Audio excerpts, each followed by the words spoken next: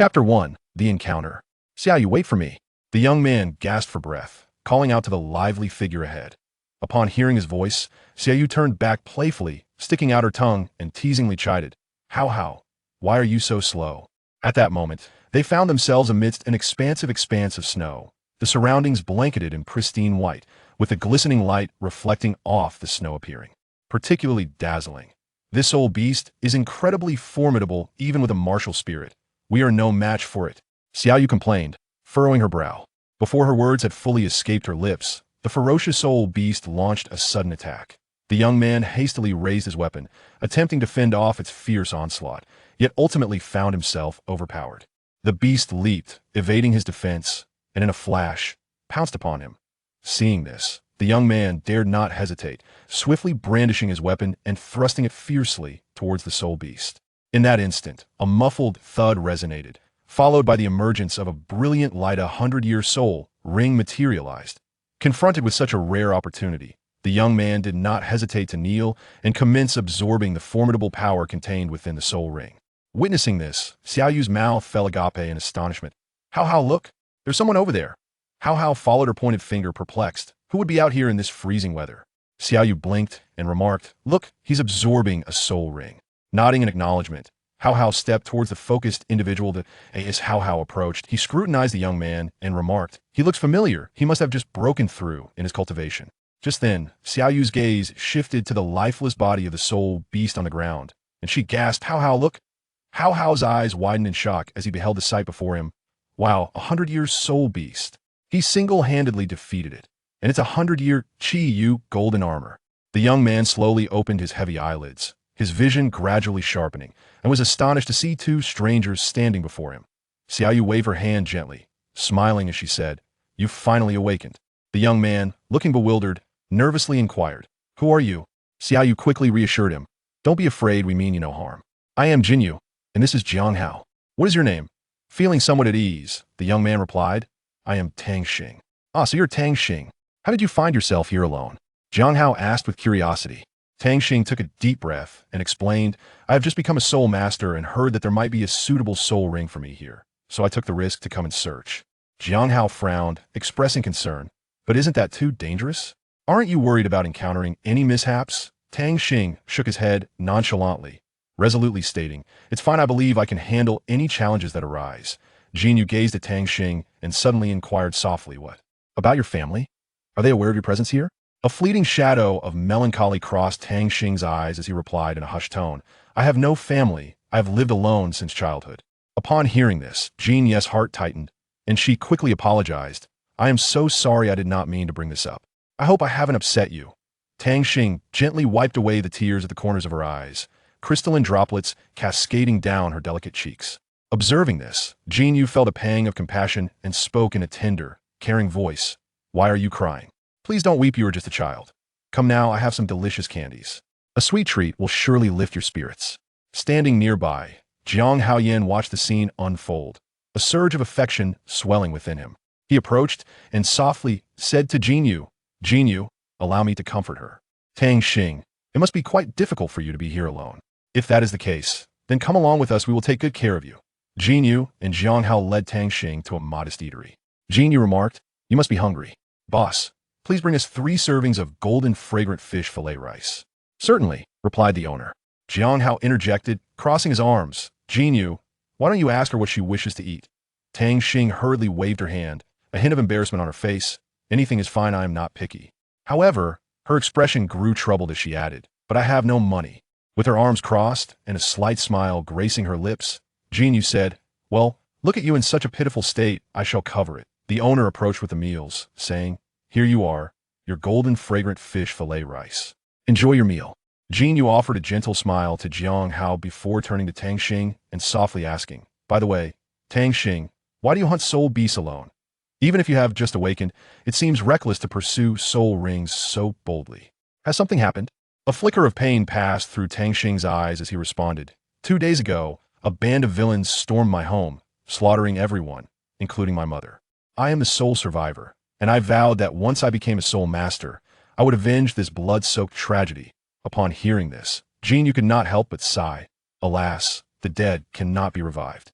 Please accept my condolences and do not dwell in sorrow. Let me provide you with something good. Let us eat first." After their meal, they ventured into a small grove. Jin Yu turned to Tang Xing, speaking earnestly. "You are now without a home, are you not?" Tang Xing nodded silently. Jin Yu continued, "Then join the Yun family. This way, you will have a place to stay, and it will also aid in your growth. Furthermore, you can learn the purple extreme magic eye and the illusory soul shadow." Upon hearing the proposal, Tang Xing's face lit up with joy. "Yes, I will join. It just so happens that I have nowhere to live." Jin Yu replied, "That's the spirit. Come, Jiang Gao." She then called out loudly, "Aunt Jiang, are you there?" Jiang Yu greeted them warmly. "Ah, Jin Yu has arrived. Please take a seat." "Jiang Hao, why didn't you give a heads up? And who is this?" As she looked at Tang Xing, Jiang Yu thought to herself, "This young one bears a striking resemblance to brother Tang Yun." Jiang Yu spoke, "Aunt Jiang, this is Tang Xing." His door was. Upon hearing this, Jiang Yu, with a tender expression, said, "Child, why not stay in my home from now on?" "Jiang Hao, you must take good care of Tang Xing, understood?" Jiang Hao patted his chest and replied, "Mother, you can rest assured." With a warm smile, Jiang Yu asked, "Tang Xing, would you like to attend school with Jiang Hao?"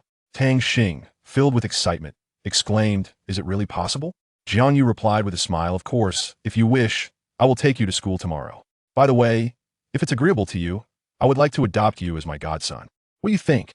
Overwhelmed with emotion, Tang Xing knelt down with a thud and said, "Thank you, godmother." Jiang Yu hurriedly helped him up, saying, "Get up quickly.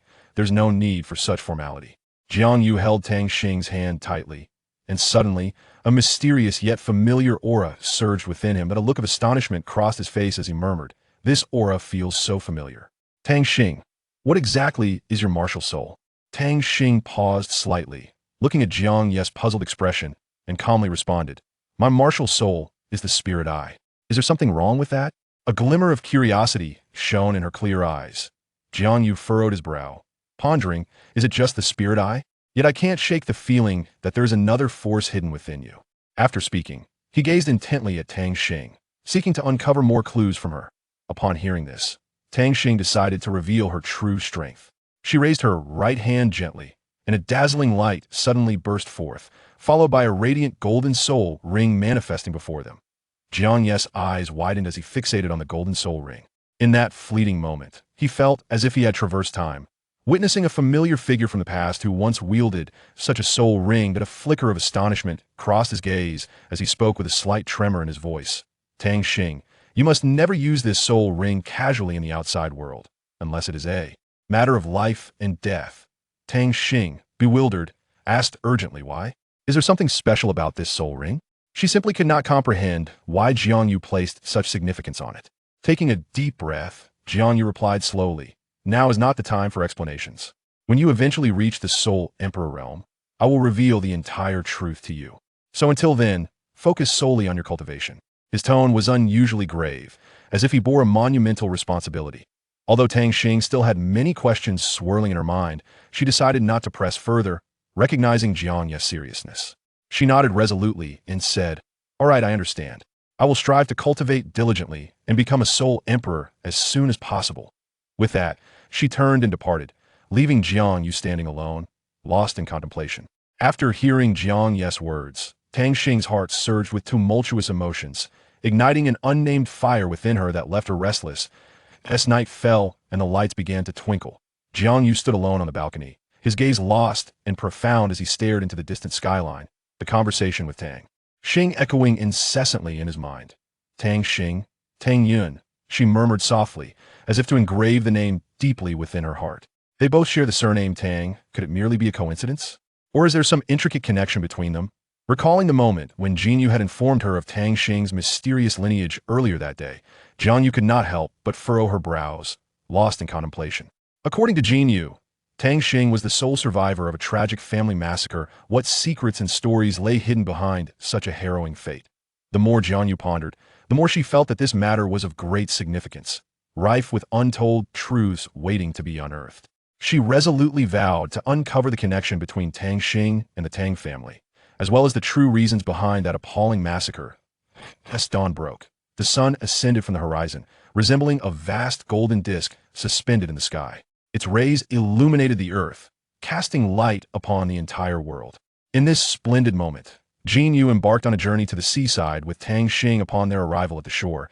Tang Xing was awestruck by the boundless expanse of the ocean before her, and she exclaimed in astonishment, "Sister Jin Yu, are we truly to travel by boat?" Jin Yu smiled gently, responding, "Indeed, we shall traverse the ocean aboard this ferry to reach Ling Hai Academy." She gestured toward the uniquely designed vessel in the distance, her eyes sparkling with anticipation. Tang Xing, still harboring doubts, pressed on, "But I recall it was Aunt Jiang Yu who was supposed to go to Ling Hai Academy. Why has it changed to us?" Just then, a voice interjected. It was Jiang Hao, who approached to clarify. "The situation is thus. My mother intended to go herself, but an urgent matter arose that prevented her from doing so. She entrusted me with an important card and instructed me to pass it to you." Upon hearing this, Tang Xing hurriedly waved her hands in refusal. "No, no. This card is far too precious. I cannot accept it." She was acutely aware of the significance and value of this gift and felt undeserving of it. However, Jiang Hao's expression turned grave as he earnestly stated, "If you do not accept this card, you will not gain entry into Ling Hai Academy. Furthermore, with this card in your possession, even the principal will treat you with utmost respect." Tang Xing's eyes widened in disbelief as she asked, "Is it truly that powerful? Does that mean you hold a high status at the school, commanding respect, even from the principal?" Jin Yu smiled beside her, adding, "Indeed, Jiang Hao is quite a renowned figure at the academy." Tang Xing blinked in curiosity and turned to Jin Yu, inquiring, "Sister Jin Yu, what exactly is your relationship with brother Jiang Hao?" A blush crept onto Jin Yu's cheeks, her eyes radiating sweetness as she replied softly, "Jiang Hao and I, we are in love." Upon hearing Jin Yu's words, Tang Xing instantly understood and broke into a knowing smile. Jin Yu smiled gently and continued, "By the way, Tang Xing, this book contains the secrets of the purple extreme demon eyes and the enchanting illusion. You must safeguard it well. As for the Yun family's techniques, Hao will personally impart them to you." "All right, Tang Xing note that, obedini." At that moment, Jiang Hao spoke up. Tang Xing, pay close attention. As soon as he finished speaking, Jiang Hao's hands danced swiftly like phantoms, sometimes light and graceful, sometimes fierce and powerful, leaving one dazzled. His palms appeared to become transparent in an instant, as if they could traverse the air itself. While demonstrating, Jiang Hao explained, "This is the invisible hand." He then proceeded to showcase the Yun family's unique skill, the boundless fist, along with the 10 directions mystic needle from the techniques of hand mastery. Each of his punches and strikes contained boundless power and transformation, flowing seamlessly like a river, without the slightest hint of hesitation. Tang Xing watched Jiang Hao's every move intently, as if he were imprinting each subtle motion deep within his mind. His eyes revealed an unprecedented focus and admiration, seemingly filled with an infinite longing for Jiang Hao's skills. As Jiang Hao's movements unfolded, Tang Xing unhesitatingly began to mimic him. Despite being on a boat, Tang Xing, with his unique insight, created an invisible yet formidable aura within the confined space. Surrounding tourists were startled by this sudden display, with some unable to suppress their gasps of astonishment.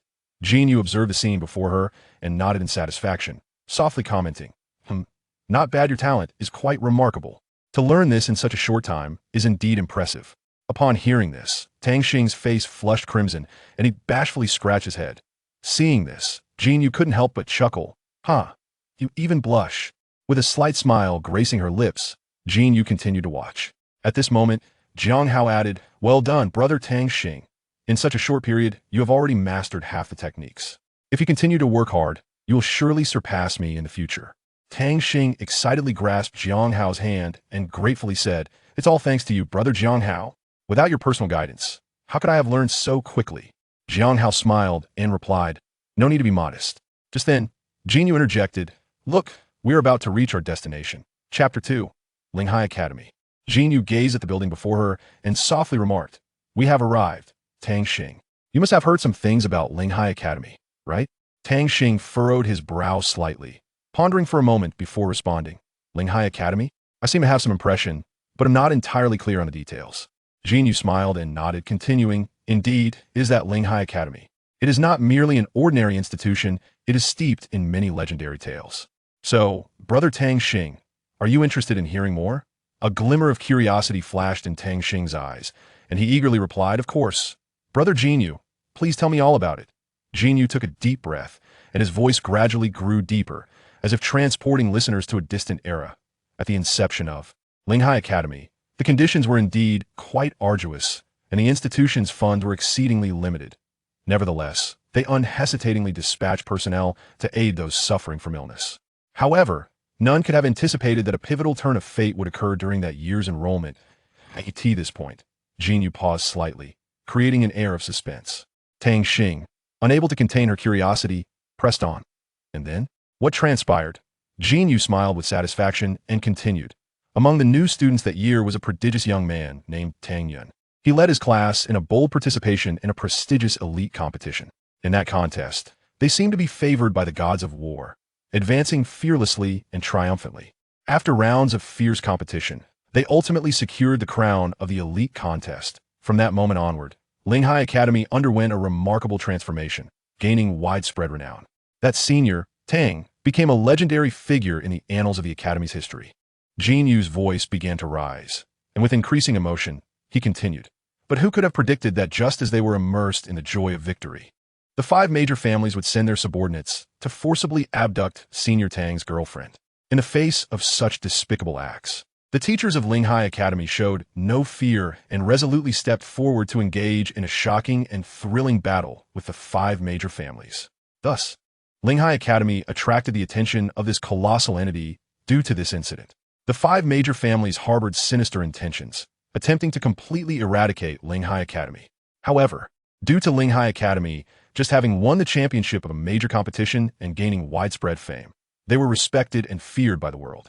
Because of this, the 5 major families were cautious and ultimately did not dare to act rashly against Linghai Academy. However, time passed quickly, and when Senior Tang and his companions completed their studies and stepped out of the school, they scattered like stars across the sky, each embarking on their own journey. During this period, a mysterious force quietly rose, which was the spies from the 5 major families. Where these spies came from is unknown, but they successfully incited the flames of war between the Ling-Do Empire and the Tianqian Empire. This thrilling war swept in like a storm, and both powerful empires suffered heavy losses amidst the blood and chaos. Just as the situation became stalemated, the 5 major families took the opportunity to launch a sudden attack. At this critical moment, the brave and fearless Senior Tang led 7 exceptionally skilled spirit practitioners into battle without hesitation. They struck like a bolt of lightning, breaking through the enemy's defenses with tremendous force. Like a scorching sun, they cast endless light into the darkness, completely dispelling the gloom of the 5 major families. Regrettably, in that life-and-death struggle, Senior Tang's beloved girlfriend tragically lost her life, leaving this world forever. The smoke of war that lingered between the 2 empires gradually dissipated through Senior Tang's relentless efforts. Finally, after countless trials and hardships, they successfully achieved unification and established a vast and powerful empire, known today as the renowned Tianling Empire. Senior Tang chose to follow his beloved after suffering a great loss, ending his brilliant and magnificent life in a tragic way. His remarkable achievements shine like the brightest stars in the night sky, glittering and forever recorded in history. The splendid accomplishments of Linghai Academy today are all thanks to Senior Tang Yun's silent dedication and selfless contributions in the past. Jinyu asked, "How about it?" "Zunio Tang Xing," Tang Xing replied. "I have also heard about Senior Tang Yun's legendary deeds." Jinyu said, "Jiang Hao, take Tang Xing to register first." Jiang Hao nodded and took Tang Xing to the registration hall. The students saw Jiang Hao and respectfully lowered their heads, saying, "Senior Jiang, what brings you here?" Jiang Hao replied, "I brought my junior brother to register." The student said, "All right, Senior Jiang, please wait a moment." Jiang Hao then said, "Tang Xing, let's go. Your dormitory is in building 2, room 202, remember that. Here, that's the key, hold on to it." Tang Xing took the key and said, "Okay, thank you, Brother Jiang Hao." Jiang Hao said, "You're welcome, we are like family. No need to be so formal." Jinyu exclaimed in surprise, "Junior brother, your homeroom teacher is actually Su Qi, that strict old lady." "Xiao Xing, I sigh for you." Tang Xing asked, "Why is that?" Jinyu replied, "Su Yi is the strictest teacher in the other classes. I've heard that none of the students in her class end up well. Good luck, Xiao Tang Xing." When Tang Xing arrived at the dormitory door, he saw an old man covering his face with a fan. Tang Xing quickly walked up to the old man and said, "Hello, Grandpa. Could you please tell me how to get to building 2, room 202? The old man lowered the fan, revealing his aged face, and said, "Just walk to the right and go upstairs." Tang Xing said, "Thank you, Grandpa." Tang Xing walked into the dormitory and saw that it was very spacious. He said, 2 large beds and a private bathroom. Wow, is every dorm like this? His roommate hadn't arrived yet, so he decided to clean up first. After saying that, Tang Xing began to clean, making sure everything was spotless inside and out. Afterwards, he started to cultivate his soul power, murmuring, under the activation of the purple extreme demon eye, my soul power seems to show signs of breaking through. I really have to thank Sister Genio. However, at this moment, he was feeling very hungry and decided it was time to go to the cafeteria. The moment Tang Xing stepped into the cafeteria, he was stunned by the sight before him. In the spacious and bright hall, rows of tables and chairs were neatly arranged, resembling a grand banquet hall. Exquisite chandeliers hung from the ceiling, emitting a soft glow that illuminated the entire space. The walls were adorned with beautiful murals, vividly lifelike, making one feel as if they were in a palace of art. This cafeteria was as grand as a palace. Tang Xing couldn't help but exclaim. He was overwhelmed by the grandeur of the place, secretly marveling at the school's emphasis and care for student life. Afterwards, Tang Xing walked to the ordering window and said to the lady inside, Annie, please give me 2 portions of chicken feet. The lady smiled gently and carefully took out 2 perfectly cooked chicken legs from the warming box. The chicken legs were golden brown, fragrant, and looked very tempting. The auntie's movements were gentle and graceful, as if she were presenting 2 precious pearls, and then she gently placed them in front of Tang Xing. Tang Xing looked at the delicious food in front of him, his mouth watering. He gratefully said thank you to the aunt and eagerly picked up a drumstick to take a big bite. The chicken was tender and juicy, with an incredibly delicious flavor that left him wanting more. Tang Xing walked in with them to the table and devoured the food like a hungry tiger. After finishing, he leisurely strolled in the college park and then returned to the dorm. Upon arriving at the dorm, he saw the light shining like a brilliant star and said, my roommate is here. He rushed to the dorm entrance, and when he saw that his roommate was actually a girl, he was so surprised that his jaw nearly dropped. Stuttering, did you take a wrong turn? The girl calmly replied, did you not know that the dorm is shared by 1 male and 1 female? Tang Xing's face showed a look of confusion as he murmured, huh? Is it really like that? The girl did not stop speaking due to his confusion and continued calmly. Listen carefully, I have 3 conditions. If you want to live in this dorm, you must agree to all of them. First, absolutely no pets allowed in the dorm. Those little animals will just make our room a mess. Second, no stripping down in the dorm. Otherwise, I will consider you a pervert without hesitation. Finally, all cleaning duties will be your responsibility from now on. Is that okay? After hearing this, Tang Xing instinctively scratched his head and countered, what if I don't want to accept these conditions? What will happen then? At that moment, the girl's eyes suddenly changed. Her originally gentle gaze became sharp and fierce. Like a ferocious tiger, she stared at Tang Xing menacingly and said in a threatening tone, what is the matter? Are you dissatisfied or trying to provoke me? Or do you really intend to fight me? Facing such a fierce question, Tang Xing showed no sign of fear. On the contrary, he straightened his neck and responded without retreating, if you want to fight, then bring it on. I'm not afraid of you. The 2 stood outside the dorm, facing each other, the atmosphere tense and serious, as if a storm was about to break. Finally, the battle horns sounded, and they engaged in a thrilling contest. Lan Xiao's gaze was determined, her eyes revealing immense confidence and resolve. Her voice was crisp and pleasant, as melodious as a warbler coming out of the valley. Before we start fighting, let us get to know each other first. My name is Lan Xiao, and I am a level 20 to 3 powerful attack system soul master. Tang Xing nodded slightly in response. His expression was calm and composed, giving off a sense of stability like a mountain. Then he said in a deep and powerful voice, I am Tang Xing, currently just a level 12 control system battle spirit master. Upon hearing Tang Xing announce his level, Lan Xiao couldn't help but widen her eyes, her face filled with disbelief. She exclaimed, what? You actually have reached level 12? However, before her astonishment could subside, Lan Xiao unhesitatingly launched an attack. Her movements were as swift as lightning, and her punches were exceptionally fierce, carrying an unparalleled momentum as she lunged towards Tang Xing. Faced with such a sudden onslaught, Tang Xing was clearly caught off guard. Lan Xiao's fists came at him like a torrential storm, dense and fierce, each punch containing immense power. Tang Xing was knocked back repeatedly by this powerful impact, his body involuntarily flying out.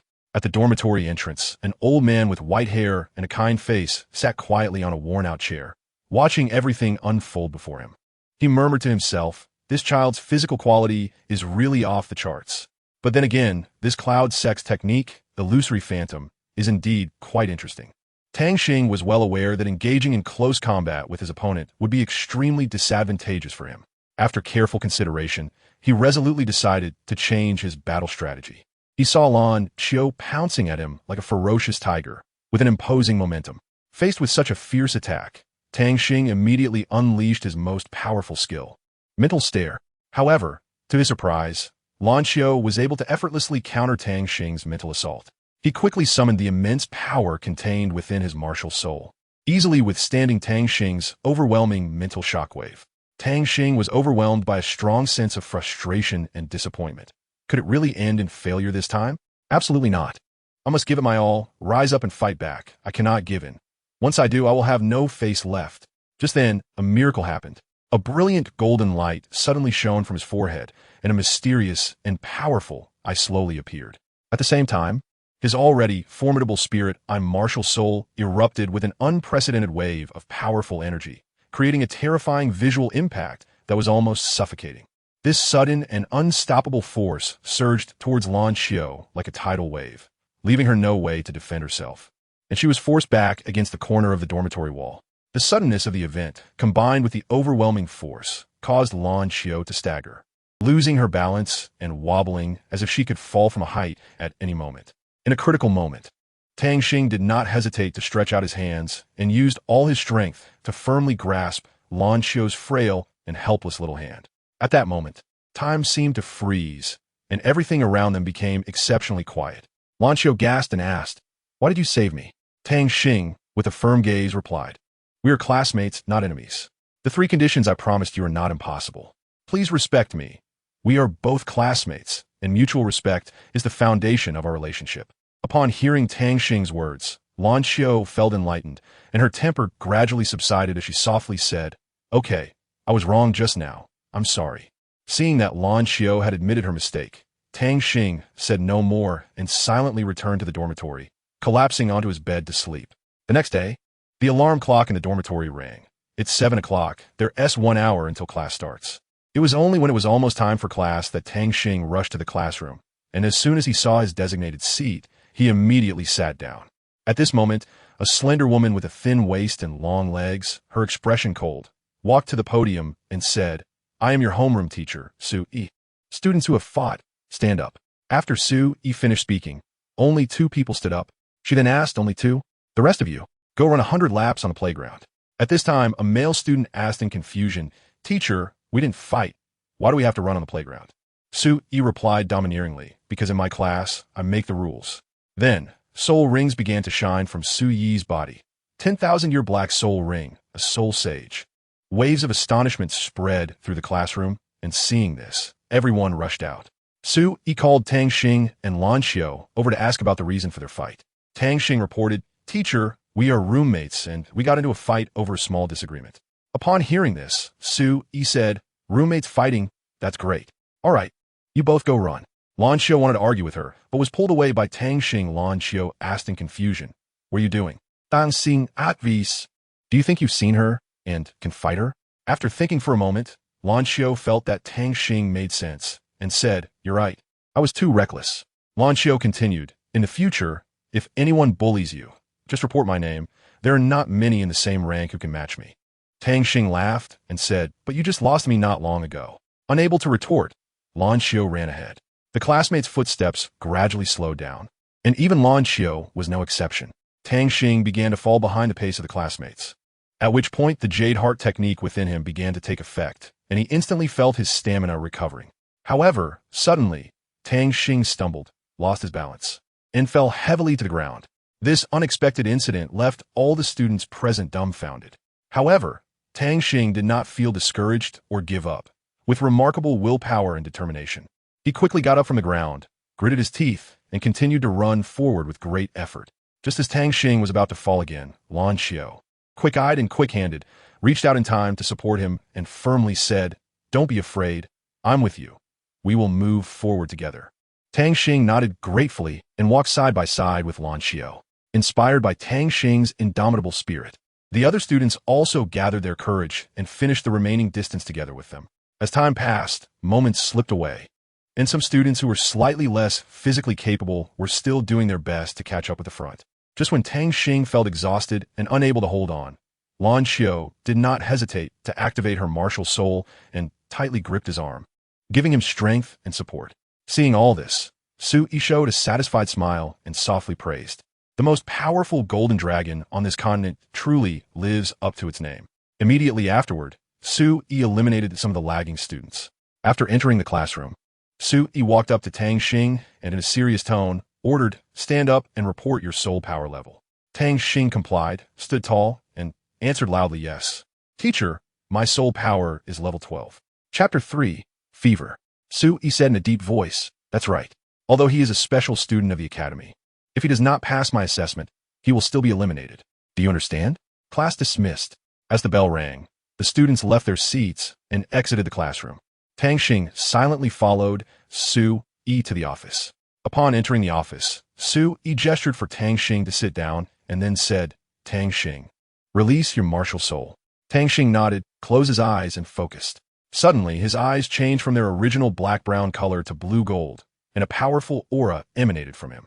However, at that moment, Tang Xing felt as if his martial soul was being suppressed by some force, giving rise to an impulse to worship.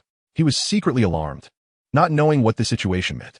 Su Yi quietly observed Tang Xing's changes. She keenly sensed the abnormality of this aura. Soon, a dazzling yellow light surged from her, and a yellow soul ring appeared before her. Su Yi gazed at this soul ring, pondering to herself. This 100-year soul ring seems to be quite extraordinary. The power it contains far exceeds the range of ordinary soul rings. Could it be that Tang Xing's martial soul has a special ability that triggers such a strong reaction? With this thought in mind, Su Yi decided to investigate further. Taking a deep breath, she quietly said to Tang Xing, "Try to control your martial soul and see if you can resonate with this soul ring." Upon hearing this, Tang Xing made an effort to stabilize his mind, tried to establish a connection with the yellow soul ring. After a moment, a look of surprise appeared on Tang Xing's face. He discovered that when his martial soul came into contact with the soul ring, a wonderful resonance truly occurred between them. This resonance made him feel a powerful force surging, as if with just a little guidance, he could unleash tremendous power. A glint of surprise flashed in Su Yi's eyes. She realized that Tang Xing's martial soul likely hid great potential. Perhaps, through training and guidance, he could become an outstanding soul master in the future. "Very good, Tang Xing." Su Yi nodded in satisfaction. "From today on, you need to practice harder and improve your strength. I believe you can become the pride of the academy." After hearing Su Yi's words, Tang Xing was filled with fighting spirit. He understood the great responsibility he bore and knew that only through continuous effort could he realize his dreams. From then on, Tang Xing trained diligently, constantly breaking through his limits. Su Yi also devoted more effort to guide him on how to utilize the power of his martial soul and master various combat techniques. Through the joint efforts of teacher and student, Tang Xing's strength steadily improved, and he gradually became a standout in the academy, drawing much attention. All of this is inseparable from Su Yi's keen insight and careful guidance. In the days to come, Tang Xing will continue to forge ahead and pursue a higher realm. He looks forward to the day when he can stand at the peak and showcase his true self. Although the color is yellow, it has a faint golden hue. Could it be? Tang Xing, your martial soul is quite special. It should be a mutated martial soul, and your spiritual eyes are not singular. Tang Xing exclaimed in shock. Not singular? Could it be dual? Su Yi continued. Yes, spiritual eyes are already rare. Not to mention your own constitution is not very good. Tang Xing said, Teacher Su, I will work hard. Su Yi added, Don't tell anyone about this for now, okay? Tang Xing ziplit sopti understol.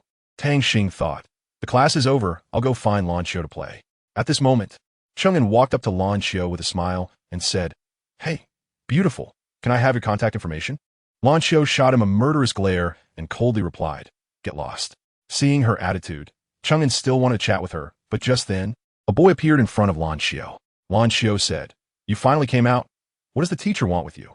Tang Xing recalled what Su Yi had said. Don't tell anyone about this for now. Tang Xing came back to his senses and said, The teacher just mentioned some matters regarding the election of class committee members. Lan Xiu expressed disappointment. Oh, it's just that? I thought it was something fun. Tang Xing looked at Lan Xiu, evaluating her from head to toe. Lan Xiu also noticed him observing her and joked, You don't have any thoughts about me, do you? Tang Xing said calmly. What thoughts could I have? Lan Xiao chuckled lightly and said, You really are a fool. No, I should call you a blockhead. Her tone carried a hint of teasing and affection. However, Chang'e beside them couldn't stand it any longer. He suddenly shouted, Hey kid, who do you think you are? How dare you touch my woman? Don't you want to live anymore? Tang Xing let out a cold snort upon hearing this. He turned his head to stare directly at Chang, and his eyes flashing with anger as he questioned, Your woman? Lan Xiao, tell me, when did you become his woman? Lan Xiao was startled by Tang Xing's questioning and quickly waved her hands to explain, Tang Xing, don't misunderstand. I don't know him at all. He's talking nonsense. You must believe me.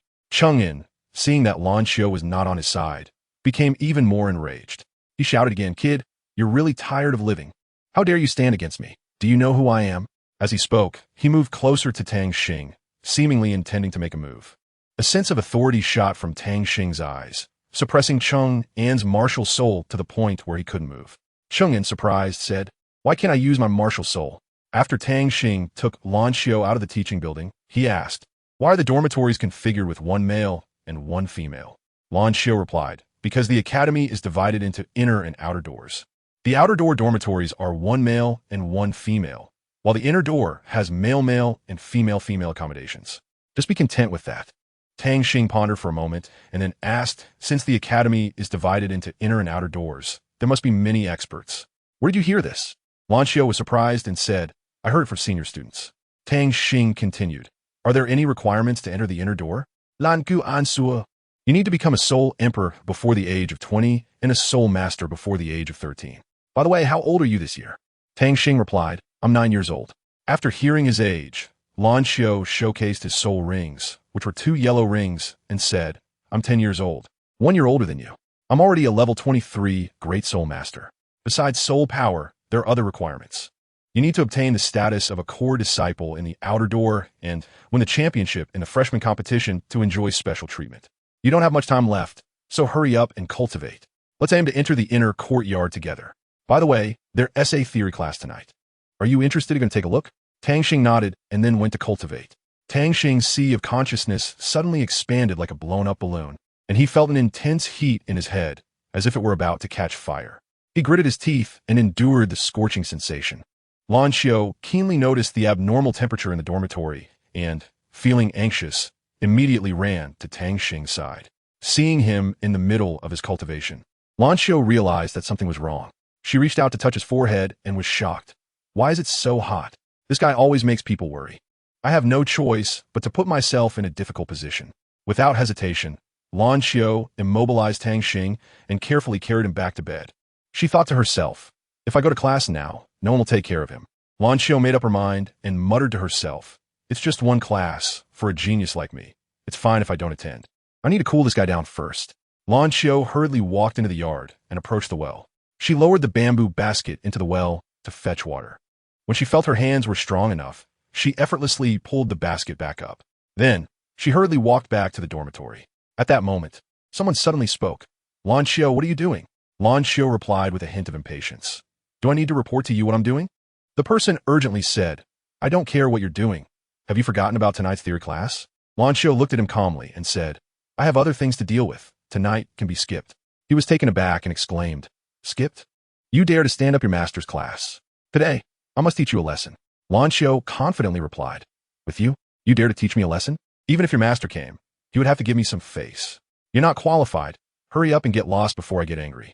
Wow, how arrogant. I will test just how capable you are tonight. Martial soul, manifest.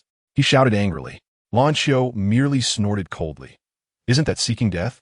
As she spoke, she condensed a spear in her hand and thrust it toward him. There was a loud explosion that attracted everyone's attention in the academy. He looked at the weapon in Lan Xiao's hand, surprised. That's the golden dragon spear, no wonder. Hua Qin, hearing the commotion, rushed over and said, Miss Lan, I'm really sorry. It's my lack of discipline. Please forgive me and don't hold it against him. Hua Qin's disciple respectfully said, I'm sorry. I was impulsive just now. Please forgive me. Lan Xiao looked at Tang Xing's handsome yet pale face, shook her head helplessly, and softly said, All right, let's end this matter here. After saying that, she picked up the bamboo basket filled with various herbs and ingredients and walked towards the dormitory. Upon arriving, she gently placed the basket on the ground. Then, She carefully took out a soft handkerchief from inside, soaked it in a basin of clean water for a while. Once the handkerchief was fully wet, Lan Xiao gently lifted it and carefully pressed it against Tang Xing's forehead. She quietly sat by the bed, silently watching over Tang Xing, her eyes revealing a hint of worry and concern. She murmured softly, "Tang Xing, you really know how to get me into trouble. You always make me worry, but I know you're also helpless. I hope you recover quickly this time." Lan Xiao's voice was very soft, as if only she could hear it. Her gaze never left Tang Xing's face, as if she were trying to read his innermost thoughts through his expression. As time passed, Lan Xiao remained still, praying in her heart for Tang Xing's swift recovery. However, he really seemed like a lone person. It must be a coincidence. How could he possibly be his descendant? I heard from the teacher that the mental control system is not ordinary, and its mental power is exceptionally high. This guy's martial soul must be extraordinary. That night, when I activated my martial soul, I was actually pushed back several meters. My martial soul is a golden dragon. What martial soul could intimidate a dragon-type martial soul? It shouldn't be possible. He is so small. How could he be a god? This guy has so many secrets. Forget it. Thinking doesn't help.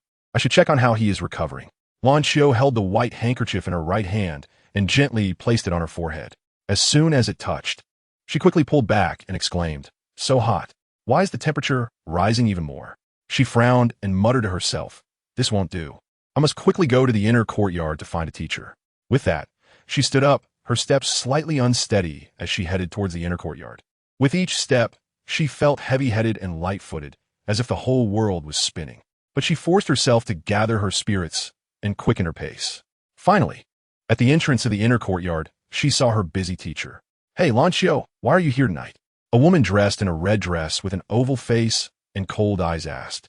Lin Qing replied, "What, I can't come?" Yi Yusin, stop always wearing a stern face. Just as the two were about to speak, a voice suddenly called out, "Teacher, please help my friend." Lan Xiao hurriedly said. Lin Qing stepped forward to check and said, "So hot? What exactly happened to Lan Xiao?" Lan Xiao told Lin Qing everything that had happened. After thinking for a moment, Lin Qing said, "This should be caused by overexertion and cultivation, but he needs to stay here for a while for observation." After speaking, Lin Qing activated her soul ring to treat him. Lin Qing was shocked. "Oh no, is he absorbing my soul power? How strange. Why do I feel like my soul power is being drawn by an invisible force, completely unable to be retrieved?" Lin Qing hurriedly manifested her martial soul, trying to break free from the binding, but found that the mysterious force was still tightly wrapped around her. What a powerful technique. Lin Qing couldn't help but exclaim, "This guy is definitely not simple. Even I can't easily break free from his control with my strength. He must have an extraordinary background or fortune. I can't just sit here and do nothing. I must find a way to fight back." With that thought, Lin Qing focused her mind and summoned all her soul power, preparing for a fierce confrontation. Chapter 4. Treatment. After thinking for a moment, Yi Yusin's eyes lit up, and she said, "How about we try placing him in the Spirit Sea Lake?" Upon hearing this, Lin Qing exploded like ignited dynamite, emotionally rebutting, "What? You actually want to throw him into the Spirit Sea Lake? Are you crazy? We absolutely cannot make hasty conclusions before we clarify the situation." Yi Yusin did not retreat from Lin Qing's reaction. She calmly turned her gaze to the side, asking Lan Xiao, "Lan Xiao, you should return to school now. Also, help your classmate ask the teacher for leave. If needed, I can personally run to your class. By the way, who is your class teacher?" Lan Xiao gently replied, "It's Teacher Su Yi." Upon hearing this name, Yi Yusin's face broke into a relaxed smile, and she nodded in satisfaction. "So it's Teacher Su Yi. That's much better."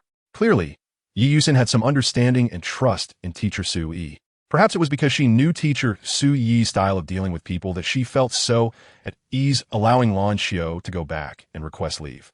Lin Qing sighed helplessly. "He is really a monster.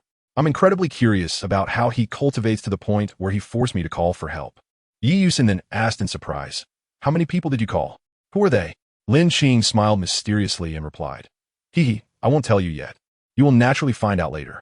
Not long after, two figures slowly approached and eventually stopped where Lin Qing was. Then, they walked into the house together.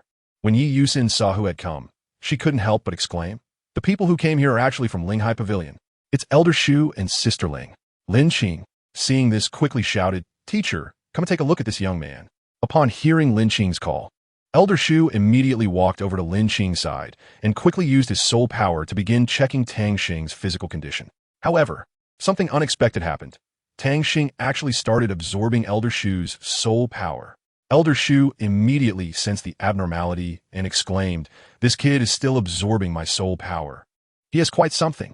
Thus, Elder Shu decisively stopped the output of his soul power, and Tang Xing immediately ceased absorbing it.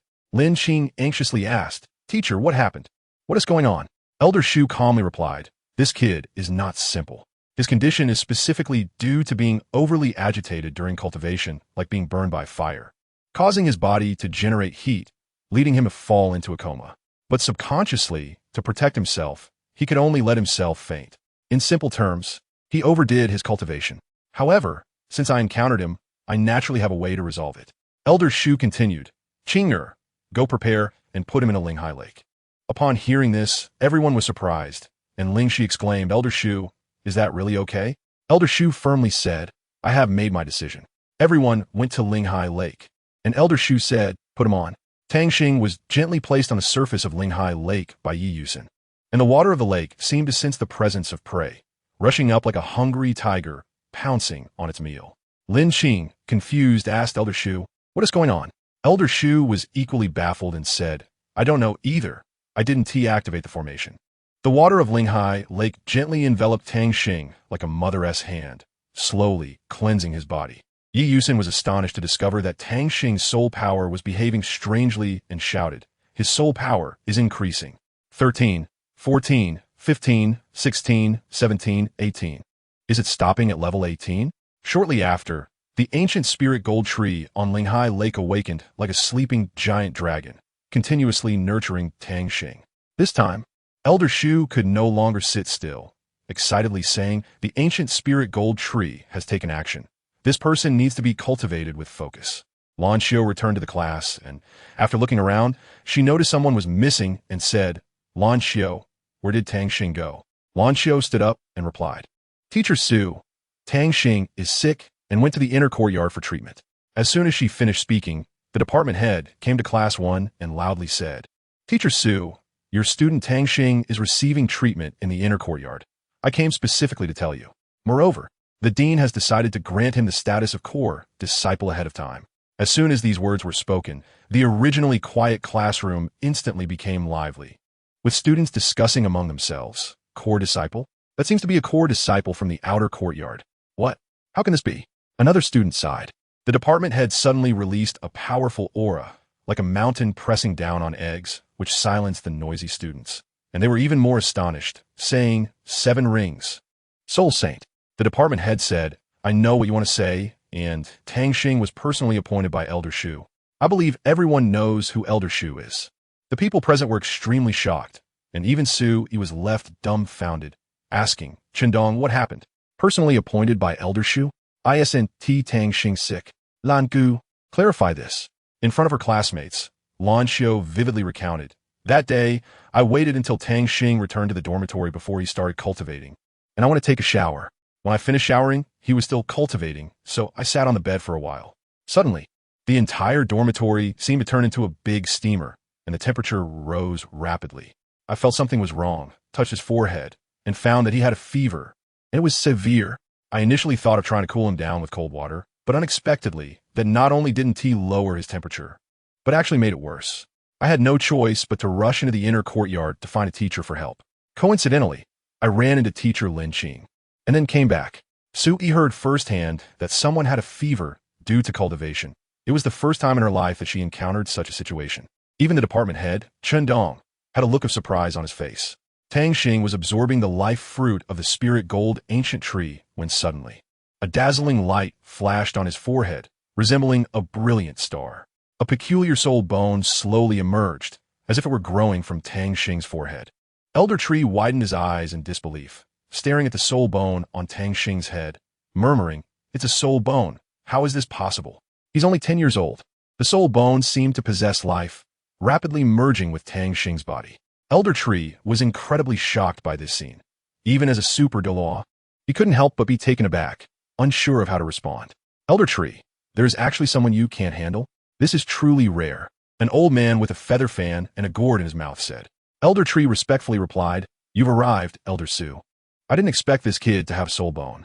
This familiar aura seems like I've encountered it somewhere before. Forget it." Elder Su tossed the gourd onto Tang Yun's head, and 3 drops of water dripped from the gourd, nourishing Tang Xing's entire body like fine nectar. Tang Xing felt the burning sensation in his body recede like the tide, and now it was time to see his fate. Elder Su said in a calm voice. Tang Xing instantly merged with the soul bone, and during this fusion, he felt very comfortable. "You've been coming to see him for almost 4 days now," Elder Shu said. Lan Xiu replied, "I'm just worried about him." Elder Shu saw through it with a glance and laughed, saying, "Little Lan Xiu has grown up and is caring for others. I think this kid is quite suitable to be my granddaughter-in-law." Lan Xiu immediately understood and blushed like a ripe apple, saying, "Grandpa Shu, you're annoying. I just have feelings for him." Elder Shu continued to tease. "Then you should be with him. Don't worry, you have me backing you up, and the people from Linghai Pavilion are also on your side." Suddenly, a powerful energy erupted like a volcanic explosion, blowing the lake water apart, and a person walked out from the water. Lan Xiu focused and exclaimed in surprise, "Tang Xing?" Tang Xing emerged from Linghai Lake, and Lan Xiu immediately hugged him tightly like a koala. Elder Shu, seeing this, couldn't help but tease. Young people really know how to have fun. Tang Xing looked at the elder and politely said, "Hello, Grandpa." Lan Xiu then complained, "Lan Xiu, what's wrong with you? You're making it seem like I'm about to die." Lan Xiu pouted, "Isn't it because of you? Who told you to act like a madman while training and make yourself burn up?" Tang Xing suddenly recalled, saying, "Right when I was training, my head felt like it was on fire, making me really uncomfortable." Suddenly, a commotion erupted outside Linghai Lake, and Tang Yunxing and Lan Xiu immediately went to check it out. Jiang Hao shouted angrily, "Get out of the way, or I'll cause a scene at Linghai Pavilion." The guard said, "No one is allowed to enter Linghai Lake without Elder Shu's order." As Jiang Hao was about to take action, Tang Xing and Lan Xiu happened to come out. Jiang Hao saw Tang Xing and said, "Tang Shitty, it's great that you're okay. If something happened to you, I would have caused a ruckus at Linghai." Jin Yu said, "It's good that you're fine. This way, you can participate in the freshman competition." Tang Xing asked, "What is the freshman competition?" Chapter 5. Su Yin appears. Jin Yu said, "The freshman competition is specifically held for new students. This competition is also an external division examination.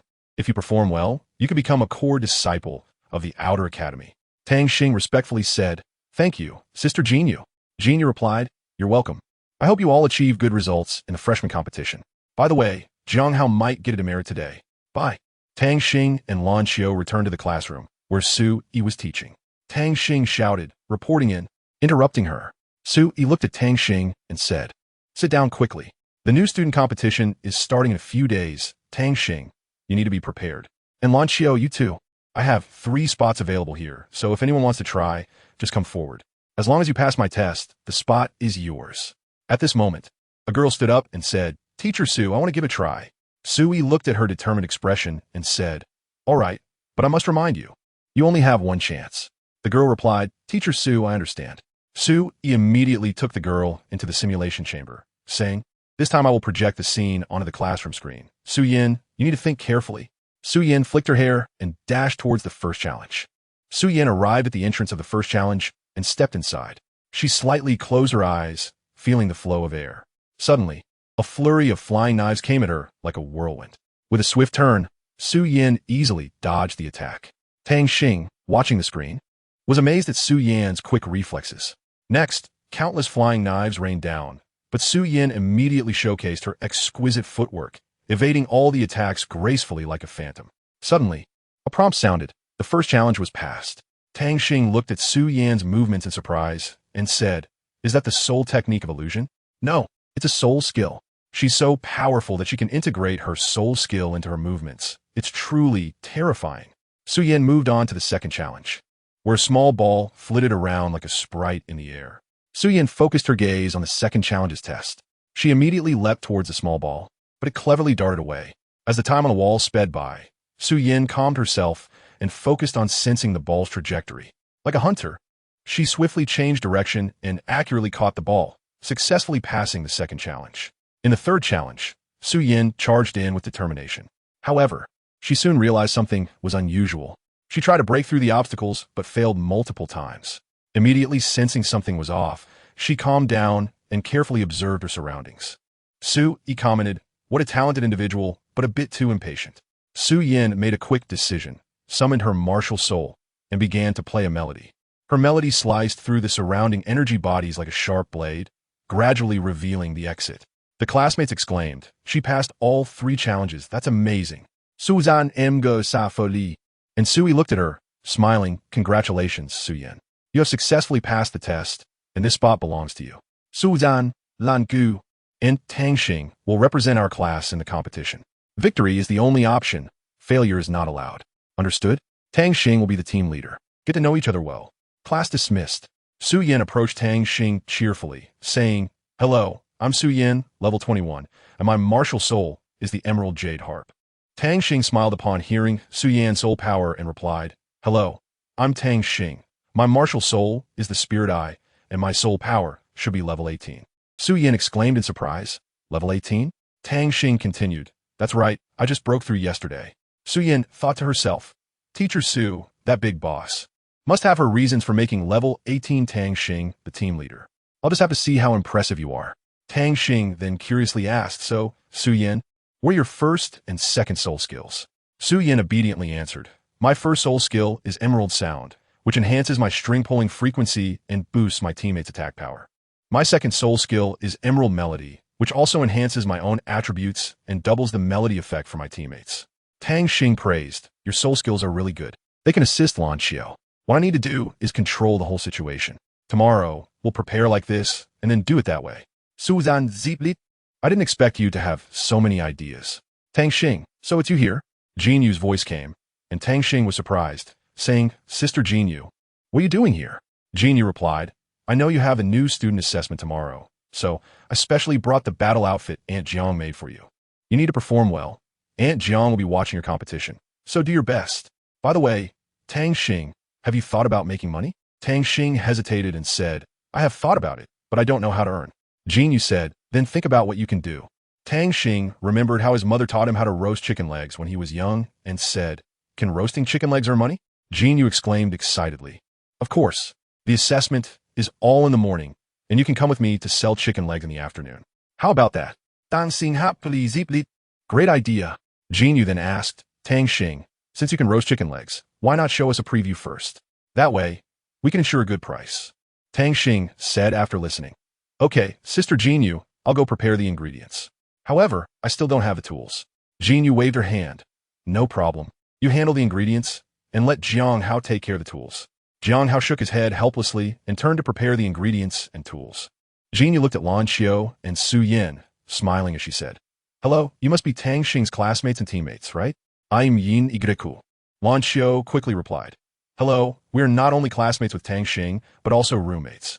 Jin Yu said, "I know. The dorms in the foreign language department are paired with one boy and one girl. The boy who was walking behind me just now is my boyfriend. So don't worry, I won't steal your man.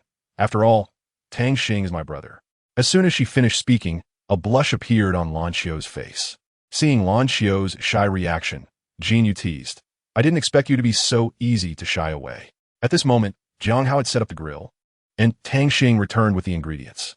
Tang Xing placed the chicken legs on the grill, and soon, a delicious aroma wafted out.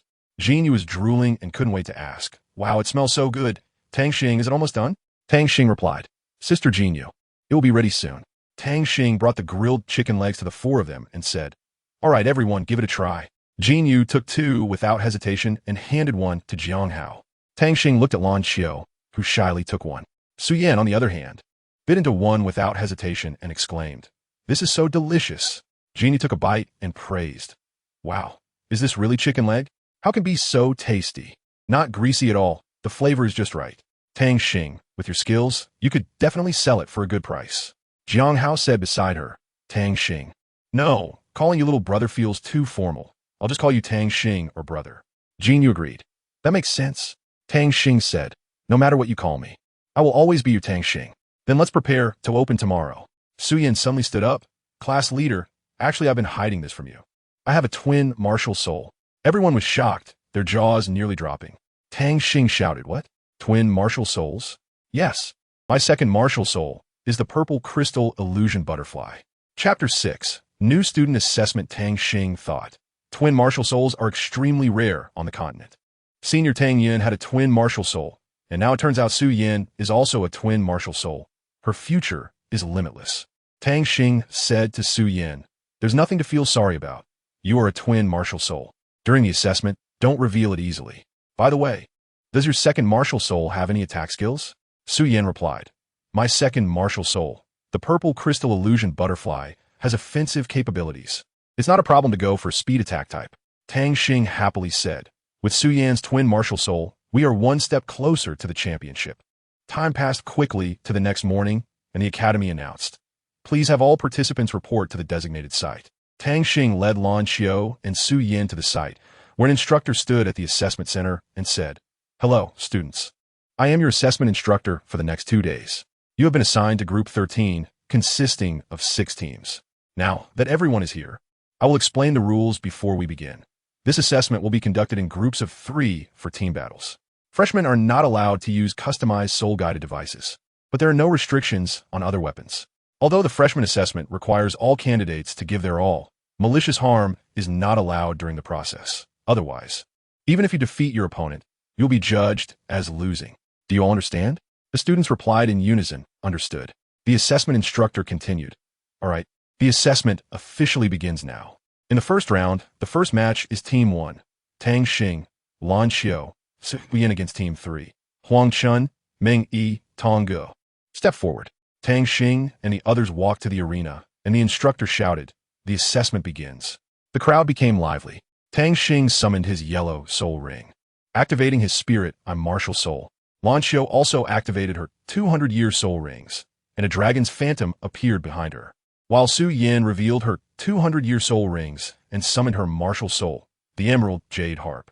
Huang Chun and Meng Yi showed their 200-year soul rings and unleashed the silver wind blade, while Tong Gu released a 100-year soul ring, surprisingly summoning a cake as his martial soul. Huang Chun and Meng Yi quickly ate the cake and charged towards Lan Xiao. Su Yin immediately unleashed her first soul skill, Emerald Sound. If Emerald Sound can help Lan Xiao, then I will use my first soul skill, Mental Detection Sharing. Tang Xing said. Su Yi immediately understood Tang Xing's soul skill. Huang Chun and Meng Yi's movements were all captured by Tang Xing. Lan Xiao turned around to dodge their attack, and she released her first soul skill, Golden Dragon Claw. Huang Chun said, "Do you think it's over?" First soul skill, Windless Blade. Tang Xing unleashed the full power of the spirit eye, stunning Huang Chun, while Lan Xiao's Golden Dragon Claw forced Meng Yi and Tong Gu out of the arena. The assessment teacher announced, "The winner is the Tang Xing team."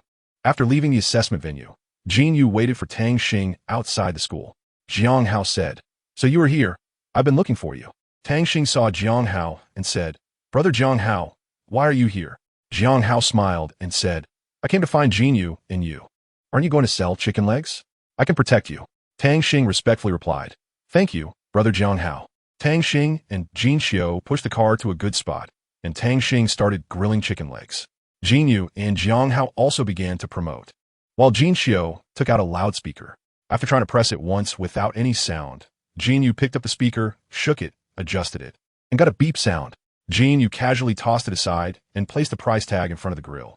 Time passed little by little, and Jin Yu reduced the price by 1 copper coin each time, eventually changing it to a free tasting. At that moment, Lan Xiao happened to be outside the school taking a walk with Su Yin and saw Tang Xing setting up the stall. She walked over and asked, "What's wrong? It looks like you haven't sold anything. How about this? I have a way." Tang Xing sat and watched the show while Lan Xiao took a bite of the chicken leg. Just then, a man in a suit appeared behind Lan Xiao, watching her eat with great enjoyment, and asked, "Excuse me, miss, is this chicken leg delicious?" Lan Xiao replied, "Of course it's delicious. This chicken leg can't be compared to others. Sir, you should give it a try. It's the tasting session now. If you miss it today, there won't be another chance. Hurry up and try it while there aren't many people, and then decide whether to buy it." Tang Xing sat in the corner, holding back laughter. The man couldn't resist Lan Xiao's sweet talk, looked at the chicken leg in front of him, and took one. He took a bite, and his eyes lit up. After chewing for a long time, he suddenly shouted, "So delicious! Boss, give me 10 portions." Tang Xing was startled and said, "Okay, please wait a moment." Nearby students were attracted by the uncle. When they saw the free tasting, one student picked one up and examined it closely, saying, "Isn't this just an ordinary chicken leg? How good can it be? Let me try." After taking a bite, the student was stunned, and after recovering, exclaimed, "This flavor is amazing." He immediately ran behind the uncle and said, "Boss, give me 2 servings." The other students also rushed to try the chicken legs and lined up to wait for their own. Min Wei Lan Ku Asits Tang Xing. And when Jin Yu and Jiang Hao returned to see so many people, they immediately helped Tang Xing until the last one was sold. Lan Ku Gom Lai. We finally won the first round this morning, and now we have to sell chicken legs with him, which is not fair. Jiang Hao said, I heard from Tang Xing's brother that you won the first round, and he went to buy something. Tang Xing arrived at the store and saw the first customer. The uncle said, what a coincidence. He tossed something to Tang Xing, who opened it and was shocked to see it was a Jin Ling coin. When Tang Xing looked up, the uncle had vanished. Tang Xing held the things he bought and returned to his stall. He saw Lan Xiao and said, you worked hard today.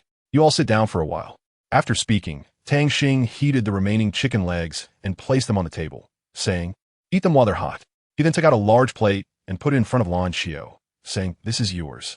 Jin Yu and Jiang Hao looked at Tang Xing, and Jin Yu couldn't help but say, it seems, brother Tang Xing, that you're looking to find us a sister-in-law. Lan Xiao's face turned even redder as she said, Sister Jin Yu, brother Jiang Hao, we're still young. We can't do that yet. We all understand. Jin Yu then said, I heard today that you passed the first round of assessments. Let's raise a glass to celebrate Tang Xing and the others. Wishing you all to keep up the good work. Tang Xing stood up and said, thank you, brother Jiang Hao, for your blessings. I appreciate it. Tang Xing raised his cup and drank it all down. That night, Tang Xing and the others were enjoying their meal. Su Yin suddenly remembered and said, by the way, I just leveled up my soul power today. Tang Xing responded, that's great. This gives us a better chance. Jin Yu asked, Su Yin, what level are you currently?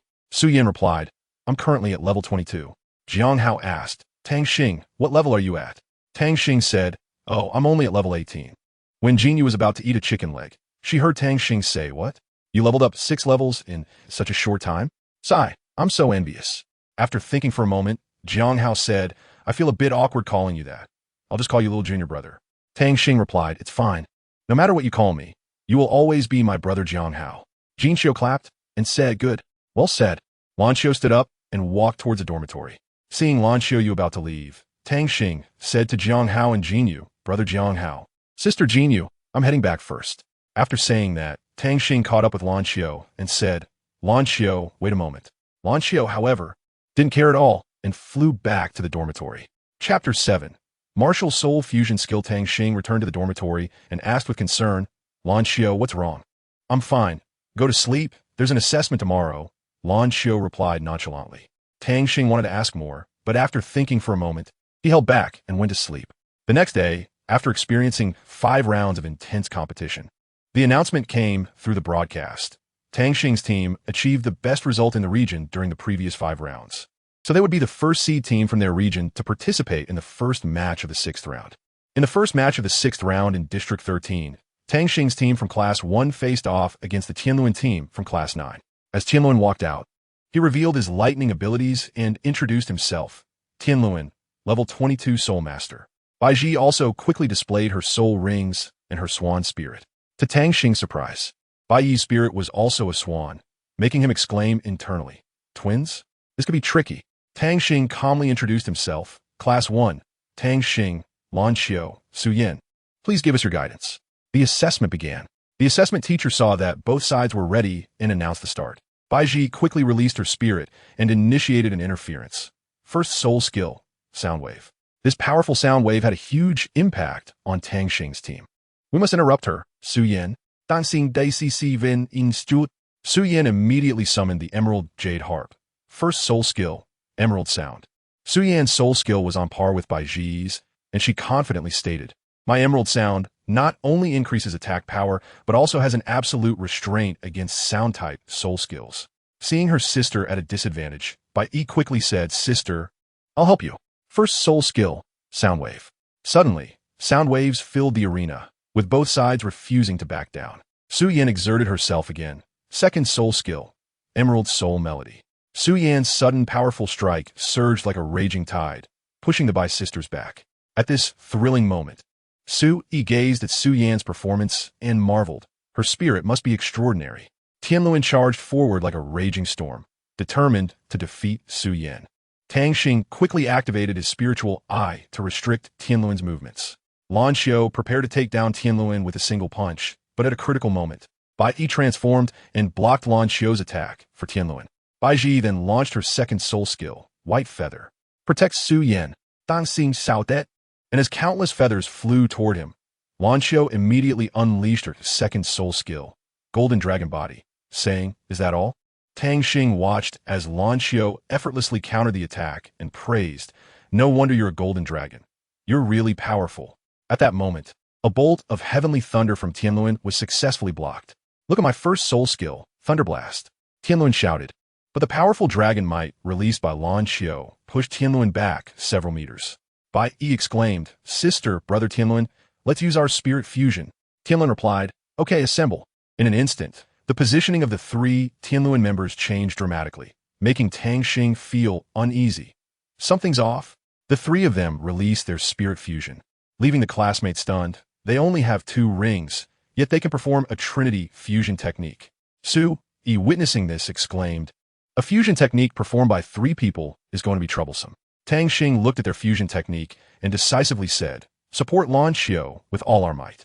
Su Yan then reached out to play the harp, softly chanting, "First soul skill, Emerald Sound, second soul skill, Emerald Soul Melody." At this moment, the fusion summoned by Tianluan was actually a thunder swan, which charged at Lan Xiao like a bolt of lightning. Lan Xiao is still gathering power. We can't let him succeed. Tang Xing Sao-det.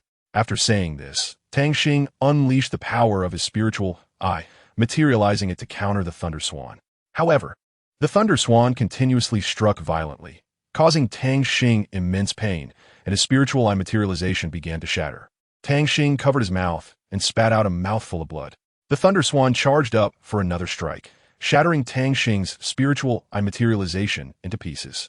Just as the thunder swan was about to rush toward Tang Xing, a massive dragon's tail suddenly swung out, knocking the thunder swan back several meters.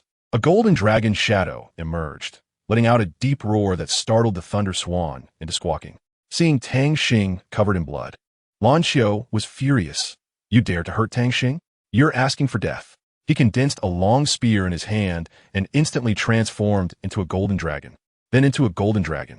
The golden dragon exuded an overwhelming aura, as if a war god had descended. The golden dragon charged toward the thunder swan at lightning speed. The thunder swan, seeing this, immediately summoned heavenly thunder. In an instant, the sky darkened with clouds, and bolts of lightning struck the golden dragon like silver serpents. The golden dragon roared, shaking the heavens, and the heavenly thunder gradually dissipated. The golden dragon pressed the attack, darting toward the thunder swan, resulting in an explosion. Afterward, Tianluan and the Bai sisters lay on the ground, unconscious. At this moment, the assessment teacher announced loudly, "The winner is Tang Xing's team." Su Yi quickly rushed to the scene to check the students' injuries. Su Yan anxiously asked, "Teacher, how is it?" After checking, Su Yi said, "Tang Xing is fine, but Lan Xiao is exhausted and needs time to recover." Su Yan thought for a moment and said, "Then what about the upcoming matches?" Tang Xing got up and said, "Su Yan, it's up to us now." Tang Xing and Su Yan prepared for the next match, and Su Yan suggested, "Should I activate my second spirit?" Tang Xing quickly replied, "No, it's too early to reveal that. It will make things difficult later. But I have a plan." After Su Yan listened to Tang Xing's plan, in the next 4 rounds of matches, they coordinated perfectly. In the final match, Tang Xing used the Yun family's movement technique to defeat the opponent, leading Tang Xing's team to 10 consecutive victories. The district announcer rang out, "Congratulations to Tang Xing's team for winning the District 13 championship." Su Yan said, "Today's battle was so exhilarating, class leader. You have to treat me to a big meal." "Sure," Tang Xing replied. Noticing that Lan Xiao hadn't said a word, he asked, "Lan Xiao, what's wrong?" Lan Xiao said, "I was thinking about the first match this morning. Their Trinity fusion technique, even if I had activated the Dragon Aura in time, wouldn't have had that kind of explosive power. That strike could compete with the Soul King. Could it be Su Yan's amplification?" Tang Xing said, and Lan Xiao replied, "It should be." Hearing Lan Xiao say this, Su Yan couldn't help but sigh. If only the 3 of us could also use a spirit fusion. Tang Xing had a sudden idea and said, "Right, you two should give it a try. Maybe it will succeed." "I mean the Trinity spirit fusion," Su Yan explained. Tang Xing was taken aback and said, "The spirit fusion technique requires a very high degree of compatibility, and a tacit understanding can't be lacking. It's not that easy to succeed." Su Yan, however, remained unconvinced and continued, "How will we know the result if we don't try?" Tang Xing and Lan Xiao nodded, and the 3 of them sat down cross-legged, began to circulate their soul power. Tang Xing used the Jade Heavenly technique to mobilize the soul power, and suddenly, all three spirits manifested, followed by the fusion of three different spirits, gradually forming a blurry figure, faintly visible. Tang Xing opened his eyes in surprise and exclaimed, "We did it!" Su Yin and Lan Xiu also opened their eyes, and they both looked at Tang Xing, their cheeks unknowingly flushing. Su Yin felt a powerful force surging within her and said, "I feel a strong power flowing inside me." Tang Xing confidently said, "This should be the power of spirit fusion. We can use it to accelerate our training. Then our spirit fusion will be easier." Su Yin said excitedly, "Tang Xing not that," and Su Yin pulled Lan Xiu, saying, "Lan Xiu, let us give it a try." Su Yin and Lan Xiu took a deep breath and then cautiously urged their soul power, trying to blend and gather them together. However, time passed by second, and the two still could not feel the anticipated fusion power. Su Yin furrowed her brows, looking at Lan Xiu with a puzzled expression, and asked Tang Xing, "What's going on? Why can't our soul power merge smoothly?" Her voice carried a hint of anxiety and confusion. Lan Xiu also frowned, lost in thought. After a moment, he shook his head and replied, "I'm not sure either. Logically speaking, our soul power attributes should complement each other, but this situation is indeed a bit strange." Su Yin pondered for a moment and suddenly recalled some reasons she had heard before regarding failed soul power fusion. She said, "Could it be that our mental states are not in harmony? Or is there some external factor interfering with our soul power?" Lan Xiu nodded in agreement with Su Yin's speculation. He said, "It's possible, but we need to investigate the specific reason further. Perhaps we could try to adjust our mindset and give it another shot." So, Su Yin and Lan Xiu closed their eyes, clearing their minds and striving to calm their mental states. They once again activated their soul power, feeling the subtle connection between them. This time, they noticeably felt the flow of soul power becoming much smoother, but at a critical moment, an invisible force seemed to hinder their further fusion.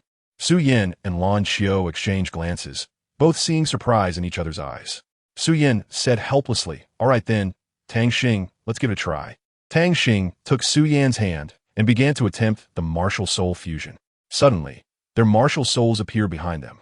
Tang Xing's spirit I martial soul and Su Yan's amethyst butterfly martial soul slowly approached each other, as if destined to meet, and they successfully fused smoothly.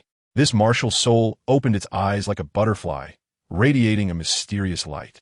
After they released the martial soul fusion form, Lan Xiu slowly walked over and said, "Tang Xing, let's give it a try too." They held hands and began the martial soul fusion again.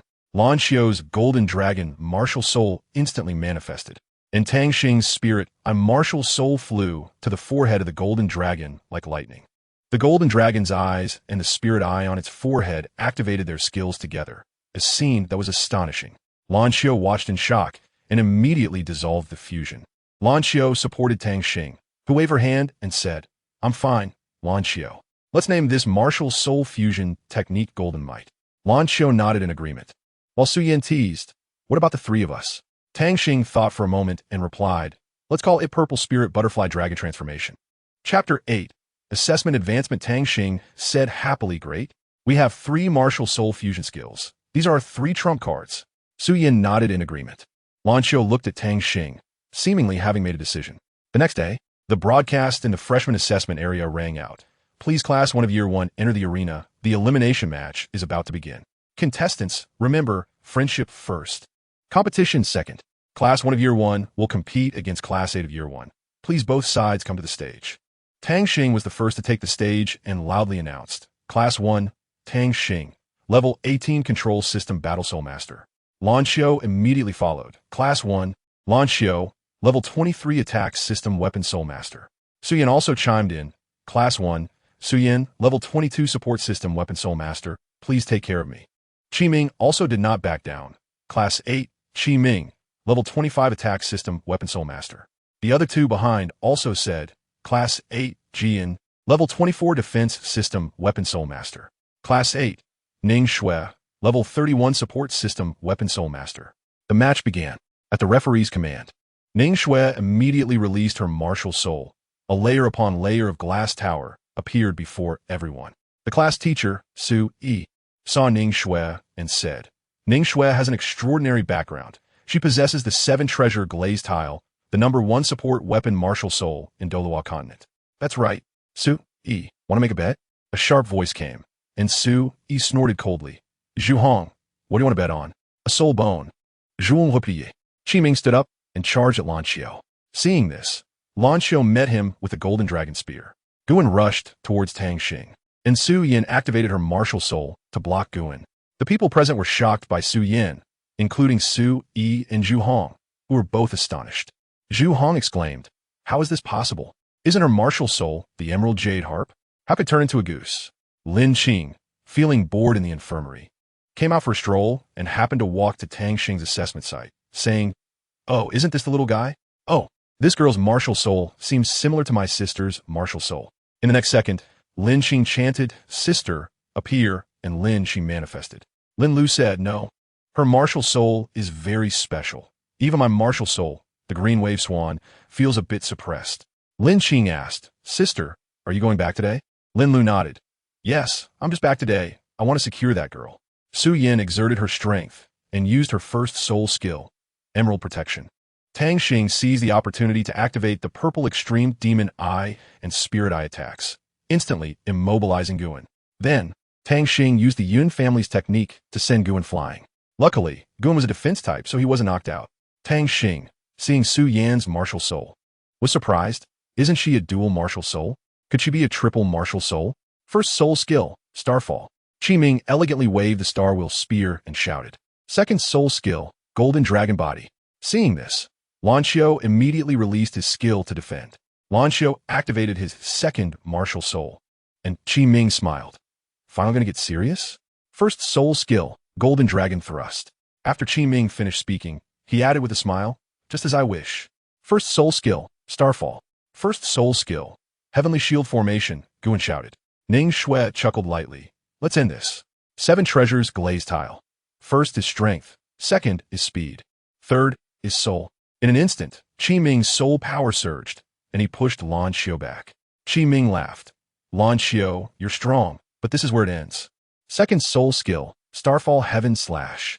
Lan Xiao, having taken a hit, yelled, "Do you think I have no teammates?" Second soul skill, Emerald Light. Second soul skill, Emerald Soul Melody. Su Yin exerted her strength and broke Gu and shield formation in one move. Second soul skill, Golden Dragon Slash. Lan Xiao quickly slashed out, directly negating Qi Ming's second soul skill. Guan immediately reacted. Second soul skill, Heavenly Shield. After a series of explosions, Guan was injured. He shouted, "Qi Ming used that move." Qi Ming and Guan began to fuse, and Tang Xing understood in an instant. They were going to use a martial soul fusion skill. Lan Xiao, quickly, we will use it too.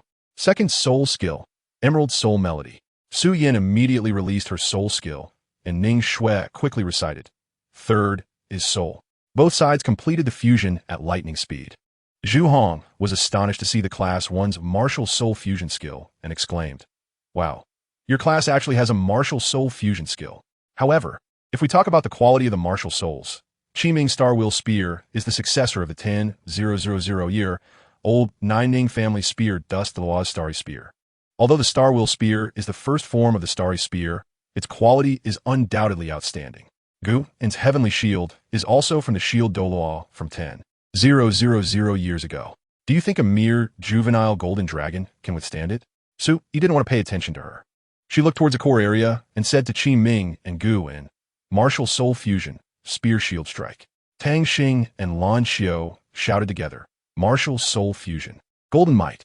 The two martial soul fusion skills collided, and the dragon eyes of the golden dragon activated the skill, and both eyes began to emit golden light.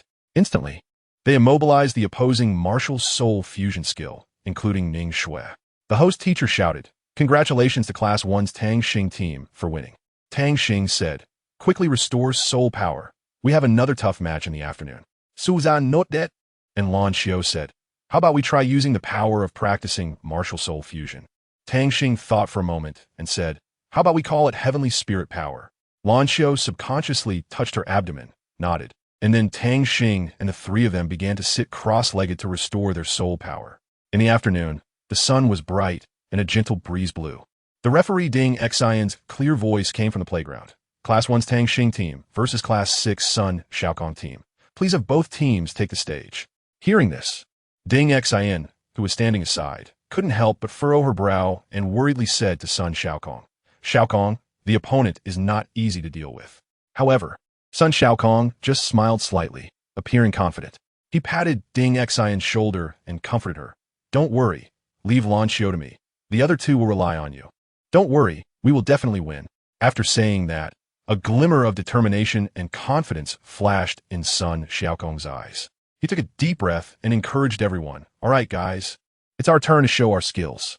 Let us give it our all and bring glory to our class." After finishing, he led his teammates with a vigorous stride onto the stage. Both sides took the stage. Tang Xing, Class 1, Level 18 Control System Battle Soul Master. Lan Xiao, Class 1, Level 23 Attack System Weapon Soul Master. Su Yin, Class 1, Level 22 Support System Weapon Soul Master. Tang Xing introduced. Class 6, Sun Xiaokong, Level 24 Attack System Weapon Soul Master. Class 6, Ling Feng, Level 25 Attack System Weapon Soul Master. Class 6, Ding Xian, Level 23 Support System Weapon Soul Master. The assessment began. The assessment teacher said. Ding Xian stepped out of the crowd, took a deep breath, and then softly chanted a spell. First soul skill, 7-star power. As her voice fell, a powerful wave of soul power surged from her body. Empowered by this force, Sun Xiaokong immediately summoned his martial soul and unhesitatingly launched an attack against Lan Xiao. Seeing this, Lan Xiao did not dare to slack off. He wielded his long spear and engaged in a fierce battle with Sun Xiaokong. Both sides exchanged blows, refusing to yield, and for a moment, it was hard to determine the victor. Sun Xiaokong knew he was facing a strong opponent, but did not back down. Instead, he shouted, as expected of Lan Xiao, "But if you think you can defeat me just with that golden dragon spear, you are dreaming. Take this. First soul skill, Purple Gold Frenzy Strike." After that, Sun Xiaokong swung the long stick in his hand, attacking Lan Xiao like a storm. However, facing such a fierce onslaught, Lan Xiao did not dodge. Instead, he unleashed his second soul skill, Golden Dragon Body. In an instant, a layer of golden light enveloped Lan Xiao, making him look like a war god descending to the world. Although every strike from Sun Xiaokong was powerful, they were all cleverly avoided by Lan Xiao.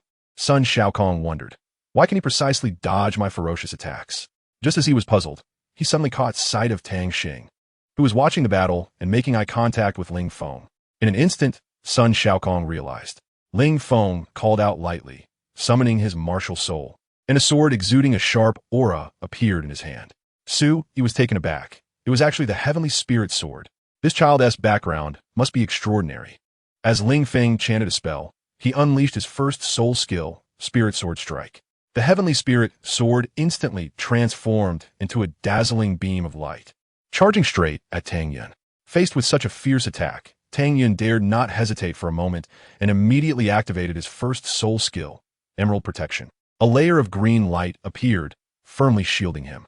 However, Ling Feng coldly sneered and said, "Your luck is quite good, but I wonder if you can dodge my attack this time?"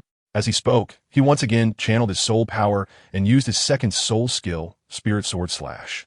In an instant, countless sword lights rained down. The dense assault was intimidating. Tang Xing quickly activated his purple extreme demon eye, a purple light flickering in his eyes. And powerful mental energy was released through the spirit eye, forming a mysterious skill that shot out, accurately hitting Ling Feng. Affected by this strike, Ling Feng's attack went awry, and several consecutive sword strikes failed to hit Tang Yin. Seeing the situation become tense, Su Yin could no longer contain her anger and boldly unleashed her second soul skill. Emerald Light. A rich green light erupted from her, resembling a green round moon, crashing toward Ling Feng with unparalleled might. Caught off guard, Ling Feng was forcefully knocked back several meters. At the same time, Sun Xiaokong took the opportunity to swing his long stick and struck Lan Xiao hard, forcing him to retreat repeatedly. Then, he suddenly shook his hand and threw the long stick like a javelin, aiming for Tang Xing's back. Chapter 9. Semi-finals of the assessment. Suden Li, Lan Gu Sao Det. Tang Xing, be careful. Tang Xing reacted quickly and immediately dodged the attack. However, the stick seemed to follow him closely. As if it had a special animosity toward Tang Xing, Tang Xing's mind raced, and he came up with a plan. He intentionally led the stick to follow him as he sprinted towards Ding Xian. Upon seeing this, Ding Xian looked at Tang Xing with disdain, thinking to herself, "What tricks do you think you can pull off?"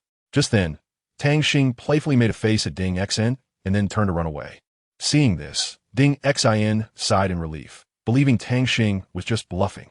However, to her surprise, the stick suddenly changed direction and shot straight towards Ding Xin. Just as the stick was about to hit her, Ling Feng decisively swung his sword to block the deadly strike. At the same time, Sun Shaokong hurriedly retracted the stick back into his hand. Ding Xin, infuriated, decided not to sit idly by anymore. She summoned all her strength to unleash her second soul skill, 7-star blessing, and her first soul skill, 7-star power. In an instant, Sun Shaokong and Ling Feng felt their soul power and attributes double, with strength pouring forth endlessly. Faced with such a formidable enemy, Su Yan and Lan Xiao showed no fear. The two coordinated perfectly and launched their martial soul fusion skill, Swan Dragon Emperor Transformation. This move was incredibly powerful, charging towards Sun Shaokong and the others with an unparalleled momentum. Ultimately, this immensely powerful strike successfully knocked Sun Shaokong and his team out of the arena. Victory belonged to their brave and fearless team. The venue erupted with thunderous applause and cheers, congratulating Tang Xing on successfully advancing to the semifinals. Tang Xing said, "Good job. Let's go. Tonight we're having roasted chicken legs to celebrate." Tang Xing took Lan Xiao and Su Yan to a small stall. At the stall, Tang Xing saw two familiar figures, and upon getting closer, he shouted, "Brother Jianghao, Sister Jinyu, you guys are here?" Jianghao spoke up. "Jinyu and I came to congratulate you on reaching the semifinals. Little junior brother, my mom will come to watch you in the semifinals. So you need to perform well." Jinyu said, "Tang Xing, little brother, now that you're in the semifinals, you must be careful. I heard that C2U, Xie Qian, and Li Fei from your group are very tough opponents, and they have also made it to the semifinals. You need to be cautious, little brother Tang Xing, especially with Li Fei and Xie Qian." Tang Xing said, "All right, I remember. Sister Jinyu, since you're here, let's have a chicken leg before you leave." Jinyu happily bounced and said, "Great. I can finally taste Tang Xing's cooking." Tang Xing went to the grill to start a fire and make roasted chicken legs. They enjoyed a delightful meal together. In the blink of an eye, it was the next day, the semifinals. A woman in a red dress walked towards the competition stage. Suddenly, a sheep appeared, and the people outside the venue made a respectful gesture. "Everyone, there's no need for that. Please continue." This voice reached everyone in the left area until she finished her transformation.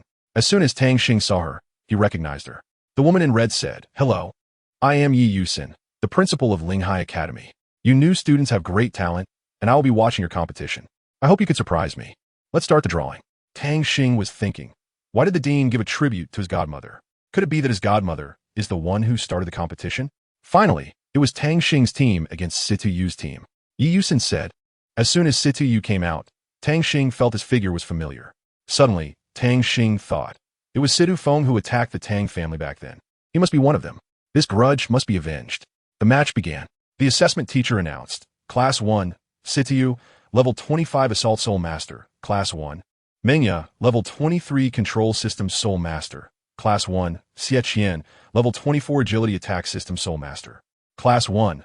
Tang Xing, Level 18 Control System Soul Master, Class 1. Lan Xiao, Level 23 Assault Soul Master, Class 1. Su Yan, Level 22 Support System Soul Master. With a command from Situ Yu, Mengya immediately charged forward.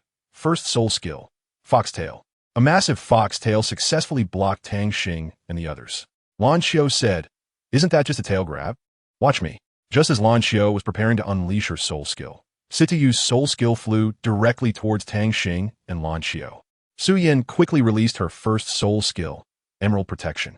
Facing the constant attacks from the opponent, in an instant, Lan Xiao swiftly aimed her spear at Situ Yu. When Situ Yu saw the spear coming at him, he quickly retracted his soul skill to dodge the attack. Situ Yu said, "Lan Xiao, don't think that just because you have a backing, I won't dare to touch you. But this is an assessment. I won't hold back." First soul skill, Flying Blades. Lan Xiao faced Situ Yu's first soul skill without flinching. First soul skill, Golden Dragon Stab. Lan Xiao and Situ Yu exchanged blows fiercely. Mengya once again charged at Su Yan, second soul skill, Charm. After Su Yan was hit by the charm, she fell into a stupor.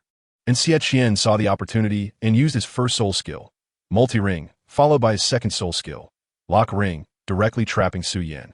Mengya attempted to use her charm on Tang Xing again, but Tang Xing activated his spirit, I'm Martial Soul, using the purple Extreme Demon Eye attack to send Mengya's charm back to her, causing her to faint on the ground. Xie Qian's soul skill was dodged by Tang Xing.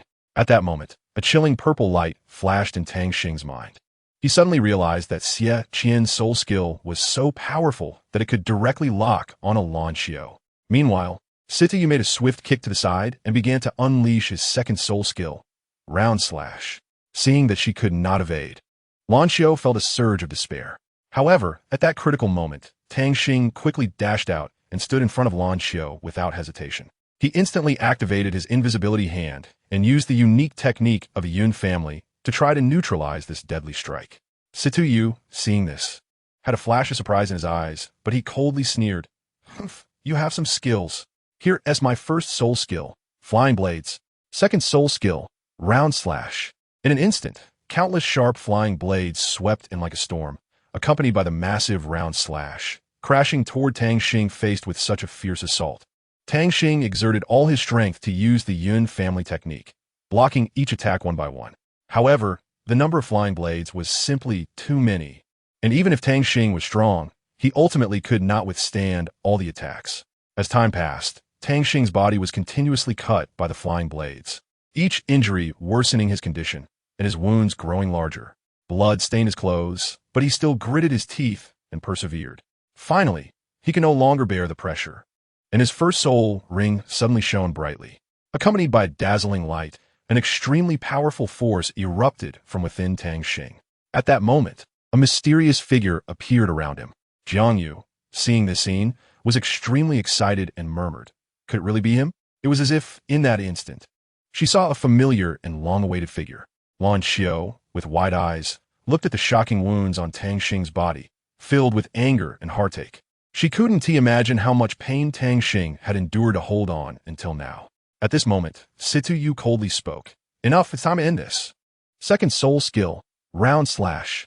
Everyone was shocked, knowing that this move was extremely powerful, and Tang Xing would likely find it hard to withstand. Xie Qian beside them declared, "With this strike, Tang Xing will either be dead or severely injured." However, just as Sita Yu was about to launch his attack, a mysterious and powerful giant dragon suddenly appeared in front of Xie Qian.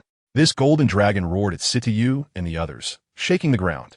The roar resonated like thunder throughout the arena, leaving everyone stunned, especially Sita Yu, who felt his ears buzzing and nearly went deaf. Seeing this, Lan Xiao did not hesitate to unleash the long-hidden ultimate power within her, executing her ultimate move, Golden Dragon Domination. With her furious shout, a destructive energy erupted. This force swept through like a storm, knocking Sita Yu and Xie Qian back, their bodies battered and bruised. Seeing this, Lan Xiao immediately reverted from her transformed state and rushed to Tang Xing's side, carefully helping him up. At this moment, Tang Xing was already unconscious, but fortunately, he was still breathing. The assessment teacher stepped forward and announced, "The Tang Xing team wins." Hearing this news, Lan Xiao finally breathed a sigh of relief. Her eyes filled with joy. Although this fierce battle was brutal, they ultimately achieved victory. Meanwhile, Li Fei had also finished his match, and Zi Yin spoke. "They actually defeated Sita Yu, but he's seriously injured." Li Fei replied, "They're indeed impressive, capable of being my opponents." Lan Xiao anxiously said to the dean, "Dean, please give us some time. One of our teammates is severely injured, and the situation is critical. Please."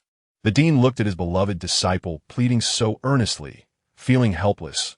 But just as he was about to speak, Jiang Yu interjected, "Dean, if I remember correctly, there is usually a half-hour rest period reserved during the finals. Let us give them that half hour, so I can go treat the injured." At this moment, Lin Lu beside her also chimed in. "How about I accompany you?" Jiang Yu slightly nodded in agreement. Then, she and Lan Xiao went to the restroom. In the restroom, a peerless Douluo at level 99, Jiang Yu, and another Douluo at the peak level 97, Lin Lu, joined forces to use their soul power to fully heal the injured Tang Yun. In the blink of an eye, Tang Yun's serious injuries miraculously healed. Tang Yun slowly opened his eyes and saw Jiang Yu in front of him, exclaiming, "Godmother." His voice revealed an indescribable warmth and gratitude. Chapter 10. Final assessment. Lin Lu was taken aback when he heard Tang Xing call Jiang Yu godmother. Jiang Yu said, "You should rest and recover your soul power.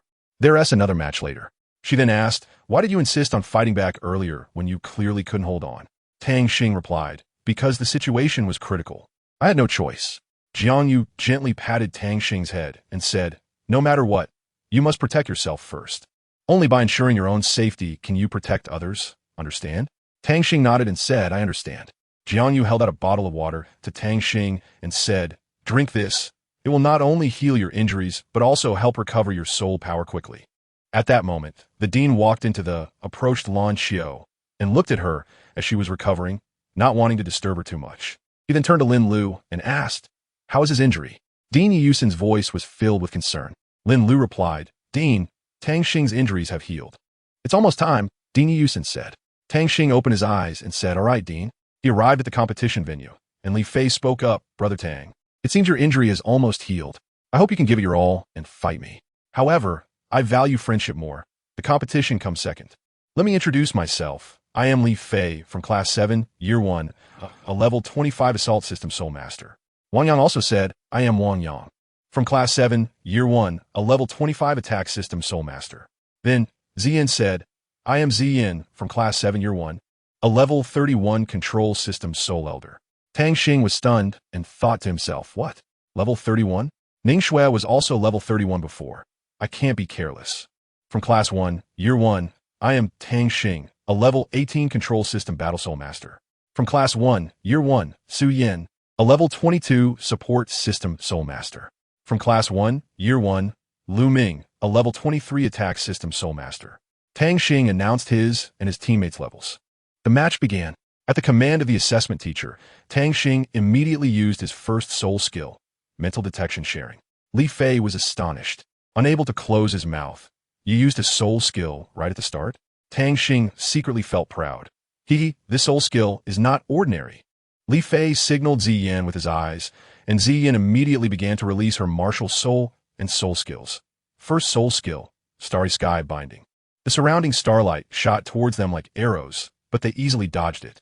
Wang Yang charged forward with his knife, shouting, "First soul skill, Flame Slash."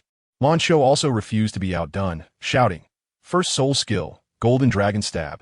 The two sides exchanged blows, creating quite a lively scene. At that moment, Li Fei's figure flickered, instantly moving behind Tang Xing. A glint of cunning flashed in his eyes as he secretly gathered soul power in his hand, preparing to launch a surprise attack to deal a fatal blow to Tang Xing. However, Su Yin had long since Li Fei's intention. Without hesitation, she activated her second martial soul. In an instant, a powerful aura surged from Su Yin, like a dazzling sun rising. Li Fei felt the pressure from Su Yin, but he did not retreat. Instead, the corners of his mouth curled up, revealing a look of surprise. "Dual martial souls? I didn't expect you to have such a trump card. But that's all right, we have one too." With that, Li Fei shouted loudly, summoning his long-hidden second martial soul. This martial soul emitted a mysterious and powerful light, as if containing endless power. Following that, Li Fei began to chant a spell, unleashing his second soul skill, Light Storm. Shadow Moonstorm. As his voice fell, two terrifying energy whirlwinds erupted from his two martial souls. The light storm shot straight up into the sky like a brilliant beam of light, illuminating the entire battlefield, while the shadow moonstorm spread out like a dark shadow, rapidly expanding with the power to devour everything. These two completely opposite forces intertwined and collided, creating a breathtaking storm feast. Two sharp and unmatched emerald soul notes sped towards Su Yin, stirring up fierce winds as if they were going to tear her apart. Facing such a fierce attack, Su Yin showed no sign of fear. She took a deep breath, and her soul power surged instantly. Second soul skill, Purple Butterfly Light, Emerald Light. As Su Yin called out, a powerful aura erupted from her body. The dazzling purple light and the dripping emerald light shone brightly, like the brightest star in the night sky. These two powerful soul power fluctuations surged forth like roaring waves, colliding fiercely with the two emerald soul notes. In an instant, the heavens and earth changed color, and the entire space was enveloped by intense energy fluctuations.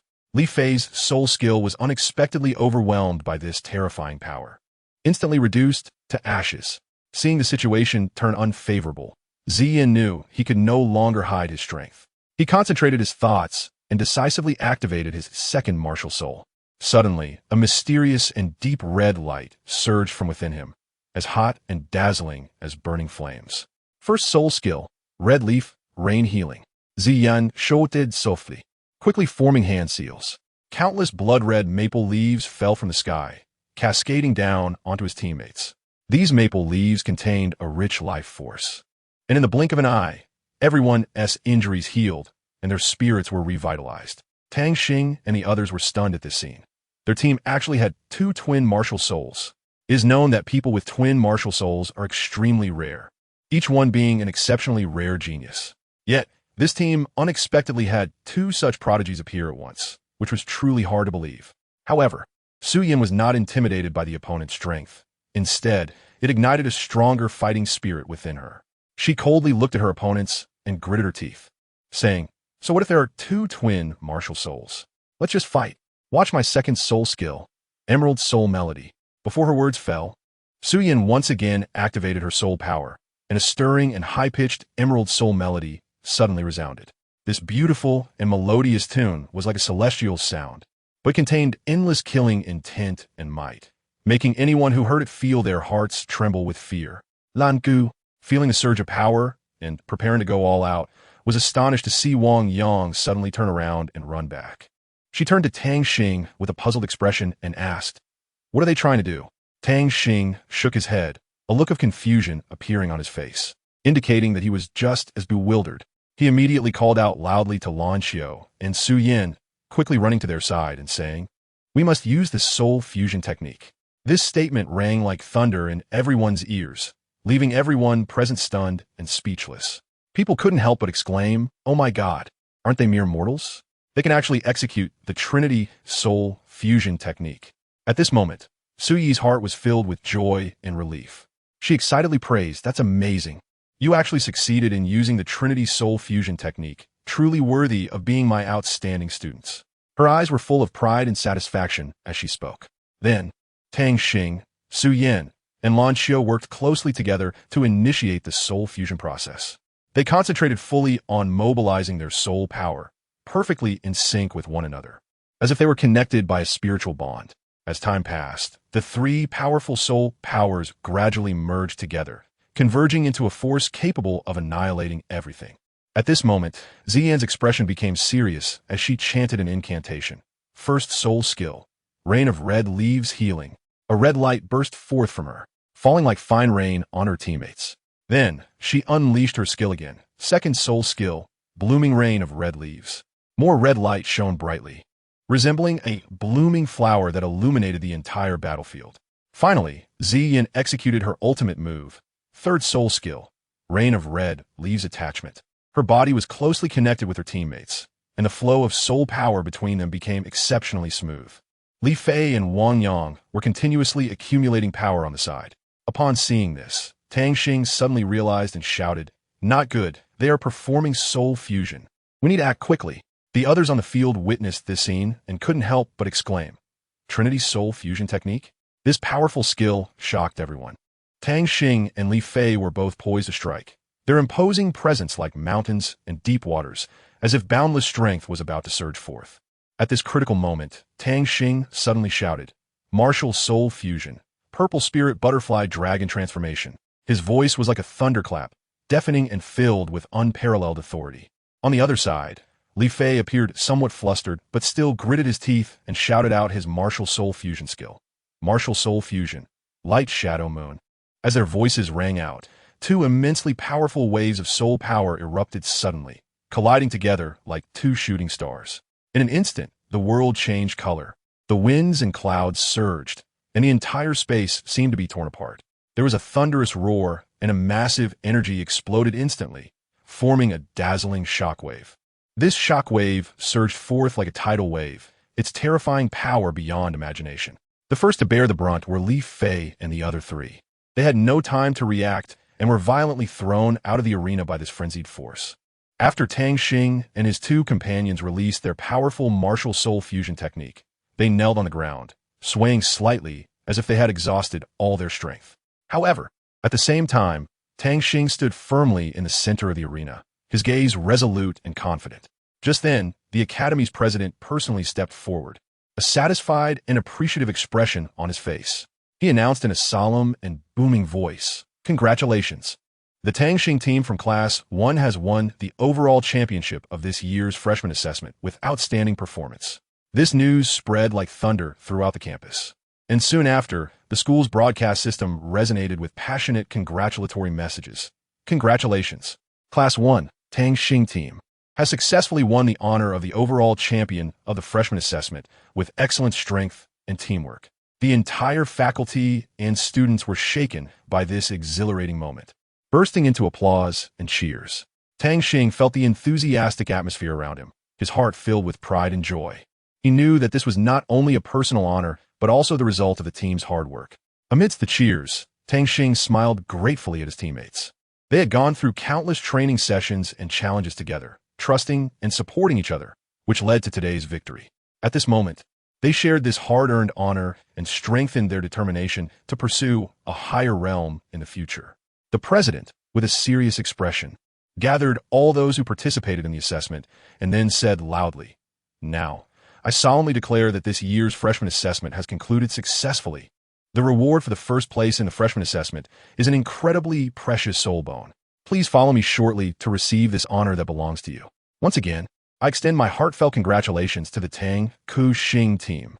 Following this, the president began to read the list of core disciples from the external academy one by one. They are Lan Xiu, Su Yin, Situyu, Mingya, Xieqian, Li Fei, Wang Yang, Ziyin, Sun Xiaokong, Ling Feng, Ding Xen, Qi Ming, Ning Shui, and Guan. As for those who did not qualify as core disciples, you can still temporarily enjoy the treatment of core disciples. Hearing this, Tang Xing couldn't help but feel a surge of strong dissatisfaction and contempt. He thought to himself, "Why is that? I also participated in the assessment, yet I can only obtain a temporary core disciple status. Perhaps it's because my martial soul is too unique." Just as Tang Xing was lost in thought, the president added, regarding the temporary enjoyment of core disciple treatment, "The deadline is until the end of this academic year." At this moment, Lan Xiu felt very confused about why the teacher had specially approved Tang Xing to become a core disciple. She didn't understand why such a change had occurred, so she gently tugged at Tang Xing's sleeve. Seeing this, Su Yin quickly reached out to hold Tang Xing, hoping to lift his spirits a little. Next came the exciting class division segment. The homeroom teacher for Class 1 is Teacher Wu Xian Heng. The student list is as follows: Tang Xing, Su Yin, Lan Xiu, Li Fei, Wang Yang, Ziyin, Situyu, Mingya, Xieqian, Qi Ming, Ning Shui, Guan, Sun Xiaokong, Ling Feng, and Ding Xian. All right, everyone should return to the teaching building in an orderly manner under the guidance of their respective homeroom teachers based on the latest class assignment. Tang Xing, the three of you come here, the president personally called out. Thus, Tang Xing and his companions followed the president to the president's office. Upon entering the office, the president took out a soul bone from the drawer and said to them, "Children, this is a special reward prepared for you. Look, this is the soul bone of the left leg of Kong Ming. You three can discuss how to allocate it among yourselves." Just then, Tang Xing suddenly spoke up, "President, I would like to ask for a leave to go out for a while. Since I am now level 20, I need to obtain a soul ring." The president nodded in agreement. No problem. However, I will arrange for a teacher to accompany you for safety." However, Tang Xing quickly waved his hand to refuse. "No need, President. I have already arranged for someone to accompany me. You can rest assured." Upon hearing this, the president stopped saying more. Meanwhile, Lan Xiu was secretly speculating. I guess the person Tang Xing arranged to go with him should be Jiang Hao and Jinyu. After the matters were settled, Lan Xiu returned to the class alone. At this moment, Su Yin needed that soul bone to enhance her strength, so she took it without hesitation. Tang Xing walked out of the academy gate, heading alone to the soul-hunting forest. After just a few steps, he spotted a weak soul beast lying on the ground. Without hesitation, he struck and killed it, then sat down to absorb the soul ring. Meanwhile, in the dormitory, Lan Xiu suddenly felt an inexplicable restlessness surge in her heart. She immediately rushed to ask Jiang Hao and Jinyu, "Did Tang Xing go with you to hunt the soul beast?" Jiang Hao replied, "No, that didn't happen." Upon hearing this, Lan Xiu's mind instantly fell into chaos, and she anxiously said, "Tang Xing is already level 20. Logically, he should be out training. But he mentioned a promise. I thought he was with you. Could it be that he went alone?" Jiang Hao decisively stated that he would seek help from his mother, while Jinyu went ahead to accompany Lan Xiu in searching for Tang Xing's whereabouts. After Tang Xing successfully absorbed the soul ring, a mysterious figure suddenly appeared. gripping Tang Xing tightly and angrily questioning, "You little brat, dare you absorb my soul beast without permission? You're simply seeking death." Before finishing his words, this person injected an extremely evil force into Tang Xing's body. Tang Xing was in unbearable pain and couldn't help but scream. At that moment, Tang Yin sensed something was wrong and quickly rushed over. Lan Xiu also happened to arrive at the scene, only to see the mysterious person abandon Tang Xing and leave behind a harsh remark. "Just wait to clean up the mess for this kid. He definitely won't live much longer." After saying that, he departed swiftly. Chapter 11. Spirit Martial Soul. Lan Xiu witnessed Tang Xing's miserable state and felt as if the world had suddenly gone dark, spinning around her. She fixed her gaze on the figure responsible for all this, engraving it deeply in her mind. Meanwhile, Jin Yu also noticed the situation. Jiang Yu and Jiang Hao quickly caught up, and Jiang Yu immediately saw Tang Xing lying unconscious on the ground, unhesitatingly picking him up. Following that, Jiang Yu instantly returned to her home garden at astonishing speed. Once in the garden, Jiang Yu carefully placed Tang Xing in a water pool and immediately urged her own soul power, continuously pouring it into Tang Xing's body. She murmured this evil aura again. "It's truly disgusting." Just then, Lan Xiu, Jin Yu, and Jiang Hao also arrived at Jiang Hao's garden. Jiang Hao anxiously asked, "Mom, what happened to Tang Xing?" Jiang Yu reassured, "Don't worry, kids, you go back to class first. I'll take care of Tang Xing." However, when Jiang Hao saw Tang Xing's expression at that moment, he couldn't help but feel like crying and laughing. He exerted all his strength to transfer soul power to Tang Xing, hoping to assist him. Jiang Yu furrowed her brows and said, "That's right, it's this evil aura." Logically, this aura should have been completely eradicated by Brother Tang over 10,000 years ago. How could it appear again? But right now, the most important thing is to wake Tang Xing up quickly. It's just that without the assistance of the ultimate light this time, the recovery speed might be a bit slower. Tang Xing's head suddenly emitted a dazzling light, and then a crystal-clear soul bone slowly appeared. Jiang Yu focused his gaze and couldn't help but exclaim in surprise. "It's actually a soul bone, and it's a 100,000-year soul bone. How is this possible? How could a child possess such a precious treasure? Could it be that he is a soul beast reincarnated?" Thinking of this, Jiang Yu decided to investigate further. He immediately activated his unique skill, the yin-yang eye, concentrating his gaze on Tang Xing and carefully observing his body structure. After examining him, Jiang Yu furrowed his brows and said, "It really isn't a soul beast reincarnation. So where did this soul bone come from? This child harbors too many mysteries." Jiang Yu fell into deep thought, pondering, could it be that Tang Xing has a special background or a fortuitous encounter? Or perhaps there's a powerful force protecting him. In any case, this secret holds great allure for me. It seems that further observation and exploration are needed to uncover this mystery. Suddenly, Tang Xing seemed to be stimulated by something. His body trembled violently, and he kept shouting, "It hurts. Mommy, my eyes hurt so much." Seeing this scene, Jiang Yu's expression changed drastically, and he anxiously shouted, "Tang Xing, don't be afraid. Mommy is here. How dare such a small amount of evil power be so rampant?" As soon as he finished speaking, Jiang Yu unhesitatingly unleashed his most powerful move, the Tai Chi True Body. He hoped to suppress the rampant evil power within Tang Xing in this way. However, unexpectedly, that evil power was exceptionally cunning. It skillfully dodged Jiang Yu's attacks and did not reveal itself easily. Just as the evil power was about to invade Tang Xing's body again, an unexpected change occurred.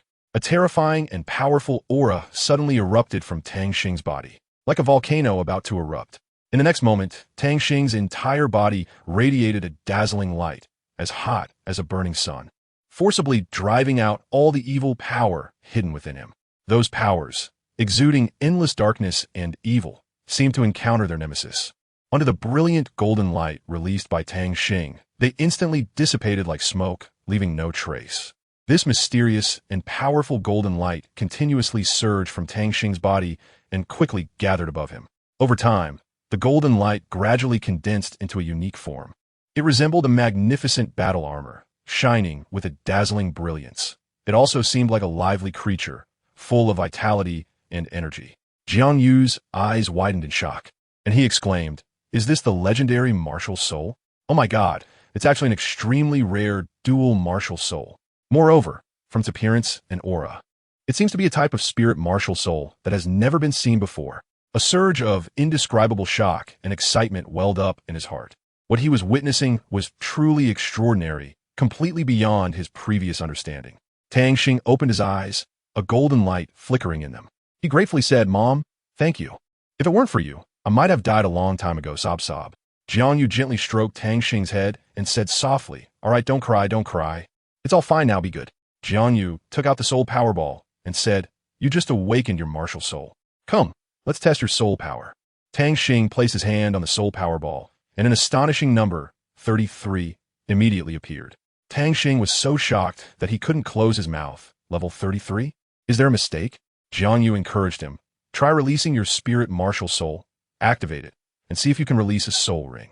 Tang Xing quickly unleashed his spirit, and the soul rings appeared with a configuration of 2 yellow and 1 purple in the next second. Confused, Tang Xing asked, "Mom, is it normal to have soul rings right after awakening my spirit?" Jianyu chuckled and said, "It's a bit unusual for ordinary people, but you're different. Do you remember the first time I showed you my soul rings? Those are not ordinary soul rings, but unique to spirits. In other words, when you awakened your spirit eye, it appeared. You might wonder why it didn't show up at first. That's because it existed in an energy form without a carrier. It only took the form of a soul ring after you obtained it. So, you're already born with full soul power, and with the soul power you cultivated. You broke through to level 33 today, so there's no need to be surprised. Also, your spirit soul doesn't need special cultivation.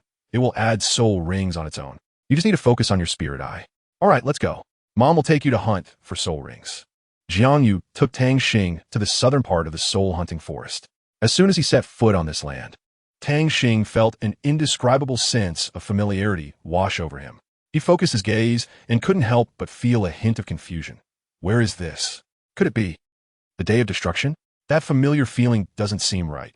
I clearly remember coming here with Mom, but why am I the only one here now?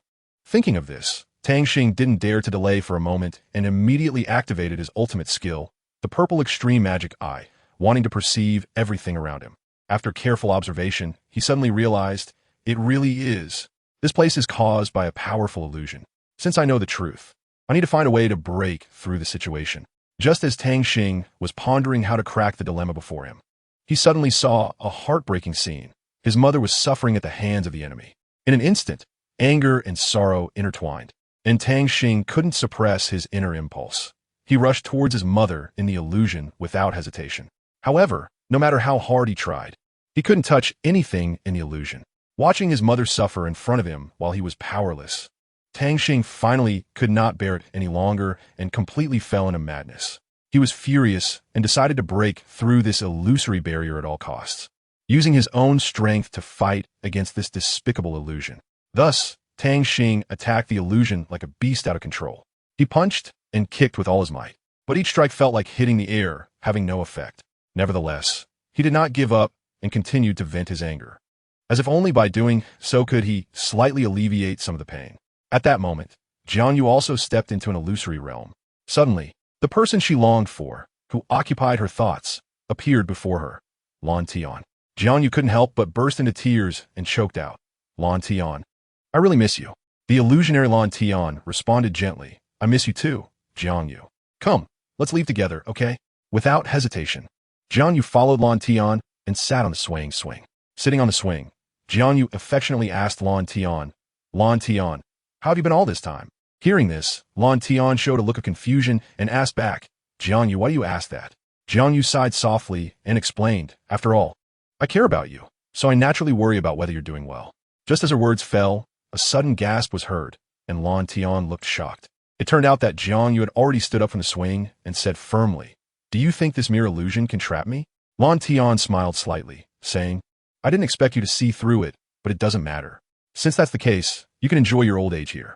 However, facing Lan Tian's provocation and threat, Jianyu showed no fear. Suddenly, an unparalleled powerful aura emanated from her, the unique pressure of a tidal Douluo. In an instant, the once invincible soul beast was unable to withstand this pressure and was easily captured by Jianyu. Following that, Jianyu waved her hand and effortlessly broke through the illusion. When she saw the surroundings again, she found Tang Xing staring angrily, full of resentment. Seeing this, Jianyu stepped forward and gently stroked Tang Xing's head. Surprisingly, Tang Xing's anger dissipated in an instant, replaced by calmness and peace. Jiang Yu fixed her sharp gaze on the soul beast in front of her and coldly said, I'll give you two choices. Either die immediately or become his soul ring. The soul beast seemed to understand Jiang Yu's words and repeatedly bowed to her, indicating its willingness to become Tang Xing's soul ring. Seeing this, Tang Xing sat down cross-legged without hesitation and began to absorb the soul ring. As time passed, Tang Xing finally succeeded in fully absorbing the soul ring. Then, Jiang Yu asked Tang Xing, what is your third soul skill? Tang Xing smiled slightly and replied, my third soul skill is called data-I. It can precisely analyze each person's weaknesses, skills, and personality traits. Hearing this, Jiang Yu nodded in understanding and praised. No wonder you could simulate it so vividly in the illusion. However, Tang Xing felt a bit confused by Jiang Yu's praise but didn't ask further, waiting for her to continue speaking. After organizing her thoughts, Jiang Yu returned to the main topic and looked at Tang Xing seriously, asking, Tang Xing, now that you've obtained the soul ring, may I ask you a few questions? Upon hearing this, Tang Xing gently nodded in agreement.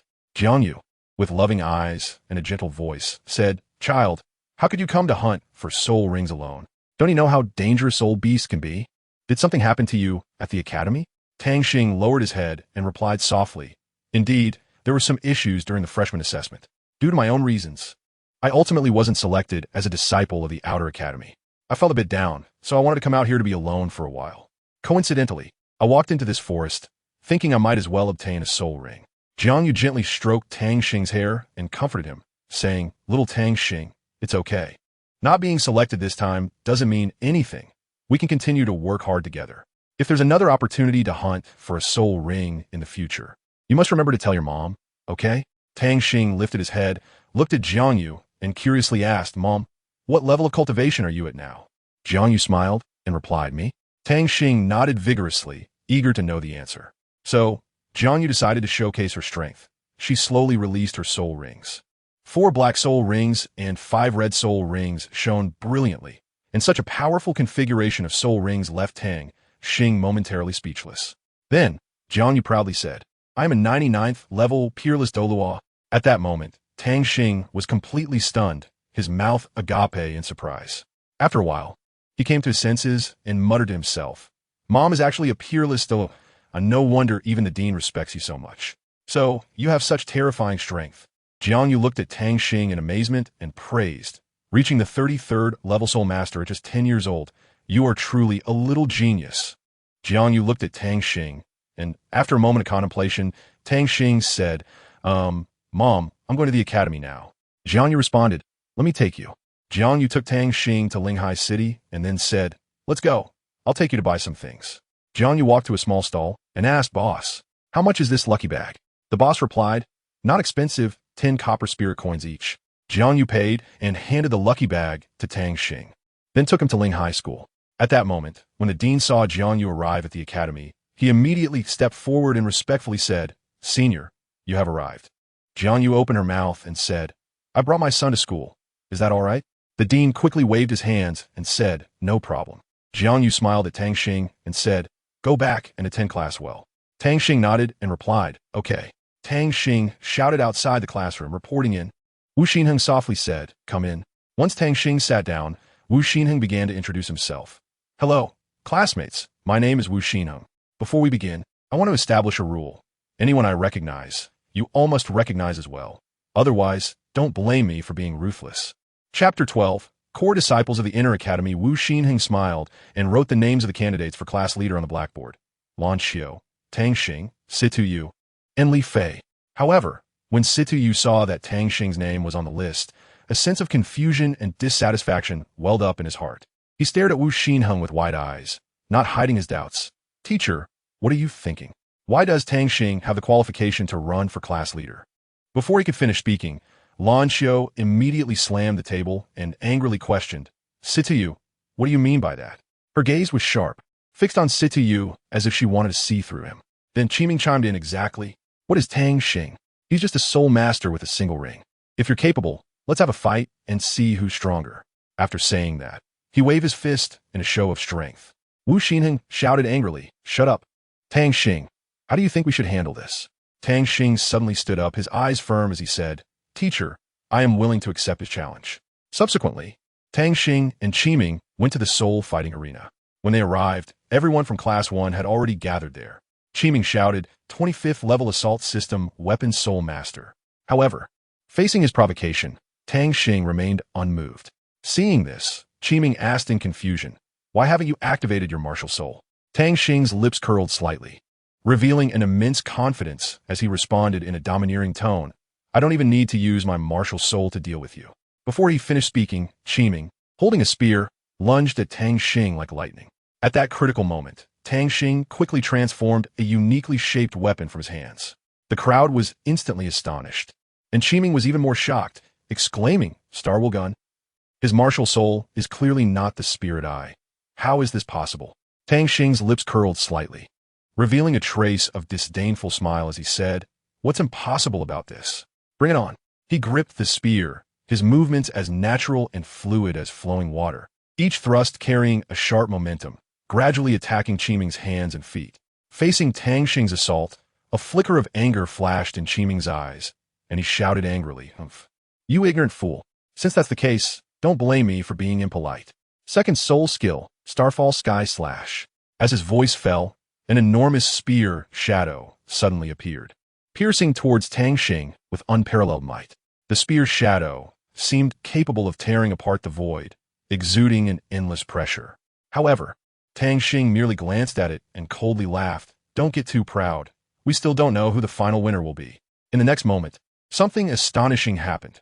The originally ordinary star wheel spear in Tang Xing's hand suddenly burst forth with dazzling light, transforming in an instant into a mysterious weapon resembling a spear.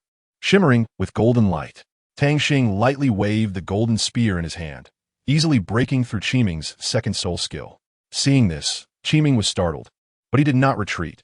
Instead, he raised his spear and charged at Tang Xing again. The two instantly became entangled, exchanging blows without yielding. At this moment, Qiming was furious to the extreme, gritting his teeth as he yelled at Tang Xing. Tang Xing, don't get too complacent. My background is not something you can compare to. You're just a weakling. After Tang Xing listened to Qiming's words, he did not waste any more time. He slightly closed his eyes and began to chant an ancient and mysterious spell.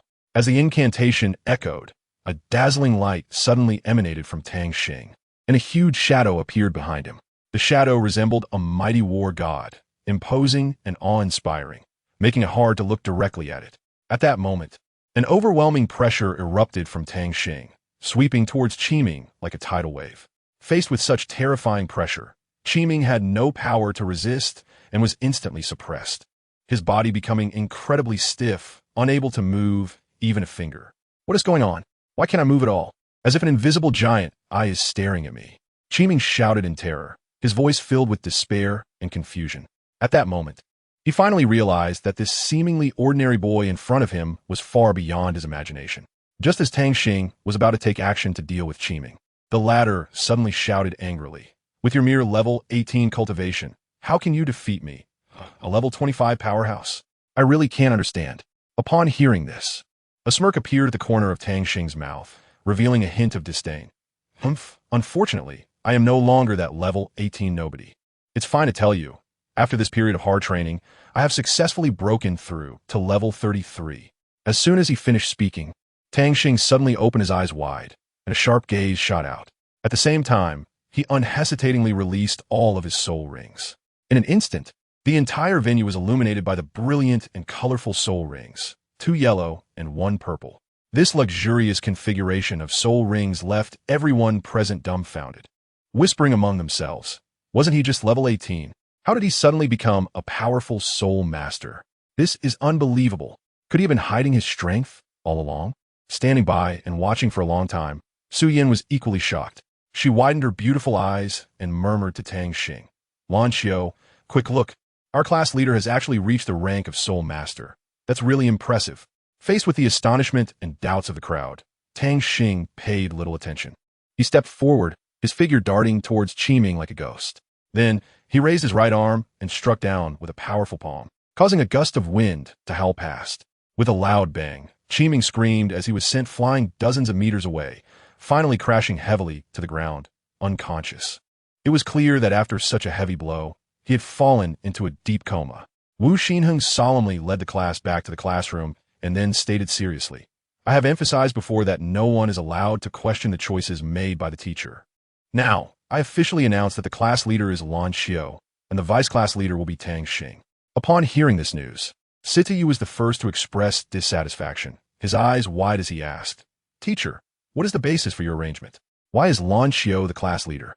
Before he could finish, Xie Qian echoed, "Yeah, teacher, we don't understand your reasoning." Following that, Gun also chimed in, "And that Tang Xing, how did he become the vice class leader? What is that based on?" In an instant, the classroom was filled with discussions, and all the students' gazes focused on Wu Xinheng, waiting for him to provide a reasonable explanation. However, Wu Xinheng merely looked quietly at the group of students before him, as if pondering something. Suddenly, a whip appeared beside Sitayu, mercilessly striking him, producing a crisp sound. Xie Qian and Gu and suffered the same treatment, twisting their bodies in pain, but dared not resist in any way. Wu Xinheng stood expressionless beside them, his gaze cold enough to freeze the entire world. He coldly said, "I give you two choices. Either get out of class 1 obediently, or wait to be personally expelled by me." Sitayu gritted his teeth against the pain, angrily questioning, "This is corporal punishment. What kind of teacher treats students like this?" However, Wu Xinheng merely replied nonchalantly, "It seems you want me to take action myself." Upon hearing this, Sitayu suddenly panicked, realizing that this teacher was not someone to be trifled with. So he quickly changed his tune. "Fine, we'll leave class 1 right now." At that moment, Wu Xinheng turned to look at Qiming, who was sitting in the corner, and coldly said, "Qiming, you should also leave class 1. Ning Due, your two good brothers are gone. Do you think you can stay here?" Ning Shui clenched her teeth tightly, tears welling in her eyes. She silently stood up and walked heavily towards the exit of the classroom. Each step felt like stepping on her heart, causing unbearable pain. But she still resolutely left class 1. Wu Xinheng stood up and loudly declared, "Very good. I want to reiterate. If anyone dares to conflict with the class leader or vice class leader again, it will be equivalent to going against me, and I will not let them off easily. Everyone, make sure you understand." The entire class shouted in unison, "Understood." Then, Wu Xinheng sat down and casually said, "Class dismissed." He then began to pack his things in preparation to leave. Lan Xiao looked at Tang Xing, a curious smile on her face, and softly said, "Do you know? Teacher Wu just stood up for you. But speaking of which, how did you suddenly become a soul master? Please tell us." Suyin quickly followed up, "Yeah, class leader. Don't keep us in suspense. Hurry and tell us." Faced with the two's eager inquiries, Tang Xing took a deep breath and slowly began to recount this extraordinary experience. "Actually, after the new student assessment, I found that my soul power had reached level 20. So, I decided to go to the forest to find a suitable soul ring. When I stepped into that mysterious area, I unexpectedly encountered a soul beast that was on the brink of death. At that time, I didn't think much and directly absorbed it into my body. However, at that moment, a soul master radiating evil energy appeared. He subdued me at an astonishing speed and began to erode my body with that evil power." At this point, Tang Xing's voice lowered slightly, as if recalling the painful memories. He continued, "Fortunately, at a critical moment, my godmother arrived just in time to save me. Moreover, she used a special method to help me increase my soul power, which allowed me to reach my current level. However, there is a secret to this matter that I hope you can keep for me." Lan Xiao and Su Yin exchanged glances and nodded in agreement, saying in unison, "Don't worry, class leader, we will definitely keep it secret." After receiving their promise, Tang Xing finally breathed a sigh of relief and whispered the secret that had been buried deep in his heart. Tang Xing took a deep breath, thought for a moment, and said, "Actually, one of the important reasons I was able to become a soul master is that I have a second martial soul. Moreover, what makes it even more special is that I have a unique twin martial soul. This is a significant matter, and currently, only the 3 of us know about it. So I ask you to keep this secret from me." Upon hearing this, Su Yan's eyes flashed with surprise, but she quickly regained her composure and patted her chest, assuring, "Don't worry, my lips are sealed. I won't let out a word." Lan Xiao beside her quickly echoed, expressing that she would keep it to herself and would never disclose Tang Xing's matter. Wu Xianheng smiled and approached Tang Xing, saying, "Tang Xing, come here for a moment. The other students can head back to the classroom first." Tang Xing was a bit confused, but obediently followed Wu Xianheng into the office. As soon as they entered the office, Wu Xianheng straightened up, looking serious, and said to Tang Xing, "Tang Xing, after our observation and assessment, I am now officially announcing in my capacity as both your homeroom teacher and a Spirit Sea practitioner that you have been selected as a core disciple of the Inner Academy. From today onwards, I will personally teach you, and no one will dare to bully you anymore. At that moment, Tang Xing deeply felt the warmth coming from Wu Xinheng and thought to himself, so, Teacher Wu also has such a kind side. She isn't always so strict. Then, Tang Xing curiously asked, but I haven't even entered the Inner Academy yet. How could I suddenly become a core disciple? Wu Xinheng smiled slightly and explained, that's because once you pass the entrance examination, you will naturally become a core disciple of the Inner Academy. You should know that even among the Inner Academy, many students have not yet been selected as core disciples. This precious quota is actually decided through discussions among the elders of the Spirit Sea Pavilion. So, you must work twice as hard in your cultivation. Tang Xing nodded after hearing this and continued to ask, can Lan Xiao and Su Yin enter the inner courtyard with me? Wu Xinheng replied, of course, no problem. However, the prerequisite is that they also need to meet the corresponding requirements. Tang Xing asked with a puzzled look, Teacher Wu, what kind of conditions do we need to meet? Wu Xinheng furrowed her brows slightly and replied in a serious tone, according to the regulations of the Outer Academy. You must elevate your cultivation level to level 20 by next semester. Unexpectedly, these children actually managed to achieve it, but it still fell far short of my expectations. After saying this, Wu Xinheng gently waved her hand, signaling Tang Xing to go to class first while she would stay for a moment before joining. Seeing this, although Tang Xing still had many questions in her heart, she could only obey and leave. Watching Tang Xing's departing figure, Wu Xinheng secretly sighed, feeling a surge of anxiety and worry in her heart.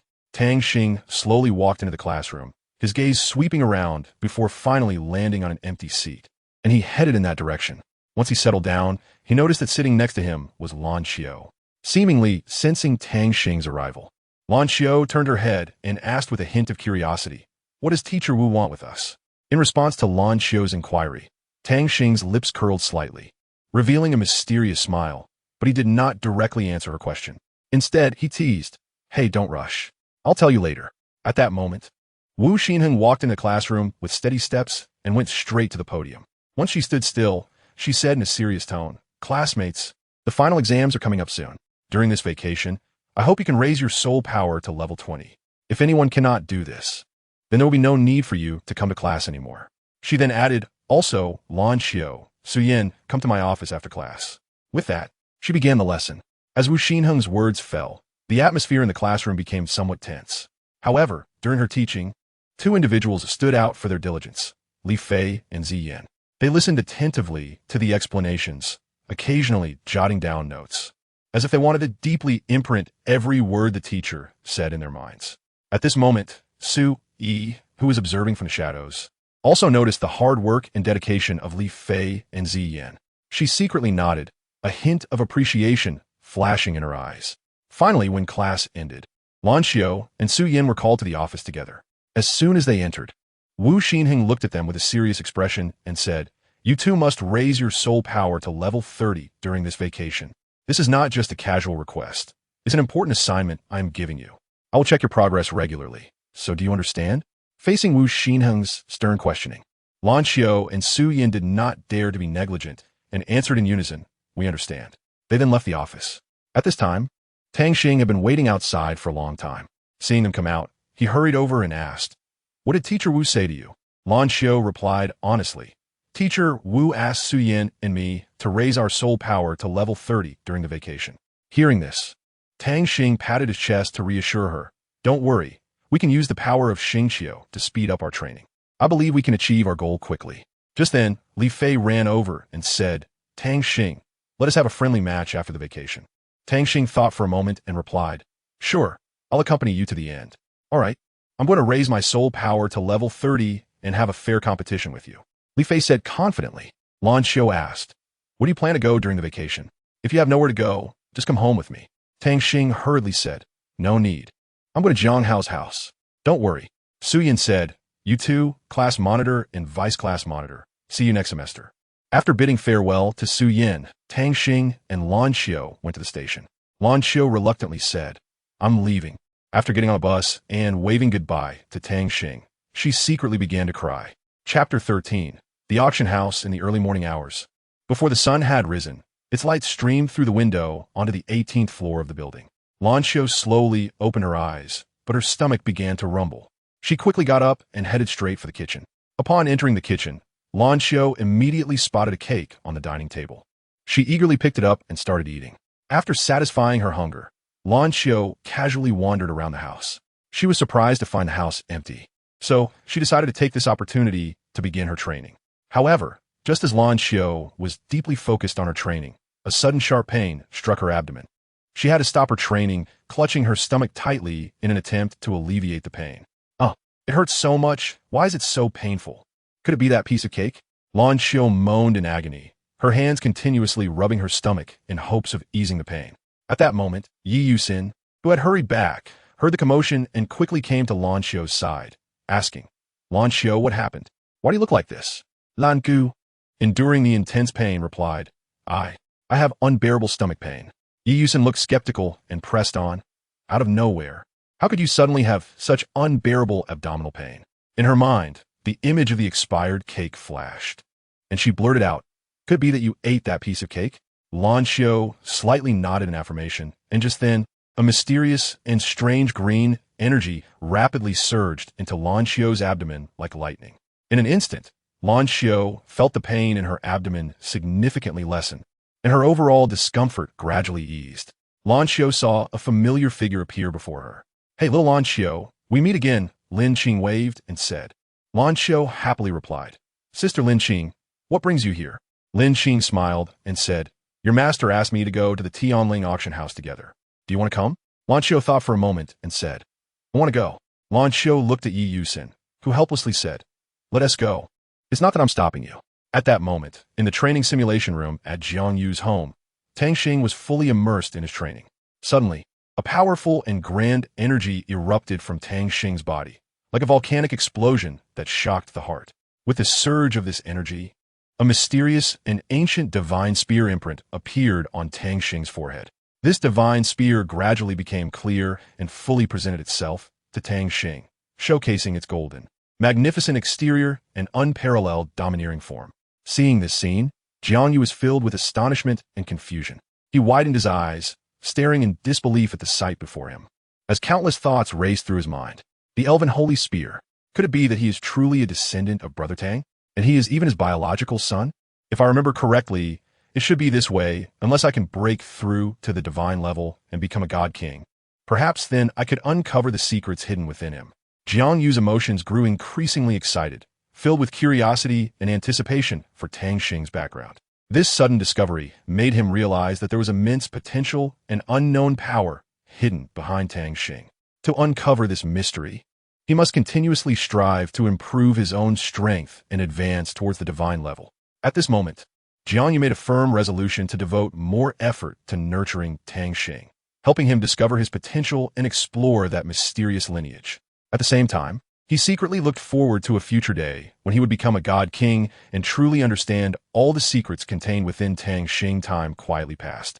And about a tea's worth of time later, Tang Xing finally completed this arduous and important training journey. Just then, Jiang Yu gracefully approached and gently asked, Xing, are you willing to accompany me to the Tianling shopping mall? Upon hearing this, Tang Xing nodded without hesitation, indicating he was very willing to go along. Then, Tang Xing smiled and responded, just in time, I was planning to do the same. This trip is not only to buy some supplies for future needs, but also to get you a communication device. This way, our communication will become more convenient and smooth. Upon hearing this, Jiang Yu felt a warm flow surge in his heart, deeply appreciating and being grateful for Tang Xing's thoughtful care. Thus, the two joined hands and set off on their journey to the Tianling shopping mall. On the way, they chatted and laughed, dreaming of a beautiful future. Jiang Yu brought Tang Xing to the Tianling shopping mall, first carefully sizing up Tang Xing before turning to enter a clothing store. She said to the shopkeeper, Boss, do you have any small-sized clothes suitable for him? While speaking, Jiang Yu pointed at Tang Xing. The shopkeeper understood immediately and quickly took a small-sized garment from the shelf and handed it to Jiang Yu, indicating that Tang Xing could go to the fitting room to try it on. Tang Xing took the clothes and walked into the fitting room to change. Before long, Jiang Yu chose 5 or 6 different styles of clothes and shoes for Tang Xing to try on one by one. After each item, Jiang Yu would carefully observe and give her opinions. Finally, when Tang Xing put on a blue and white jacket, Jiang Yu's eyes lit up and she nodded in satisfaction, saying, This is the one. Pack it up with the others I tried. The shopkeeper smiled and said, "All right, madam, these clothes will total 300 Jinling coins." Jiang Yu casually took out a red card and handed it over, saying, "Just swipe this one." The shopkeeper took the card and, upon seeing it, became so excited that he stuttered. "This is the supreme red card. There are no more than 3 people in the entire Tianling Empire who possess this red card. Could it be that you are the one? I'll go get the manager right away." After saying that, the shopkeeper hurried off to find a manager. In a short while, a well-dressed man approached quickly, smiling broadly as he greeted Jiang Yu. "Dear lady, hello. It is a great honor to meet you. Since you used the supreme red card, according to regulations, we need to consult our superiors. Please wait a moment." Jiang Yu replied indifferently, "No problem." She seemed unconcerned about this minor interruption and continued to wait calmly. At that moment, the manager was fully focused on attending to the esteemed guest in front of him. He smiled broadly and said to the guest, "Mr. Chen, what brings you here today? Come, please enjoy some of my long-preserved good tea." However, just then, a loud and hurried voice broke the tranquility. "Manager Wang. Manager Wang." It turned out to be a waiter calling out loudly. The manager's face instantly turned dark, and he angrily turned to the waiter, shouting, "What are you doing? Don't you see I am attending to an important guest? How rude." Seeing this, Mr. Chen quickly smiled and tried to smooth things over. "No worries, let her speak." The waiter, relieved by this, hurriedly said, "It's like this. A lady with a supreme red card just arrived at our store." When Manager Wang and Mr. Chen heard the term supreme red card, both were stunned. Manager Wang even found it hard to believe his ears and eagerly asked, "Are you sure you didn't make a mistake?" The waiter nodded firmly. "I'm sure. Absolutely no mistake." At this moment, Mr. Chen's face also showed a serious expression. He slowly spoke. "If it's true, then this lady should be that one. After all, she has been alive for nearly 30,000 years. He added, "Let's go. Take us to meet her." After saying that, Mr. Chen stood up and walked towards the store with Manager Wang, while the waiter followed closely behind them, leading them to the mysterious lady's location. The entire scene felt exceptionally quiet, as if time had frozen, with everyone filled with curiosity and anticipation. "Mom, I'm so hungry. How much longer do we have to wait to leave here?" Tang Xing lai, rubbing his already growling stomach and looking up at his mother Jiang Yu with a pitiful expression. Jiang Yu looked at Tang Xing's adorable appearance and couldn't help but chuckle softly. She then reached out her hand to gently pat Tang Xing's little head and replied, "Just wait a little longer, okay? If you're really hungry, you can go buy something to eat nearby, but don't go too far, all right?" Just then, an old man slowly approached them. As he got closer, everyone could see his face clearly. The old man looked at Jiang Yu and said, "It is indeed you. I am Chen Xing, the descendant of Chun Ming. It is a great honor to meet my ancestor today." Hearing this, everyone present was shocked. Chen Xing was known to be a highly respected figure and one of the largest shareholders in the business world. Even the master of the Tianling Palace had to show him respect. Such a prominent figure was now addressing Jiang Yu as ancestor, highlighting her esteemed status and extraordinary power. For a moment, everyone speculated about Jiang Yu's true identity and realized that she was undoubtedly an extremely formidable and unfathomable existence. Jiang Yu smiled slightly and said, "Chen Xing, are you a descendant of Chun Ming?" Chen Xing trembled slightly, his voice quivering as he replied, "Yes, but Chen Ming is actually my grandfather." Jiang Yu smiled again, comforting him, "Don't be nervous. I'm just here to pick out a few clothes, but unexpectedly, I can't swipe my card. What do you think we should do now?" Chen Xing's face showed a hint of awkwardness as he softly said, "You don't need to worry, ma'am. Manager Wang, please immediately grant this esteemed guest a black level card and ensure that she enjoys a 50 discount every time she visits our mall in the future. Let this be on me, no need for you to spend." Jiang Yu coldly said to Chen Xing, "Then I'll trouble you, Minister Chun, and I also need your help to buy a communicator for my son." Chen Xing agreed without hesitation. Before long, all the items Jiang Yu needed were bought. Manager Wang handed over the items while saying, "This model is the top communicator of the year. Please make sure to accept it." Jiang Yu examined it carefully and immediately recognized it as an excellent product, so she gladly accepted it. Then, Jiang Yu suggested, "Let's head to the auction house now." Chen Xing nodded and personally escorted Jiang Yu and Tang Xing to the auction house. On the way, Tang Xing curiously asked, "Mom, why are we going to the auction house?" Jiang Yu smiled and explained, "Because today is the day for auctioning rare treasures. And the place we're going to is the largest auction house in the Tianling Empire, called Tianling Auction House." Soon, Chen Xing reminded, "Ms. Jiang, we have arrived at our destination." Chen Xing smiled and said, "I have arranged a VIP room for you. please follow me. After saying that, he made an elegant gesture, guiding Jiang Yu and Tang Xing towards the VIP room. At that moment, Lan Xiao's gaze was involuntarily drawn to the little boy in the VIP room. She stared at the boy, feeling an inexplicable sense of familiarity, but could not precisely say where this feeling came from. Yi Yusin, noticing Lan Xiao's unusual behavior, turned to her curiously and asked, "What is wrong, Lan Xiao? Do you know that little boy?" Lan Xiao shook her head slightly and softly replied, "It's nothing.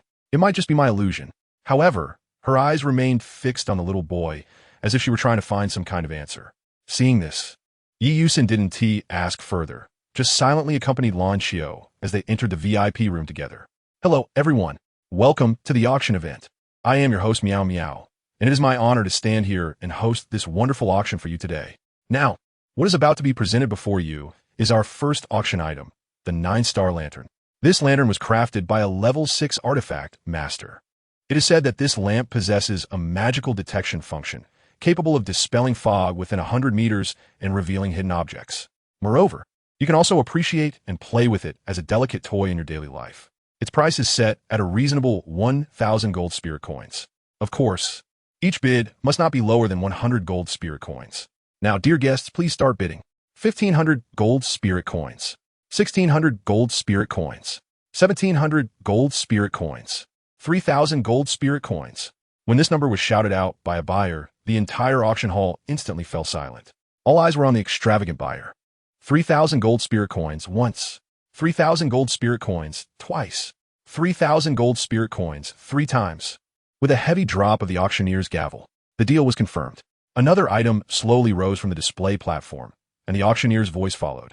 The next treasure to be displayed is the Tian Shui Dan. This elixir offers tremendous benefits to soul masters. Even ordinary people can strengthen their bodies by taking it. For soul masters, it can enhance their soul power by 1 to 2 levels. Not only that, it has the miraculous effect of cleansing the marrow and transforming the body. Such a divine item is priced at 5,000 gold spirit coins, with each bid not less than 500 gold spirit coins. Ladies and gentlemen, please start bidding. With the auctioneer's introduction, the audience erupted in excitement. Everyone was stunned by the magical effects of the Tian Shui Dan and eagerly wanted to try. In no time, bidding voices rose and fell, with prices continuously climbing. Amid fierce competition, a middle-aged man dressed in luxurious clothing ultimately secured the Tian Shui Dan at a high price. He wore a proud expression, as if he could already see his future strength increasing. Other participants showed envious expressions, silently lamenting their lack of financial power to compete. The atmosphere of the auction became increasingly heated, with every item drawing great interest. Behind this, countless stories and conspiracies were hidden. 5,500 gold spirit coins. 6,000 gold spirit coins. 6,500 gold spirit coins. 7,000 gold spirit coins. Jiang Yu exclaimed, "That really is a good item. I must have it, Uncle Yang." The mysterious man spoke firmly, and Uncle Yang raised a stone sign and announced, 9,000. The venue fell silent again, until the number 20,000 echoed like thunder throughout the auction hall. Uncle Yang glanced at the man and said, 25,000, 30,000, 35,000, 40,000, 45,000, 80,000. The man was infuriated but suddenly had a change of heart and said, "Interesting, Uncle Yang, let's not compete, let's give it to him. 80,000 gold spirit coins once. 80,000 gold spirit coins twice. 80,000 gold spirit coins 3 times. Sold." The auctioneer struck the gavel like a judge, and Yi Yusin said sweetly, "Senior." Jiang Yu had anticipated their arrival and softly said, "Please sit." Jiang Yu saw the next item and frowned tightly like a twisted dough. Chapter 14, Soul Core Pill. Yi Yusin and Lin Qing slowly walked toward the private room where Jiang Yu was, and just as they were about to reach the door, 2 burly security guards stopped them. "You cannot enter." One of the security guards said expressionlessly. Yi Yusin frowned slightly, but she did not panic. She calmly took out a token from her pocket and showed it to the security guard. Upon seeing the token, the guard's expression instantly became serious. They exchanged glances and then silently stepped aside, allowing Yi Yusin and Lin Qing to pass. After entering the private room, Yi Yusin respectfully saluted Jiang Yu and softly said, "Senior." Jiang Yu shifted her gaze from the teacup in her hand to Yi Yusin, her tone flat and gentle, Just sit down. Here, I'm no longer the unparalleled Douluo or the number one for 10,000 years. At this moment, I am merely an ordinary mother, and you need not be so formal. Next up is the most precious item of this auction. This item is a divine artifact, personally appraised by the Vice President of the Heavenly Spirit Association. This divine artifact is named 7-colored Divine Spear. Its value is as high as 80 million gold spirit coins.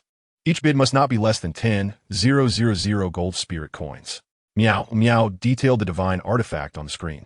However, not a single person in the audience participated in the bidding. Just then, the words auction closed reverberated through the hall like thunder, shocking everyone. The person who said this was Jiangyu, sitting in the VIP area.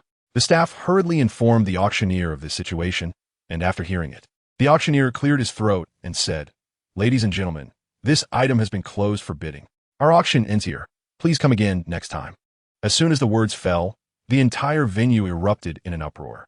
People were whispering to each other, speculating why Jiangyu would suddenly close the bidding for this divine artifact. Some believed he felt the price was too high, while others speculated he might have a special use for this divine artifact. Many were curious about the mysterious Jiangyu, wondering about his identity and how he possessed such power and wealth to directly close the bidding on such a precious divine artifact. As the crowd gradually dispersed, this lively auction came to an end. However, the story of the 7-color divine spear and Jiangyu became a hot topic over tea and meals. Perhaps, in the near future, these mysteries will eventually be unveiled. After speaking, the auctioneer took the item to the VIP area. The auctioneer hurried to the VIP area, and before Meow Meow could speak, Jiangyu asked first, "Where did you obtain the 7-color divine spear? Please tell us truthfully." Suddenly, a man dressed in black approached Jiangyu and said, "Your Majesty, she does not know. I will answer any questions you have." Jiangyu pointed to the screen and inquired, "Where does the 7-color divine spear come from?" Tang Xing was seeing her godmother in such a fiery state for the first time, and she couldn't help but stare at her in astonishment. The manager, trembling, said, "This 7-color divine spear was unexpectedly obtained from the ruins." "Ruins? Are you referring to the southern wilderness?" Jiangyu's eyes lit up as she hurriedly asked. The manager, seeing this, quickly nodded and replied, "Your Highness is wise. It is indeed the mysterious southern wilderness." Then, trying to please Jiangyu, he quickly added, "Your Highness, if you like this artifact, how about I gift it to you?" However, upon hearing this, Jiangyu became furious, and her aura suddenly erupted. She shouted angrily, "Gift? Oomph." 1,000 years ago, the 7-color Douluo and the Taiji Douluo became husband and wife. And later the 7-color Douluo successfully ascended to the divine realm with the 7-color divine spear, and I am the Taiji Douluo from back then. As she spoke, Jiangyu had already activated her martial soul and unabashedly released a powerful pressure. In an instant, everyone present was nearly suffocated by this terrifying aura. Faced with Jiangyu's questioning, beads of cold sweat dripped down the manager's forehead, and he trembled as he replied, "Your Highness, please do not be angry. This should naturally be returned to you."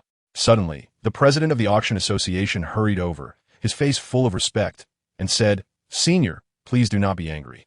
This 7-color divine spear was accidentally found by us in the southern wilderness, and before we could properly handle it, they took it for auction without permission. We will certainly punish them severely for this matter. It is indeed fortunate that this artifact can be returned to its rightful owner today.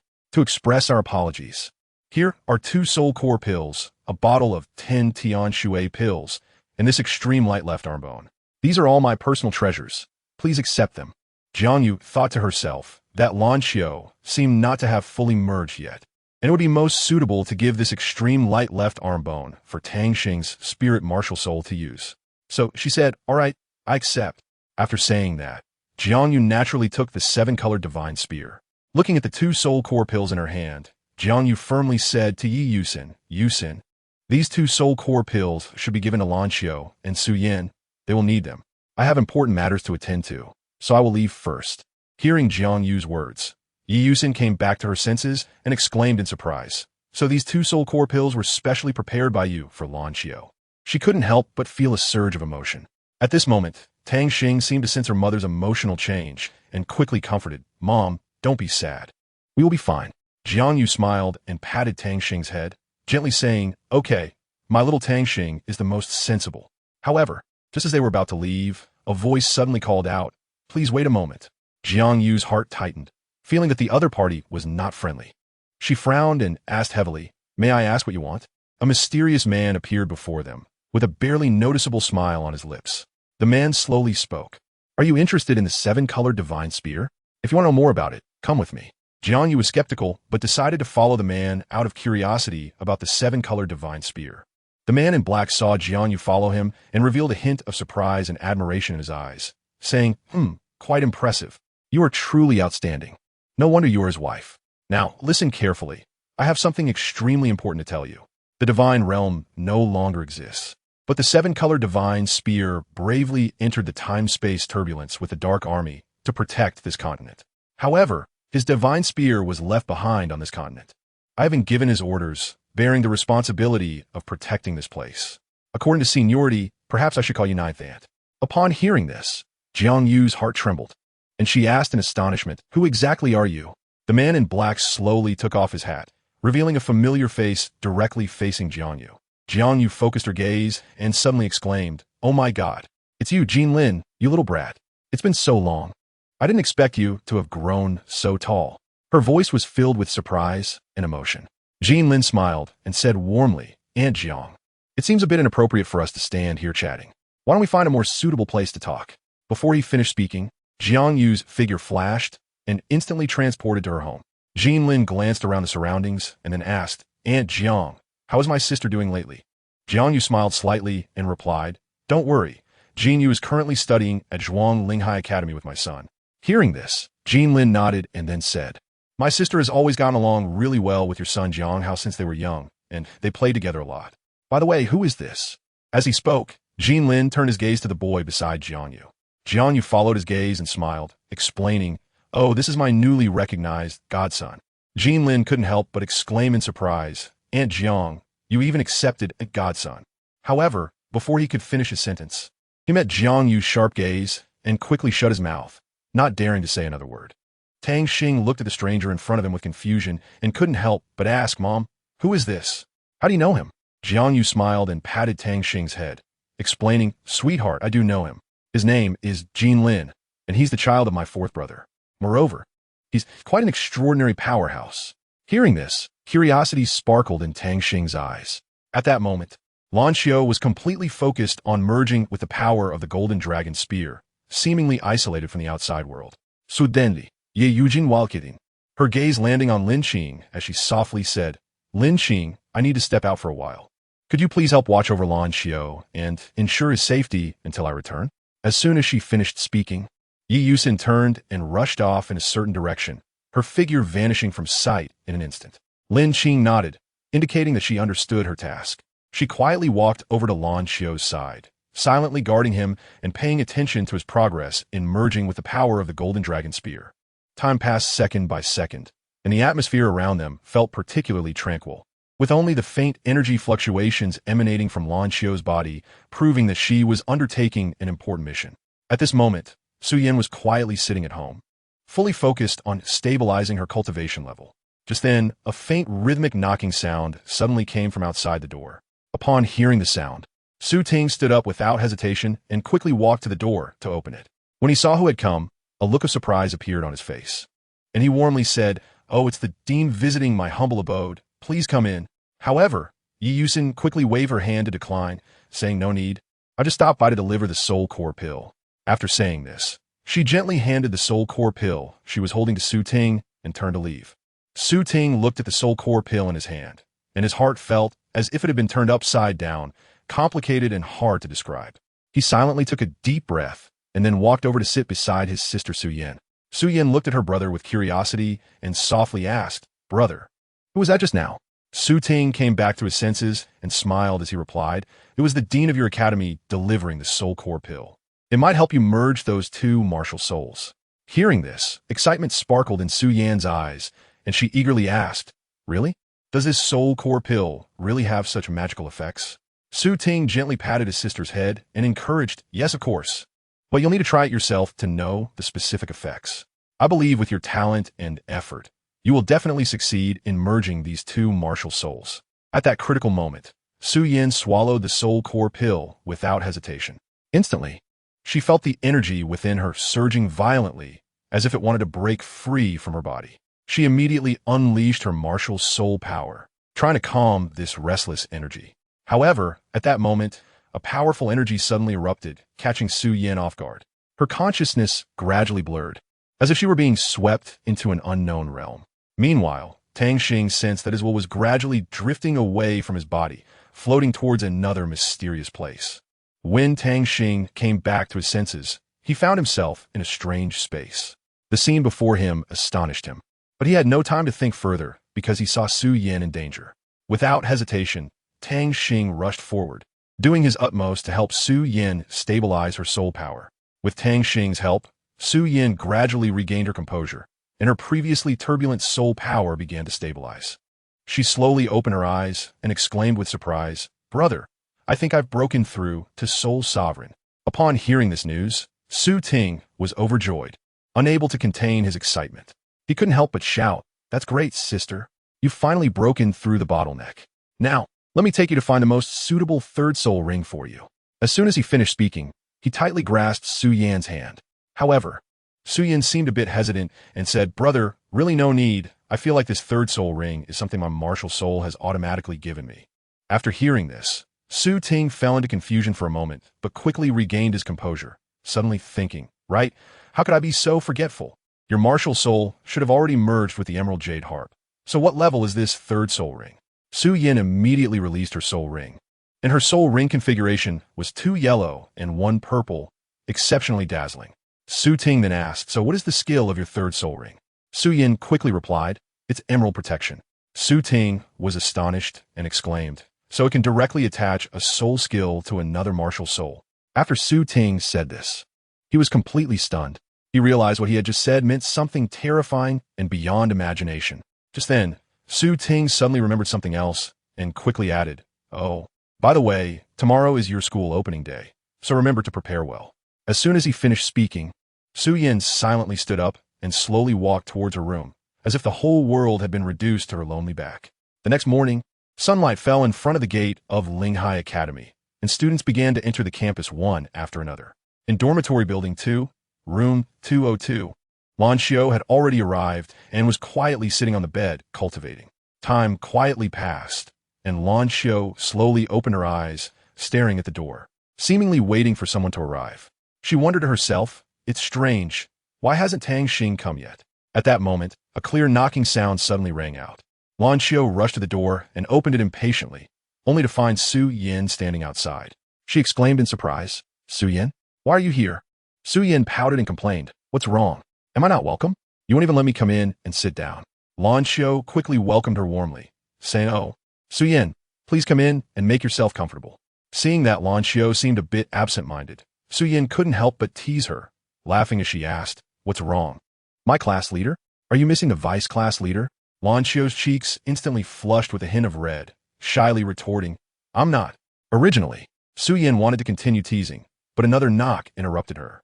Without hesitation, Lan Xiao walked to the door and quickly opened it, only to see Tang Xing standing outside. Tang Xing smiled and said, "Lan Xiao, I'm back."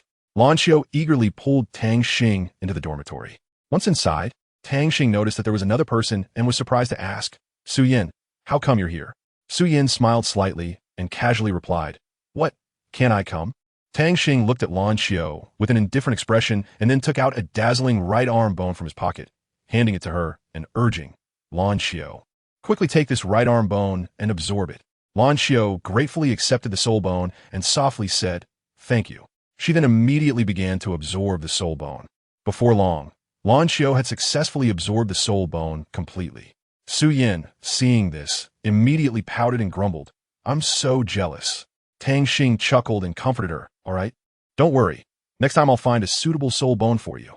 Su Yin still wouldn't let it go and said again, "Then let's go eat now. I'm almost starving." Tang Xing turned to ask Lan Xiao, "Lan Xiao, what do you think? Are you hungry?" Lan Xiao rubbed her belly and honestly replied, "Yeah, I'm a bit hungry."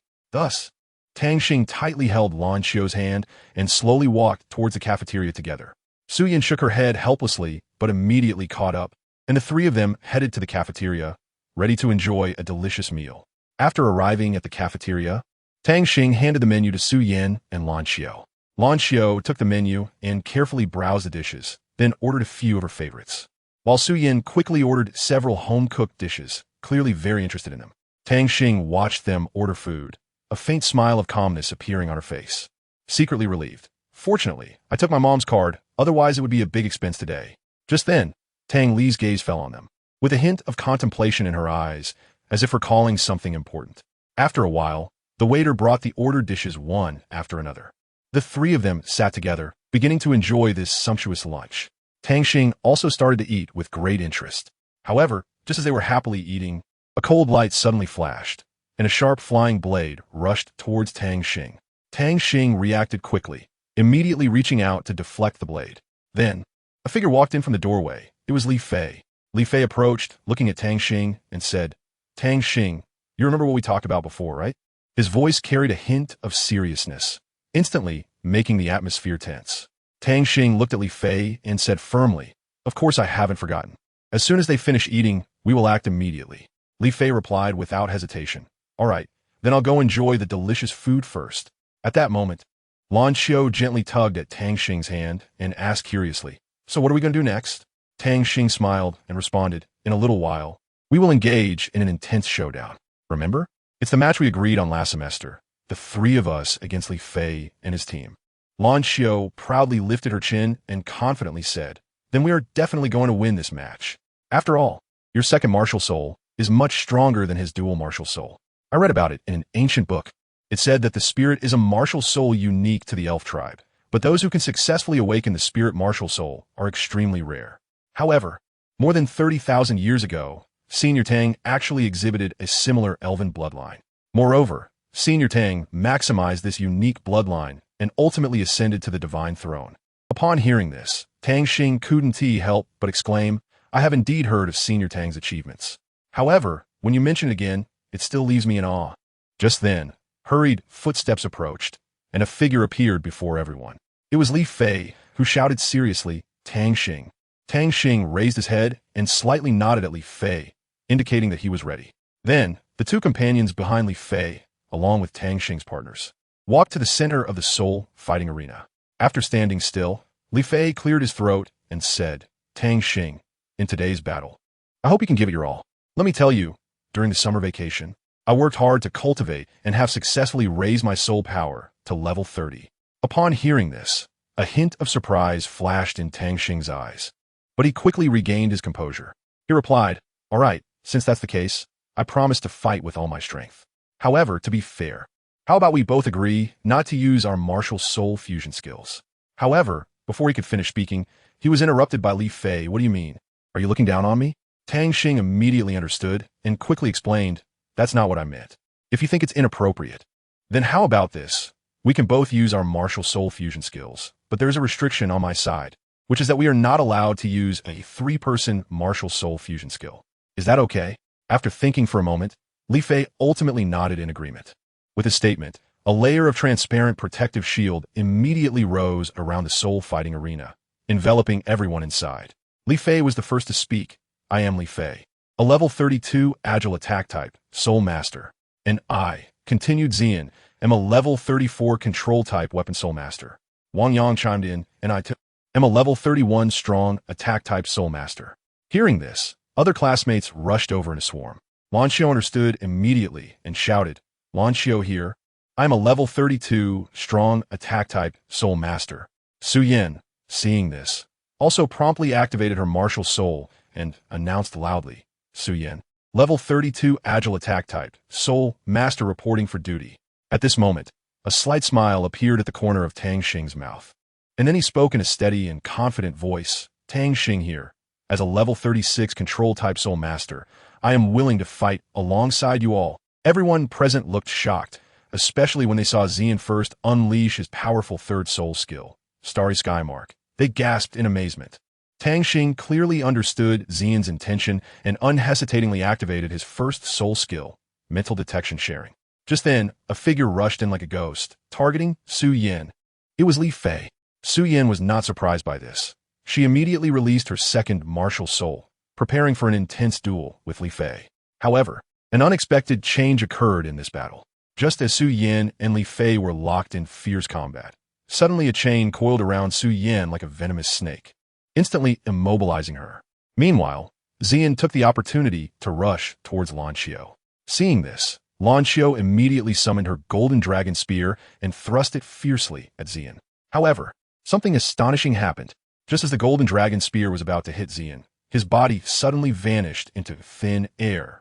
Lan Xiao realized she had fallen for a trick. Suddenly, a figure appeared before Tang Xing, and it was Wang Yang. Wang Yang showed that paired soul skill, fiery blade. As his voice rang out, a scorching aura rushed towards them, as if the entire space had been ignited. However, at that moment, Tang Xing's eyes sparkled with purple light, as if two mysterious gems were shining brightly in the darkness.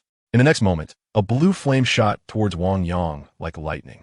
Wang Yang's face showed disbelief as he exclaimed, "How is this possible? How do you have my soul skill?" He widened his eyes, trying to see everything happening before him. But the blue flame came too quickly for him to evade. At that moment, time seemed to freeze, and everything around them fell into an eerie silence. Tang Xing and Wang Yang stared at each other, filled with confusion and shock. They both realized that this battle had surpassed their expectations, and the subsequent developments would determine the direction of their fates. Tang Xing smiled slightly and said softly, "This is because I have activated my second and third soul skills." As she spoke, Lan Xiao, holding a dragon spear, rushed forward with astonishing speed to stab Wang Yang. At the same time, he unleashed his first soul skill, Golden Dragon Stab. Wang Yang did not back down, wielding his flame blade to engage in a fierce confrontation with Lan Xiao's Golden Dragon Spear. Just as the two were locked in a stalemate, Tang Xing had already secretly gathered her strength, preparing to deliver a fatal blow to Wang Yang. However, just as Tang Xing's attack was about to strike Wang Yang from behind, Li Fei suddenly appeared and quickly intercepted Tang Xing's assault. With a smile on his face, Li Fei called out to Tang Xing, "Tang Xing, let's settle this." Li Fei, relying on his unique twin martial souls, instantly divided the battlefield into two parts. At this moment, Tang Xing found herself in a predicament and had no choice but to use her second martial soul. Sensing Tang Xing's switch in martial souls, Li Fei immediately unleashed an incredibly powerful aura, pressing down on Tang Xing like Mount Tai crushing an egg. Tang Xing did not dare to be the slightest bit negligent. He quickly condensed a dazzling light sphere and fiercely hurled it towards Li Fei. However, Li Fei's reaction speed was beyond imagination. He almost instantly devised a countermeasure and immediately unleashed his first soul skill, Radiant Slash. This soul skill was incredibly powerful, exuding a fierce momentum and brilliant light. Like a peerless sword, whistling towards Tang Xing faced with such a fierce offensive, Tang Xing did not dare to be careless and mobilized all the energy within his body, then released his second soul skill, Spirit Body Dominance. At the same time, Li Fei was also unwilling to be outdone. He knew Tang Xing's strength was extraordinary and that he had to go all out to have a chance of winning. Thus, he decisively activated his skill again, unleashing a more powerful second soul skill, Radiant Storm. This move swept in like a torrential storm, bringing with it endless might and destructive power, causing the entire battlefield to tremble. In an instant, Li Fei's face was filled with terror as he shouted hoarsely, "Ziyuan, quickly give me a boost." Without a moment's hesitation, Ziyuan immediately used her third soul skill, Rain of Red Leaves, and then released her second soul skill, Blooming Red Leaves. With the powerful enhancement, Li Fei swiftly activated the Spirit Fusion skill. Seeing the scene, Lan Xiao was anxious and shouted, "Hurry, Tang Xing, we must activate the Spirit Fusion immediately." Tang Xing did not dare to delay for a moment and immediately used his first soul skill, Sacred Light Wave. This powerful light instantly shattered Su Yan's restraints. Tang Xing then shouted, "Give me a boost." Su Yan understood and immediately activated her third soul skill, Emerald Light, followed by her second soul skill, Emerald Soul Melody. At the same time, Tang Xing also began to unleash his third soul skill, Spirit Light Transformation. At this moment, the atmosphere on the entire battlefield was tense to the extreme, as if even the air had solidified. Both sides were exerting their utmost strength, trying to achieve victory in this fierce battle. Chapter 16. The culprit Tang Xing remembered what Jiang Yu had said to him. "Mom, what level of opponents can I fight against with my current cultivation?" Jiang Yu carefully examined Tang Xing and slowly said, "With your current strength, you can easily handle opponents within level 30. Your cultivation is already sufficient to compete with a Soul King. Of course, if you encounter some special situations, you need not be afraid and can fight with all your might. If you face a strong enemy like a Soul Emperor, you also have the strength to fight back." Therefore, your limit for challenging higher levels is the Soul King. Moreover, if the opponent is just an ordinary Soul King, they're definitely no match for you. But if you come across a genius Soul King, then you need to be cautious, understand? After Tang Xing gained a powerful enhancement, Li Fei had also completed his accumulation of strength and unleashed his ultimate move towards Tang Xing, Bright Shadow Moon. Tang Xing, not to be outdone, released his own attack, Spirit Holy Light Wave. Under such a strong assault from Tang Xing, even Li Fei could no longer hold on, and his martial soul fusion was subsequently. Seeing this, Tang Xing immediately retracted his soul skills. At this moment, Li Fei deeply realized the gap in strength between him and Tang Xing. He stood up and sincerely said, "Class leader, from today on, let's be friends. You can be the boss, and I'll be your subordinate. I'll listen to you from now on." Tang Xing gladly accepted and replied, "All right, it's settled then." Li Fei looked at Tang Xing thoughtfully, as if he understood something. He hesitated for a moment and then asked, "By the way, boss, how are you preparing for the entrance exam?" Tang Xing confidently answered, "As for me, I'm already guaranteed to win." Li Fei hesitated again and then spoke up, "But Lin Xian and Huang Quan from Class 2 are really difficult to deal with." Tang Xing, however, smiled happily and replied, "Okay, I understand. Li Fei, please bring me their detailed information." After hearing this, Li Fei nodded and immediately turned to prepare the materials. Standing aside, Lan Xiao was filled with confusion. She really didn't understand what Tang Xing was trying to accomplish.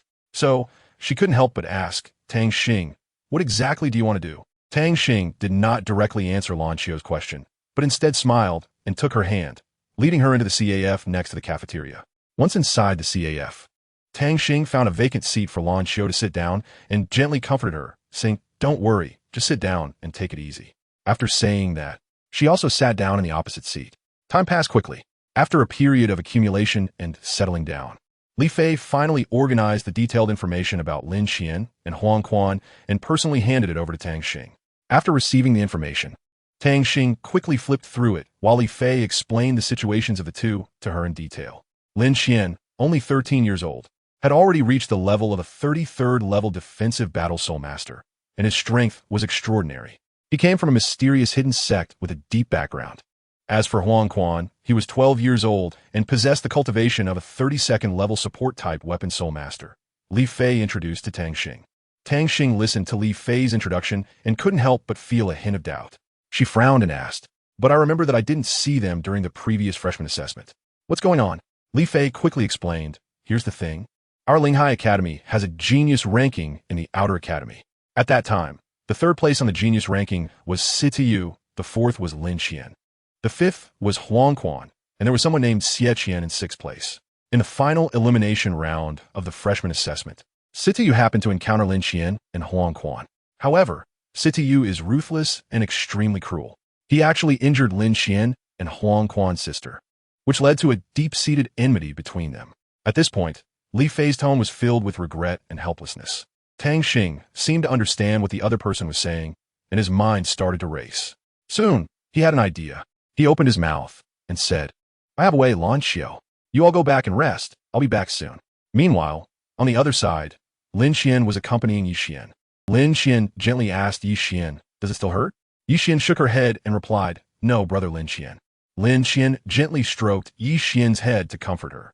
Just then, Tang Xing arrived at their location. Huang Quan slowly walked out, sizing up Tang Xing from head to toe, then asked with a hint of confusion, "What brings you, the champion of the new student assessment, here? Tell me, what do you want?" Tang Xing replied with a smile, "I didn't expect you to know me. Then I won't beat around the bush and we'll get straight to the point. I've heard that your sister was poisoned by Sitiyu, but despite your long search, you still haven't found a way to cure her." Huang Quan showed a disdainful expression and sneered, "Do you have a solution then?" Tang Xing confidently answered, "That's right.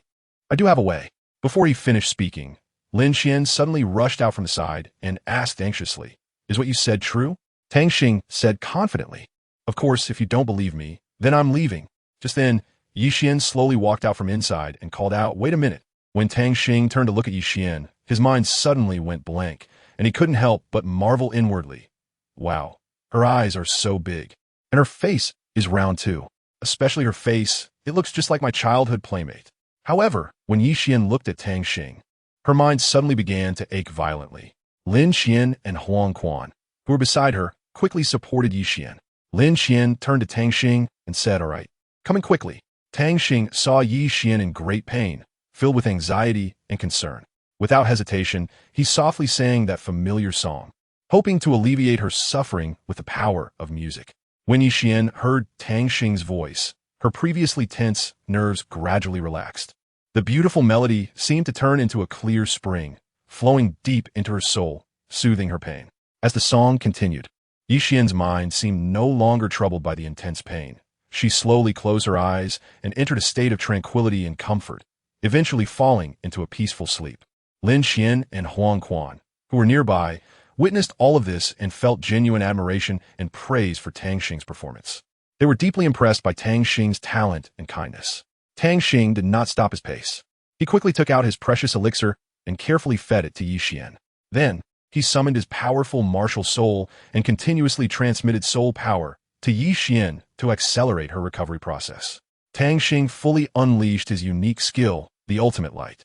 Streams of dazzling brilliance surged from him, like the first rays of sunlight at dawn, warm and full of vitality. These lights converged into a powerful flow of energy, penetrating into Yi Xian's body, expelling every trace of lingering poison.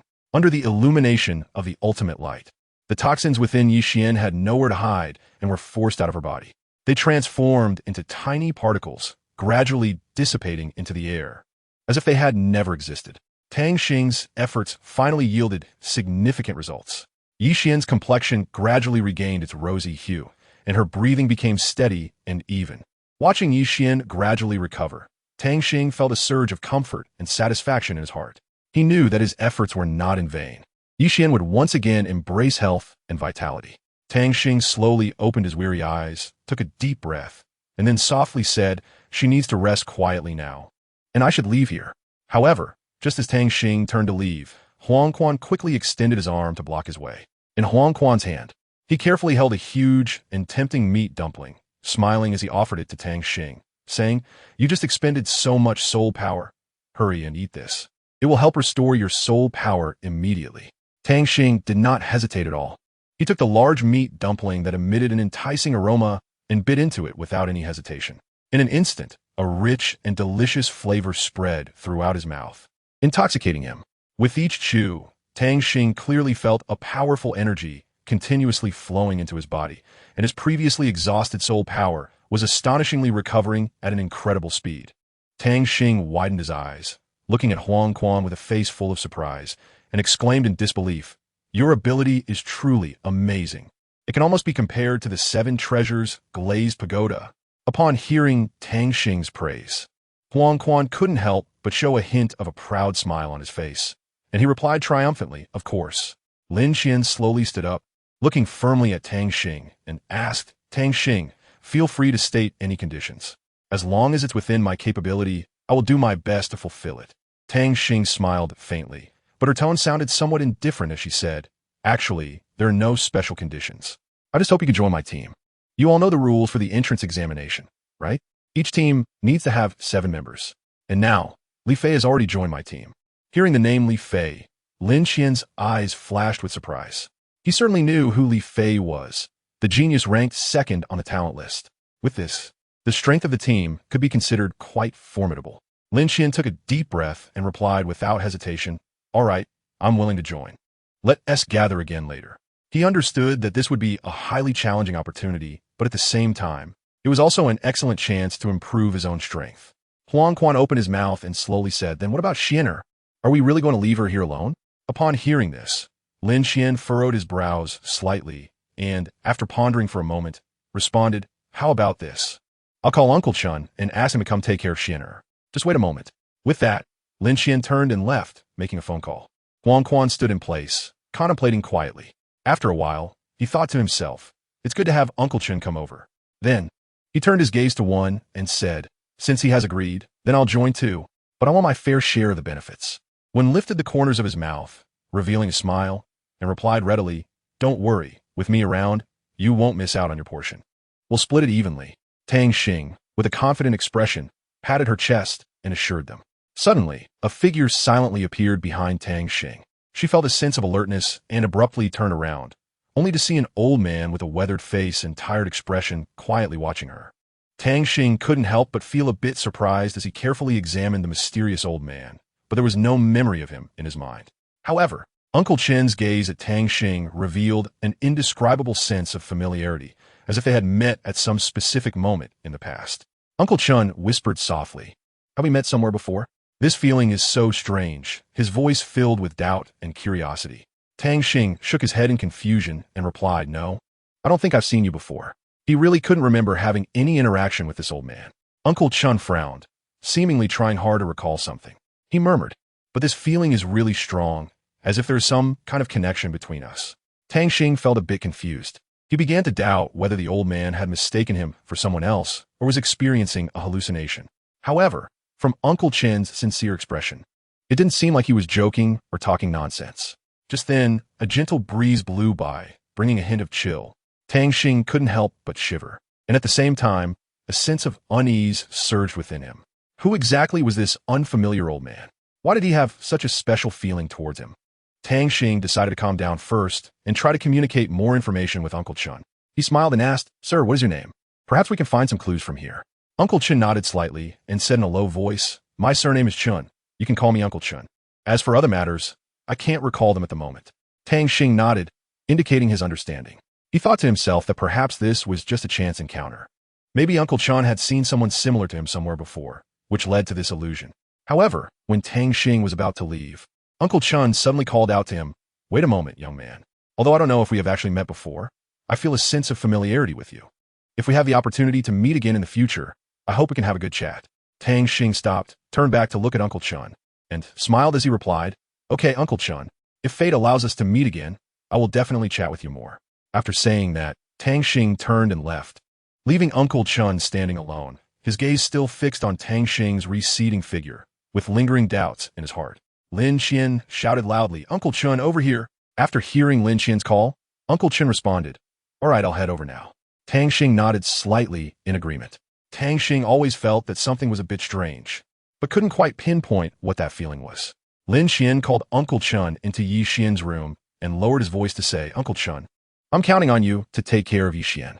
Uncle Chen looked puzzled and asked, "Where are you going?" Lin Qian replied, "I have to go take the entrance exam with Huang Quan."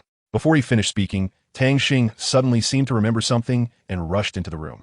Lin Qian quickly added, "Besides, you've raised Xianer since she was little, so when it comes to taking care of her, you have much more experience than I do."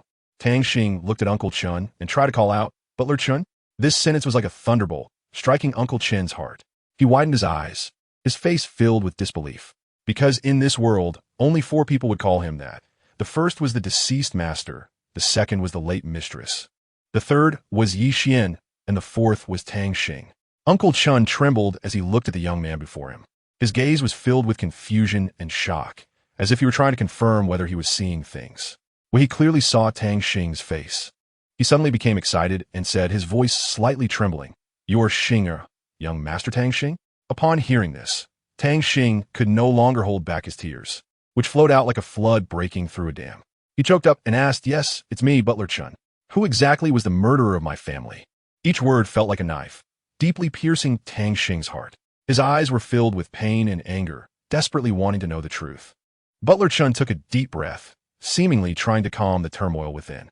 He gritted his teeth and said word by word, "It was the Sidu family and the Qianfeng family. How could they be so cruel as to kill the master, the mistress, and over 100 members of our family?" Uncle Chen was devastated, crying uncontrollably. Upon hearing this news, Tang Xing stood there as if struck by lightning, the anger in his heart erupting like a volcano. He could not accept this cruel reality.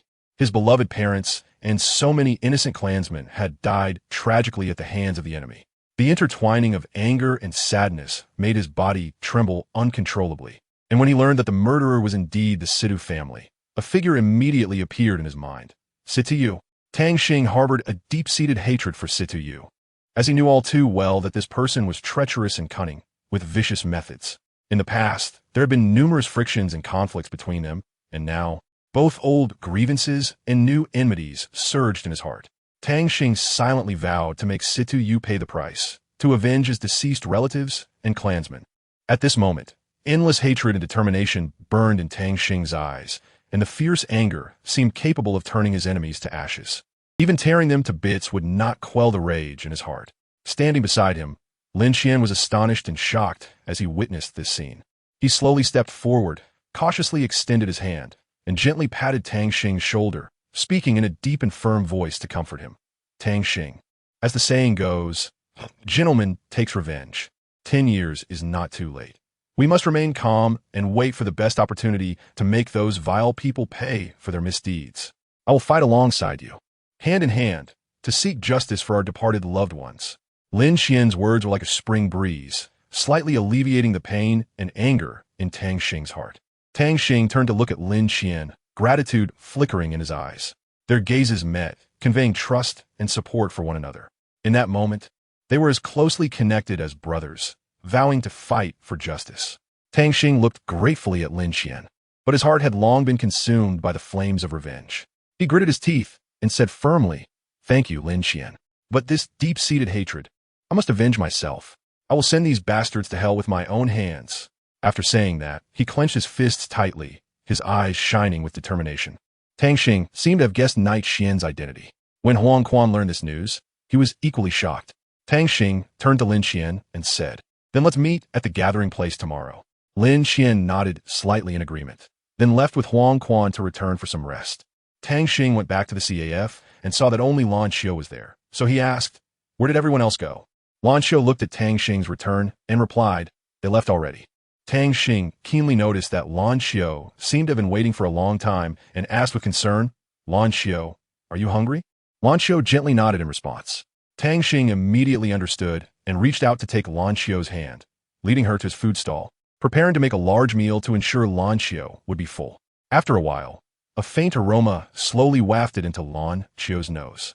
The scent was not strong, but was very enticing, as if an invisible hand was gently teasing his heartstrings. Lan Xiu couldn't help but feel curious. He stood up and looked in the direction the aroma was coming from. He saw Tang Xing approaching him with a bowl of food, wearing a gentle smile.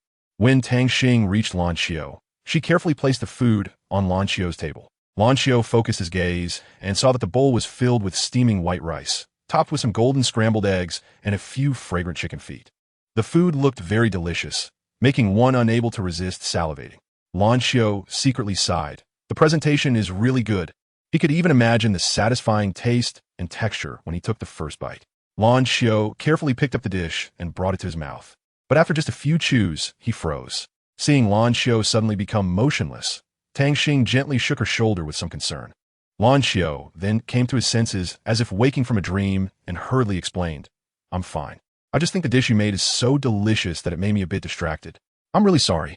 Tang Xing felt a little relieved upon seeing this and smiled, saying, "As long as you like it, take your time eating and don't choke." However, Lan Xiu seemed not to have heard Tang Xing's words. She quickly cleared the food from the table as if under a spell, like the wind sweeping away clouds. After finishing, Lan Xiu didn't even have time to say another word to Tang Xing before she hurried back to her dormitory, collapsed on her bed, and fell into a deep sleep, preparing for the arrival of the next day. The next morning, a thin layer of mist enveloped the sky, like a veil covering the earth. A warm ray of sunlight streamed through the window, gently falling onto Tang Xing's bed like golden strings of a piano. Tang Xing slowly opened his eyes, his gaze drawn to the sun that had just risen outside the window. That red sun seemed to be the most dazzling jewel in the world, radiating endless light and power. Tang Xing quietly stared at it, a strong sense of urgency surging in his heart. He knew that time flows by like water, and if he didn't seize the moment to improve himself, it would be difficult to achieve the goals he held dear. Thus, without hesitation, Tang Xing rolled out of bed, his movements quick and nimble. He walked to the high platform beside his bed and sat down steadily, his eyes firm and focused. He softly said to himself, "I almost missed the training time for the purple extreme demon eye. Now, I already know that the murderer of my parents is related to the Situ family. Connected to Situ Yu, and that mysterious Qianfeng family cannot be excluded either. But I am currently too weak and lack the strength to take revenge. However, one day, I will make myself incredibly powerful and ensure that they pay the price for their actions." Tang Xing's voice reveals a steadfast determination, as if it were a sharp sword, cutting through the thorns and obstacles ahead. He understands that achieving his goals is not easy, but he possesses enough courage and perseverance to face all difficulties. In this world full of challenges and opportunities, only by continuously striving and surpassing oneself can one stand at the peak and overlook all beings. Tang Xing took a deep breath, adjusted his mindset, and then began to focus intently on cultivating the purple extreme demon eye. As time passed, beads of sweat gradually appeared on his forehead, but his gaze became increasingly determined and sharp. Finally, Tang Xing completed his training for the day. He stood up, stretched his somewhat stiff body, and then headed downstairs without hesitation, preparing to participate in the entrance examination. In his heart, he believed that only by continuously improving his strength could he achieve his goal of avenging his parents. This entrance examination was an important step towards reaching a higher realm. Tang Xing stood in the square and saw Lan Xiu and Su Yan along with Li Fei. A voice reached Li Fei's ears, and he turned around to see Lin Qian. Li Fei seemed to realize something and said, "You're here to find Tang Xing, right?" Just then, Tang Xing appeared, and Li Fei felt a bit embarrassed, saying, "Speak of the devil, and he shall appear." Tang Xing shot Li Fei a glare, and he immediately became obedient. Suddenly, the director's low and authoritative voice rang out. Quiet. It pierced through the noise of the entire estate like a thunderclap.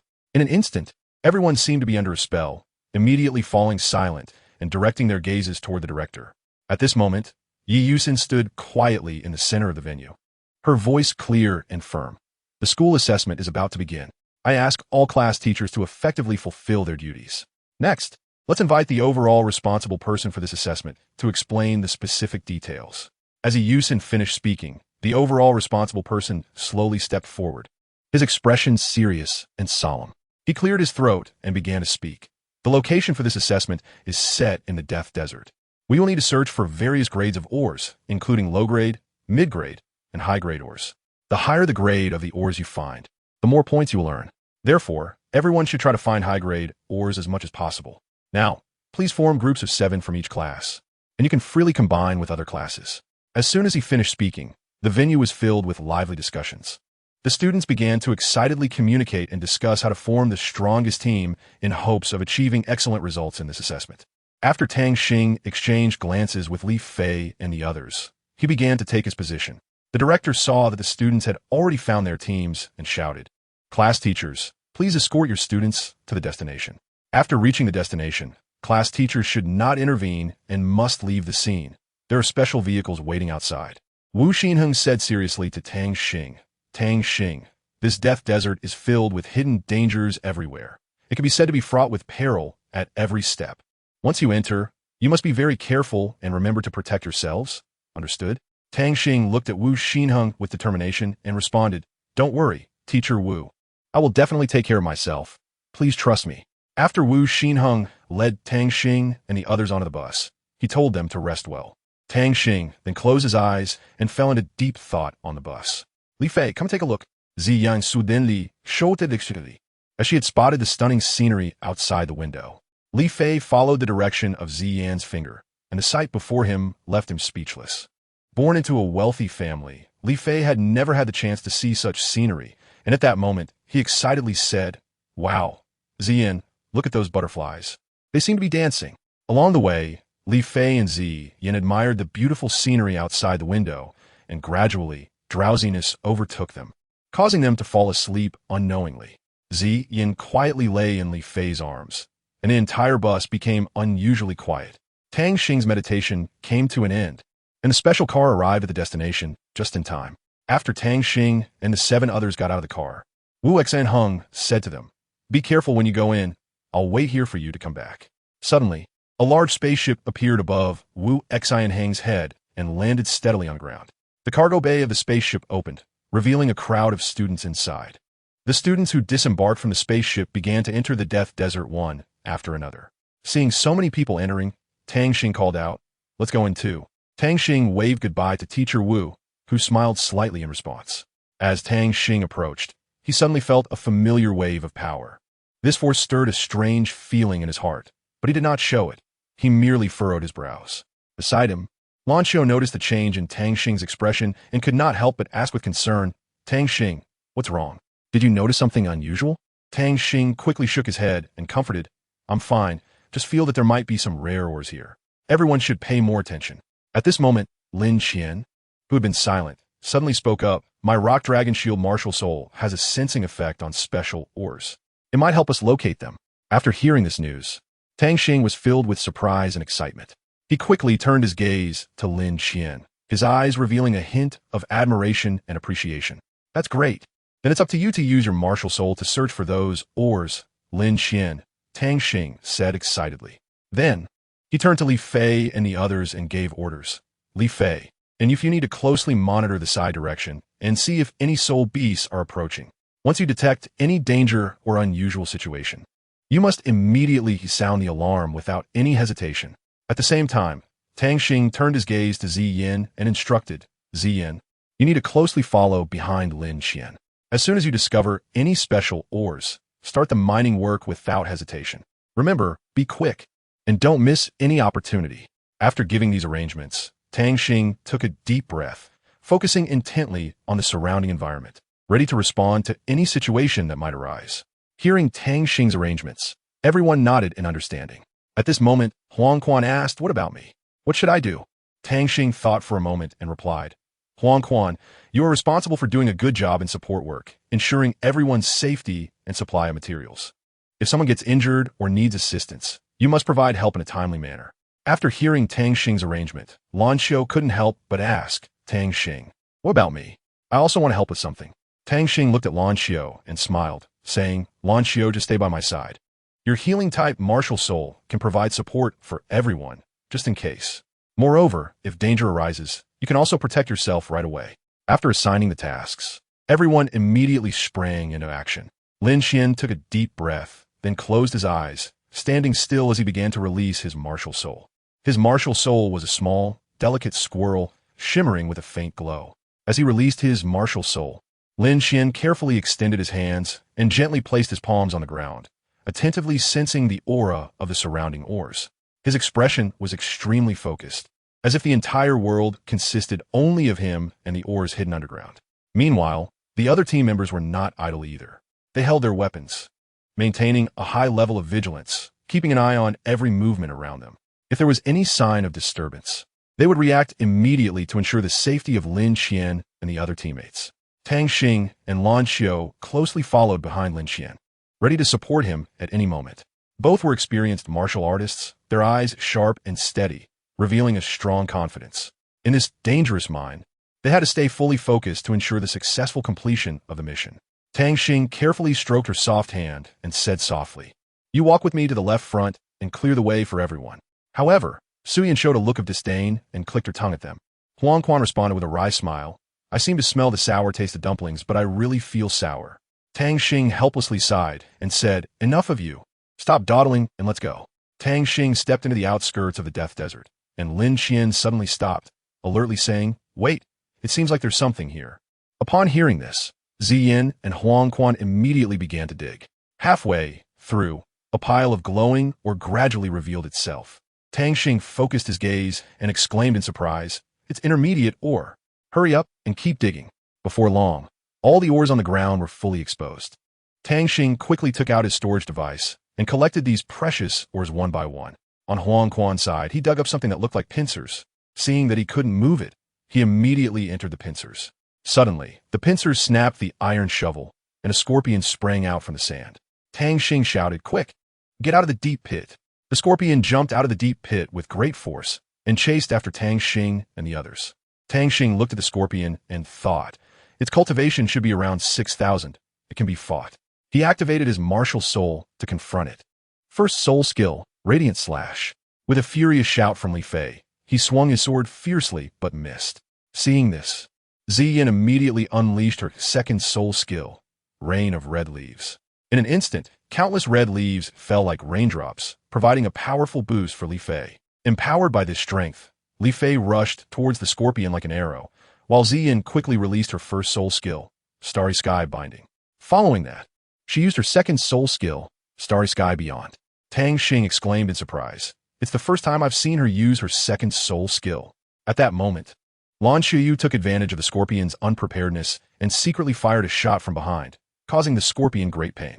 However, the scorpion reacted quickly, Using its massive pincers to tightly grip Lan Xiaoyu's red umbrella and violently threw it away. As the scorpion prepared to launch its tail to stab Li Fei again, Lin Xian timely intervened, throwing out the rock dragon shield and chanting a spell. First soul skill, Copper Wall Barrier. The rock dragon shield emitted a powerful glow, forcefully repelling the scorpion's tail. Unwilling to give up, the scorpion prepared to launch its venomous stinger again, targeting Tang Xing. Tang Xing shouted in terror, "No." Chapter 18. Crisis. At that moment, a shadow suddenly appeared, blocking Tang Xing's path. The green needle shot through like lightning, instantly piercing through Lan Xiao's body. Seeing this, Tang Xing leaped up without hesitation and rushed forward. Meanwhile, Su Yin immediately unleashed her third soul skill, Emerald Light, as well as her second soul equipment, Emerald Soul Melody. However, unexpectedly, another powerful energy surged into Tang Xing's body at that moment. Tang Xing felt the surge of power and immediately activated his own potential. He unleashed his third soul skill, Starry Sky Mark, and followed it up with his second soul skill, Rain of Red Leaves. Instantly, countless red leaves blossomed in the air, creating a vibrant and colorful scene. Then, Tang Xing fully released his light element. He used his third soul skill, Fairy God Transformation, as well as his third soul skill, Fairy Sacred Wave. The dazzling light shone like stars, illuminating the entire space. Tang Xing's strength was fully displayed at that moment. Under Tang Xing's all-out attack, the scorpion was finally defeated. Tang Xing held Lan Xiao tightly, while Huang Quan quickly prepared a detoxifying shrimp dumpling. Without hesitation, Tang Xing summoned his ultimate light to heal Lan Xiao's injuries. Under Tang Xing's focused treatment, soon the sky began to turn murky and dark, as if something bad was about to happen. Su Yin keenly sensed the anomaly and reminded everyone, "The air around us seems a bit off. Everyone needs to be careful."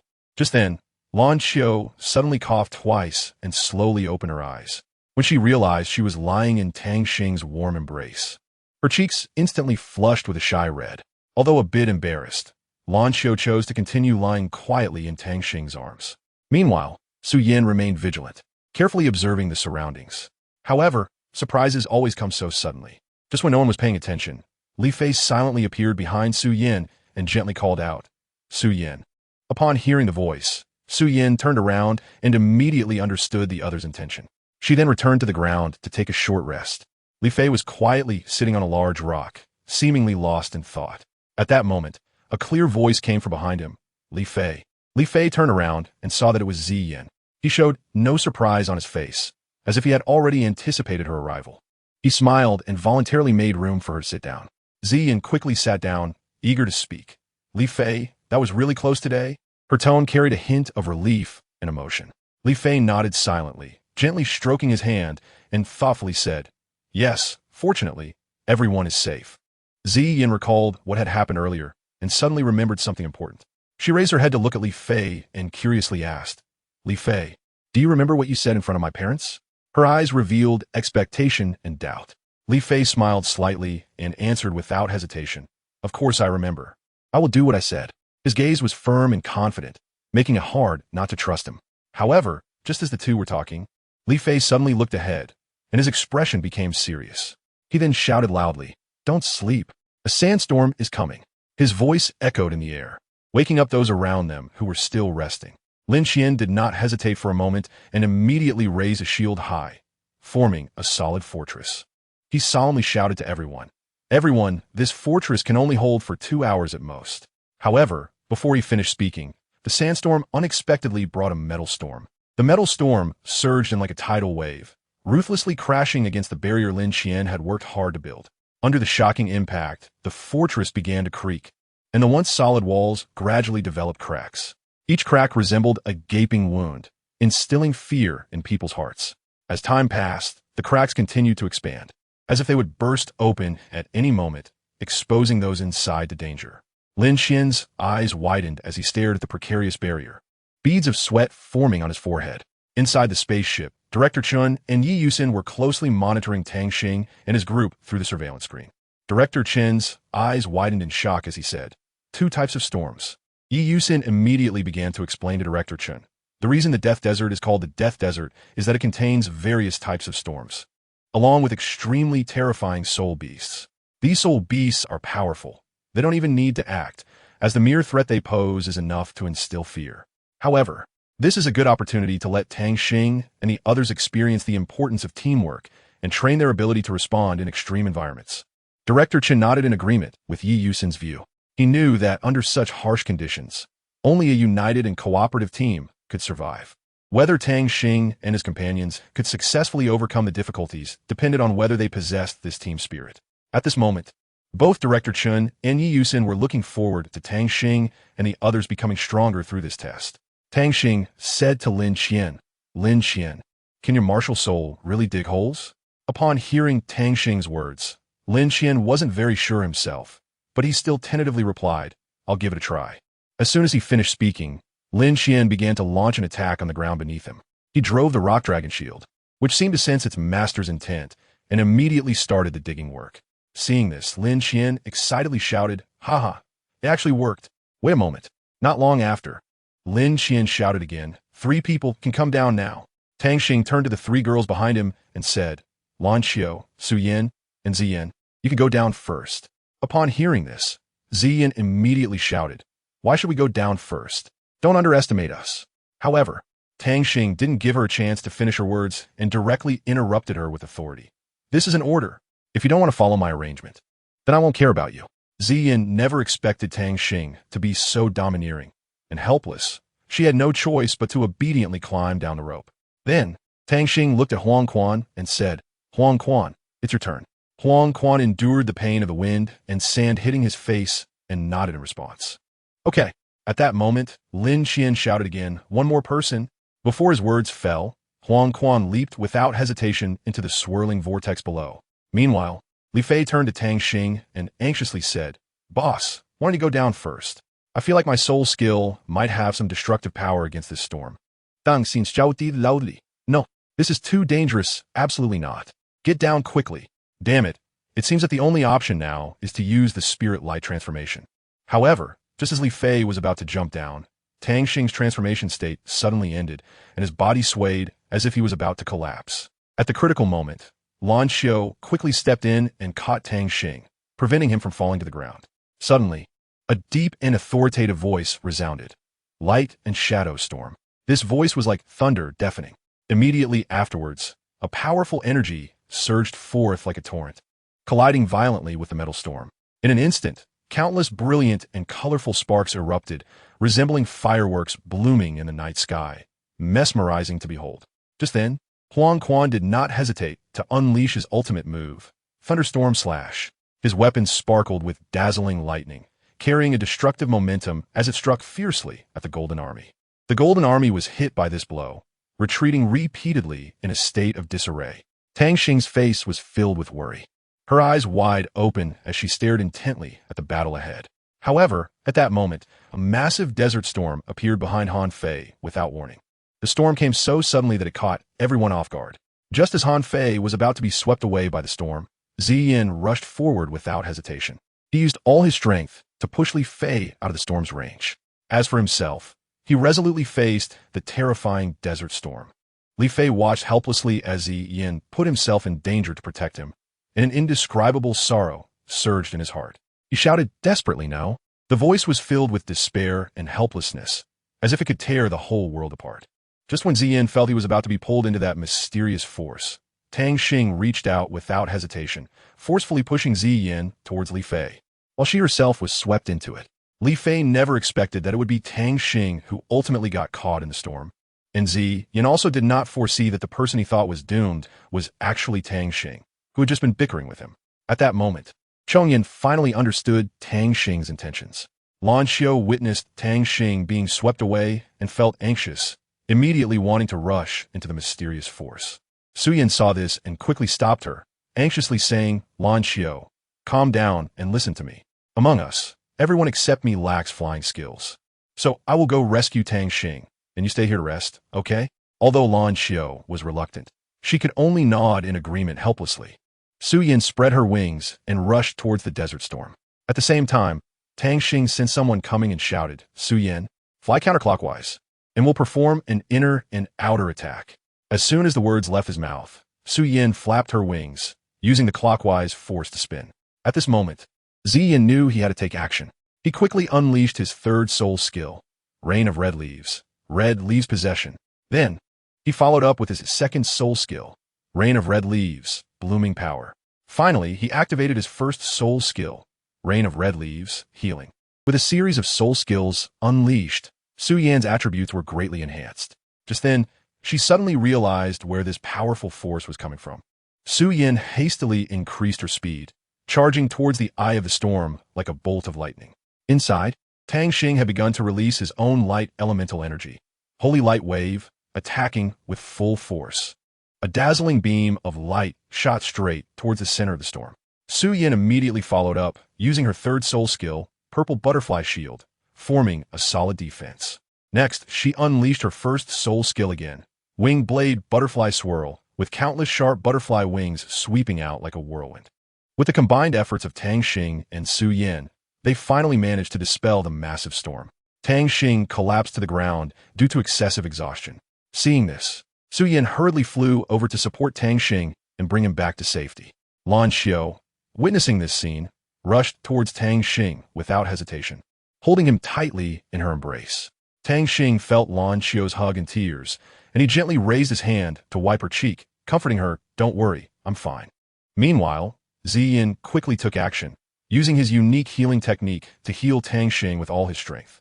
Huang Quan did not hesitate to unleash his powerful soul skill, Super Recovery Dumpling. This soul skill transformed into a dazzling light and flew straight into Tang Xing's mouth. Under the combined healing efforts of the two, Tang Xing's body gradually regained vitality. Finally, he slowly opened his eyes and awakened.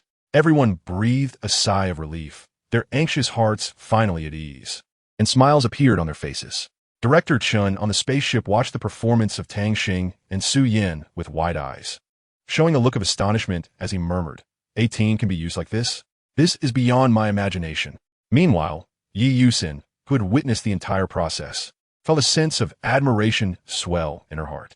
She finally understood why the old seniors of Linghai Pavilion unanimously recommended Tang Xing to become a core disciple of the inner court. This child not only had exceptional talent, but also quick thinking and extraordinary wit. He was destined to become a formidable figure and lead the changes in the cultivation world.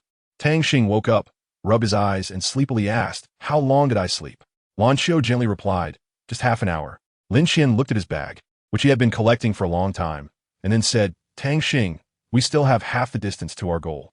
Tang Xing's gaze turned to the deep pit, as if he had discovered some treasure, and he exclaimed, "It looks like there are ores in that deep pit. Let's go take a look." Lin Xian eagerly walked into the deep pit, excitedly shouting, "So many, they're all high-grade ores." Su Yan and Li Fei went down to mine, while Huang Quan and Ziyin, "You two go carry and collect, my soul power hasn't recovered yet." Before Tang Xing could finish a sentence, Ziyin hurriedly said, "You and Sister Lan Xiao should rest well first. We'll take care of the rest of the work." Tang Xing's attitude towards Ziyin improved this time. She smiled and nodded slightly. This time, Ziyin took the initiative to say to Huang Quan, "I'll do the transporting. You focus on collecting." Huang Quan understood Ziyin's intention and nodded back with a smile, without arguing with her. During this work process, Ziyin contributed the most. Tang Xing saw it all and couldn't help but exclaim, "What a persistent and lovely little girl." After Tang Xing and the other 6 returned to the spaceship, she said to Director Chun, "Director Chun, we are here to submit our tasks." Then Tang Xing released all the stones. Director Chun was shocked upon seeing them, his mouth agape as if he could fit an egg in it, and exclaimed, "So many." After all the students submitted their tasks, they received corresponding scores. The students were like hungry chicks, eagerly awaiting Tang Xing's results. Just as Director Chun was about to say that Tang Xing wouldn't be evaluated, the students present couldn't understand what he was saying. Chapter 19. Class 1. The students were chattering about Director Chun, who remained expressionless and said, "Since you all want to know so much, let me show you clearly." With that, Director Chun opened the playback screen and played the sound of metal crashing after the metal storm hit the fortress. "Li Fei, get down quickly. It's bad. The transformation time is about to end." In the cave, Lan Xiao had already cried her eyes out, choking back tears as she said, "We can't lose him." Tang Xing looked at the scene before him, feeling an increasing sense of relief in his heart. However, the other students felt a wave of bitterness rising within them. Suddenly, something unexpected happened. Everyone in the cave flew out. Li Fei shouted, "Forget it, let's fight back." Martial Soul Fusion, light and shadow storm. At the same time, Huang Quan also unleashed a powerful move, thunderstorm slash. Finally, with their combined efforts, the metallic storm was successfully dispersed. But no one expected that in the next second, a sandstorm suddenly surged from behind Li Fei. In a critical moment, Ziyin quickly pushed Li Fei out of the way. As the storm was about to engulf Ziyin, Tang Xing pushed her out without hesitation and signaled Su Yin to launch a rescue operation. In the end, with the tacit cooperation of both inside and outside, the sandstorm was successfully quelled. At this moment, the students fell into deep contemplation. From these two thrilling events, they deeply realized why Tang Xing and the others did not conduct evaluations. If anyone else had gone, it would have been difficult for them to escape the fate of losing their lives. Yet Tang Xing was able to ensure everyone's safety, a responsibility and ability that earned everyone's deep respect. Sun Xiaokong quietly walked up to Tang Xing and sincerely said, "Class leader, we were wrong. We shouldn't have doubted you. I hope you can be magnanimous and not hold our past mistakes against us, and accept me again." His words were filled with sincerity and regret. Tang Xing looked at Sun Xiaokong and said with a determined gaze, "All right, let's work hard together, but you must first apologize to Director Chun." Her words struck like thunder, leaving everyone present in shock. Sun Xiaokong took a deep breath and slowly walked towards Director Chen. His steps felt heavy, but each one was filled with resolve and courage. When he stood in front of Director Chun, he raised his head and spoke sincerely. "Director Chun, I'm very sorry. I know I was wrong. Please forgive my impulsiveness and ignorance." This sentence was like a spring breeze, easing the tense atmosphere in the room. The classmates responded in unison, saying, "Director Chun, we're sorry."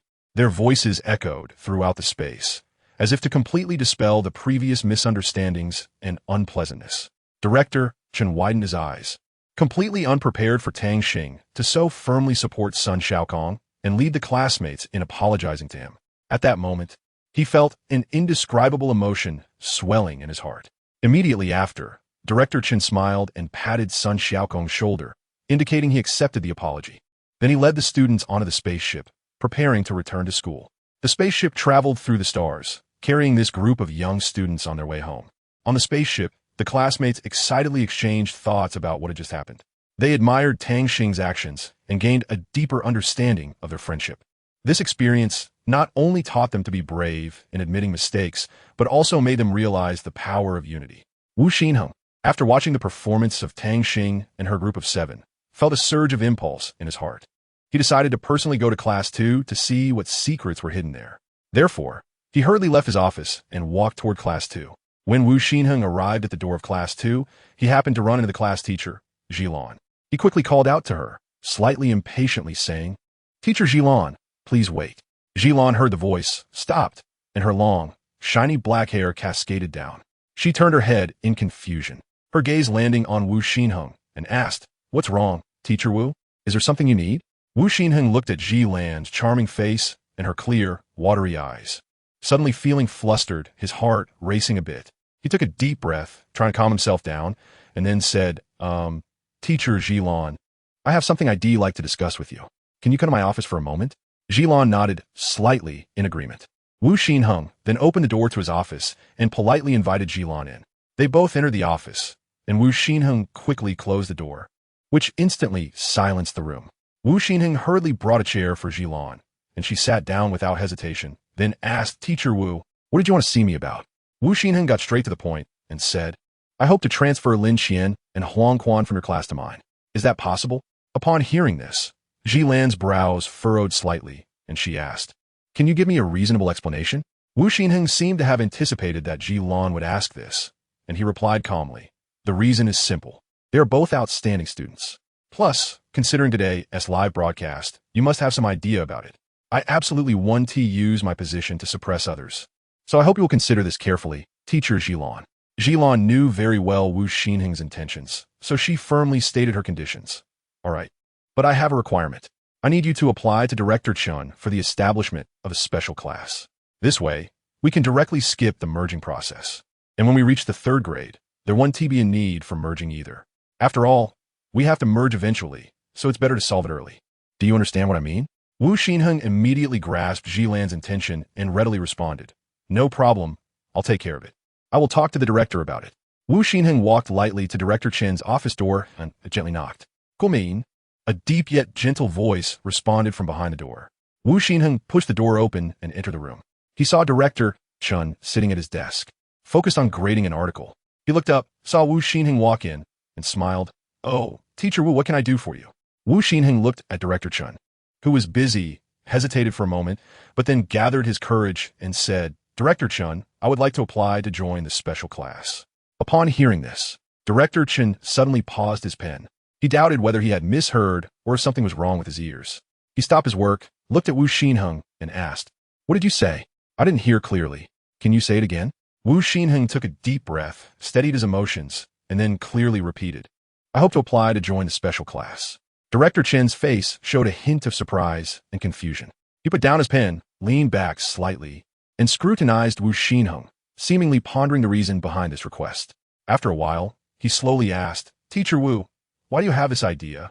Can you give me a detailed explanation?" After hearing Wu Xinheng's words, Director Chen suddenly felt his legs grow weak, and he trembled as he shouted, "Wu Xinheng, are you really sure you're not out of your mind? Do you know what qualifications are needed to become a teacher in the special class? You need to have an excellent teacher qualification certificate. Do you have one?" Faced with Director Chen's doubts, Wu Xinheng remained calm. He slowly pulled out a document from his pocket and handed it to Director Chun. After Director Chun took the document and looked closely, he couldn't help but widen his eyes in surprise and exclaimed, "Where on earth did you get this?" However, Wu Xinheng did not answer his question, simply saying, "Don't ask too much, just know that I have it." Director Chun shook his head helplessly and said, "Even if you have this certificate, so what? The students entering the special class must be extremely talented geniuses. Even if your classmates have such qualifications, they still need to go through a series of strict tests and evaluations before they can apply to enter the special class." Wu Xinheng nodded slightly and said firmly, "No problem. Tomorrow I will bring my class students to participate in the test, and Teacher Jilan's class will also participate." Director Chen instantly understood Wu Xinheng's reason for applying to the special class. He thought to himself, without a doubt, this must be the bad idea from that little girl Jilan. Director Chen's expression darkened as he said firmly, "Then it's settled. Go to the advanced testing platform tomorrow for the aptitude test." Wu Xinheng did not back down and responded with a powerful tone, "All right." As soon as he finished speaking, Wu Xinheng resolutely turned and left, leaving behind a carefree figure. Wu Xinheng hurried back to his office, smiling brightly as he said to Jilan, "Great. We did it. Tomorrow we're going for the test. I need to quickly inform our classmates." Upon receiving the news from Teacher Wu, Tang Xing didn't dare to delay for a moment and immediately took action, notifying everyone to gather in the classroom quickly. Tang Xing stood on the podium, seriously directing everyone until all were seated steadily in the classroom. She looked around to ensure no one was missed, then shouted loudly, "Everyone quiet down. Please take your seats. Teacher will be here soon." Before long, Wu Xinheng hurriedly walked into the classroom. His face was filled with excitement and anticipation, and as soon as he entered, he couldn't wait to announce, "Students, tomorrow we will use the advanced testing platform to conduct a talent assessment. This test is very important. It will determine whether you have the ability to enter Class 1. This is a rare opportunity and a test of your abilities. So, I hope everyone can give their all and perform at your best." As soon as he said this, the once quiet classroom instantly became restless, with students whispering and discussing among themselves. "Quiet." Wu Xinheng's voice suddenly rang out, like a thunderclap echoing in the classroom. The chaotic noise quickly vanished without a trace, as each student closed their mouths, afraid to make another sound. Wu Xinheng looked at the now quiet students and nodded in satisfaction, then continued, "I know everyone has been under a lot of pressure from studying lately, so today I'm specially allowing you to take a day off to adjust your state." Upon hearing this news, the students immediately showed expressions of joy. They looked at each other, their eyes filled with excitement and anticipation. Some students couldn't help but cheer, and the entire classroom was enveloped in a joyful atmosphere. Wu Xinheng smiled at the students. He knew how rare this break was for everyone. He hoped they could make good use of this day, relax their minds, regain their energy, and face the upcoming academic challenges with a better state. Lan Xiu cautiously asked, "Tang Xing, are you free right now?" Tang Xing replied without hesitation, "Of course. What's up?" Lan Xiu, a bit shy, invited, "How about we go out and have some fun tonight?" At that moment, Ma Guan suddenly popped up and interjected, "Hey, where are you two planning to go without me?" Lan Xiu looked at him helplessly and said, "We'll take you with us. I just haven't decided where to go tonight yet." Just as everyone was pondering, Su Yin suggested, "How about we go to Linghai City?" Tang Xing nodded in agreement, saying, That's a good idea. Lan Xiao immediately responded. All right, it's settled then. See you tonight. By the evening, the three of them arrived at Linghai City. As soon as they got there, Su Yin excitedly said, by the way, do you know the history of Linghai City? Lan Xiao replied, I know a little, but not everything. Su Yin cleared her throat and said, listen carefully, 30,000 years ago, Linghai City was an independent entity. However, with the changes in the continent over the past 30,000 years, the Douluo continent emerged, and there was a continent called the Stardust Continent, which is now the Stardust Empire. The Stardust Empire attempted to unify the continent, but at that time, a 10,000-year strongman pushed the invaders back. And that war ended right here. After Linghai Academy rebuilt this place, it became the property and territory of Linghai School. So this is now the territory of Linghai Academy. After hearing this, Tang Li showed a thoughtful expression on his face, and then slowly said, so, the entire Spirit Sea belongs to the Spirit Sea Academy?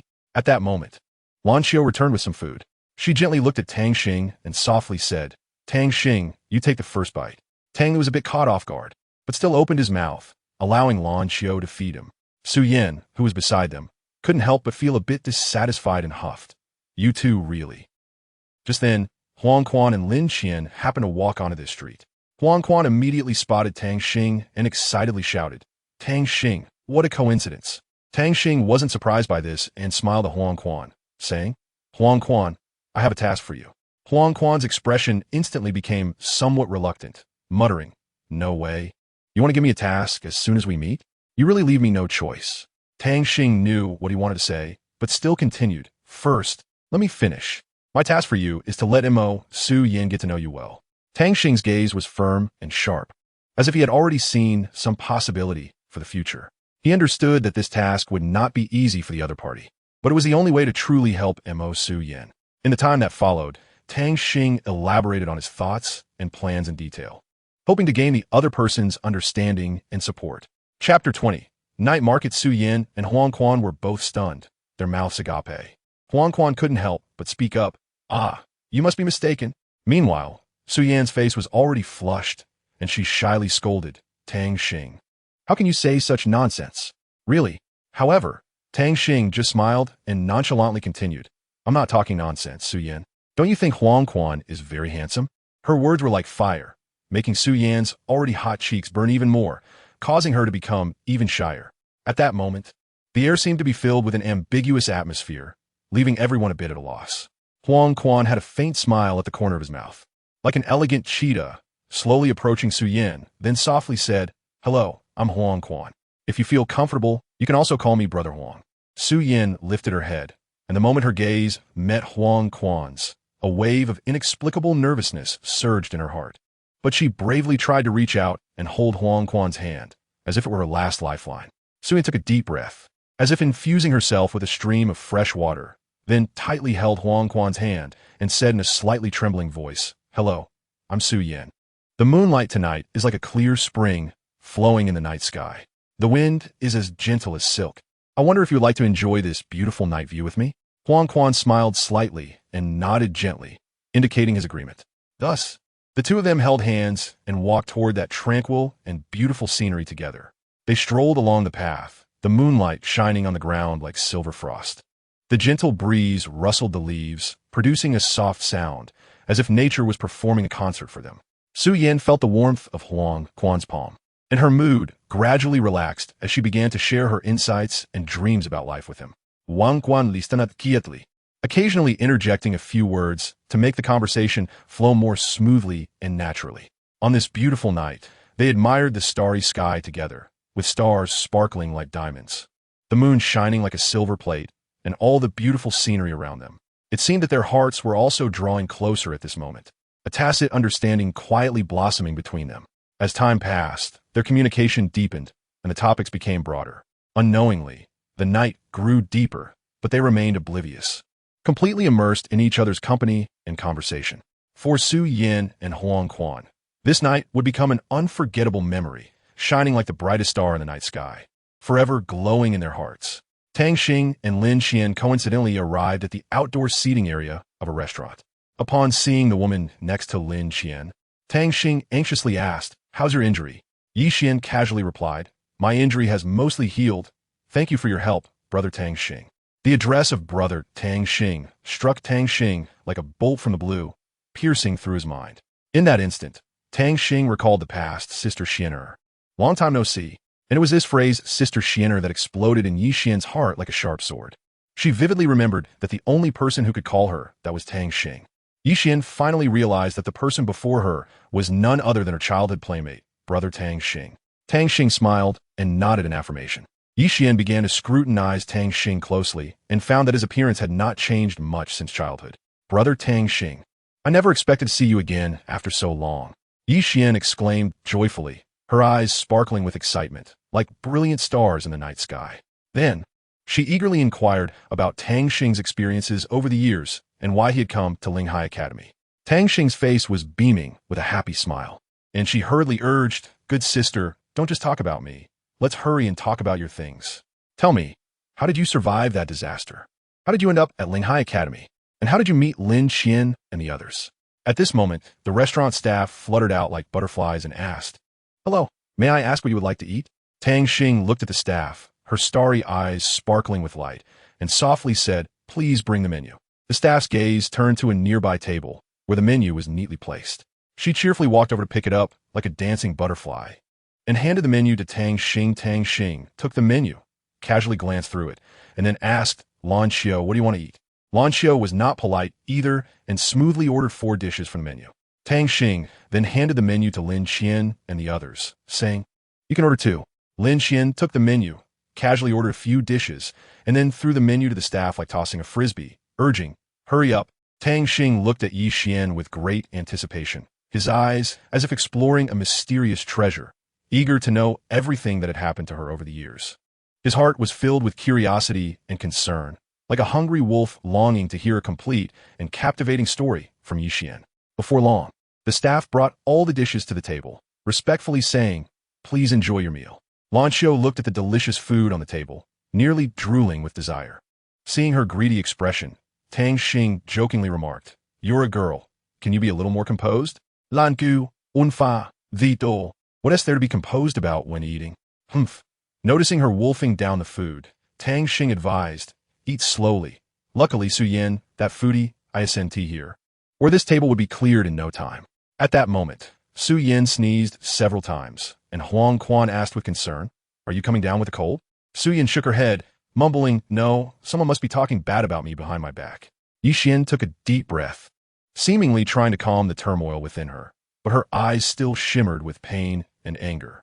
She spoke slowly. "That day, our entire family suffered a horrific massacre, and I, fortunately, survived in my mother's warm embrace. At that time, Butler Chun risked his life to pull me from my mother's arms. The bloody scene is still vivid in my mind. Every detail, every drop of blood, is etched deep in my memory, an indelible pain." Yi Xian's tone grew more agitated, her voice trembling as if she were reliving that terrible nightmare. However, Lin Qian beside her offered great comfort and support. He silently held Yi Xian's hand, transmitting warmth and strength, making her feel a sense of reassurance. After adjusting her state, Yi Xian took a deep breath and continued, "What happened next still gives me nightmares. On the way to escort me, Butler Chun unfortunately encountered members of the Sidhu family. He held me tightly and ran desperately, but the enemy was numerous and quickly surrounded us. To protect me, Butler Chun unleashed his 8 strongest attacks without hesitation, trying to break through the enemy's blockade and escape their pursuit. At that critical moment, Lin Qian happened to be passing by while training. Seeing this, Butler Chun ran for a long time with me. When he saw they had stopped chasing us, he finally breathed a sigh of relief and found a safe place for us to rest. However, we never expected a powerful soul beast to suddenly appear. Due to the previous battle, Butler Chun had already exhausted a lot of soul power and could only watch helplessly as the soul beast lunged at me. Just at that critical moment, Lin Qian and Huang Quan arrived in time to save us. Since then, I have lived and grown in the sect where Lin Qian is. As for how I ended up at Linghai Academy later, it was also because I followed them here. Tang Xing, after hearing this, revealed an endless sorrow on his face and could only sigh silently. His thoughts gradually drifted away, recalling another important matter. He murmured to himself, "Tomorrow I have to go to the advanced testing platform." Just then, Su Yin and Huang Quan walked over, smiling as they said, "I told you, there isn't a single shadow to be seen." When Tang Xing saw Su Yin approaching to inquire, he quickly asked, Su Yin, do you know about Class Special 1? Su Yin raised her chin and confidently replied, You've come to the right person. Listen carefully. The history of Class Special 1 can be traced back to the Linghai Academy over 30,000 years ago. It is said that this class was specially established to cultivate outstanding talents and can be considered the second inner courtyard. After entering Class Special 1, students will receive training according to the requirements of the inner courtyard. Tang Xing smiled faintly, a hint of disdain on his lips, and casually said, What's so scary about it? He seemed to regard this so-called Special Class 1 with indifference, as if he was already prepared to face any challenges. Tang Xing said confidently, Don't worry, everyone. As long as you follow my arrangements, I will take full responsibility for whatever happens. At this moment, the sky was gradually darkening. So Tang Xing suggested that everyone go back to rest first. Su Yin nodded in agreement and said, All right then, let's go enjoy the lanterns for a while before heading back. Hearing about the lanterns, Tang Xing couldn't help but exclaim, It's been a long time since I've seen lanterns. At this point, Lan Xiu reached out and held Tang Xing's hand, gently advising, Since that's the case, let's go take a look. After all, we need to rest a bit today, no need to overwork ourselves. Tang Xing nodded slightly in agreement and then followed them to the bridge. Just then, a surprising scene occurred. The lanterns on the water began to rise slowly. Su Yin tightly grasped Huang Quan's hand, running forward with small steps, urging, Hurry up, or it will be too late. Tang Xing and Lan Xiu strolled slowly among the many lanterns. These lanterns seemed to be endowed with life, and as they brushed past the two, it felt as if they intentionally created an invisible wall between them. However, as time passed, these lanterns gradually changed positions, slowly unfolding a vast view. Lan Xiu gazed quietly at Tang Xing, and the scene at this moment was as beautiful and warm as that of a newlywed couple right after their wedding. Su Yin looked at the two in front of her, filled with envy. Tang Xing felt somewhat at a loss, unsure of what to say. After a while, he finally came to his senses and softly said, Lan Xiu, you are really beautiful. This surprised Lan Xiu greatly, as it was the first time she had heard Tang Xing praise her so directly. A faint blush appeared on her face, and she lowered her head, not daring to make eye contact with Tang Xing. Just then, Yi Xian rushed over like a gust of wind, shouting, Brother, so you are here. Her appearance broke the somewhat awkward atmosphere, making the scene lively again. Tang Xing heard this and immediately distanced himself from Lan Xiu. Seeing this, Yi Xian's mouth slightly curved up, revealing a sly smile as she said, Brother, then I'll head back first. You can have fun with Sister Lan Xiu. Tang Xing looked at Yi Xian's departing figure and sighed helplessly, turning to Lan Xiu and saying, We should head back too. We need to get up early for the advanced testing platform tomorrow. Lan Xiu nodded gently in agreement. The two walked side by side on the way back, and the atmosphere felt somewhat subtle. After a moment of silence, Lan Xiu suddenly threw out a question. Tang Xing, if one day at the Spirit Sea Lake blind date event, you had to choose a partner to accompany you for life, who would you choose? This question caught Tang Xing off guard, and he couldn't help but stop in his tracks, lost in thought. After Lan Xiu asked the question, Tang Xing fell silent for a moment before slowly speaking. Well, regarding this question, I'm not really sure myself. However, if I really had to choose a lifelong partner, I think I would hope to find a gentle and lovely girl who can truly trust me, respect me, and treat me well. Of course, this is just my current thought. It's still too early to talk about such things, as my primary task right now is to work hard on my cultivation and improve myself. After hearing Tang Xing's answer, Lan Xiu nodded thoughtfully, as if she had made some decision in her heart. Before long, Tang Xing and Lan Xiu returned to the dormitory, and without saying a word, they lay down on their beds, quickly falling into a deep sleep. The next morning, sunlight streamed through the clouds onto the earth as Wu Xi and Hung led the students of Class 1 toward the inspection area. Meanwhile, Jilan also brought the students of Class 2 to the scene. Wu Xi and Hung looked at the vibrant students before him, and a sense of responsibility surged within him. He turned his head, and his gaze happened to meet Jilan's. Jilan smiled and approached Wu Xi and Hung, softly saying, Teacher Wu, the inspection area will first check their basic data and personal profiles before officially starting. Wu Xi and Hung nodded, indicating he understood. At that moment, Jilan took out a small, exquisite gift from her storage device and handed it to Wu Xi and Hung, saying, This is a small token of appreciation. Please accept it. Wu Xi and Hung gazed at Jilan. Her skin was as delicate as sheep fat jade, and the sincerity in her eyes was truly captivating. Faced with such a Jilan, the normally aloof Wu Xi and Hung was somewhat moved. He accepted the gift and smiled, replying, "Thank you, Teacher Ji. You've worked hard." Their eyes met, and it felt as if a tacit understanding spread through the air. The surrounding students curiously watched them, but no one broke the silence. In that moment, time seemed to freeze, with only the exchange between Wu Xinheng and Jilan, warm and gentle like the first ray of morning sunlight. Wu Xinheng smiled slightly at Jilan, and at that moment, Jilan's heart raced, secretly thinking, "Did I not see it wrong?" He smiled at me, knowing he has always been aloof. Jilan immediately interrupted her thoughts, admonishing herself. Jilan, what are you thinking? How could you have feelings for Wu Xinheng? No, absolutely not. At that moment, a boy holding a fan said, "Teacher Ji, liking someone is as normal as loving the flowers of spring. If you like someone, pursue them boldly. Don't wait until you've lost them to learn to cherish." A girl with a gourd hanging from her waist added, "Brother, you're right. Teacher Ji, don't worry. I will talk to my grandfather about it. And you don't need to worry about the teacher." The boy with the fan was currently undergoing a test with Tang Xing. A boy holding a fan looked at Tang Xing's testing report, pondering and murmuring, "Is this the demeanor of the champion of a new student competition? Quite interesting." Chapter 21. Siblings recognize Tang Xing is 167 meters tall and weighs 52 kilograms. Aside from that, all other data shows everything is normal. After all the physical data of Class 1 and Class 2 students was fully compiled, Wu Xinheng led the students of Class 1 into the advanced testing platform. Upon seeing such advanced equipment, the students all showed expressions of surprise. These devices not only look cool, but are also filled with a sense of futuristic technology. As if they came from another world, they stood silently, exuding a mysterious and powerful aura, making people look forward to the upcoming tests.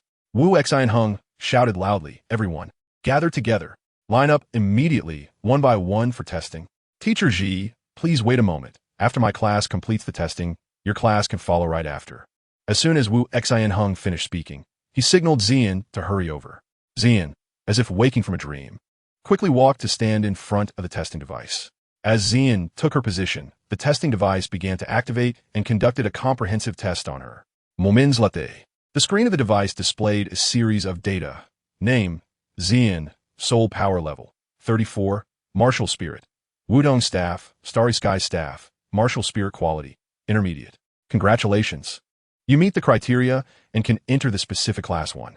Seeing this result, Xian felt a surge of joy in her heart. She knew that being able to enter the specific Class 1 meant a higher level of learning environment and stricter training requirements.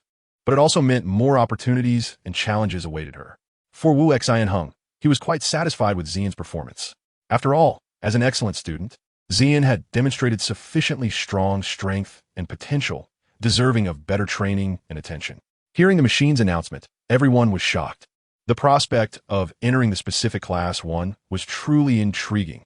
Discussions erupted among the crowd, while a boy from Class 2 holding a folding fan murmured to himself, "Indeed, wanting to enter the Inner Academy may be relatively simple, but entering specific Class 1 is certainly no easy task." He recalled what his grandfather had said. The specific Class 1 was proposed by the second elder of Linghai Academy, and indeed, the wisdom of the immortal is incredibly advanced. In the next moment, Sun Shaokong stepped forward and the machine's prompt sounded again.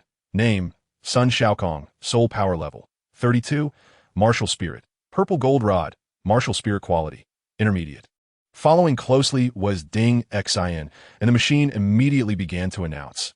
Ding Xin, Soul Power Level, 29, Martial Spirit, 7 Star Flower, Martial Spirit Quality, Intermediate, barely able to enter specific Class 1. At that moment, 2 figures hurriedly approached, panting heavily. Suddenly, Jiang Hao appeared in front of everyone and said, "There are conditions to enter specific Class 1, you know?" Upon hearing that familiar voice, Tang Xing immediately turned and rushed towards the source. When he arrived in front of Jiang Hao, he was a bit out of breath from the excitement and joy in his heart, but his face was beaming with a radiant smile. "Brother Jiang Hao, long time no see," Tang Xing exclaimed, his voice filled with the joy of reunion. Jiang Hao, seeing Tang Xing, also displayed a delighted expression and replied, "Haha, long time no see, little brother." Tang Xing's gaze then fell on the person beside Jiang Hao, and he immediately recognized that it was Jin Yu, so he smiled and greeted her, "Hello, sister." However, Jin Yu seemed to have not heard Tang Xing's greeting at all, showing no reaction. Jiang Hao noticed this awkward scene and quickly stepped in to smooth things over, explaining, Your sister isn't in a good mood today. Tang Xing, look at that classmate over there. He's a living example. His soul power is only at level 22, and the quality of his martial soul is very low. In such a situation, he will definitely be eliminated. Soon, the students began to test whether they could enter Class 1, feeling anxious. Everyone hoped to pass smoothly, but reality was very cruel. After round of screening and elimination, too many students had to leave in disappointment. However, despite the fierce competition, around 10 outstanding students successfully passed this difficult test. At this moment, only 4 students remained in Class 1. Li Fei, Su Yin, Lan Xiao, and Tang Xing. They stood there with determined and confident gazes, as if ready to face future challenges. They knew that the days ahead would bring more difficulties and pressures, but it also meant more growth and opportunities waiting for them to explore and seize. Without saying a word, Su Yin flashed her figure and quickly rushed to the testing platform like a bird. As she took the stage, the huge and mysterious testing device began to emit a low humming sound, accompanied by a clear announcement. Su Yin, Soul Power Level 32. Martial Soul, Emerald Jade Harp.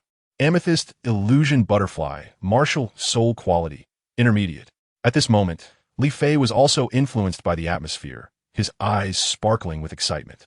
He stepped forward and flew to the testing platform like a bolt of lightning. Once he stood firm, the testing device immediately activated, beginning a comprehensive scan and assessment. Moments later, a shocking scene occurred as the testing device's announcement echoed. Li Fei, Soul Power Level 32, Martial Soul, Radiant Dagger, Shadow Moon Dagger, Martial Soul Quality, High Level. The words high level struck like thunder, deeply shocking everyone present. Even the experienced staff could not help but show astonishment. It is known that when ordinary people awaken their martial souls, their quality is usually at the intermediate level. Even the rare occurrence of twin martial souls is only considered intermediate. After all, the range that this testing device can handle is limited to martial souls below divine level. In other words, those who can awaken divine martial souls are bound to become godlike existences in the future. One staff member excitedly trembled as he spoke. This is simply a miracle. Such a high-level martial soul quality has surpassed our previous understanding. It not only represents immense strength, but also indicates that this young man will have infinite possibilities. Another staff member stepped forward and said, "Moreover, this high-level martial soul quality has reached the standard of divine martial souls, which would be said to be extremely rare and precious. Such a talent is truly hard to come by." A man dressed in luxurious clothing, standing tall like a pine tree, looked down from a height at the magnificent Linghai Academy, his eyes flickering with contemplation. He murmured softly, "Is this the academy where my father studied? It truly has an extraordinary atmosphere. Since I'm already here, I might as well visit my sister." As soon as he finished speaking, he flashed his figure like a golden lightning bolt, instantly flying above the inner courtyard of Linghai Academy. However, just as Jin Lin was preparing to descend, he suddenly found a figure blocking his path ahead. Jin Lin's expression changed, but he quickly regained his composure, revealing a slight smile, and cupped his hands in greeting. "Please hold on. I have come to pay my respects." The person opposite him was Xia Ming, who hovered quietly in the air, his gaze calm as water, looking at Jin Lin and slowly speaking. "Why have you come to our academy, sir?" Xia Ming thought to himself, "What a strong aura. This person is actually a divine-level martial artist, and his cultivation seems to be much deeper than mine. Strange, why is he deliberately suppressing his cultivation?" Facing Xia Ming's question, Jin Lin was very respectful. He slightly bowed and sincerely said, "I have come to your esteemed academy to visit friends and relatives. I hope you can grant me a favor. I will be very grateful. Additionally, if it's not too much trouble, could you please tell me your honorable surname?" Xia Ming introduced himself. "I am Xia Ming, the head of Linghai Pavilion. If you're looking for someone, then please follow me." Jin Lin followed Xia Ming back to the ground, and Xia Ming asked again, "Who are you looking for?" "I can tell you the specific location." Jin Lin blurted out, "Jinyu." Upon hearing this, Xia Ming immediately sent someone to inquire about the relevant information. Before long, the vice pavilion master, Bo Xian, came over and said, "Jinyu is at the high-level testing platform." Jin Lin replied, "Then please take me there." Thus, the vice pavilion master personally led him to the testing platform. On the way, Jin Lin pondered internally, thinking that this Linghai Pavilion seemed to hide many secrets. And why was Jinyu here? He couldn't help but feel curious and expectant about meeting Jinyu. Finally, they arrived at the location of the high-level testing platform. At that moment, Lan Xiao stood quietly in the testing device, and with a crisp sound, the announcement began to echo throughout the square. Lan Xiao, level 32. Martial Soul, Golden Dragon, Martial Soul Quality, High Level. Hearing this news, everyone present couldn't help but doubt whether their ears were malfunctioning. As this was already the second high-quality martial soul they had heard today, suddenly, exclamations and discussions erupted, and the entire scene became unusually noisy. Meanwhile, Jin Lin quickly walked to the outside of the testing platform and whispered to Bo Xian beside him, "Please bring her out." The sharp-eyed staff immediately recognized Bo Xian's arrival and respectfully shouted, "Vice Pavilion Master." Then, Bo Xian slightly nodded in acknowledgement and turned to give orders. "Go call Jin Yu out." As soon as he finished speaking, a staff member dashed into the testing room like an arrow and loudly asked, "Is there a Jin Yu here?" Hearing her name being called, Jin Yu raised her hand without hesitation to respond. Soon, the staff found Jin Yu and brought her out of the testing room. The moment Jin Yu stepped out, she immediately saw the man in front of her. For some reason, a strange sense of familiarity surged in her heart, prompting her to involuntarily ask softly, "Have we met before?" Jin Lin looked at the woman in front of him with a calm expression and slowly replied, "Your name is Jin Yu, right? You have a surname Jin, and I happen to have the same surname. Do you think this is just a coincidence?" However, the truth was not so simple. At this moment, you should be able to feel that the phoenix power within you is stirring restlessly, making you feel extremely uncomfortable. But don't worry, I will help you calm this power. His voice was calm and firm, as if everything was under his control. After saying this, Jin Lin immediately began to channel all his power and continuously infuse the phoenix power into Jin Yu's body. At the same time, he softly called out, "Do not resist this power. Try to accept it. Believe in yourself. Do not be afraid, because your brother will always be by your side." As the phoenix power flowed in, Jin Yu clearly felt a strong and pure energy circulating within her body.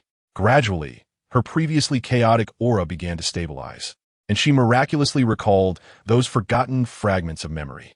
Jin Yu slowly opened her eyes, stood up from the ground, her gaze sparkling with surprise and emotion. She softly said to Jin Lin, "Brother, long time no see." Her voice, though faint, was filled with genuine emotion. Jin Lin saw that his sister had finally returned to her former self, and a look of ecstatic joy appeared on his face as he nodded vigorously in response. He then walked over to the control panel to check Tang Xing's data information. Tang Xing, Soul Power Level 36, Martial Soul Spirit Eye, an elf. And the quality of the martial soul is actually super. Everyone present fell into confusion and shock, looking at each other, not understanding what this super meant. At that moment, a staff member suddenly shouted excitedly, "Super! It's actually super! This represents the mysterious power he is developing. This kid is simply a genius." You have to know that high level has already reached the threshold of divine martial souls, and super means it surpasses the existence of divine martial souls. This astonishing discovery caused an uproar in the crowd, and people began to whisper to each other, expressing their awe at Tang Xing's talent and potential. Who would have thought that such immense energy and potential was hidden in this seemingly ordinary boy? Everyone was so shocked that they couldn't close their mouths. And for a time, the entire scene was silent. Just then, it was the turn of the second-class students to step forward for testing. So he walked up without hesitation and began his testing journey. Su Lu, Soul Power Level 44. His martial soul is actually a healing gourd, and it's a high-quality martial soul. The tester exclaimed excitedly. Before the crowd could recover from their shock, another student named Su Chuan stepped forward to take the test. Su Chuan, Soul Power Level 45. His martial soul is a wind chime fan, also a high-quality martial soul. The tester's voice rang out again, as if trying to convey this astonishing news to everyone. However, at that moment, no one could remain calm anymore. Everyone was deeply shaken by what was happening before their eyes, filled with admiration and envy for these two talented young men. Jiang Hao also approached the detector, and with a flash of light, the detector announced, "Jiang Hao, Soul Power, Level 46, Martial Soul Rainbow Elf Horse, Martial Soul Quality, High." Hearing this result, Su Chuan couldn't help but feel a pang of bitterness in his heart, secretly lamenting, "No wonder he is the top person in the Outer Academy." At this moment, Jin Yu slowly walked forward and stood in front of the detector. After a moment, the detector sounded again. "Jin Yu, Soul Power, Level 45, Martial Soul, Fire Phoenix. Martial Soul Quality, High." Seeing this result, Jin Lin also stepped in to take a look, a smile of relief appearing on his face. However, all this was seen by the Vice Master, standing nearby. He immediately turned and rushed off, heading straight to where the master was. Upon seeing the master, the vice master spoke rapidly. Master, we absolutely cannot let Jinyu leave the academy. She is a rare genius, and we must keep her here and nurture her properly. His tone was very urgent, as if afraid the master would miss this once-in-a-lifetime opportunity. Chapter 22. Who is your father? The master frowned upon hearing this, and asked with confusion. Why? Is there some hidden truth to this? The vice master quickly explained. Jinyu's brother is a divine-level powerhouse. We absolutely cannot let her go easily. We must find a way to keep Jinyu here. Only then might we be able to leverage her brother's power to elevate our sect's strength. However, before he could finish speaking, a figure appeared like a ghost. Upon closer inspection, it turned out to be Jiangyu. He said bluntly, Vice Master, I think you should save your breath. You won't be able to keep her. Moreover, if you really calculate the generational differences, he is not just your junior. To put it bluntly, he could be considered your ancestor. Remember, he is mine, and no one should have any ulterior motives. Jiang Yu's words struck like thunder in the ears of the two masters. For a moment, the entire scene became exceptionally quiet, and both masters were stunned, their faces displaying disbelief. Xiaoming thought of something and said, Pu Xian, go call the elders and members here for a meeting. Pu Xian immediately went to summon them. Jiang Yu interjected again. Xiaoming, I know you are meticulous, but you should also handle your matter with her. Xiaoming looked innocent and said, I also want to hold the wedding with her as soon as possible. But she went to the outer academy to be the chief physician out of spite, following her ideals. Jiang Yu teased him. Who told you not to coax her? At the testing platform, Wu Xianheng had completed the application process for the specific first class and successfully obtained the qualification to serve as the class teacher. As expected, Jilan also smoothly became the vice class teacher of this class. Subsequently, Wu Xianheng personally led them to the new classroom. The vice master gathered everyone in the inner courtyard's conference hall, with Xiaoming sitting in the center speaking first. The reason for calling you all here is for an important matter. The vice master opened the files of everyone in the specific first class, and after reading them, everyone found it unbelievable. Elder Shu spoke. Since they had become the specific first class, let them be bound by the training of the inner courtyard disciples. For example, let them challenge the Linghai Tower. Upon hearing this, Xiaoming nodded. Since that is the case, we'll do it as Elder Shu suggested. I wonder if anyone else has other suggestions? If not, we will proceed accordingly. Before he finished speaking, Wu Xianheng hurriedly walked in, holding a recently received higher-level directive. His face was serious as he glanced at everyone, then quickly walked to Xiaoming's side and handed him the directive. Wu Xianheng took the directive and began to read it carefully. As time passed, his brows gradually furrowed, and a hint of worry appeared on his face. Wu Xianheng said solemnly, Attention, everyone. The Academy's upper leadership requires you to challenge the Linghai Tower. As soon as he finished speaking, the classroom erupted in an uproar, and the students showed shocked expressions. Lan Xiao and Li Fei exchanged glances, wondering, does the Academy want to put pressure on us? However, among the many surprised gazes, only Tang Xing appeared particularly calm. He suddenly raised his hand, and Wu Xianheng nodded in response, signaling him to speak. Tang Xing stood up and directly asked, Teacher Wu, I would like to ask, what exactly is the Linghai Tower used for? Tang Xing's question was like a sharp sword, piercing through the originally noisy atmosphere, and the entire class suddenly fell into silence. Everyone's gaze was fixed on Wu Xinheng, waiting for his answer. In the face of everyone's scrutiny, Wu Xinheng remained calm and composed. He slowly began to explain. The Linghai Tower is an important trial ground for our Linghai Academy. It has been passed down through countless generations and has a history of over 10,000 years. Now, let us head there together. After saying this, he was the first to step out of the classroom, leading the students towards the Linghai Tower. Wu Xinheng brought them to the outside of the Linghai Tower and, with a serious expression, reminded them again. Once inside, be sure to be cautious at all times. It is filled with unknowns and dangers, and you must remain vigilant at all times without the slightest relaxation. Remember, protecting yourself is the most important thing. Then, they began to search for their corresponding Linghai Towers. Meanwhile, Tang Xing happened to arrive in front of the legendary Linghai Tower that had been passed down through generations.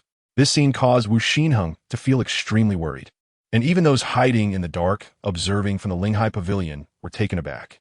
Zhang Ruoying widened her eyes in disbelief and said, He actually chose to challenge that one passed down through generations. Does he not know the dangers involved? This is simply insane. Her voice was filled with shock and confusion. Beside her, Xiaoming quietly watched Tang Xing's figure, his eyes revealing a hint of contemplation. He seemed to be pondering something, but did not express excessive surprise like Zhang Ruoying. Perhaps he had different expectations or views regarding Tang Xing. Tang Xing cautiously stepped into the first layer of the tower, and suddenly, the surrounding environment began to undergo strange changes. His nerves instantly tensed up as he alertly watched his surroundings. At that moment, a voice entered his ears. "Don't be nervous. I am a guardian of the first layer of this tower." As soon as the voice fell, a long-haired woman dressed in a gorgeous purple crystal-like outfit appeared before Tang Xing. Her smooth hair cascaded down her shoulders like a waterfall, complementing her sexy and charming waist. However, when the guardian saw Tang Xing's face, she could not help but be greatly shocked and exclaimed, "How could it be you?" Her eyes were filled with disbelief and astonishment, as if she had encountered an unexpected person. Tang Xing was somewhat confused by this sudden reaction, but he could sense that the guardian had a special recognition or connection to him. He tried to find more clues from her expression and tone, while also feeling curious about this mysterious place. Tang Xing looked at the woman in front of him with a puzzled expression and asked, "Sister, have we met before? I don't seem to have any impression of it." The tower guardian gazed at Tang Xing, her brow furrowing as she tried to remember. She thought to herself, "It's really strange. This child looks so much like Tang Yan when she was young. Could it be that there is some kind of familial relationship between them?" Tang Xing curiously continued to ask, "Sister Guardian, how do you plan to assess me?" The guardian replied somewhat impatiently, "My name is Su Mo. As for the assessment, it's simple. As long as you can defeat me, I will let you pass to the first floor." Upon hearing this, Tang Xing immediately activated her martial soul without hesitation.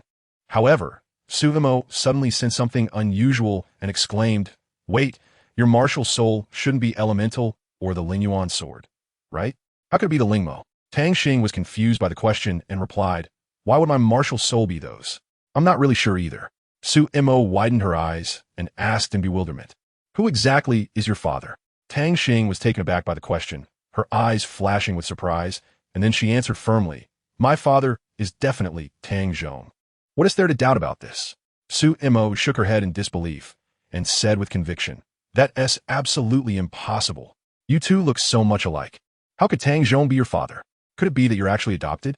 Tang Xing's expression turned a bit unpleasant. She bit her lip, trying hard to control her emotions. After taking a deep breath, she said, "Senior, please don't make baseless assumptions. It might just be a coincidence. We simply happen to look a bit alike. If you must find a reason to explain it, then it shouldn't be such an absurd claim as adoption." Her voice carried a hint of anger, but she still tried to remain calm. Su Mo seemed unaware of Tang Xing's dissatisfaction and continued to ask, "Then, can you give me a reasonable explanation? Why is there such an astonishing resemblance between you two?" Tang Xing furrowed her brows tightly, feeling a sense of helplessness, thinking how stubborn this person was. But she still suppressed her anger and coldly responded, "Senior, I have made it very clear. I am indeed Tang Zhong's son. This is an indisputable fact. If you insist on pursuing this, then go ahead. I'm ready." After saying this, she secretly resolved that she would not let the other party succeed, no matter what. Su Mo, feeling frustrated, shouted, "All right. Since that's the case, then as you wish." Starlight transforming into the sea. As his words fell, a brilliant array of colors suddenly appeared beneath Tang Xing's feet, as if the entire space was illuminated by endless starlight. Standing in this vast sea of stars, Tang Xing closed her eyes tightly, her hands crossed. A powerful energy surged from within her. In the blink of an eye, a dazzling golden magic sphere condensed between her hands. This magic sphere emitted a dazzling golden light, radiating a heart-pounding aura. At that moment, a mysterious and blurry figure suddenly appeared behind Tang Xing. Although only a human silhouette could be vaguely seen, Su Mo instantly recognized that the figure was indeed Tang Yan. Tang Xing unhesitatingly threw the golden magic sphere forward. In an instant, the sphere emitted a blazing light, piercing through Su Mo's sea of starlight like the dawn's first light. Su Mo sighed inwardly, fully aware that he could no longer withstand this powerful force. He decisively spoke up, "I concede, you should leave quickly." With that, he waved his hand, opening a passage to the outside world. Tang Xing saw this, and, without any hesitation, transformed into a streak of light, rushing towards the passage. In the blink of an eye, her figure disappeared at the end of the passage, leaving Su Mo standing quietly in place, gazing thoughtfully in the direction she had left. Su Mo pondered carefully, then said decisively, There's absolutely no way I could be mistaken. After saying this, Tang Xing cautiously walked towards the second level. As soon as she entered the second level, she felt a strong wave of dark energy rushing toward her, as if she were immersed in an endless night. Her heart tightened, and she immediately activated her martial soul, trying to observe the movements around her using its power. At that moment, a pair of enormous black hands suddenly reached out from the shadows, pouncing toward Tang Xing at lightning speed. Tang Xing reacted extremely quickly, swiftly sidestepping to evade the attack of those large hands. However, what Tang Xing did not expect was that the owner of those hands was a powerful enemy named Mo Tan. Seeing that his attack missed, Mo Tan immediately unleashed his second soul skill, Abyssal Mouth. In an instant, a black vortex appeared before Tang Xing, emanating a heart-pounding aura. Faced with such a formidable skill, Tang Xing did not dare to be careless and promptly activated her first soul skill, Spirit Holy Light Wave. A dazzling brilliance erupted from Tang Xing, and a brilliant light beam streaked across the void like a shooting star, directly crashing toward the black vortex. The collision produced a tremendous roar. Tang Xing's Spirit Holy Light Wave was incredibly powerful, directly blasting Mo Tan, who had been hiding in the shadows, out into the open. Mo Tan let out a thunderous roar, as if struck by lightning. "Good kid, you really show no mercy." Tang Xing looked at Mo Tan with a cold gaze, the corners of her mouth slightly raised, revealing a hint of disdainful smile. "No mercy? It seems it's you, senior, hiding in the shadows to harm others. Is this what is called the demeanor of a master?" Mo Tan's expression changed slightly, but quickly returned to calm. He cleared his throat and said, "I am Mo Tan, the guardian of this second level. Kid, I advise you to take a rest. Those above are not easy to provoke. In your current state, continuing to push upward will only lead to self-inflicted suffering." Tang Xing listened to Moten's words, slightly furrowing his brows and thinking to himself. He knew Moten was right. He had just gone through a fierce battle, and both his physical and spiritual energies were significantly depleted. If he forced himself to push through at this moment, he could indeed encounter danger. After careful consideration, Tang Xing decided to follow Moten's advice and rest in place to adjust his condition. He found a relatively safe spot to sit down, close his eyes, and began to circulate his energy. As time passed, his breathing gradually stabilized, and his spiritual energy slowly recovered. Suddenly, a person was sent out from the tower, and upon closer inspection, it was Su He. Su Lao, who was hiding in the shadows, shook his head and said, "Su Lu, this child is still too impetuous." Soon after, Su Chuan also flew out, and Su Lu immediately caught him, asking, "Brother, are you okay?" Xiaobin suddenly said to Zhou Tian, "Zhou Tian, shall we make a bet?" Zhou Tian asked, "Bet on what?" Xiaobin thought for a moment and said, "That person who has been passed down through generations inside. I bet he won't make it past the 4th level." Zhou Tian asked again, "What if he does?" Xiaobin confidently replied, "If he makes it through, I'll be his bodyguard for a day. Otherwise, the same goes for him." "All right." Zhou Tian readily agreed to Xiaobin's terms.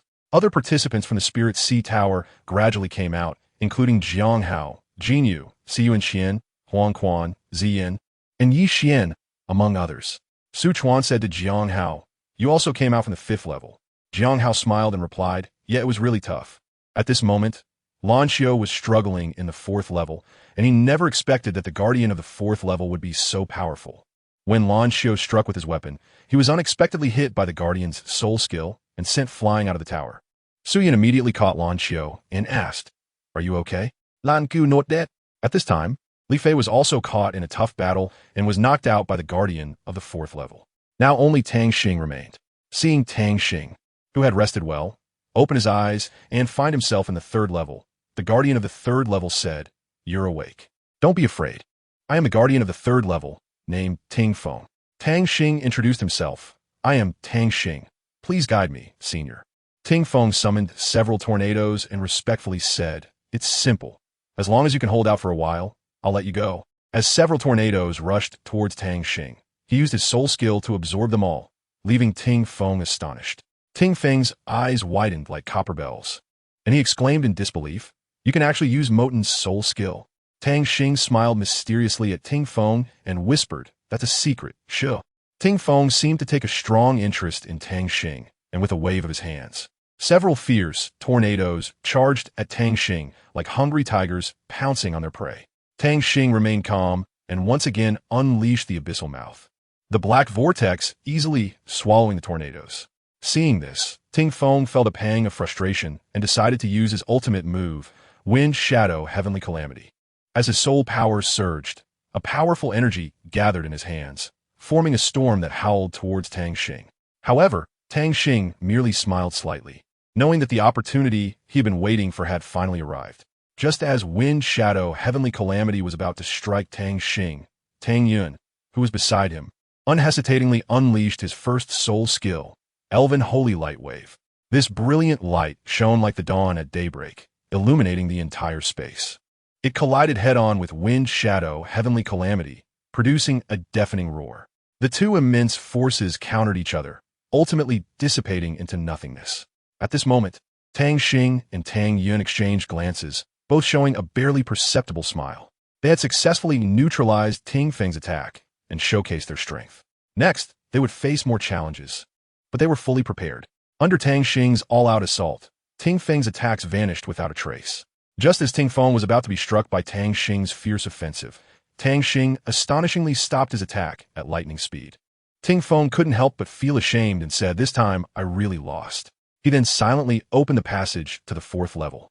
Tang Xing took a deep breath and rushed to the 4th floor at top speed. When he stepped into this level, he was instantly struck by the scene before him. Wow, what an eye-opener. It's completely different inside the tower compared to outside. Tang Xing et Golim. Everywhere he looked, there were dense woods, as if he were in a gigantic forest. However, he quickly sensed something unusual.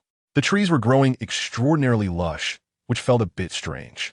Tang Xing decided to use his first soul skill, detection. As his soul power surged, he released his perception, but the result left him astonished. This 4th layer was so vast that his detection skill seemed unable to reach its end. He pondered to himself. Just then, a voice suddenly rang out. "Welcome to the 4th layer. I am the Tower Guardian, Golden Ape." Tang Xing turned abruptly to see a giant golden ape appear before him, smiling as it introduced itself. The golden ape mercilessly interrupted Tang Xing's thoughts, swinging its golden rod like a fierce wind, charging straight at him. Tang Xing swiftly dodged to the side, but the golden ape relentlessly pursued him, its attacks growing increasingly ferocious. Tang Xing knew that continuing like this was not a good strategy. He made a decisive move and unleashed his most proud skill, the Wind Shadow Heavenly Calamity. A wild wind suddenly rose around Tang Xing, forming a powerful cyclone in an attempt to stop the golden ape's pursuit. Seeing this, the golden ape's mouth curled into a slight smirk as he swung his golden staff with great force, easily dispersing Tang Xing's soul skill. He let out a cold laugh and said loudly, "Kid, you're quite interesting, but that is still far from enough. Take this. First soul skill, Wood Transformation." As soon as he finished speaking, the surrounding forest seemed to be enchanted, rapidly growing and transforming, instantly turning into countless thick wooden vines that coiled around Tang Xing's body like snakes. Tang Xing was trapped and unable to break free. Just when the golden ape thought Tang Xing had no power to resist, he noticed a glint of cunning in Tang Xing's eyes. Taking a deep breath, Tang Xing chanted incantations, and a brilliant wave of elven holy light suddenly shot out, accurately hitting the golden ape and sending him flying several meters away. The golden ape stabilized himself mid-air and slowly landed. He touched his chest, feeling the residual power, and couldn't help but be secretly surprised. However, the arrogance on his face did not diminish in the slightest.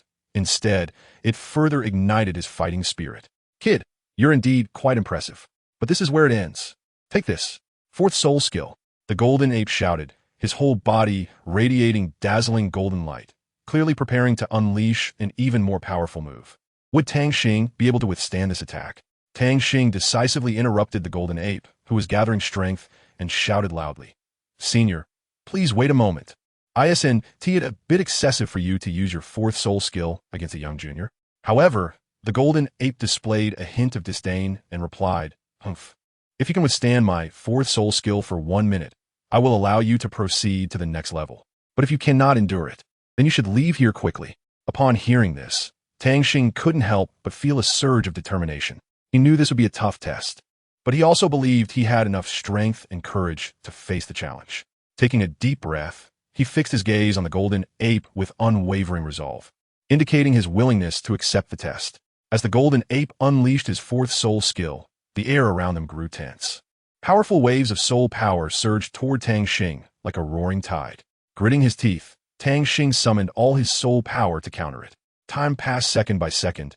Each moment felt like a long torment. Tang Xing felt immense pressure constantly eroding his body, but he steadfastly held onto his inner belief, refusing to give up easily. Finally, 1 minute passed, and Tang Xing successfully withstood the golden ape's fourth soul skill attack. Although he was exhausted, his eyes sparkled with the light of victory. The golden ape looked at this tenacious young man and couldn't help but feel a sense of admiration. He nodded and said, "Good boy, you passed the test. Go ahead, proceed to the next level, and I hope you." Immediately, the golden ape began to gather strength without hesitation and swiftly shouted, "Fourth soul skill, spirit wood killing formation." Faced with such a formidable enemy, Tang Xing had no way to retreat. He had to go all in. He gritted his teeth and resolutely unleashed his ultimate skills. Third soul skill, spirit light transformation. Second soul skill, spirit overlord body. Tang Xing, relying on these two powerful amplification skills, struggled to withstand the terrifying fourth soul skill attack from the golden ape. However, the golden ape noticed that Tang Xing only had 3 soul rings, and a hint of doubt arose in his heart, pondering whether he should hold back. At that moment, Tang Xing, enduring immense pain, suddenly had a mysterious eye appear on his forehead. At the same time, Tang Xing's spirit, a martial soul, began to gradually materialize, as if a powerful force was surging out from within him. This mysterious power actually shattered the golden ape's fourth soul skill. The golden ape was stunned, his expression momentarily frozen, but soon he regained his composure. He stared at Tang Xing and noticed that at this moment, Tang Xing's spirit, a martial soul, seemed to undergo some wondrous change. Every time Tang Xing activated his martial soul again, a unique eye would appear on his forehead. The golden ape calmly spoke, "You win, go ahead." His voice carried a sense of indescribable emotion and admiration. Upon hearing this, Tang Xing felt a sense of relief, took a deep breath, and slowly left with his exhausted body. This thrilling battle put Tang Xing through an unprecedented test and gave him a new understanding of his potential. Tang Xing rushed into the room without hesitation. The golden ape pondered for a moment and murmured, "What an exceptional genius. However, this power of his seems familiar, as if I've seen it somewhere before." As the light of the 4th lighthouse went out, the 5th lighthouse lit up immediately, indicating that Tang Xing had successfully passed the 4th test. Xiaobin looked dejected and said, "All right, I admit defeat. A bet must be honored." Tang Xing arrived at the 5th level when suddenly, a surge of tumultuous waves swept toward him. He quickly reacted and adopted a frog swimming position, strenuously swimming back to the surface. When he finally returned to a relatively calm area, he discovered a piece of land on the opposite side where he could stand. Tang Xing felt a surge of joy and was about to leap onto the shore when unexpectedly, he was suddenly dragged into the water by a powerful force. The icy seawater continuously crashed against his body, and Tang Xing felt dizzy, ultimately losing consciousness. In Tang Xing's mind, the echo of a voice replayed over and over. "Tang Xing, think about your memories." Suddenly, a loud and clear voice entered his ears. "Tang Xing, wake up." This voice seemed to possess some magical power, penetrating through layers of fog and striking deep into Tang Xing's heart. In the world of Tang Xing's consciousness, he silently responded to the voice, "I've tried my best."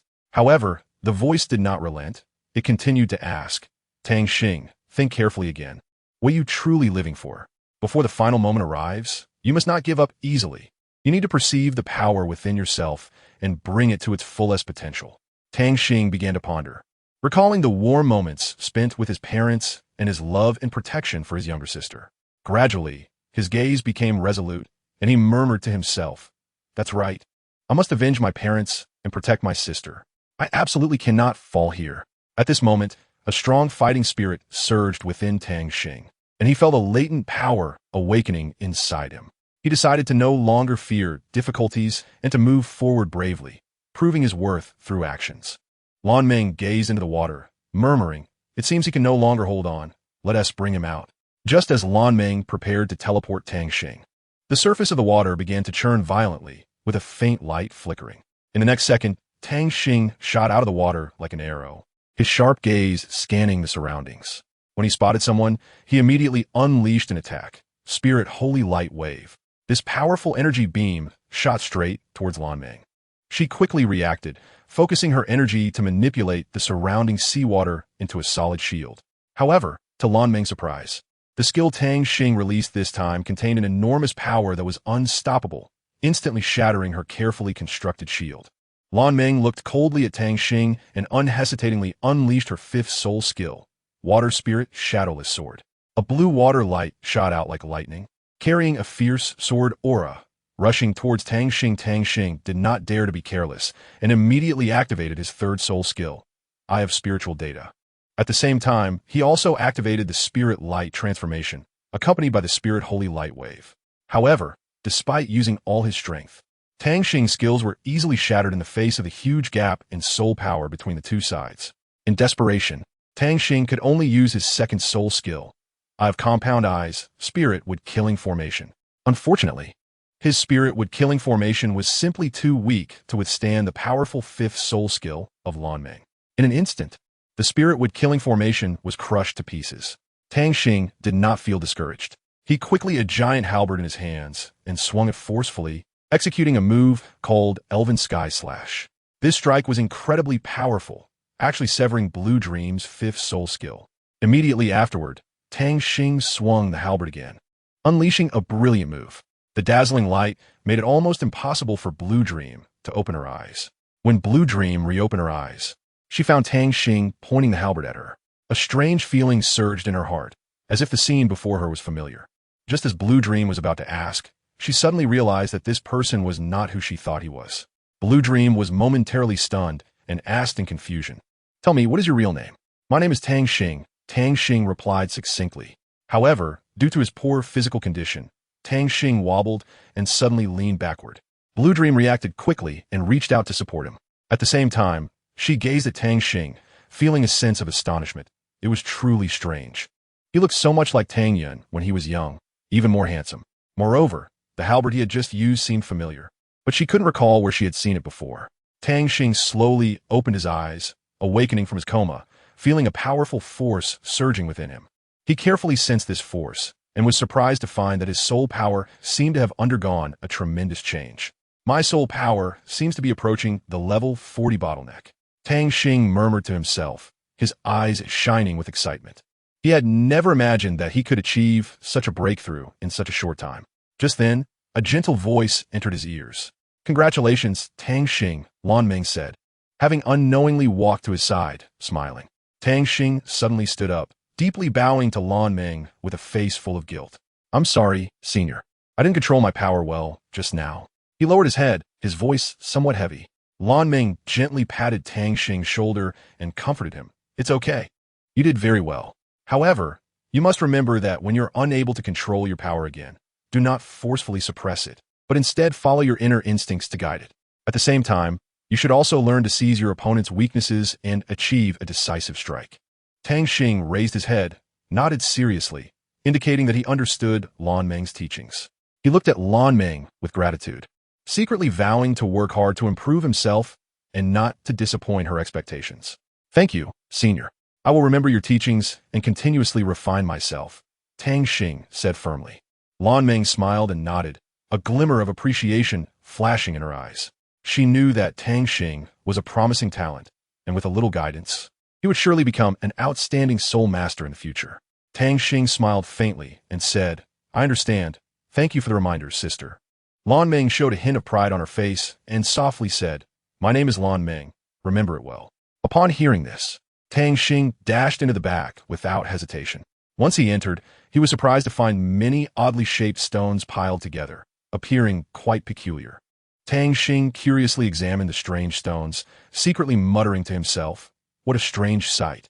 However, at that moment, the previously motionless stones suddenly sprang to life, launching an attack towards Tang Xing as if they were alive. Seeing this, Tang Xing dared not hesitate for a moment and immediately activated his defensive measures.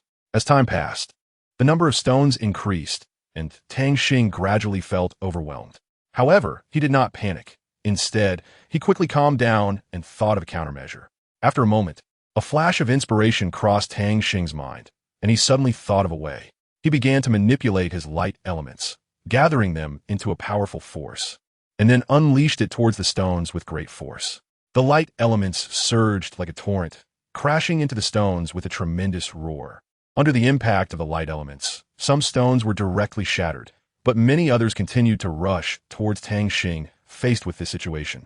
Tang Xing did not feel discouraged. He continuously released light elements, engaging in an intense confrontation with the stones. Zheng Tai glared angrily and summoned an enormous stone, exerting all his strength to hurl it towards Tang Xing. As Tang Xing witnessed the massive stone hurtling towards him like a meteor, a fierce anger ignited within him, and he shouted, "What a persistent nuisance! Watch how I deal with this." First soul skill, Spirit Holy Light Wave. As Tang Xing recited the incantation, a dazzling Spirit Holy Light Wave erupted forth, charging towards the giant stone with astonishing power. In an instant, the giant stone shattered into countless fragments upon the impact of this immense force. However, Zheng Tai did not relent. He swiftly approached Tang Xing like a flying bird, then unleashed a fierce punch directly at Tang Xing's body. To Zheng Tai's astonishment, Tang Xing remained as steady as a mountain, not moving an inch. Feng Tai exclaimed, "What a resilient physique." Tang Xing showed no weakness, gathering a sphere of deep blue energy in his right hand while holding a glowing golden sphere in his left. He resolutely faced Zheng Tai and simultaneously unleashed these two powerful energies. Tang Xing's dual attack was as fierce as a storm, accurately hitting Zheng Tai and slamming him hard against the wall. Tang Xing gasped for breath, secretly pondering, "This time it should work, right?" However, when he focused his eyes, he suddenly widened them in shock and exclaimed in terror, "What?" Chapter 24. Soul Sending Ring. Zheng Tai emerged from the swirling smoke, a confident smile on his face, and said, "Good lad, your calculations are quite clever. Unfortunately, my defense is as solid as a rock and as impenetrable as a fortress. How could you easily break through it?" Tang Xing was not intimidated by Zheng Tai's words. He squinted his eyes slightly and used his unique spiritual eyes to carefully observe Zheng Tai's defenses. After a moment, Tang Xing secretly sneered in his heart, for he discovered that Zheng Tai's so-called solid defense was not flawless. At that moment, Tang Xing suddenly spoke up, "Senior, how about we have a bet?" Zheng Tai became interested upon hearing this and curiously asked, "Oh, how do you want to bet?" Tang Xing took a deep breath and boldly stated his conditions. "As long as I can last for the time it takes to burn a stick of incense under your hands, you will let me go. How about that?" Upon hearing Tang Xing's words, Zheng Tai couldn't help but laugh. He thought this young man was incredibly arrogant to dare to make such a bold claim. Thus, Zheng Tai sneered and responded, "Kid, you really overestimate yourself. Don't say a stick of incense. I doubt you can even withstand one of my attacks. How about this? If you could take my 6th soul skill, I will let you leave. What do you say?" Tang Xing nodded slightly in agreement. Zheng Tai did not hesitate to unleash his 6th soul skill, Giant Rock Meteor. Upon witnessing this move, Tang Xing couldn't help but feel a sense of being deceived. Yet he did not back down and quickly activated his 3rd soul skill, Spirit Light Transformation, and his 1st soul skill, Spirit Holy Light Wave. However, Tang Xing's attack on Zheng Tai's 6th soul skill did not produce significant effects. At that moment, Tang Xing suddenly recalled something Lan Meng had once said, to seize the opponent's weakness for a decisive victory. With a thought, Tang Xing came up with a plan. He then unleashed a powerful skill, Spirit Wood Killing Formation. This skill surged towards Zheng Tai's 6th soul skill like a torrential flood. Under the fierce attack of the Spirit Wood Killing Formation, Zheng Tai's 6th soul skill clearly began to diminish. Seizing the opportunity, Tang Xing decisively summoned the Spirit Holy Celestial Halberd and thrust it towards the shrinking giant rock meteor with tremendous force. A deafening explosion échoued, and Tang Xing charged out amidst the aftermath of the blast. Seeing Tang Xing's performance, Zheng Tai smiled with satisfaction and softly said, "Not bad. You have shown quite impressive strength. So, do you wish to continue the challenge?" Tang Xing shook his head slightly and replied, "No. Being able to come this far is already due to the kindness and support of the seniors. I think this is where it should end. I'll come back to challenge again when I'm ready." Hearing Tang Xing's response, Zheng Tai felt a deep sense of relief. He immediately waved his hand to open the passage to the outside world. At that moment, everyone outside was left dumbfounded. A 3-ring soul master actually managed to challenge to the 6th level. Zhou Tian exclaimed in amazement, his voice filled with disbelief. Xiaobin quickly echoed, "He's practically set a new record for the academy." Just then, Tang Xing slowly walked out of the tower.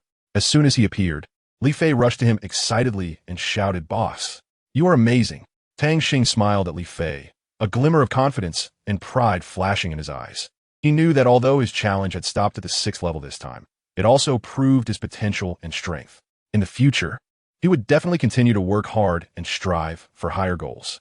Tang Xing smiled modestly and said, "No, it's just that I was lucky." Li Fei, however, looked skeptical and said, "Boss, you have broken the Academy's record."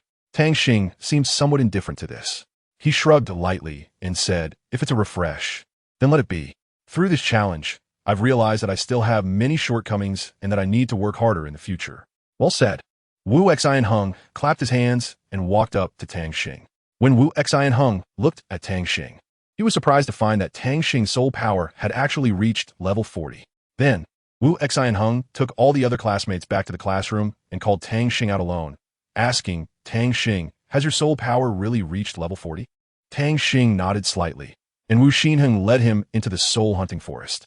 At this moment, Tang Xing's face was filled with disgust, and he secretly pondered, "I was clearly still in the classroom just now. How could I have arrived here in the blink of an eye?" Just as Tang Xing was about to ask, Wu Xinheng interrupted him without hesitation and directly asked, "What kind of soul beast do you need for your soul ring?" After a brief consideration, Tang Xing replied, "Perhaps a mental type one." Upon hearing this answer, Wu Xinheng was somewhat surprised, but after a moment of thought, he said, "All right then, let's set off." Thus, Wu Xinheng took Tang Xing to search around. Suddenly, a fierce sound of battle came from ahead, catching Tang Xing's attention. He quietly hid in the bushes and focused his gaze, only to see a flying mantis engage in a fierce fight with a strange creature. That creature had antlers and a rabbit's head, looking quite bizarre, which made Tang Xing wonder, what on earth is this? Meanwhile, Wu Xinheng noticed that Tang Xing had disappeared without a trace. Relying on his powerful searching ability, he looked around but found nothing, muttering to himself, "This is really strange. Where'd he go? Could it be that there is a peerless expert stationed here?" Tang Xing watched helplessly as his beloved praying mantis was defeated by another powerful spirit beast. At that moment, the victorious spirit beast noticed Tang Xing and walked straight towards him. The praying mantis sensed the danger and immediately spread its wings to fly in front of Tang Xing, trying to protect him. However, the spirit beast did not attack Tang Xing, but continued to approach him. Without hesitation, Tang Xing lunged at the spirit beast in an attempt to stop it. The spirit beast easily stood up and then delivered a blow that severely injured the praying mantis, leaving it almost unable to move. Just as Tang Xing was in shock, the spirit beast surprisingly spoke, "Thank you, young man." Tang Xing jumped up in fright upon hearing the voice, panicking as he asked, "You can talk?" This sudden situation left Tang Xing completely bewildered. He had never imagined that a spirit beast could speak like a human, and even express gratitude towards him. He couldn't help but start to question whether he had fallen into an illusion, but the reality before him felt so genuine. Tang Xing was filled with confusion and fear, unsure of what would happen next. The spirit beast nodded, and Tang Xing looked at it in disbelief. He tried to say a few more words to the spirit beast, but spoke again, "Hurry up, absorb this spirit beast." Tang Xing dared not delay and immediately launched his final attack on the spirit beast, then sat cross-legged to begin absorbing the spirit ring. Before long, the spirit beast caught another spirit beast and said to Tang Xing, "You have awakened. This one happens to be a mental-type spirit beast, very suitable as your 4th spirit ring." It urged Tang Xing, "Hurry up and absorb it." Left with no choice, Tang Xing followed its instructions. After a while, Tang Xing successfully absorbed the spirit ring and stood up, ready to ask the spirit beast some questions. However, before Tang Xing could speak, the spirit beast preemptively said, "You don't need to be surprised. I know what you want to ask. But first, let me change my appearance before I tell you." Immediately, the spirit beast began to transform. Its radiance gradually converged, replaced by a dress as white as snow. It seemed like a fairy descending from the heavens, lightly standing on the ground. The white dress swirled like smoke, gently brushing against the ground, as if blending into the surrounding environment. The design of the dress was simple yet elegant, not lacking in exquisite and luxurious details. The hem of the dress swayed gently with the breeze, giving a dreamy feeling. The most eye-catching aspect was her slender waist. The curves of her waist were graceful and smooth, seemingly telling endless tales of tenderness and charm. Such a waist was like a work of art, making one unable to resist being captivated. Looking further up, her eyes resembled a deep starry sky, sparkling with bright light. Each blink was like countless stars shining in her eyes. This beauty transcended the realm of words, pulling one into its depths. Her lips were slightly upturned, forming a playful and cute arc, adding a touch of charm. That cherry-like mouth, red as a gem and vividly bright, made one unable to resist the urge to kiss. Tang Xing was completely stunned by the scene before him. He widened his eyes and slightly opened his mouth, unable to speak for a moment. It wasn't until Bai Yi greeted him that he came back to his senses. "Hello, my name is Bai Yi." Bai Yi's voice was crisp and pleasant, like heavenly music. Tang Xing swallowed hard and stammered, "Hello, I'm Tang Xing, nice to meet you." At that moment, Tang Xing's heart was filled with excitement and curiosity. He knew he had encountered someone very special, and this person was named Bai Yi. Tang Xing quickly restrained her previous expression and said, "Hello, my name is Tang Xing." "Tang Xing, that's a really nice name. Oh, by the way, I almost forgot the main thing. I was originally a guardian spirit beast of the elf tribe. But who would have thought that our originally peaceful and tranquil life was destroyed by a group of evil organizations? At that time, the situation was extremely critical, and I exhausted all my efforts to save only a small portion of my people. The rest all met with a tragic fate. As for why I know you, it's because you possess the purest elven bloodline power within you. I was originally resting here, but then I was ambushed by a flying mantis and fought a fierce battle with it. Later, you came, so come with me." Bai Yi said all at once. Tang Xing asked in confusion, "Where to?" Bai Yi replied readily, "Of course, it's to meet your kin. But right now, your spirit bloodline hasn't awakened yet. We need to hurry." Before Tang Xing could finish speaking, Bai Yi grabbed him and quickly took him away. Bai Yi brought Tang Xing to the deepest part of the soul-hunting forest, and Tang Xing looked shocked, clearly unable to accept what was happening before him. Meanwhile, Wu Xinheng was already anxious and could not wait any longer, launching an attack without hesitation.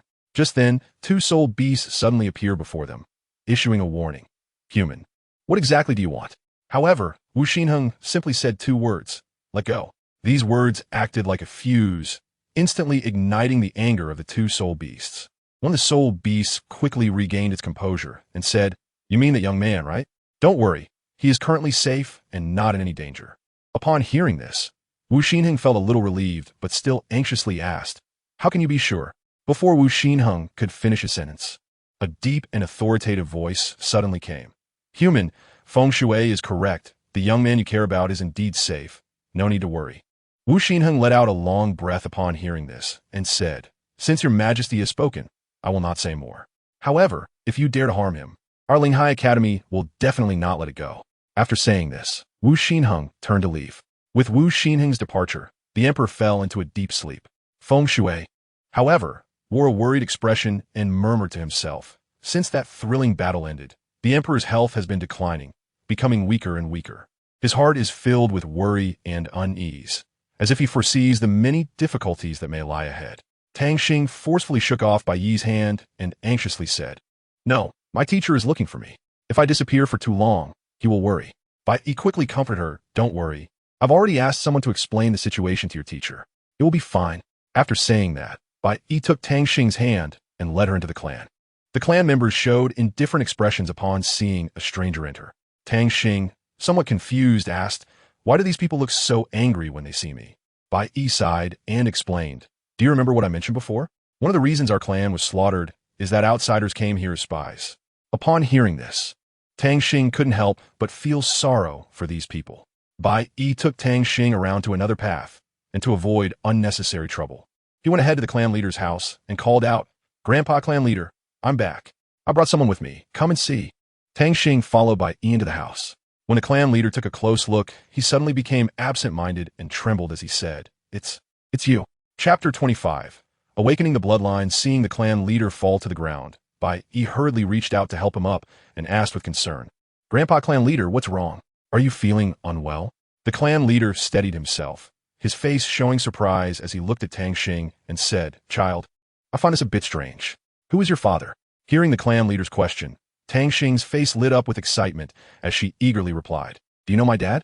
The clan leader smiled slightly, his tone filled with confidence as he said, "Of course, although we've only met once, I remember very clearly. His name is Tang Tang, right?" Tang Xing was stunned upon hearing this, his mind in a state of confusion. He thought to himself, "Linghai Tower? The seniors have mentioned it before, and I do have a father-son relationship with Senior Tang Yin. But how could this be possible?" Tang Xing took a deep breath and respectfully said to the clan leader, "Grandpa clan leader, I'm afraid you are mistaken. My father's name is Tang Zhong, not Tang Yun. However, the clan leader widened his eyes and shook his head in disbelief, saying, "Impossible. Absolutely impossible. The elven bloodline, flowing in your veins, is the strongest evidence. This bloodline is unique, and you even managed to awaken a martial soul. Haha, little Bai. So you wanted him to awaken the true power of the bloodline." Bai silently nodded in agreement. After hearing the elder's words, Tang Xing felt as if he had been struck by lightning, and he stood there in a daze. His heart began to struggle violently, and his thoughts surged like a tidal wave. How could this be possible? Could there really be an issue with my identity? For all these years, I have believed that Tang Xing is my biological father. Countless questions flooded his mind, leaving Tang Xing feeling incredibly confused and lost. The elder asked Bai Yi to prepare some things, then walked up to Tang Xing and said earnestly, "Child, I know your heart is filled with doubts and confusion, but don't be anxious. Everything will be resolved naturally in time. I won't force you to acknowledge it right away. Whenever you come to understand it, it won't be too late." While comforting Tang Xing, the elder gently embraced him. Tang Xing listened to these words and found it hard to accept for a moment. He rushed into the warm embrace of the clan leader, trying to seek some answers. The clan leader gently stroked Tang Xing's little head, softly comforting him. Thus, the two figures, one big and one small, stood quietly there, as if time had stopped flowing. After an unknown amount of time, Tang Xing finally slowly drifted into sleep under the clan leader's soothing words. The clan leader looked down at the sleeping little one in his arms, filled with tenderness. He carefully picked up Tang Xing and walked towards the room. At that moment, he happened to walk into the room and was about to speak loudly, but was stopped by the clan leader's gesture to shush him. He immediately quieted his footsteps and followed the clan leader into the room, afraid of waking Tang Xing. He pulled the clan leader aside and whispered, "Leader, everything has been prepared." The clan leader replied with a worried expression, "Let's wait until he wakes up, and then I'll properly persuade him." He could only nod helplessly upon hearing this. Meanwhile, on the other side, Tang Xing was deeply immersed in his dreams, sleeping soundly. However, just as Tang Xing was fast asleep, a mysterious voice suddenly echoed in the depths of his mind. "Tang Xing, the spirit holy spear you hold tightly in your hand contains incredibly powerful techniques. Now, I shall teach you its fifth technique, called unmatched in the world. As for the other four techniques, they are: the first technique, Spirit Sky Slash; the second technique, Radiant Light; the third technique, Sweeping Through Thousands of Armies; and the fourth technique, One Spear Breaking Demons. These techniques are deeply imprinted in your mind like a brand." After a while, Tang Xing finally slowly opened his eyes. At that moment, the clan leader, who had been keeping watch nearby, quickly asked, "Child, are you thirsty? Do you want to drink some water?" Tang Xing gently shook his head, then looked at the clan leader with determination and said, "Grandpa clan leader, please speak your mind. I'm listening." The clan leader hesitated for a moment, but ultimately gathered his courage and said, "Tang Xing, I have prepared all the precious materials needed for you to awaken your bloodline. So, are you willing to try awakening the power of the bloodline within you?" Tang Xing said decisively, "I am willing." The clan leader was taken aback and quickly led Tang Xing onto the sacrificial platform. As Tang Xing looked at the towering sacrificial platform before him, he silently encouraged himself. He took a deep breath, leaped up, and landed steadily on the platform. The clan leader then activated the energy of the sacrificial platform, which began to spin rapidly. A powerful energy surged like a torrent into Tang Xing's body. However, unexpectedly, this powerful energy completely sublimated after entering Tang Xing's body, transforming into countless shining light particles that flowed freely within him. At the same time, the stone pillars surrounding the sacrificial platform also erupted with dazzling brilliance. And numerous beams of light shot straight toward Tang Xing, faced with such intense external stimulation. Tang Xing gritted his teeth and resisted tenaciously. He clenched his fists tightly, and images of his parents being harmed and the need to protect his sister constantly flashed in his mind. Tang Xing roared in his heart, "I cannot fall at this moment. I absolutely cannot." With unwavering faith and indomitable will, Tang Xing successfully withstood wave after wave of attacks. Under the powerful energy boost from the two treasures, Tang Xing felt as if he were in an endless starry sky. His body began to emit a brilliant light, dazzling like the stars. As the light grew brighter, the long-hidden elven bloodline within Tang Xing was finally fully awakened. This bloodline power surged forth like a giant dragon awakening from 1,000 years of slumber, radiating unparalleled majesty and strength from within Tang Xing. It surged like a torrential flood, rushing skyward with overwhelming force, shattering the void, changing the winds and clouds, causing the entire world to tremble. At that moment, Tang Xing seemed to become the center of the universe, exuding an aura that commanded immense reverence. His eyes sparkled with mysterious and profound light, as if he could see through all things in the world. Every movement he made contained boundless power, capable of triggering earth-shattering changes with a mere gesture. Under the impact of this powerful force, the surrounding space became distorted. Colorful beams of light intertwined, forming a breathtakingly beautiful scroll. And Tang Xing stood at the center of this scroll, like a war god descended to the mortal realm, majestic and unstoppable. Suddenly, a gigantic, mighty, and scaled mysterious soul beast appeared in the sky. It was surrounded by auspicious light, as if it were a messenger sent by the heavens. The soul beast had a head adorned with a pair of sharp horns, with a spherical object often hanging from the tips, and its eyes were large and bright, with an exceptionally wide nose and mouth. The clan leader immediately recognized it. It was actually a Qilin. A Qilin descended from the heavens. However, a sorrowful voice came from afar. As it slowly approached, the clan leader couldn't help but widen his eyes in astonishment, exclaiming, "Could this be the legendary Kunpeng? I can't be mistaken." These two soul beasts knelt before the young Tang Xing like devout believers, seemingly filled with respect for him. At that moment, the Qilin suddenly spoke, "Old man, you better take good care of this young man. Perhaps one day in the future, he can become our capable assistant and help us reclaim what we've lost. Do you understand? He must not suffer the slightest grievance." The Kunpeng immediately echoed, "In the past, the elven god defeated many deities of the divine realm single-handedly and secured a place in the divine realm, standing alongside the three great law enforcers. It's a pity that he was later framed and tragically perished, which is truly regrettable. Old man, you must take good care of him." The clan leader, upon hearing this, found it hard to believe, his eyes wide as he said, "I will." He felt that today was an eye-opener. As he was able to see the Golden Qilin and the Yunmeng Kunpeng, it was truly a rare fate. Tang Xing could clearly feel a powerful force surging within him. He tried to harness it, and to his surprise, a pair of brilliantly colored wings grew from his back, and his entire form underwent a dramatic transformation. Even more excitingly, he discovered that his soul skills had also produced wonderful changes. Tang Xing immediately bowed respectfully to the clan leader and thanked him. "Grandpa clan leader, thank you. If it weren't for you, I might never have known that my bloodline has such amazing powers waiting to be awakened. Thank you, and please rest assured, I will work hard to revive the glorious future of our people." Bai stepped forward and smiled at Tang Xing, saying, "How about that? I didn't lie to you, did I?" Tang Xing, filled with excitement, tightly hugged Bai and said apologetically, "It's all my fault for doubting you. To make up for my mistake, let me do something." Before she finished speaking, Tang Xing suddenly leaned down and lightly kissed Bai on the cheek.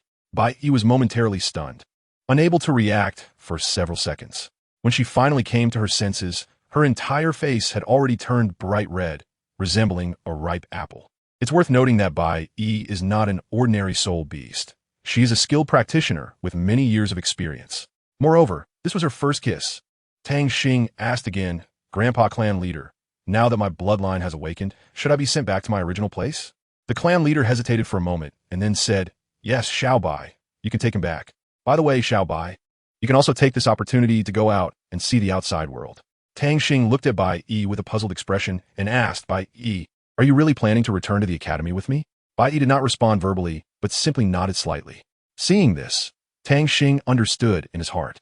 However, he couldn't help but remind him the academy is filled with hidden talents and strong experts. If your true identity is accidentally exposed, the consequences could be unimaginable. Nevertheless, Bai appeared calm and reassured him softly, "Don't worry, I have my own means." After hearing this, Tang Xing felt somewhat relieved, but a trace of worry still lingered in his heart. At that moment, a deafening explosion suddenly rang out, shaking the ground. Tang Xing and Bai exchanged a glance and hurried toward the direction of the explosion without hesitation. When they arrived at the scene, the sight before them made both of them gasp in shock. A massive, bottomless pit had appeared in the chaos. Bai stared at the deep pit, astonished. What kind of person could possess such terrifying explosive power? Tang Xing turned his gaze to another deep pit and discovered an injured monkey lying inside. Anxious, he immediately jumped into the pit, carefully lifted the monkey out, and used his newly developed healing technique to fully save this poor little creature. He closely watched Tang Xing's every move, and just as he was about to assist in treating the monkey, he suddenly sensed a powerful aura approaching from behind. Without a moment to think, he quickly turned around and launched a fierce attack directly towards Tang Xing's back. It turned out that a ferocious soul beast had silently appeared. Pouncing on the unsuspecting Tang Xing, fortunately, He reacted swiftly, and his strike timely resolved the crisis. However, the battle had just begun. Tang Xing watched as Bai launched an attack towards him. His eyes were tightly closed, but soon he opened them and said, "Bai, are you doing this on purpose?" However, he shouted loudly, "Idiot Tang Xing, look behind you."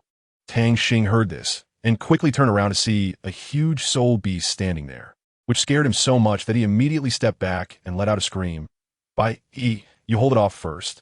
I need to hurry and bring the monkey back to life. Then I'll come to help you." He readily agreed. Okay. Tang Xing quickly accelerated the treatment of the monkey, while Bai fought with all his might against the soul beast. This soul beast was very intelligent. It knew it couldn't confront Bai directly, so it set its sights on Tang Xing, who was behind him. At this moment, Tang Xing was burning with anxiety. He had to complete the treatment as soon as possible, or Bai might be in danger. He focused entirely on using his medical skills, hoping to help the monkey recover quickly. Meanwhile, Bai was fiercely resisting the soul beast attacks, protecting Tang Xing's safety. Suddenly, it opened its mouth, and a stream of blue mist surged out, enveloping Bai in an instant. This blue mist was highly toxic, seemingly capable of eroding a person's soul, putting Bai in a difficult situation. At that moment, Bai did not hesitate to use his soul skill. A powerful force gathered in his hand, quickly dispersing the surrounding blue mist.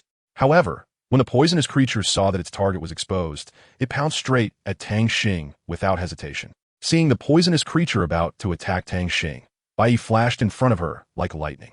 Tang Xing screamed in terror, "No!" Her voice was filled with worry and fear, fearing that Bai would be harmed. Bai fixed his gaze on the poisonous creature, a look of determination flashing in his eyes. He knew that at this moment, he must protect Tang Xing and not let her suffer any harm. He took a deep breath, preparing to face the poisonous creature's attack. Chapter 26. A short vacation. Just as the situation was critical, the poisonous snake suddenly lunged at Bai Han like lightning, biting him fiercely. Bai Han screamed in pain and then collapsed to the ground. Seeing this, Tang Xing wasted no time in putting the monkey away and quickly took out the spirit's sacred heavenly spear, unleashing her ultimate technique's first style, swinging it fiercely at the poisonous snake. With a whoosh, the sacred heavenly spear sliced through the sky like a rainbow, piercing the sun, instantly slaying the poisonous snake on the spot. Tang Xing rushed to Bai Yi's side, anxious and worried. She saw that his face was pale and his injuries were severe. Tang Xing immediately activated her holy light eye, trying to heal his wounds, but surprisingly, the holy light eye had no effect at all. In her desperation, Tang Xing's gaze was tightly fixed on Bai Yi's injured hand, and she decisively decided to handle the wound herself. However, to her horror, Tang Xing discovered that the wound on Bai Yi's hand was spreading at an alarming rate, and the situation was extremely critical. Time was of the essence, and without a moment's hesitation, Tang Xing opened her mouth and began to suck the poison out of the wound forcefully. With each extraction of toxic blood, Tang Xing felt a piercing pain, but she gritted her teeth and persevered. In this way, Tang Xing gradually sucked out the toxic blood, and her efforts seemed to be paying off as Bai Yi's wound stopped deteriorating. Tang Xing dared not let up for a moment, continuously sucking out the poison from Bai Yi until the last trace of toxin was completely cleared. After the monkey saved by Tang Xing woke up, it saw Tang Xing treating its wound in a strange way, and then ran away. After a while, Bai Yi finally woke up and asked in confusion, "Tang Xing, what happened to me?" Tang Xing looked at her gently and said, "You were accidentally bitten by a venomous snake, but don't worry. I've used a special method to expel the toxins from your body. You should be feeling much better now, right?" After hearing Tang Xing's words, Bai Yi looked down at her hand and found that it had been bandaged very well. At that moment, the monkey suddenly came over holding a bowl of clear, transparent liquid that emitted a strange fragrance and handed it to Tang Xing. Tang Xing took the bowl and, without a word, tilted his head back and drank it all in one go. The monkey, seeing this, showed a look of astonishment on its face, clearly not expecting Tang Xing to drink the divine water so decisively. At this moment, Tang Xing also realized that his behavior was somewhat inappropriate. When he noticed that there was only half a bowl of divine water left in his hand, he quickly said to Bai Yi, you should have some too. It's good for your recovery. After saying this, he handed the bowl to Bai Yi. Although Bai Yi had some doubts in his heart, he still drank the cup of water without hesitation. After a while of resting, both of them had recovered quite a bit of stamina. Bai Yi turned to ask, so, how should we deal with this monkey? Tang Xing thought for a moment and then smiled, saying, I have an idea. Let's just say it's your pet. As for a name, how about calling it Golden Hair? Bai Yi helplessly nodded, indicating that it would have to be that way. Afterwards, the two of them walked into a restaurant together. Tang Xing skillfully found a seat and shouted loudly, Boss, 2 portions of golden fragrant fish rice. The boss responded enthusiastically, All right, please wait a moment. Tang Xing turned to Bai Yi and curiously asked, Bai Yi, what exactly is your martial soul? Bai Yi replied calmly, My martial soul is the 9-colored spirit deer. Also, I conceal my own aura and cultivation. Unless the opponent is a level 99 peerless Douluo, even a level 98 super Douluo would find it difficult to detect me. Whenever my cultivation reaches a bottleneck, the seal will automatically unseal a layer and transform into my soul ring. After hearing this, Tang Xing felt much more at ease. Before long, the boss came over with fragrant dishes and placed them on the table. The aroma of the food was enticing, making one drool. Upon closer inspection, each dish was not only delicious, but also beautifully presented, as exquisite as a work of art. Tang Xing couldn't help but chuckle softly when she saw Bai Yi's drooling expression upon seeing the delicious food, as well as his eager and secretly pleased demeanor. Go ahead and eat, she said gently with a slight smile, not saying much more. In the spacious and bright hall, Xia Ming gathered many experts and core members to hold a crucial Spirit Sea conference. In this solemn and tense atmosphere, everyone listened attentively to Xia Ming's words. Without beating around the bush, Xia Ming asked directly, Wang Qian, what is the current progress of the selection work for the 7 spirits? Wang Qian tightened her grip on the report in her hand, her expression serious, and replied firmly, Master, after our careful and detailed preliminary screening, the number of candidates who meet the requirements among the inner courtyard disciples is quite limited. At this moment, Elder Shu, sitting nearby, smiled slightly, revealing a wise expression, and gently suggested, Master, if that's the case, why not consider allowing the outer courtyard disciples to participate in the selection as well? This might broaden our range of choices. Xia Ming was struck by this suggestion, and suddenly everything became clear to him. His eyes sparkled with excitement as he eagerly asked, Does Elder Shu have more specific and better suggestions? Elder Shu maintained his calm and composed demeanor and slowly replied, In my opinion, we can send the deputy master to personally go to the outer courtyard to organize the recruitment and selection. If I remember correctly, we used a similar method for talent selection last time. Xia Ming understood immediately and made a decisive decision. He stood up and announced in a loud voice, Great. Then the deputy master will be fully responsible for this selection plan. I hope he can live up to the mission and select the best 7 spirits for us. His firm and powerful voice echoed throughout the hall, and everyone expressed their agreement, filled with anticipation for the future. Tang Xing and Bai Yi slowly walked to the entrance of the academy when they suddenly bumped into someone. Tang Xing looked closely and realized it was teacher Wu Xinheng. He excitedly shouted, Teacher Wu, I'm back. Wu Xinheng looked at the girl beside Tang Xing and asked in confusion, Who is she? Seeing this, Tang Xing quickly smoothed things over, saying, She is my distant relative, named Bai Yi. I brought her here this time to ask you for help, to see if she can be admitted to Class 1. After listening to Tang Xing, Wu Xinheng looked at Bai Yi again, nodded, and then calmly said, All right, I understand. How about this? You go back first, and I will discuss her admission with the director. Just then, the director happened to pass by, heard Wu Xinheng talking about himself, and approached with a somewhat serious tone, saying, Oh, do you still remember me, the director? Well, since it's someone you want, I'll leave it to you. However, the necessary procedures still need to be followed, so don't cause any trouble for me. After saying that, the director turned and left. Tang Xing and Bai Yi exchanged a glance, and both let out a sigh of relief. They knew that although the process had some twists and turns, the matter had been settled in the end. Next, it would depend on whether Bai Yi could smoothly integrate into this big family of Class 1. Wu Xinheng quietly said to Tang Xing, Follow me. The employee who was handling the business saw Wu Xinheng coming over, immediately stood up, and loudly asked, Teacher Wu, are you here to handle some procedures? Wu Xinheng waved to Bai Yi, who quickly walked over. Wu Xinheng looked at the employee in front of her and said, Yes, I want to take her to handle the enrollment procedures. Upon hearing this, the employee was slightly taken aback, but quickly reacted and began to operate busily. After a while, he looked up at Wu Xinheng and said, "Okay, Teacher Wu, the procedures have been successfully completed." Tang Xing pulled by towards the dormitory, and suddenly, she remembered that the dormitories in the foreign languages college usually had one male and one female paired together. So, she stopped, turned to Wu Xinheng, and asked Teacher Wu, "Do we have any special arrangements for dormitories in the special class?"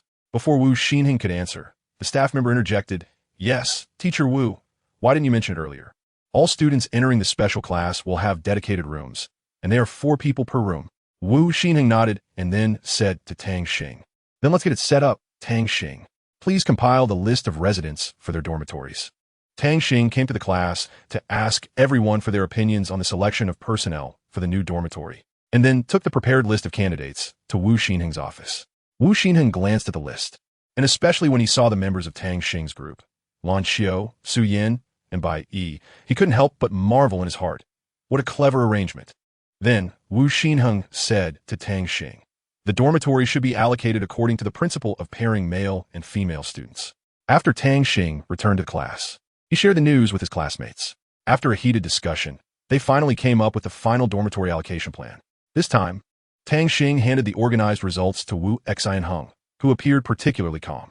After reviewing the results, Wu Xianheng nodded in satisfaction and said, "You did well this time. I'm giving you all a day off today to rest. Starting tomorrow, get ready for the special training." After Tang Xing conveyed the message to the classmates, everyone returned to their brand new dormitories. At that moment, Wu Xianheng looked at the news in his hand and softly read aloud, "In a week, the recruitment of the 7 spirit users will begin. In a week, I will show you how outstanding my students are." Just then, Lan Xiu was about to ask Tang Huang a question when Bai Yi rushed out like a whirlwind, grabbing Tang Xing's hand tightly and saying, "Tang Xing, I'm so hungry." Tang Xing gently stroked Bai Yi's little hand and replied softly, "All right, little darling, I'll take you to find something delicious." "Oh, by the way, Lan Xiu, what were you going to say to me just now?" Lan Xiu tried to suppress the turmoil in her heart, keeping her voice calm. "I just wanted to ask if you have time now." However, before she could finish, a rumbling sound unexpectedly came from her stomach. Tang Xing, being very perceptive, immediately understood and quickly said, "All right, let's go, Lan Xiu, we should fill her stomachs first." Meanwhile, the monkey that had been quietly resting on Tang Xing's shoulder sighed deeply, comfortably lay down, and soon fell asleep. Lan Xiu's gaze remained fixed on Bai Yi, pondering internally, who is this girl? What is her relationship with Tang Xing? Something feels off. Why am I suddenly so concerned about him? Just as Lan Xiu was caught in her own turmoil, Tang Xing caught sight of Jinyu and Jiang Hao busily working at a small stall not far away. And he immediately ran over, excitedly shouting, "Sister Jinyu, Brother Jiang Hao, Brother Jinlin, you are all here?" Jinyu was a bit surprised and said, "Little brother, you actually know my brother?" Tang Xing nodded and replied, "Yes, I met Brother Jinlin by chance when I was leaving the Tianling auction house with my mom." "Right?" Upon hearing this, Jinlin immediately chimed in, "That's right, it's just like that, little sister. By the way, your chicken legs are really quite delicious." Jinyu shot Jinlin a glare, and Jinlin wisely shut his mouth. Tang Xing smiled slightly and said to Jinyu, "Sister Jinyu, let me take over." Jinyu willingly stepped aside, and Tang Xing quickly took over the stall. In an instant, Tang Xing produced 5 or 6 chicken legs as if performing a magic trick. Following that, his hands moved swiftly like shadows, instantly transforming into 4 or 5 hands, completing half of the preparation steps at an astonishing speed. Jiang Hao, watching Tang Xing's technique from the side, couldn't help but exclaim, as expected of little brother Tang Xing, able to use the Yun sex method so skillfully. "Wow, this aroma is simply irresistible." Jinlin stood on the left, unable to stop the saliva from flowing due to the enticing smell. At that moment, a peculiar fragrance wafted through the air like an invisible magic, drawing people from all around to move in that direction. Sui stood still, mumbling, "Brother, why didn't you take me to eat delicious food too?" Oomph. However, just then, another rich aroma entered Su Li's nose, prompting him to exclaim, "Wow, it smells so good." Even Su Chuan, who had been playing nearby, was drawn to the scent and couldn't help but follow the crowd. Yi Xian tightly held onto her 2 brothers' hands, excitedly following them to explore the source of this mysterious fragrance. As they approached, they realized it was a newly opened snack stall, with a vendor skillfully cooking various delicacies. The irresistible aroma made one drool, as if the entire world had become beautiful. After Tang Xing was busy for a while, he finally completed his tasks and looked up in surprise to find so many people gathered around. At this moment, Yi Xian also followed the fragrance to this place. And when she saw the scene before her, she was utterly stunned, for what lay before her was an unimaginable sight. Chapter 27. The Rich? Ye Wan éclatait une surprise. There are so many people. Her gaze fell on Tang Xing, who was apologizing to the crowd. I'm very sorry, friends, but our shop is not open today. Please bear with us. The crowd looked puzzled, asking, hey boss, you're making it smell so good. What are you planning to do? Yeah, since it's all ready, why not sell us some? Faced with the crowd's persuasion, Tang Xing appeared somewhat helpless. He pulled Jiang Hao and Jinyu aside and whispered, Brother Jiangyu, Sister Jinyu, go bring more people over, but remember not to bring them all. Leave a few behind. Jiang Hao immediately understood Tang Xing's intention and without hesitation dashed off. Tang Xing cleared his throat and addressed the crowd. Dear friends, due to the limited amount of food available, we can only serve on a first-come, first-served basis. Please line up in an orderly manner. If it's your turn and we happen to run out, I sincerely apologize. Please come back another day. Hearing this, the crowd quickly took action, forming a neat line and patiently waiting for Tang Xing to prepare the food.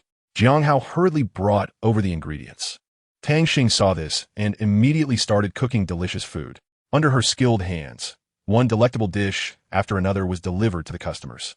However, although some customers had left satisfied, a large number of others were still patiently waiting. At that moment, it was finally the turn of a man holding a gourd and wearing a sword at his waist. His appearance sparked a flurry of whispers among those around, seemingly filled with curiosity and anticipation. Jin Lin recognized the person at a glance, but did not make it known. Pu Xian curiously asked, Xiao Qi Zi, you make such delicious food. Why not go work as a chef in the Linghai Academy kitchen? Tang Xing straightforwardly replied, I can only make chicken feet. If I really went to that place, I'd probably just cause trouble. It's better to do my own job well. Here, take your chicken leg. Saying this, Pu Xian took out 2 golden spirit coins from his pocket and gently placed them on Tang Xing's stall. Tang Xing looked at the 2 golden spirit coins in front of her and couldn't help but say, Uncle, you're giving too much. However, Pu Xian just waved his hand and smiled, saying, not too much at all. Consider this my reward for asking you questions. Xiaoli Zi, keep up the good work. Tang Xing quickly informed him. This is the last portion. Tell the people behind not to wait anymore. Just as she was about to speak, suddenly, a fan flew through the air directly toward the stall. The person who threw it was none other than Su Chuan. Su Chuan shouted, I want this one. Jin Xiu saw this and angrily reprimanded, Su Chuan, don't go too far. Su Chuan felt he was perfectly justified in his actions and said matter-of-factly, where am I being unreasonable? Clearly, it's you who are in the wrong. I waited in line for so long, and it finally got to my turn. Yet you dare tell me? Let me tell you, there's only one portion left. Jiang Hao couldn't stand it and said, Su Chuan, you didn't even wait in line, so just wait for next time. Tang Xing was straightforward and handed the food to a passerby, urging him to leave quickly. Then, Tang Xing shouted at Su Chuan, it's just a chicken foot. If you can beat me, I'll make you one. The people around them widened their eyes upon hearing this. Jin Lin remarked appreciatively, what great spirit. Su Chuan was not hesitant and readily agreed. So, they went to a nearby open space. Su Chuan immediately unleashed his second soul skill, Wind Bell Power. He then quickly activated his first soul skill, Fan Blade, attempting to deliver a lethal blow to his opponent. However, Tang Xing was no ordinary person either. He immediately activated his Spirit Martial Soul and unleashed his powerful second soul skill, Spirit Power, successfully fending off Su Chuan's attack. At that moment, Su Chuan thought to himself, could he also have a dual martial soul? Why had I never seen him use this move before? It seemed like it was time to settle this quickly. Therefore, Su Chuan decided to go all out and release his most powerful skill. He chanted incantations, and brilliant light surrounded him as he unleashed his fourth soul skill, Wind Bell Earth-Shattering Change, followed by his second soul skill, Wind Bell Power, and third soul skill, Gale Slash, in quick succession. In that instant, Su Chuan's strength erupted like never before, shaking the entire battlefield with his momentum. Could Tang Xing withstand such a fierce attack? The upcoming battle was about to become even more intense and thrilling. Jin Yu watched as Su Chuan boldly unleashed his fourth soul skill, his eyes widening in shock as he angrily shouted, how shameless can you be? Meanwhile, Tang Xing fearlessly responded, all right, let's settle this. Take this, third soul skill. Spirit Light Transformation. Second Soul Skill, Spirit Power. Fourth Soul Skill, Spirit Light Blade. As the two launched their soul skills, two powerful energies collided violently in the air, emitting dazzling light. Just as the two forces were about to trigger a massive explosion, Tang Xing and Su Chuan decisively withdrew their soul power. However, Su Chuan clearly was not willing to give up that easily. A glint of cunning and reluctance flashed in his eyes. Tang Xing keenly sensed this and felt a bit embarrassed. He knew that this battle was not truly over and that they might face even more severe challenges ahead. Su Chuan slowly walked back to Su He, looking at her with guilt on his face, and said in a low voice, "It's all because I'm too incompetent. I couldn't protect you well, sister. I'm really sorry." Su He looked at her somewhat disheveled brother, her heart filled with pain. But she still forced a smile to comfort him. "It's okay, brother. This isn't your fault." Meanwhile, Tang Xing sensed Su Chuan's inner thoughts and emotions through her spirit eye. Without hesitation, she approached the stall and began to busily prepare. After a flurry of activity, Tang Xing held a ripe chicken foot and quickly walked to Su Chuan, gently saying, "Here, take this. I now understand that you can go to great lengths for your sister. This is just a small token of my appreciation. Please accept it." Upon hearing this, Su Chuan was deeply moved and reached out his hands to accept the chicken foot that Tang Xing offered. At that moment, time seemed to freeze, and the surrounding noise gradually faded away. Su Chuan tightly held the chicken foot in his hands, feeling the warmth and care from Tang Xing. He understood the preciousness of this friendship even more and was even more determined to protect his sister and safeguard this bond. Subsequently, Lin Xian led Yi Xian and Huang Quan to Tang Xing's stall. Jin Lin looked at the three of them and apologetically said, "I'm really sorry, but the chicken legs are all sold out." Hearing this, Yi Xian couldn't help but softly ask, "Is there really none left?" As soon as she finished speaking, Tang Xing came out from behind the stall, quickly responding, Yes, there's still some left." Upon hearing this, Yi Xian felt an inexplicable surge of joy. Tang Xing began to get busy, while Yi Xian sat down beside Lin Xian, quietly waiting. On the other side, Lan Xiao and Li Fei were leisurely fishing by the river, and Jin Yu and Jin Lin were helping Tang Xing nearby. Bai Yi, perhaps due to exhaustion, had unknowingly fallen asleep. Before long, Tang Xing brought out steaming, fragrant dishes and shouted, "Dinner is ready." Everyone gathered around the table, which was filled with various delicious dishes, including fish, meat, and savory soups. Tang Xing enthusiastically introduced the large fish on the table, smiling as she pointed at it, saying, "This fish was caught with the joint effort of Lan Xiao and Li Fei. Everyone give it a try." After that, everyone began to feast heartily. The monkey was happily munching on a drumstick, enjoying the food with a satisfied smile on his face. At that moment, Li Fei quietly pulled Tang Xing aside and whispered to her, "Tang Yun, could you please help me make another portion?" Tang Xing immediately understood what Li Fei meant and without a word, turned and went into the kitchen to get busy. After a while, Tang Xing brought out a fragrant dish and handed it to Li Fei. Gratefully, Li Fei took the food and hurriedly left the place. Yi Xian suggested, "How about we all go to the auction house together?" Upon hearing this, Tang Xing stepped out from the crowd and said, "Sure, I'll go too." Everyone expressed their agreement. So they headed to the Linghai auction house together. On the way to the Linghai auction house, Su Yin suddenly remembered something and said, "As far as I know, this Linghai auction house is actually a property of Linghai Academy." Tang Xing couldn't help but show a skeptical expression upon hearing this. He jokingly remarked, "Su Yin, I'm starting to suspect if your family runs a history museum. How do you know so much about history?" Su Yin tightly pressed her lips together, her eyes wide open, and her hands on her hips, clearly showing she didn't want to engage with anyone. Seeing Su Yin silent, Tang Xing gently patted her shoulder, but Su Yin still didn't respond. Tang Xing knew very well that he had definitely caused a big trouble this time. Afterwards, Tang Xing and the others walked towards the auction venue. However, when they tried to enter, they were stopped by the security guard at the entrance. Tang Xing quickly took out his student ID and showed it to the guard, which finally allowed them to enter the venue. Tang Xing and the others found their seats, their eyes fixed on the items displayed on the auction house's screen. Sun Yin stood on the stage, her voice booming as she introduced, "Ladies and gentlemen, please look. This is the well-known heavenly water pill. However, after our alchemist's careful refinement, this heavenly water pill has been transformed into a rare treasure. It not only possesses the ability to cleanse the meridians and marrow, but also contains two remarkable special effects.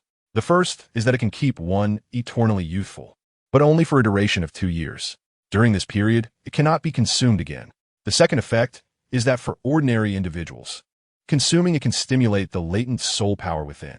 For soul masters, in addition to increasing soul power by 1 to 2 levels, it can also enhance the quality of their martial souls. Such a precious item is priced at only 5,000 gold spirit coins each. The minimum bid increment is 500 gold spirit coins. There is a 1-minute limit, and the highest bidder wins. Now, the auction officially begins.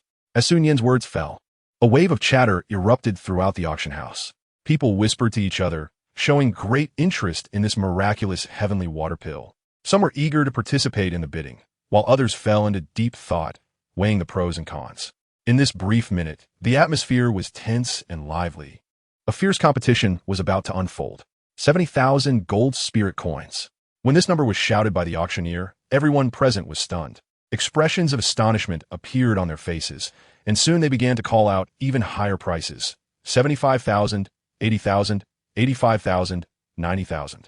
Bai Yi, hearing these numbers, was greatly shocked and couldn't help but say to Tang Xing, Tang Xing, these people are really wealthy. However, at that moment, a woman's voice rang out next to Tang Xing. These people are all like this. No need to be surprised. 500,000. The final minute arrived, and the price was firmly set at 500,000 gold spirit coins. Sun Yin took out 5 soul bones again, displaying them before everyone, and began her detailed explanation. Sun Yin first pointed to one of the soul bones and said, "This is the right foot soul bone of the clear bright leopard, which is very suitable for agile attack type soul masters." Then, she displayed a huge screen along with the information of all the soul bones, showing the detailed information of each soul bone. The second was the left arm bone of radiance. The third was the left arm bone of rock barrier. The fourth was the right arm bone of rapid mastery, and the last one was the head soul bone of radiance. These 5 soul bones all came from powerful soul beasts of 30,000 years. Now, the starting price is 500,000 gold spirit coins, with a minimum bid increment of 100,000 gold spirit coins. Please place your bids. Sun Yin's voice was crisp and loud, echoing throughout the entire auction venue. Tang Xing closed his eyes and thought seriously. Suddenly, he opened his eyes wide, raised the sign in his hand without hesitation, and shouted loudly, 5 million. This shout was like a thunderclap that echoed throughout the entire auction venue. Everyone was stunned by Tang Xing's bid, and the once noisy scene instantly fell into complete silence. Tang Xing's price made others hesitate, their eyes wide open in disbelief as they stared at him. However, Tang Xing appeared very calm. He quickly paid the deposit and then distributed the precious soul bone to his companions. "Go back and integrate it. We have to face the homeroom teacher's assessment tomorrow," Tang Xing said calmly, his eyes shining with determination. He knew that this assessment was crucial for them, and they had to give it their all. His companions nodded in understanding of Tang Xing's intentions. They took the soul bone, their hearts filled with anticipation and anxiety. After all, this soul bone contained powerful energy, and whether they could successfully integrate it and maximize its effectiveness would directly affect their performance tomorrow. Tang Xing looked at the departing figures of his companions, secretly cheering them on in his heart. He believed that as long as everyone worked together, they would surely pass this assessment and showcase their true strength. Chapter 28. The Special Training of the Old Class. Lan Xiu tightly held the soul bone in her hand, her gaze somewhat dazed, as if she had lost her soul. Meanwhile, Yi Xian couldn't figure out where Tang Xing had gotten so much money. Was he still the brother she knew? Everything that happened last night left her feeling extremely confused. After Tang Xing and the others returned to their dormitory, they fell into a deep sleep. The next morning, Tang Xing woke up early and roused Li Fei and the other 2, saying, "Get up, it's time for class." The 4 of them arrived at their classroom, and not long after they sat down, Wu Exinheng came over and called them to the small forest. When they reached the small forest, they were greeted by some weighted items.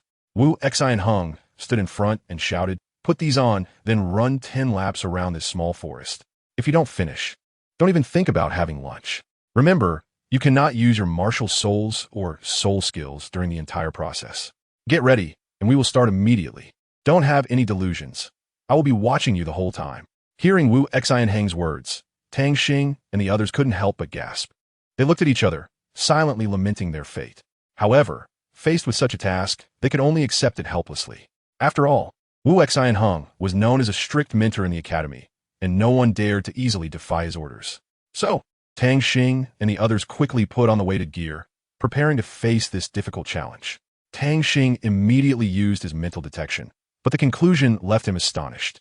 Li Fei noticed Tang Xing's unusual expression and quickly asked, "Boss, what happened?" Tang Xing revealed to everyone, "This vast forest cannot be crossed in less than a whole day." Upon hearing this, everyone felt the task was daunting, almost an impossible challenge. However, Su Chuan paid no heed, and without hesitation, he sped off, with Su Lu quickly following suit. Tang Xing watched Su Chuan's departing figure, a strange feeling rising in his heart. He had no time to think about anything else and called out to everyone to move forward together. But soon, they discovered a serious problem. The gear they were wearing became increasingly heavy as they ran. As a sole master of the assault type, he did not realize this issue. On the contrary, the sensitive attack and control type soul masters keenly noticed that the items they carried were getting heavier, while the support type soul masters felt as though they were carrying a heavy stone mountain. Lan Gu Sao Det, Tang Xing, why? Tang Xing stopped and asked, "What is the matter?" Lan Xiu replied, "They all say their burdens are too heavy." Tang Xing touched his armor and nodded. "It is indeed heavy. Time is pressing, so I will teach everyone a set of techniques. Please listen carefully." Wu Xianheng was surprised that Tang Xing would teach them techniques. Tang Xing then asked, "Did you understand?" Everyone replied in unison, "Understood." Just as Lan Xiu was about to speak, Tang Xing cut in, "Don't worry, if I cheat, then I'm leading the way. Otherwise, Teacher Wu would have come over long ago." Tang Xing continued, "Moreover, didn't Teacher Wu say we shouldn't use techniques? Let's hurry." Teacher Wu looked at this scene with a wry smile and said, "You really know how to find loopholes." Tang Xing then led everyone to start running again. Su Qiu shouted from behind, "Brother, slow down." Su Chuan took the lead, sprinting ahead, while Su He kept calling out from behind. Wu Xianheng, seeing this, directly struck Su Chuan and said, "I told you not to use your martial soul." Su Chuan immediately showed a wronged expression, and Su Lu quickly stepped in front of Su Chuan, saying to Wu Xianheng, "Teacher Wu, we know we were wrong." Wu Xianheng snorted lightly and said, "It's good that you know you were wrong." In a lush garden, sunlight filtered through the gaps in the leaves, casting mottled shadows and creating a scene of tranquility and vitality. Lin LV was completely focused on watering the vividly blooming flowers, her movements light and graceful, as if nurturing a group of precious lives. However, at this moment, a strange aura quietly approached, making Lin LV alert. She slightly turned her head, her sharp gaze catching sight of the figure hidden behind the flowers. Without hesitation, Lin LV said softly, "Since you're here, come out." Hiding and peeking is not the behavior of an honorable person. As her words fell, a man in black slowly stepped out, his steps steady and firm. When he reached behind Lin LV, the man stopped and softly called out, "LV-er." Hearing this familiar voice, Lin LV did not show much surprise. She calmly turned around and looked directly at the man before her. "What do you want?" "I don't think our relationship is that close, Your Excellency." Xiaoming's face instantly turned a bit awkward, and the words he had prepared were suddenly stuck in his throat, unable to be expressed smoothly. Seeing him like this, Lin LV's mouth curled up slightly, letting out a cold laugh, and then said, "Your Excellency, if you have no other business, please leave. After all, this is just a small garden. It really cannot accommodate someone as noble as you." A flash of pain and helplessness crossed Xiaoming's eyes, but he did not back down. He suddenly stepped forward and tightly embraced Lin LV. Lin LV was startled by his sudden action, and she tried to break free from Xiaoming's embrace, but found her strength to be so insignificant in front of him. "Your Excellency, what you're doing is inappropriate. It will harm your dignity." Lin LV's words were not finished before Xiaoming interrupted. "LV-er, don't call me Your Excellency anymore. Call me Xiaoming, or your fiancé. I know what I did back then was wrong. I hurt you, but I truly regret it, LV-er." Xiaoming's voice trembled, revealing the guilt and self-blame deep within him. Lin LV quietly listened to Xiaoming's confession, complex emotions rising in her heart. She took a deep breath, trying to regain her calm, and then said, "The Lin LV you knew is dead. Now I'm called Lin Jin. However, considering your sincerity, I can't forgive you this time." Xiaoming tightly held Lin Jin, as if trying to merge her into his body. He softly said, "Okay, I'll listen to my wife." Lin Jin's cheeks instantly flushed bright red, as if scalded by fire. Her eyes flickered, unable to meet Xiaoming's gaze, and she softly replied, "You're annoying. I haven't agreed to marry you yet." Lin Jin tried to break free from Xiaoming's embrace, but the next second, Xiaoming yanked her back. Xiaoming suddenly lunged forward, kissing Lin Jin's lips without hesitation. Lin Jin was momentarily stunned, her mind going blank, unable to think. Xia Ming was immersed in this sweet kiss, savoring it endlessly. Xia Ming seemed not to be satisfied with this brief kiss. He wanted more. However, Lin Jin had already regained her senses, and she pushed Xia Ming away forcefully and ran. Seeing this, Xia Ming immediately chased after her, and the two chased each other around the room, as if it were an amusing game. Man Xian watched this scene and couldn't help but laugh, casually saying, "She runs, he chases, she can't fly away." Tang Xing saw two people running quickly not far ahead and couldn't help but exclaim, "What incredible speed. It's almost unbelievable." Moreover, they seem to be using no soul power at all. This strength is truly impressive. The two people turned their heads towards Tang Xing's direction upon hearing the voice and said in unison, "Oh, it's the class leader." Tang Xing was a bit surprised to hear that they knew his name. At this moment, Wanting also turned back to take a look and cheerfully called out, "Douluo, Su, Yi, stop playing around. My class leader has arrived." Upon hearing this, Tang Xing felt a bit at a loss. Seeing this, Wanting smiled gently and introduced herself, "Class leader Tang Xing. Actually, we are all students from class 1. Previously, we belonged to 2 different classes, but now we have merged into one big family. I am Wanning, and the classmates standing behind me are Nian Shui, Qing Yu, Chu Hao, Mengyan Zmo, and Nan Sheng. The 2 who just greeted you are Su, Yi, and Zhou Luo." Tang Xing politely extended his right hand and said, "Hello. It seems you are also here to carry out the task assigned by Teacher Wu." They all nodded in agreement, and then Tang Xing led them to continue forward. As they walked, Tang Xing suddenly stopped, his gaze fixed on something not far ahead. He saw Su He trapped in a swamp, his body gradually sinking, while Su Chuan was doing his utmost to save him. Just as Su Chuan was about to lose his grip and fall into the swamp himself, Tang Xing quickly reached out and grabbed Su Chuan tightly. At that moment, the name Nian Shui flashed in Tang Xing's mind. Her martial soul seemed to possess ice attributes. Tang Xing shouted anxiously, "Nian Shui, quickly unleash your martial soul and freeze the swamp. I need to go over and pull her up." Hearing Tang Xing's call, Nian Shui did not hesitate and immediately activated her martial soul. A powerful soul force surged out instantly, freezing the swamp into solid ice blocks. Tang Xing saw that the swamp had frozen over, and without hesitation, he soared into the air, quickly rushing towards the center of the swamp. He tightly grasped Su He and shouted loudly, "Su He, grab my hand." Upon hearing Tang Xing's voice, Su He immediately reached out and firmly held his hand. Tang Xing used all his strength to pull Su Lu out of the swamp. After Su He was rescued, she looked at Tang Xing with a face full of terror, unable to speak for a moment. Tang Xing quickly comforted her a few words to help her calm down. Then, Tang Xing continued to move forward, but at that moment, the weight of Xian's burden suddenly increased. Tang Xing noticed this situation and immediately swapped his burden with Xian's, shouting to everyone, "Pay attention to the people around you and see if anyone has a heavier burden than you. If so, let's swap." After that, Tang Xing pulled along Lan Xiao and Bai Yi, running smoothly ahead, while Li Fei carefully supported Chongyan as they helped each other and moved forward together. However, at that moment, an accident occurred when someone accidentally fell to the ground. Without hesitation, Tang Xing stopped, carried the fallen person on his back, and continued to move forward with him. Tang Xing encouraged everyone, saying, "You must hold on. As long as you finish this stretch, I will treat you to a lavish meal." Upon hearing this, everyone was immediately filled with enthusiasm and ignited their inner fighting spirit. They quickly unleashed their respective source powers and threw themselves into this contest of speed and passion. Zhou Luo and Chu Hao took the lead, dashing forward like arrows released from a bow. Tang Xing followed closely behind, demonstrating astonishing explosive power. Li Fei was also unwilling to be outdone, keeping pace with Zhou Luo and speeding ahead together. In this intense competitive atmosphere, everyone displayed extraordinary levels of performance. They freely released their energy, challenged their limits, and surpassed themselves. The air around them seemed to ignite with endless vitality and passion. Jiang Hao rushed to the front without hesitation, and they ran a full 8 laps around this small forest. Tang Xing excitedly shouted, "Only 2 laps left, brothers, let's push harder."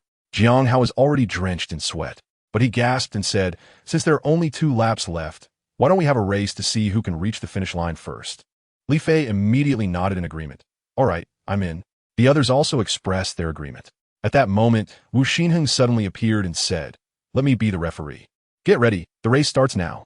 With Wu Xinheng's command, everyone dashed forward like arrows. Zhou took the lead at first, followed closely by Jiang Hao. Just as they were running at full speed, Tang Xing tried to use a shortcut. However, his little trick did not escape Teacher Wu's keen eyes, and he was caught on the spot. Tang Xing had no choice but to obediently return to the race site. But at this point, he was very close to the end of the second lap. So, Tang Xing hastily accelerated, swiftly overtaking Su Yan like a shooting star. Su Yan looked at the figure that flashed past her, filled with confusion and disbelief. "Class leader, how come you're behind me?" Su Yan couldn't help but ask, her voice tinged with surprise. She simply couldn't understand how, with the class leader's strength, he could possibly be trailing behind her. Tang Xing felt a bit embarrassed when he heard Su Yan's question. He scratched his head and shyly replied, "Haha, actually I've already completed my second lap. I just saw you running seriously and wanted to follow behind and see. But now I need to keep running, so I'll take off first. Bye." After saying that, Tang Xing accelerated again, shooting out like an arrow, leaving Su Yan in shock. She widened her eyes, staring at Tang Xing's disappearing figure, momentarily unable to react. After a while, Su Yan finally came back to her senses. She shook her head, trying to calm herself down. However, when she turned around, she suddenly felt as if something was watching her from behind. She became alert and quickly looked back, only to find nothing unusual. Su Yan frowned, secretly muttering to herself, "Could it be my imagination?" But that feeling of being watched was really strong just now. As she thought about this, she continued to run forward, keeping an eye on her surroundings. Chapter 29. The second phase. When Su Yan glanced over, she was shocked to see a giant snake.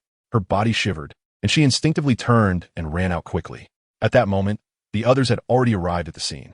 Su Yan used all her strength to rush towards them. Just as she was about to lose control, Huang Quan was quick and immediately stepped forward to catch her.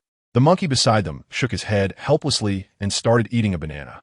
Huang Quan frowned, pushed Su Yan away, and said impatiently, "Su Yan, what are you going crazy for?" It was only then that Su Yan came to her senses, turned back to look behind her, and found that the giant snake that had just been there had vanished without a trace.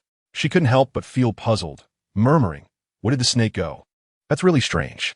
Tang Xing shouted Su Yan's name several times from the side, and only then did she finally snap back to reality and respond, "I'm coming." She then stepped towards everyone. At that moment, Wu Xinheng suddenly appeared in front of them and said, "You've completed today's task, so go back and rest well. We'll continue tomorrow." After saying that, he turned and left, leaving everyone looking at each other in confusion, unsure of what had just happened. Tang Xing led the whole class to the largest restaurant in Linghai City. Su Yi looked at the magnificent building in shock, unable to imagine that the class monitor was so wealthy. After all, this restaurant was the most prosperous and expensive establishment in the entire Linghai City, and it was said that even the ingredients used here were top-notch. Once inside the restaurant, Tang Xing and the others were warmly welcomed, and the staff quickly got busy. Tang Xing and the others soon found their seats and sat down, and then the waiter began to bring out dishes one after another. There were fish and shrimp, and each dish was mouth-watering. Tang Xing shouted, "Everyone, enjoy the food today." As soon as he finished speaking, the classmates immediately started to feast, and the food on the table was quickly devoured. Tang Xing knew that everyone had just finished running a marathon and was already starving, which is why they ate so fast. He asked with concern, "Lan Xiao, are you full?" Lan Xiao nodded, indicating that she was full. Then she curiously asked Tang Xing, "Where'd you get so much money?" Tang Xing noticed Lan Xiao's concerns and explained with a smile, "I have to thank that uncle for giving me the gold spirit coin. That gold spirit coin is quite valuable, worth trillions. I know I can't carry that much cash, so I asked my mom to help me open 30 black level cards." Lan Xiao looked at Tang Xing with a face full of surprise and couldn't help but ask, "What kind of gold spirit coin is worth that much money?" She widened her eyes in disbelief at the price. Tang Xing smiled slightly and explained, "I went to the Tianling appraisal shop, and the people there told me that this gold spirit coin was used 30,000 years ago, making it of extremely high historical value and research significance. So, its value is naturally considerable." He spoke casually, but deep down he felt a bit anxious. After all, he wasn't sure if such an explanation would convince Lan Xiao. Upon hearing Tang Xing's explanation, a look of realization appeared on Lan Xiao's face. She understood the source of Tang Xing's immense wealth, and her doubts gradually dissipated. At the same time, she admired Tang Xing's adventurous spirit and wit. "So that's how it is," Lan Xiao exclaimed. "It seems you really have an eye for things.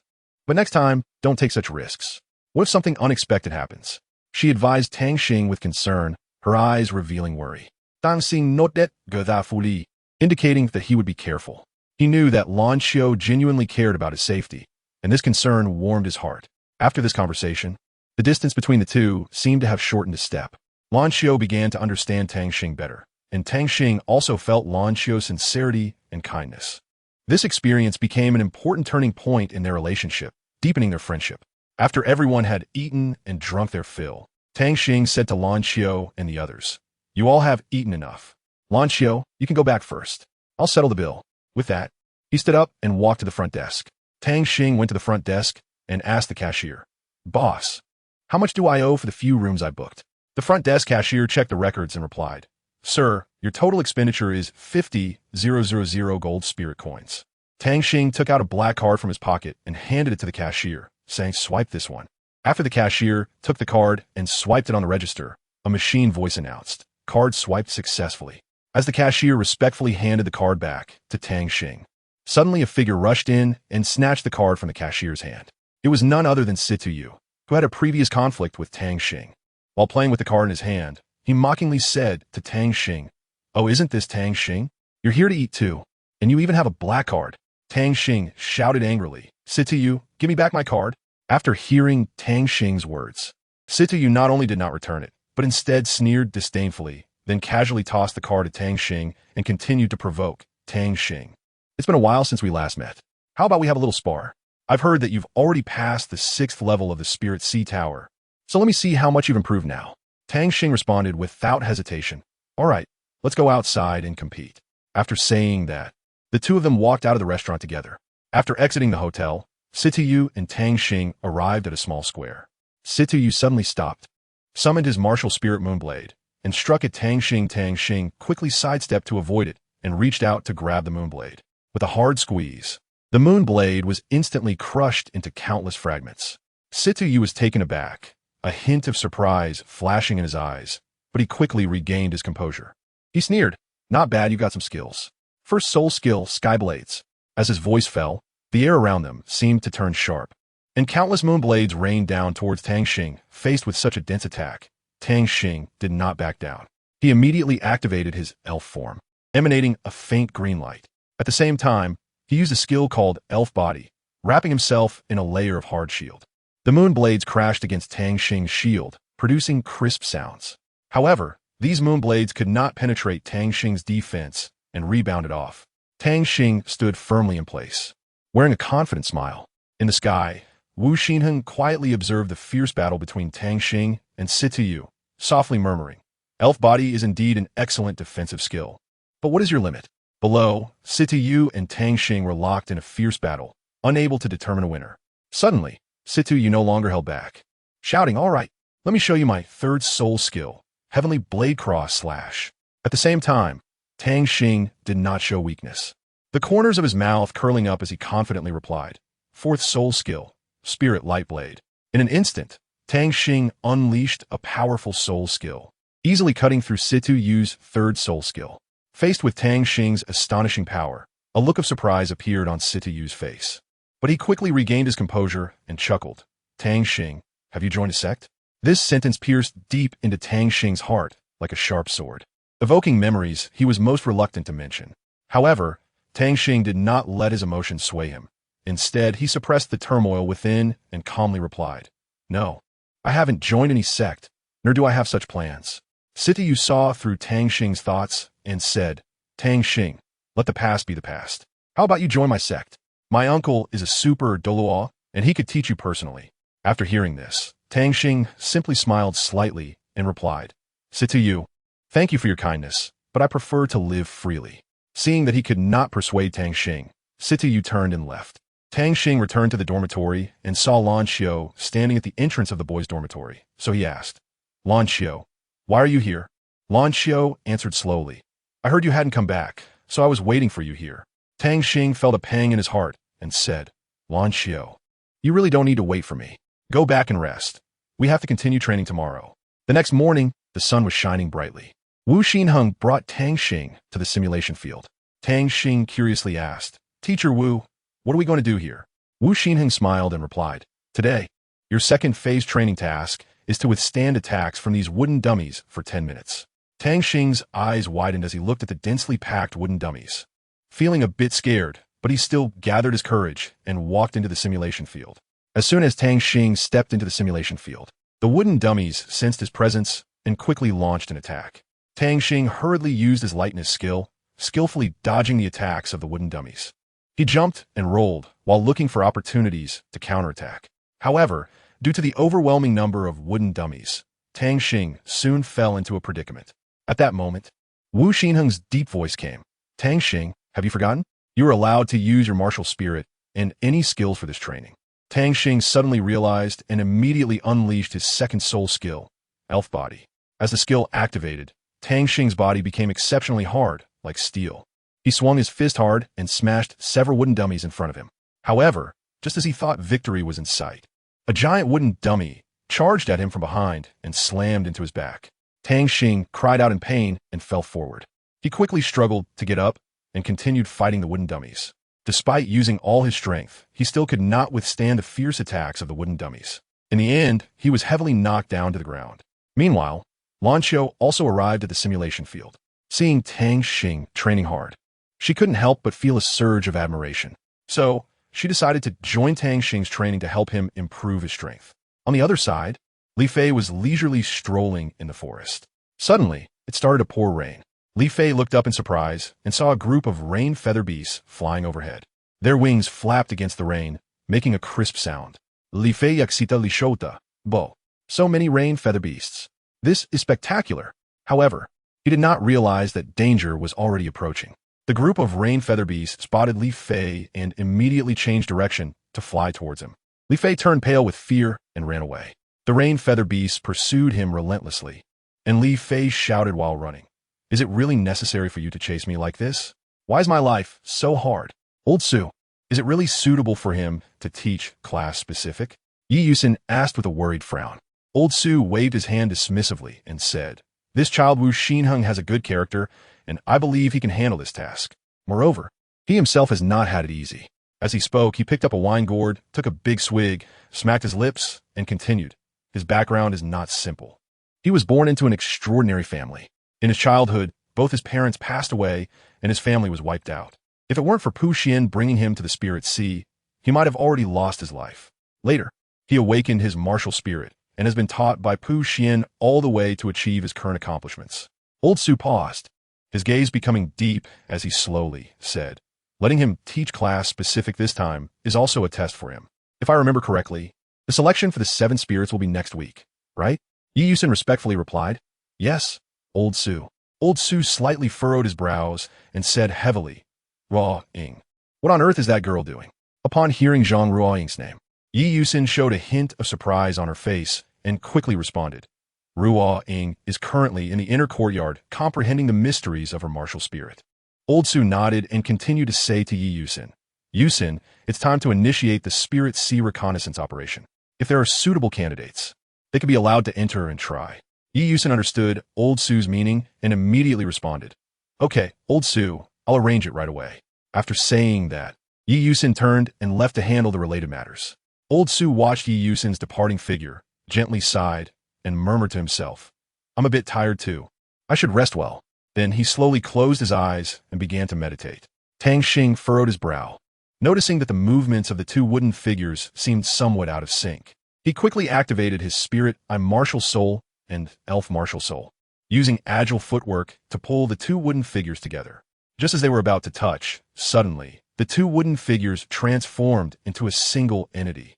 Tang Xing looked at everything happening in front of him with a face full of astonishment, secretly amazed. However, it didn't take long for the corners of his mouth to slightly rise, and a confident light sparkled in his eyes. He knew very well the opportunities brought by this change. Immediately, Tang Xing did not hesitate to unleash his 4th soul skill, Spirit Blade. A sharp beam of spiritual light instantly sliced through the air, accurately hitting the wooden dummy. With a crisp sound, the wooden dummy was easily defeated, turning into a pile of fragments. Tang Xing clapped his hands in satisfaction and shouted loudly, Done. His voice was filled with a sense of accomplishment, echoing throughout the space.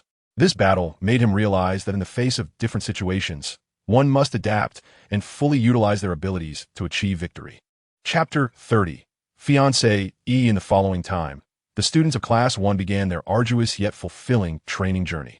Under the careful guidance and strict requirements of Wu Xinheng, everyone's strength saw significant improvement. Ziyin and Lin Qian performed exceptionally well, and after a period of hard work, they successfully broke through to level 40. This was undoubtedly a huge advancement, but they were not satisfied and continued to maintain their diligent and hard-working attitude. Seeing that Ziyin and Lin Qian had met the conditions to obtain their fourth spirit ring, Wu Xinheng decided to personally lead them to find suitable spirit beasts. After all, for a spirit master, choosing a spirit beast that suits them is crucial, as it will directly affect their future development. Thus, the three set off on a journey filled with the unknown and challenges. Along the way, they encountered various powerful spirit beasts, but Wu Xinheng, with his extensive knowledge and rich experience, was always able to cleverly avoid those dangerous areas. Hard work pays off. Before long, they found a spirit beast that was very suitable for Ziyin and Lin Qian. After an intense battle, Ziyin and Lin Qian successfully defeated the underworld wolf and obtained its spirit ring. This experience was highly rewarding for Ziyin and Lin Qian, as not only did their strength further improve, but they also accumulated valuable practical experience. Wu Xinheng was also very satisfied with their performance, believing that they would achieve even greater accomplishments on their future path. Tang Xing was sitting cross-legged quietly in the training ground, striving to stabilize his cultivation level. Meanwhile, outside the training ground, Bai Yi was patiently waiting for Tang Xing to appear. Suddenly, Lan Xiu walked out of the training ground. She looked at Bai Yi with a hint of confusion and curiosity in her eyes and asked, "May I ask who you are to him? Why are you here waiting for him every day?" Her voice was clear and pleasant, but it also carried a hint of inquiry. Bai Yi smiled slightly, keenly sensing the deeper meaning in Lan Xiu's words, and immediately replied, "Miss, please don't misunderstand. My relationship with Tang Xing is purely that of siblings, nothing special. I hope you won't overthink it." After saying this, he put on an innocent expression.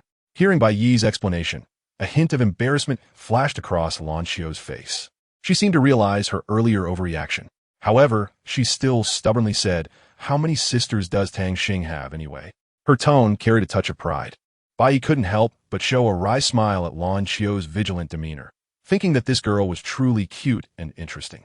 He gently sighed and then said warmly, "Actually, we are all good friends of Tang Xing, and our relationship is very good." After speaking, he playfully winked at Lan Xiu, hoping to ease the tense atmosphere. Upon hearing this, Lan Xiu's face suddenly flushed with a hint of red, realizing she might have overreacted.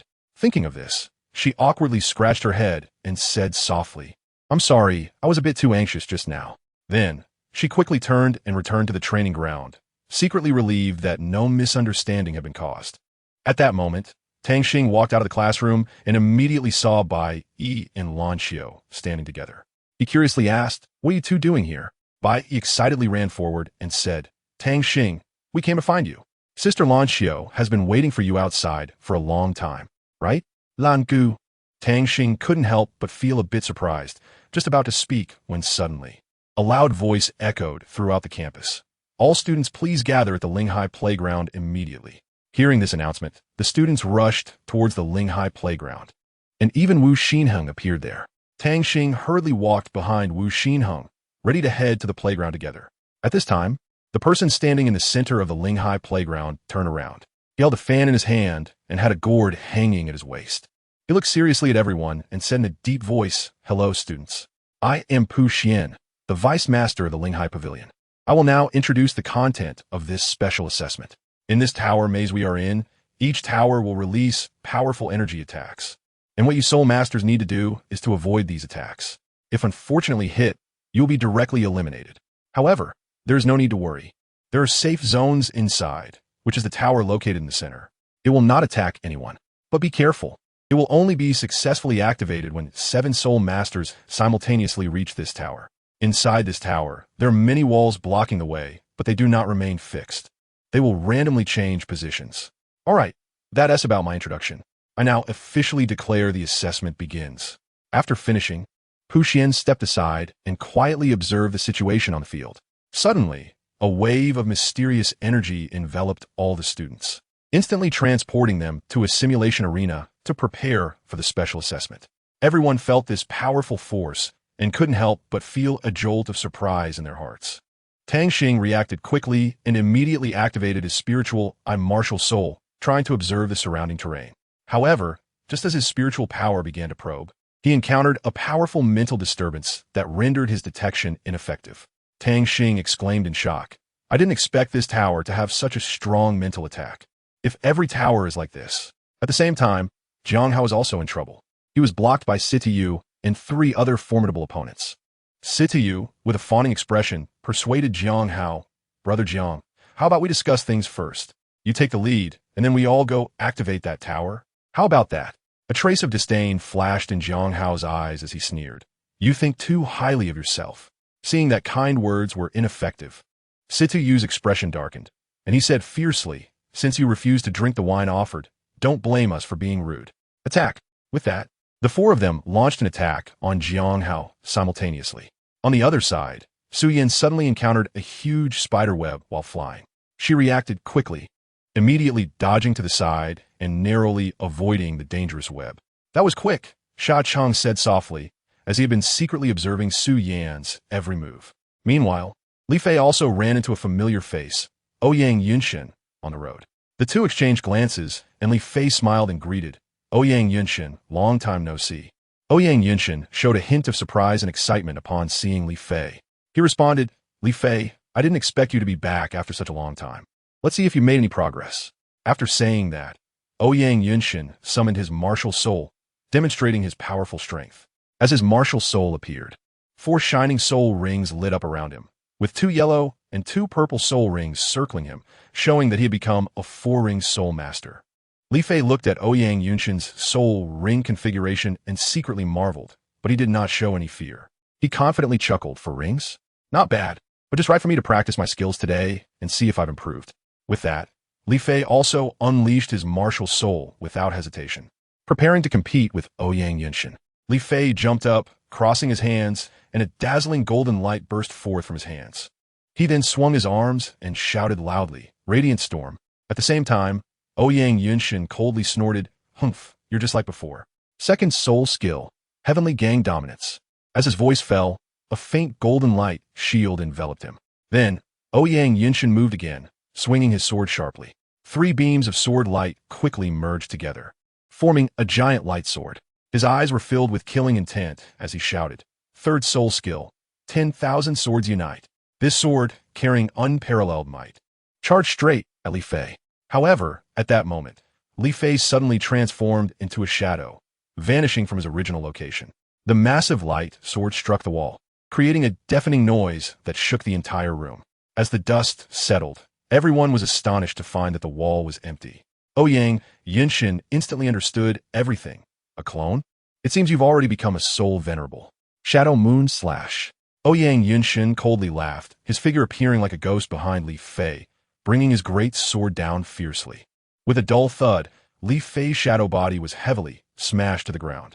At the same time, a powerful force erupted from her body, instantly trapping Ouyang Yunshin. Li Fei seized the opportunity to break free and quickly fled the scene with Xian.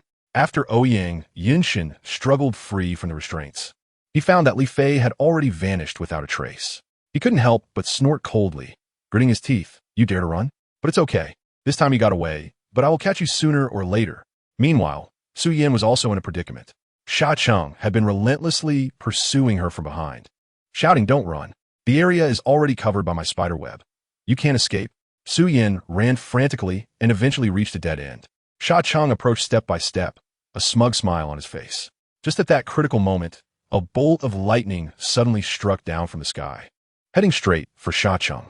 Sha Chong was taken aback and hurriedly stepped back to dodge. Then, a figure slowly walked out. It was Huang Quan. Huang Quan immediately unleashed his first soul skill, Thunderstorm, and countless bolts of lightning rained down like raindrops on Sha Chang's spider web, completely covering it in electricity and rain. Upon seeing this, Sha Chong panicked, but Huang Quan did not give him time to react and directly launched his 4th soul skill, Thunderstorm Cross Slash. This powerful strike instantly defeated Sha Chong. At the same time, Jiang Hao was also in trouble. Just as Situyu was about to strike Jiang Hao, a thick stick suddenly fell from the sky, crashing straight down towards Situyu. Situyu focused his gaze and discovered that the stick was the purple gold stick, and he immediately shouted, Sun Shaokong. Hearing this name, Jiang Hao was startled and turned to look. and sure enough, he saw Sun Xiaokong's figure.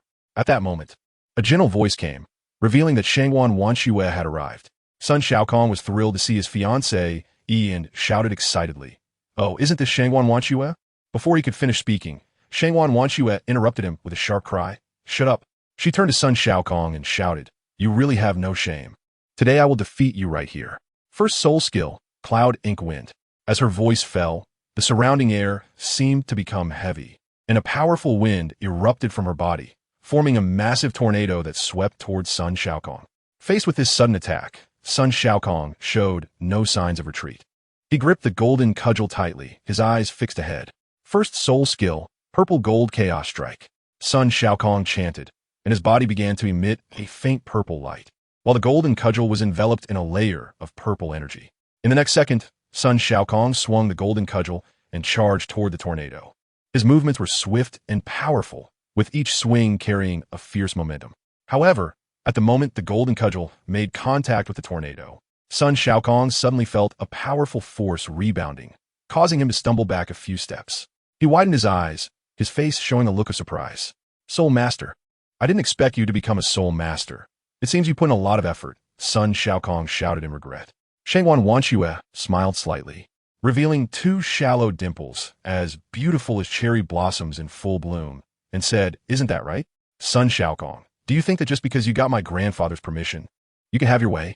You're just a clown. I and Qingyang are true love." "That's right, Xiaokong, how about this? You be my personal bodyguard, and I will agree to a few of your requests." Qianfeng Qingyang suddenly appeared, his voice clear and gentle, like sunlight on a lake. Hearing this, Sun Xiaokong found it laughable, the corners of his mouth slightly lifting. "Why should I? Don't think that just because you're a soul master, you can defeat me."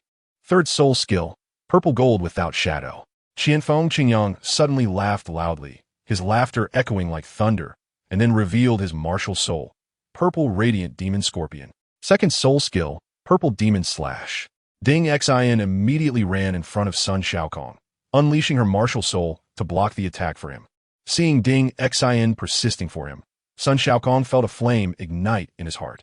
He looked at Jiang Hao and said, "Brother Jiang Hao, I need your help." Jiang Hao nodded and replied, "Don't worry." Just as Jiang Hao was about to take action, a clear voice rang out. "Jiang Hao, I finally found you." The voice seemed to come from the heavens, ethereal and distant. Jin Yu quickly ran over, shouting loudly, "First soul skill, Phoenix Fireline." Jiang Hao was taken aback, his face filled with confusion as he asked, "How did you get here?" Jin Yu suddenly became a bit angry and said, "You idiot Jiang Hao. I told you I'd be wherever you are. How can you leave me behind and still call yourself a man?" Jiang Hao embraced Jin Yu from behind, stating firmly like a mountain, "All right, I admit my mistake.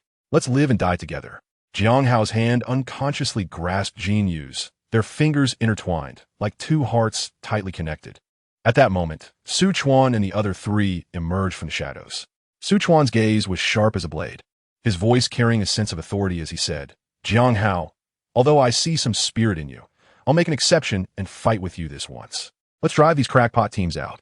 Everyone, unleash your strongest moves." Just then, Ouyang Yinshin also arrived, and Situ shouted, "Brother Ouyang, you're just in time. Come fight with me to defeat them." As they unleashed their full strength, Ouyang Yinshin executed his strongest attack, shining like a comet, instantly resolving the chaos. Chapter 31. The twin martial souls of Team 1. The screen reported that Jiang Hao, Jin Yu, and the other 7 were all eliminated. Tang Xing, upon hearing this, immediately became furious and shouted, "Who did this?" His hands clenched into fists, his eyes filled with rage and unwillingness. Lin Xian hurriedly stepped forward to comfort him, saying, "Tang Xing, don't worry. Maybe they just encountered a real expert." Although Tang Xing still felt discontent with Lin Xian's words, he thought there was some truth to them. At that moment, Li Fei suddenly appeared, followed by a girl. Li Fei was covered in blood, his face pale as paper, as if he had gone through a life-and-death struggle. Seeing this, Tang Xing quickly supported Li Fei, asking with concern, "Li Fei, what happened? Why are you so seriously injured?" As he spoke, he looked at the wounds on Li Fei's body, a surge of worry rising in his heart. The unfamiliar girl stood quietly beside them, looking nervous and somewhat at a loss. Li Fei stammered, "It's Ouyang Yinshin and Situ. They teamed up." After saying this, Li Fei seemed to use up all his strength and collapsed heavily into Tang Xing's arms. Seeing this, Tang Xing shouted urgently, Xian, come quickly to heal Li Fei. Xian didn't dare to delay and immediately unleashed her first soul skill to start healing Li Fei. At this moment, Huang Quan was rushing to Tang Xing's location. When he saw Li Fei heavily injured, he threw something towards Tang Xing without hesitation. Tang Xing keenly sensed the movement around him, reached out to catch it, and discovered it was a dumpling. Tang Xing instantly understood Huang Quan's intention, and without any hesitation, he stuffed the dumpling into Li Fei's mouth. Huang Quan and Su Yin quickly walked up to Tang Xing, and suddenly the number of people on the screen began to decrease gradually, soon leaving only 14 individuals. Lan Xiao couldn't help but exclaim, great, now there are only them left. This is the final showdown. Shangguan Wanxue thought for a moment with a serious expression, then said decisively, in that case, let's take them all down together. Tus, Tang Xing, Lan Qiu, Yang Dong, Liu Geng, Hu Ji, Zhang Sui. And Shangguan Wanxue jogged towards the largest tower. Just then, a shadow flashed by, and a figure appeared in front of Tang Xing. This person wielded a large sword, blocking the path of Tang Xing and the others. Li Fei focused his gaze and exclaimed, it's you, Ouyang Yunshan. However, his attention was quickly drawn to another figure beside Ouyang Yunshan, and he couldn't help but shout again, Bailey Donghua. Tang Xing looked at Li Fei's surprised expression and couldn't help but curiously ask, what's wrong, Li Fei? Is Bailey Donghua really that powerful? Li Fei sighed deeply and said helplessly, I tell you, boss, you really know nothing about the outside world. He then explained to Tang Xing in detail.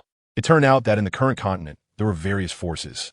The most powerful were the 7 major forces of the Stardust Alliance, namely the Bailey clan, the Ouyang clan, the Qianfeng clan, the Situ clan, the Shangguan clan, the Nangong clan, and the Tuoba clan. Bailey Donghua was particularly fearsome, and his reputation even surpassed that of Ouyang Yunshan. Tang Xing asked in confusion, is it because the Bailey clan ranks first? Li Fei shook his head and said seriously, not exactly. It's because the Bailey clan naturally possesses an incredible physique and strong willpower, and their martial souls are unique. Therefore, we must be extra cautious. Ouyang Yunshan said solemnly, Li Fei, we're watching. Li Fei retorted, Ouyang Yunshan, no need for false pretenses if you want to fight. Then let us fight. Bailey Donghua turned to Tang Xing and said, you must be Tang Xing? Tang Xing was surprised that Bailey Donghua was speaking to him. Bailey Donghua looked back at Sitayu and the others who had arrived, took a deep breath, and said, Brother Tang, I'm sorry, Yunshan attack. Ouyang Yunshan released the screen showing Jiang Hao and Jin Yu's 7 members had been eliminated. Tang Xing was instantly furious and asked, who did this? Lin Qian beside him comforted, Tang Xing, don't worry, maybe they encountered a master. Tang Xing felt that Lin Qian's words didn't make sense. Just then, Li Fei brought Xian and shouted, boss, it's bad. Something terrible has happened. Tang Xing supported Li Fei and asked, Li Fei, what is going on? Why are you hurt like this? Li Fei retreated and said, it's Ouyang Yunshan and Sitayu teaming up. After saying that, Li Fei heavily leaned into Tang Xing's embrace. Tang Xing hurriedly shouted, Xian, quickly treat Li Fei.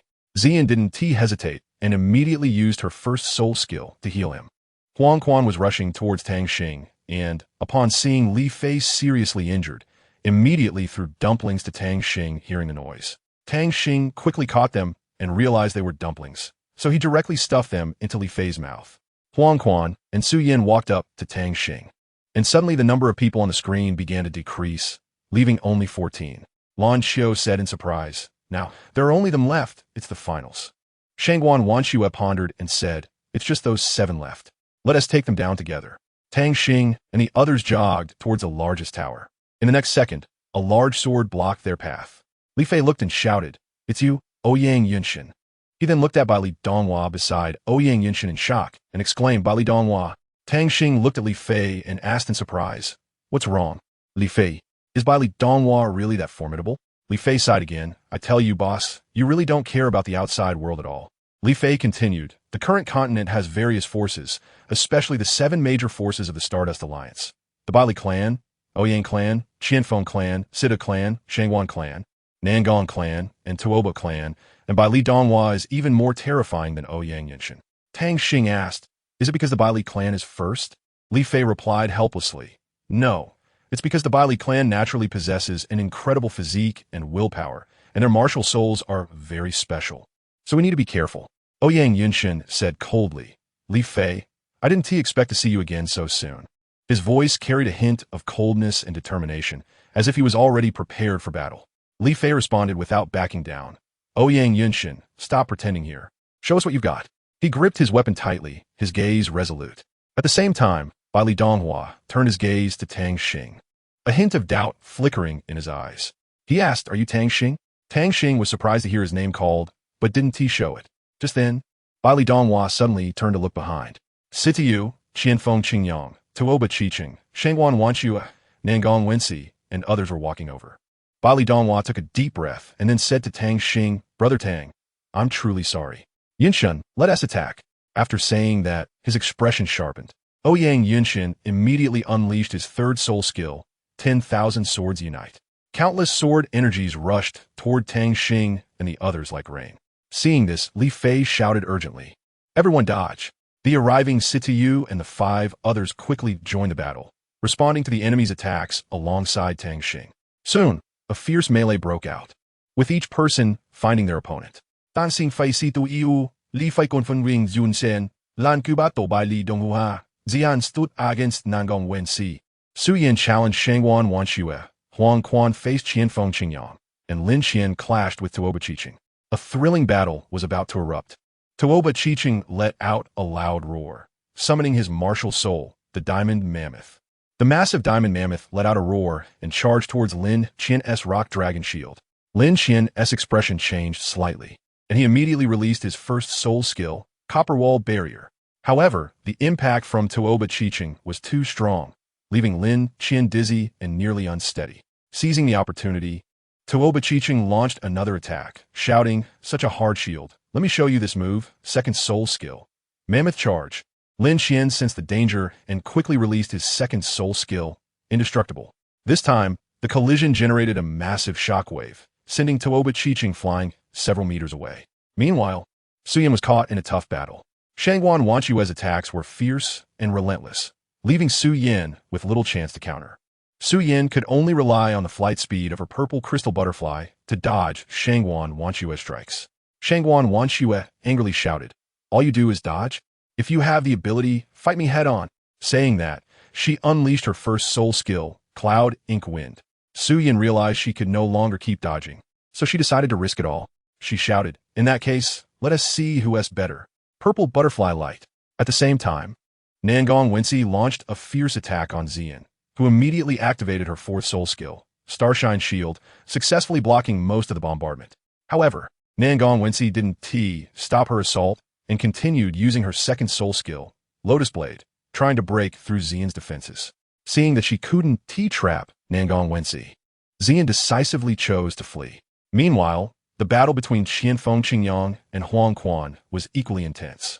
Qianfeng Qingyang praised Huang Quan's strength and said with a smile, "Not bad.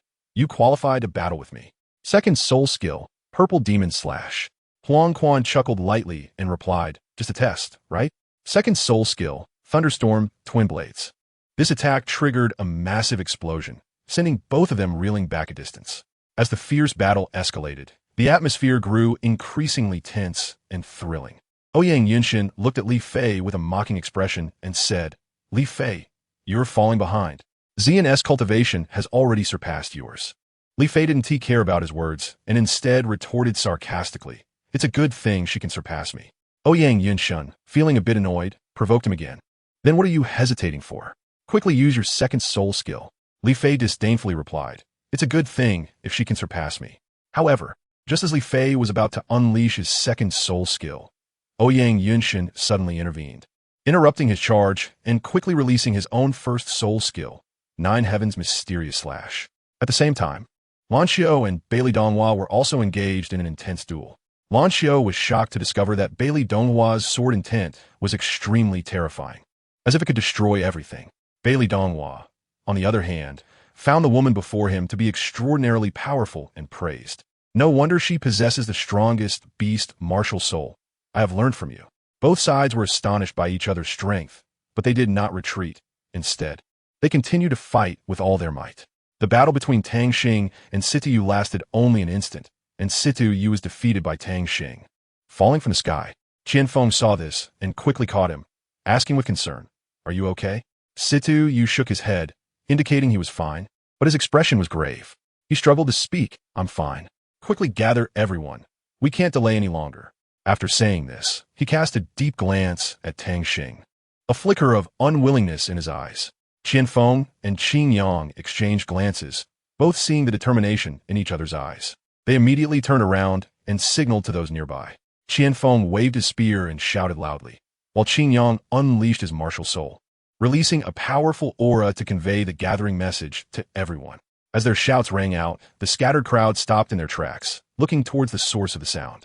They sensed that familiar aura, knowing that it was Qian Feng and Qin Yang calling everyone together. Without hesitation, they rushed towards that direction. In this tense moment, no one dared to delay. They understood the urgency of time. If they couldn't gather quickly, the consequences would be unimaginable. Thus, they hurried to the designated location at the fastest speed and joined the others. Soon, everyone gathered together. Their eyes met, revealing a sense of determination and resolve. Despite having just experienced a fierce battle, they were not discouraged. On the contrary, their fighting spirit soared higher, for they understood that only by uniting as one could they overcome the difficulties ahead. Qian Feng and Qin Yang told them, "Gather and prepare for team battle." His voice was steady and firm, seemingly providing everyone with an inexplicable sense of security. The team members responded one after another, quickly assembling and getting ready for battle. Bailey Donghua switched to his martial soul, the 7-star night lamp, without hesitation. It was a mysterious and powerful lamp that emitted a soft glow. As he switched his martial soul, a powerful aura radiated from Bailey Donghua as he began to fully assist his teammates, enhancing their strength and defensive capabilities. However, when Nangong Wenxi switched her martial soul, she noticed that the other side showed no signs of surprise. She felt a bit puzzled, but quickly understood the reason. It turned out that the members of Tang Xing's team all had twin martial souls. This shocked Nangong Wenxi. She finally understood why they seemed so calm and composed. Faced with such strong opponents, she knew that this team battle would be exceptionally difficult. But she did not retreat. Instead, it ignited a stronger fighting spirit within her. She decided to give her all, unleashing her full power to fight against the enemy alongside her teammates.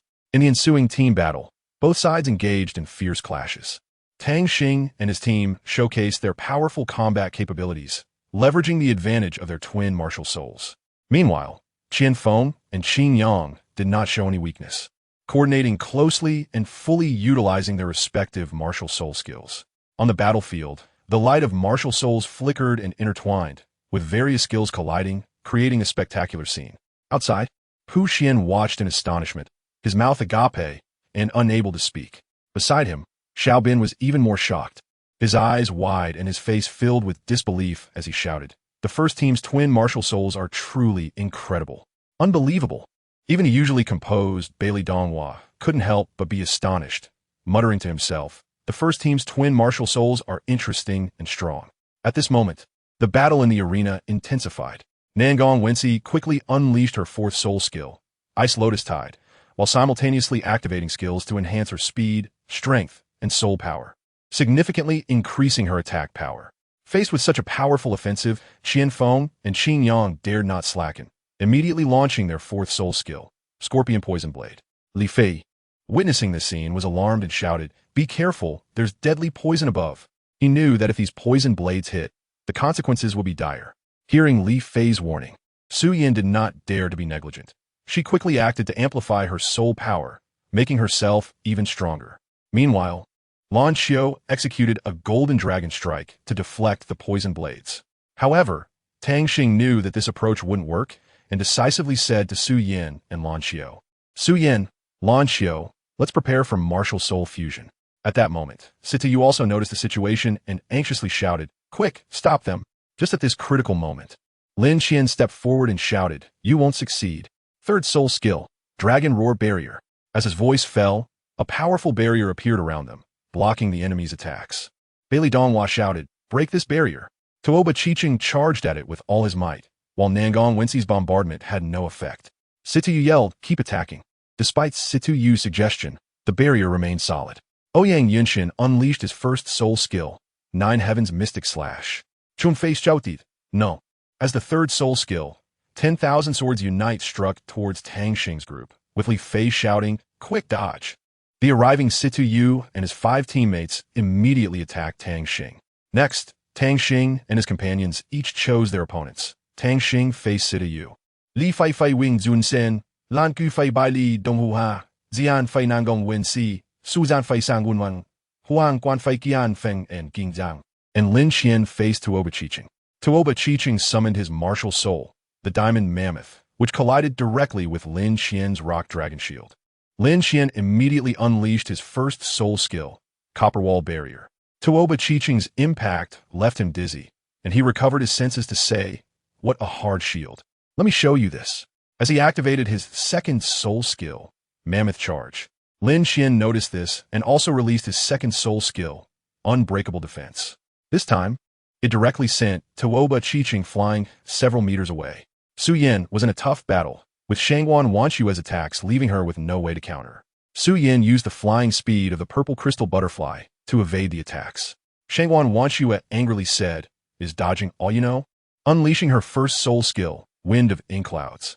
Su Yin responded, "If that's the case, then bring it on, Purple Butterfly Light."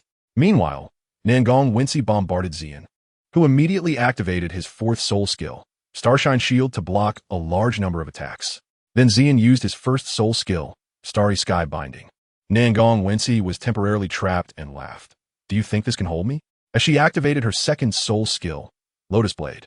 Seeing that Xian couldn't trap Nangong Wensi, he immediately fled. Qian Feng and Qin Yang were exchanging blows with Huang Quan, with Qian Feng laughing, "Not bad. You have the qualifications to fight me." He then used his second soul skill, Purple Demon Slash. Huang Quan chuckled and said, "Just a test?" As he unleashed his second soul skill, Thunderstorm Twin Blades. The explosion from this strike pushed both of them back. Ouyang Yinshin shook his head and said, "Li Fei, you can't keep up. Xian's cultivation surpasses yours."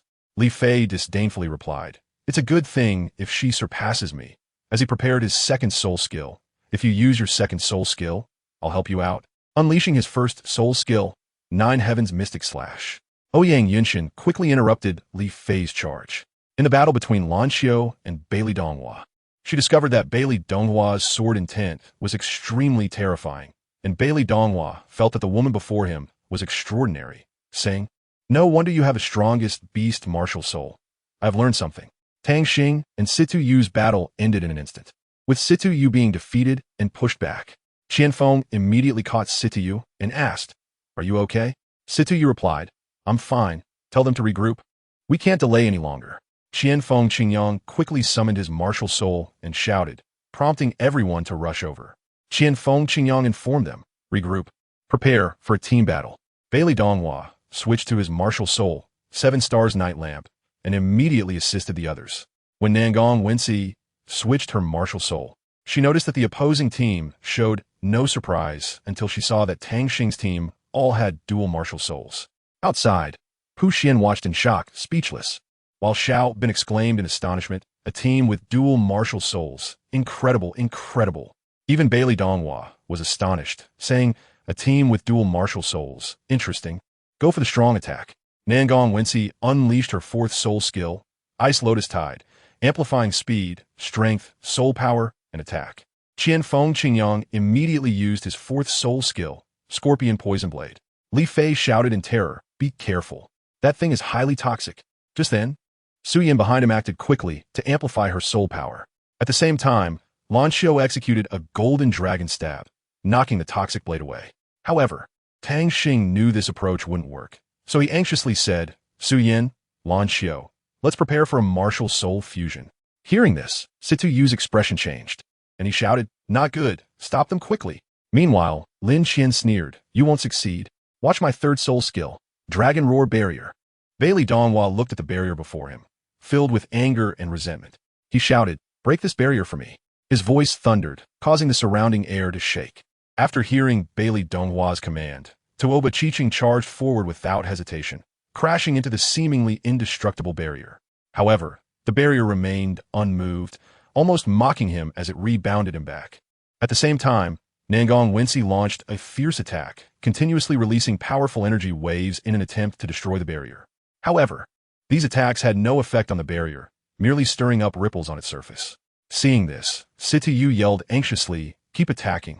He knew time was of the essence. and if they couldn't break through the barrier quickly, they wouldn't be able to advance.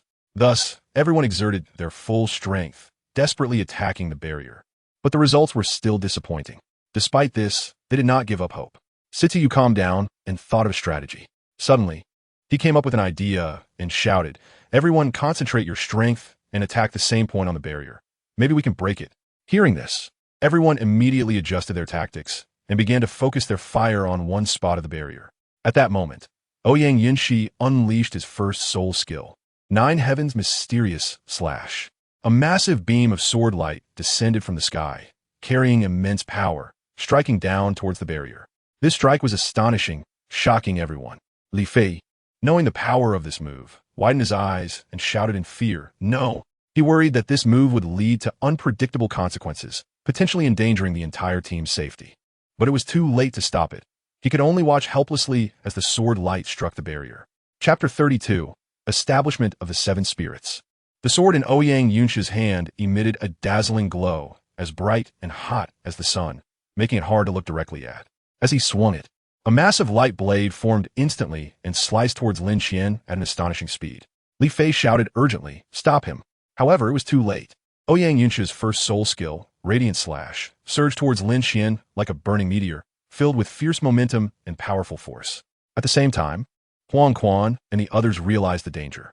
They quickly reacted, unleashing their fourth soul skill, Thunderstorm Cross Slash. In an instant, the sky became overcast with dark clouds and lightning. Countless purple lightning arcs intertwined, forming a massive cross-shaped lightning bolt that sped towards Ouyang Yunshi. Ouyang Yunshi's eyes were resolute, unafraid of Huang Quan and the others' attacks. He tightly gripped the sword, channeling all his soul power into this strike. The Radiant Slash collided with the Thunderstorm Cross Slash in midair, producing a deafening roar. However, Ouyang Yunshi's Radiant Slash displayed astonishing power, easily penetrating the defense of the Thunderstorm Cross Slash and continuing to strike fiercely at Lin Qian. Lin Qian's expression turned grave as he exerted all his strength into a defensive skill, but he still couldn't withstand Ouyang Yunshi's blow. Ultimately, the Radiant Slash broke through Lin Qian's defense and struck his body hard. Lin Qian let out a muffled groan, flying backward and spitting out a mouthful of blood. At this moment, Shangguan Wanxue had gathered enough power and wasted no time unleashing her fourth soul skill, Cloud Ink Holy Heaven Slash. Tuoba Qiqing followed closely, swinging his massive mammoth sword with powerful force. The other five also released their fourth soul skills, Water Lotus Tide, Supreme Water, Scorpion Poison Blade. At that moment, the entire scene became extraordinarily spectacular. Meanwhile, Ouyang Yunshi activated his fourth soul skill, Heavenly Ganghard, and quickly unleashed his third soul skill, Unity of 10,000 Swords. Sityu then launched his strongest attack. Various soul skills rained down on their protective barrier, triggering a series of violent explosions. However, just then, a loud noise suddenly erupted. Martial Soul Fusion, Purple Spirit Butterfly Dragon Transformation. Everyone was stunned to see a phantom appear in midair, staring intently at Bailey Donghua. This phantom was golden yellow, resembling a brilliant star. The golden figure within the light raised a finger. An incredibly powerful golden energy surged towards Bailey Donghua and the others. In the blink of an eye, Bailey Donghua and the others were sent flying, losing their combat ability. Tang Xing and the others' martial soul fusion was disintegrating, their bodies swaying as if they were about to fall. Li Fei reacted quickly, immediately supporting Tang Xing, then stepped onto the tower and pressed the handprint. The screen lit up, displaying the images of the seven of them. At that moment, the audience in the square erupted into enthusiastic applause and cheers. Production annihilated.Fueled. From today on, you seven will become the new generation of seven spirit masters. At this time, the crowd in the square was increasingly agitated, as if they were about to break through the sky. They collectively witnessed this historic moment of the birth of the new generation of seven spirit masters. This honor was not a coincidence, but the result of their hard work. Tang Xing trembled, his voice revealing disbelief as he muttered to himself, "Did we win?" Lan Xiao replied firmly, "Yes, I won." A look of relief appeared on Tang Xing's face, but it quickly turned weak. Tang Xing barely supported his body, his voice low and weak. He said, "That's good," but before he could finish speaking, he fainted on the ground. Seeing this, Li Fei and the others hurriedly stepped forward to carry Tang Xing and quickly left the scene. They were anxious and worried about Tang Xing's safety. hoping to find a way to treat him as soon as possible. Although this battle had ended, the deep friendship between Tang Xing and Lan Xiao was elevated at that moment. They had experienced life and death tests together, supporting and helping each other, and this bond transcended everything. At this moment, the entire square was immersed in a celebration. People cheered and rejoiced for the victory of Tang Xing and Lan Xiao, while also filled with anticipation for their future. Tang Xing lay weakly on the soft body of Lan Xiao, looking at him with some anxiety. Lin Jin quickly moved Tang Xing from Lan Xiao's embrace to the nearby medical bed, then carefully checked his physical condition. After a while, Lin Jin released his hand and smiled at Lan Xiao and Li Fei, saying, "Don't worry, he just exhausted his soul power and needs to rest well. He'll be fine." Hearing this news, the heavy weight in Lan Xiao and Li Fei's hearts finally lifted, and both let out a sigh of relief. Lan Xiao looked at Lin Jin gratefully and said, "Thank you, Dr. Lin." However, Lin Jin suddenly revealed a charming smile and said softly, "There's no need to be so polite, but I think it should be you who personally takes care of him, right? Lan Gu?" Lan Xiao's face instantly turned red, unsure of how to respond. Seeing this, Lin Jin stopped teasing her and said with a smile, "All right, I was just joking. Let's go." Lan Xiao still felt a bit reluctant and couldn't help but glance back at the ward before turning to leave. After they all left, Bai Yi quietly sneaked into the ward. He looked at Tang Xing on the bed and silently began to channel his soul power to heal him. However, at that moment, Bai Yi suddenly heard footsteps approaching. He immediately stopped his movements and anxiously looked around for a place to hide. Unfortunately, there was no suitable hiding spot in the room. Finally, his gaze fell under the bed. Without hesitation, he crawled underneath, secretly praying not to be discovered. When the door to the ward slowly opened, Bai Yi's heart raced with tension. He stared intently at the doorway, observing the person entering. Confirming that no one followed, the person gently closed the door. Bai Yi finally breathed a sigh of relief, thinking he was lucky not to be discovered. But then he became curious about who this person was and why they were here. Li Fei hurriedly took out the precious Xian Shui Dan he had been reluctant to use, feeling a bit pained but still said seriously, "Although this Xian Shui Dan is expensive, I think it's worth it today. If it weren't for you, Tang Xing, blocking that attack for me just now, I might have been crippled by now, so I'm definitely making you my friend." After saying that, he fed the pill to Tang Xing. Just then, footsteps suddenly sounded outside the door, startling Li Fei, who quickly rolled over to hide under the bed. He thought he would be safe like this, but when he turned his head, he found a girl was also there, nearly causing him to scream. But he quickly covered his mouth and whispered, "Don't shout. Someone else is coming." This time, the person who entered was Lan Xiao. She looked at Tang Xing on the bed, seemingly wanting to say something, but ultimately remained silent. Lan Xiao simply performed a brief treatment on Tang Xing before turning to leave. Seeing this scene, Li Fei couldn't help but exclaim, "Is this what I can see?" As dawn broke, Tang Xing slowly opened his eyes. Lan Xiao spoke, "You're awake. Come drink this soup." Tang Xing took the soup and drank it in one gulp, discovering a surge of energy stirring within him. He immediately sat cross-legged and began to channel this energy into his own strength, exclaiming in surprise, "I actually broke through to level 44. That's amazing." Lan Xiao walked over and smiled, "Congratulations. Now that you're awake, let us set off." Tang Xing asked in confusion, "Where are we going?" Lan Xiao replied, "Do you remember yesterday's selection match? It was to select the 7 spirit masters of the Spirit Sea. The place we're going now is the Spirit Sea Pavilion." Tang Xing suddenly realized and followed Lan Xiao to the Spirit Sea Pavilion. The Spirit Sea Pavilion was located in the most important position of the academy, in the northern part of the school, surrounded by the sea. This was the gathering place for the strongest individuals of the academy. Tang Xing was greatly shocked to see such a magnificent building. He had never imagined there could be such grand structures in this world. As they entered the Spirit Sea Pavilion, they were further awed by the grandeur of the interior. Tang Xing spotted Li Fei and walked over to him. Pu Xian saw that everyone had arrived and asked Xiaoming, "Sir, can we start?" Xiaoming nodded, stood up, and spoke in a low voice, "Hello everyone. I am Xiaoming, the head of the Spirit Sea Pavilion at the Spirit Sea Academy. First, congratulations on successfully passing the assessment and becoming the 7 Spirit Masters of the Spirit Sea Academy. Secondly, due to your brave performance in the assessment, our academy has decided to grant you generous rewards. Additionally, we will select you to represent the academy in the Advanced Elite Soul Duel Tournament across the continent to bring honor to our academy. This is not only a recognition of you, but also a rare opportunity for you to train. I hope you can maintain this proactive attitude in the future and continue to work hard to enhance your strength. Lastly, regarding the rewards, I can present them to you now. After saying this, Xiaoming took out 5 soul bones from his pocket and placed them on the table. These soul bones emanated a powerful aura, clearly of exceptional quality. However, Tang Xing frowned and bluntly said, "These 5 soul bones are not suitable for me and Lan Xiao." His gaze fell on the soul bones, revealing a hint of disappointment. Xiaoming turned to the boy who had spoken earlier and smiled. "Not bad. You really didn't let me down. It seems you were the one chosen by Old Tree. If that's the case, would you like to become his disciple?" Tang Xing was a bit surprised upon hearing this, but he respectfully replied, "If I could receive guidance from Elder Shu, it would naturally be an honor for me as a junior. However, I already have Teacher Wu as my master, so I really don't know how to choose." Upon hearing this, Elder Shu couldn't help but laugh, a hint of cunning flashing in his eyes. "Oh dear, why are you so foolish? Becoming my disciple won't affect your master-disciple relationship with Wu Xinheng at all, and I'm actually Wu Xinheng's master's uncle. Do you really think it would be a disadvantage to take me as your master?" Ha ha ha. After saying this, he laughed proudly.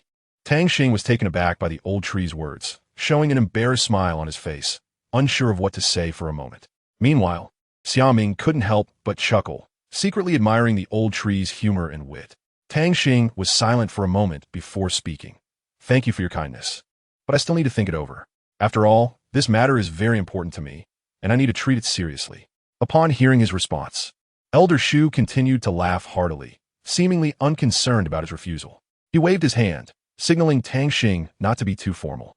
Then, he slowly stood up, brushed off the dust from his clothes, and bid farewell to Tang Xing and the others.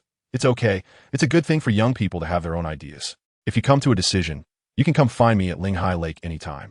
Someone will be there to assist you and guide you to me." After saying this, Elder Shu turned and left, leaving a silhouette for Tang Xing and the others. Xiaoming took out a crystal-clear soul bone from his pocket and handed it to Tang Xing and the others. This soul bone emitted a faint glow, giving off a very mysterious feel. Tang Xing took the soul bone and examined it carefully, discovering that it contained 5 different attributes. However, despite the differences in these attributes, they did not resonate with his spirit, martial soul, and elf martial soul. Thus, Tang Xing handed the soul bone to his teammates nearby, smiling as he said, "This soul bone with 5 different attributes is really precious, but unfortunately, it doesn't quite match our martial souls. If anyone is interested, feel free to try it out. If you can absorb its energy, it might help enhance your strength." Xian immediately saw through the essence of this soul bone and disdainfully said, "This is a head soul bone for mental concentration. It is clearly more suitable for mental control type soul masters, and I don't need it." "Who are you trying to fool?" Tang Xing helplessly explained. "It's not that I don't want to accept it, but my brain seems to be telling me that I don't need this soul bone. Moreover, I can feel that there's a soul bone in my mind." Everyone was surprised and confused upon hearing this. Xian also found this matter somewhat unbelievable, but in the end, she accepted the soul bone. Tang Xing then turned his gaze to Li Fei, preparing to speak when he was interrupted by Li Fei. "Enough. Even if you don't want this soul bone, we still have Lan Xiao." Lan Xiao showed a wry smile and said helplessly, "I already have a right arm bone." Li Fei accepted this with resignation, and Xian said, "Since we have become 7 spirit masters, why not rank ourselves?" After exchanging signals, they ranked Lin Qian first, Huang Quan second, Li Fei third, Xian fourth, Su Yin fifth, Tang Xing sixth, and Lan Xiao seventh. Su Yin exclaimed in disbelief, "Lan Xiao, you're so small, I can't believe it." The 7 of them walked together, their figures resembling a rainbow reflected on the surface of the pond. Chapter 33. Then Wu Xinheng looked at Tang Xing and the others with a serious expression, nodding in satisfaction. "Not bad. You all have met my requirements. I can give you 3 days off to go relax." Upon hearing this, Tang Xing and the others were overjoyed. At this moment, Bai Yi suddenly ran up to Tang Xing, smiling brightly as he said, "Tang Xing, congratulations on successfully becoming a 7 spirit master. Are you free now?" Tang Xing answered without hesitation, "Of course I'm free. What's up?" A glimmer of expectation flashed in Bai Yi's eyes as he asked, "How about taking this opportunity to accompany me to the dust forest?" Lan Xiao, hearing this, curiously walked over and asked in confusion, "The spirit dust forest? What are you taking him there for?" Bai Yi, noticing Lan Xiao's angry expression, felt displeased and said to her, "I'm taking him. What does it have to do with you, sister? Just don't get too carried away." After hearing this, Lan Xiao became even more frustrated, she felt ignored. So she said to Bai Yi, I'm going to manage this. What can you call him? Who are you? What kind of person is he? Bai Yi was not angry. She knew Lan Xiao was just being jealous. She replied, I'm his sister. Why can't I manage this? Upon hearing this, Lan Xiao was momentarily stunned, unsure how to respond. At this time, Tang Xing also felt a bit awkward. He tried to ease the atmosphere, saying to Bai Yi, all right, let us not argue. Let us go have some fun together. However, Lan Xiao suddenly couldn't help but ask Tang Xing, Tang Xing, how many sisters do you actually have? Tang Xing was taken aback by this question, feeling very surprised. He didn't understand why Lan Xiao would ask this. He replied, just two. Lan Xiao, are you all right?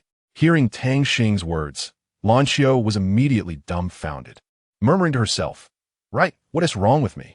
Could it be that I really have feelings for him? Tang Xing looked at Lan Xiao, standing there in a daze.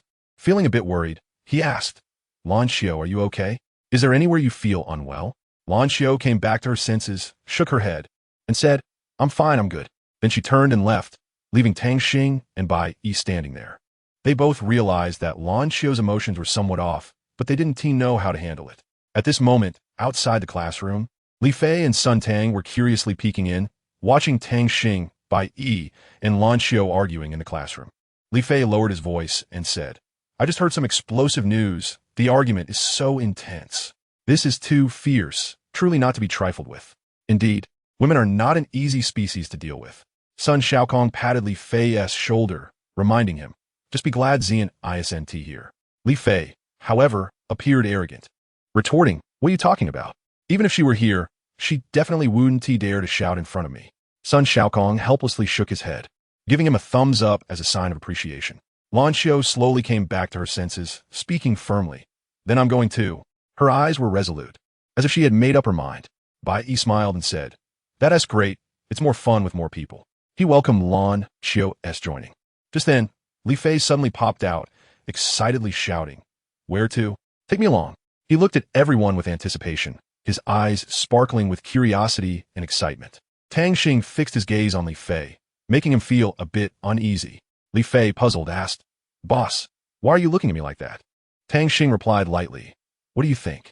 His gaze remained on Li Fei. Then, Tang Xing explained, it was Jean who told me. Li Fei was still somewhat puzzled, not knowing who Jean Mao was. Just then, a monkey popped out from Tang Xing's body, and Li Fei finally understood. It turned out Jean Mao was this monkey. Tang Xing turned to Bai Yi and asked, when are we setting off? After thinking for a moment, Bai Yi replied, let's leave tomorrow. Everyone should go back and rest well today.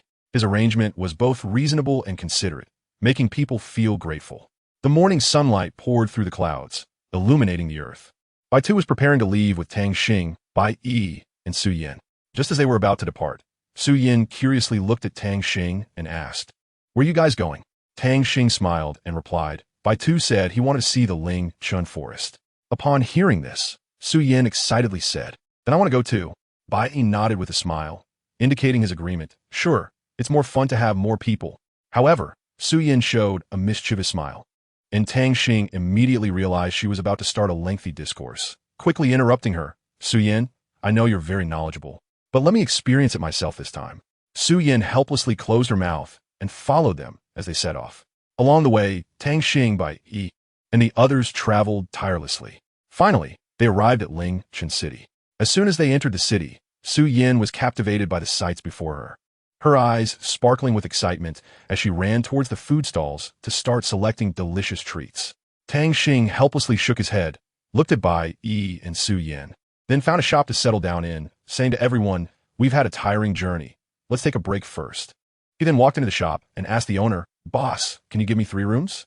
The owner apologetically looked at the people outside and replied, I'm sorry, but there are only 2 rooms left. Tang Xing immediately saw through the boss's thoughts and smiled as he said, boss, you might have misunderstood. Those few are my friends. So please give me 3 rooms.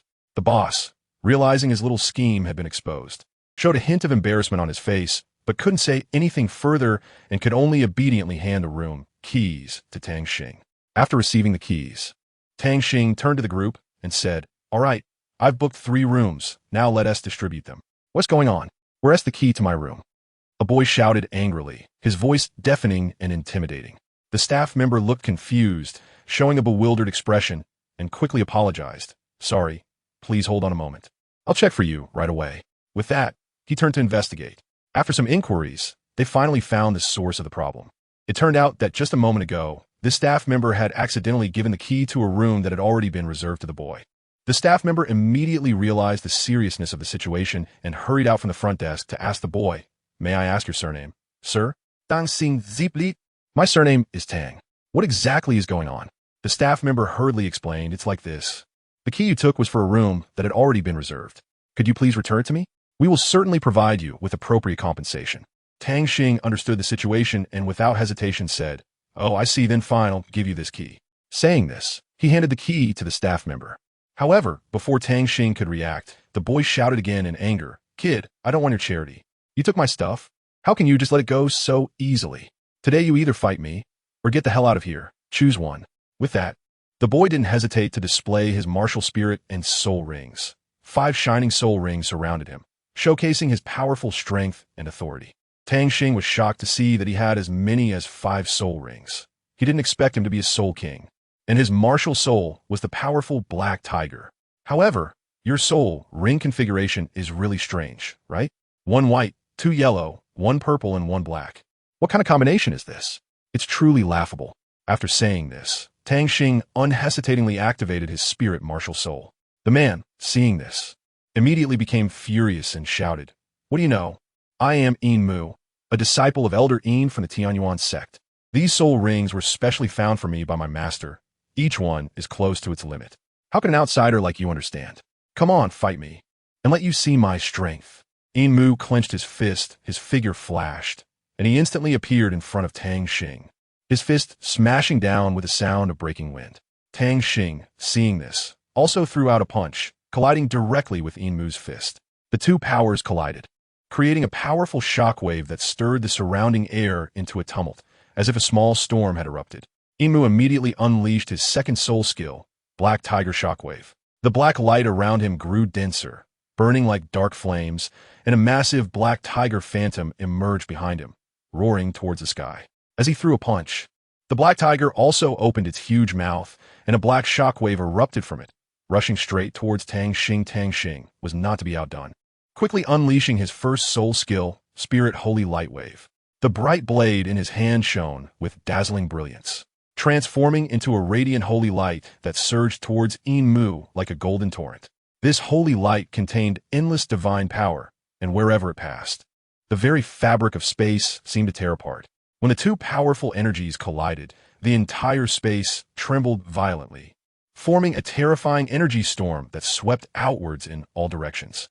This energy storm was as destructive as it was overwhelming, causing everyone to feel a sense of dread.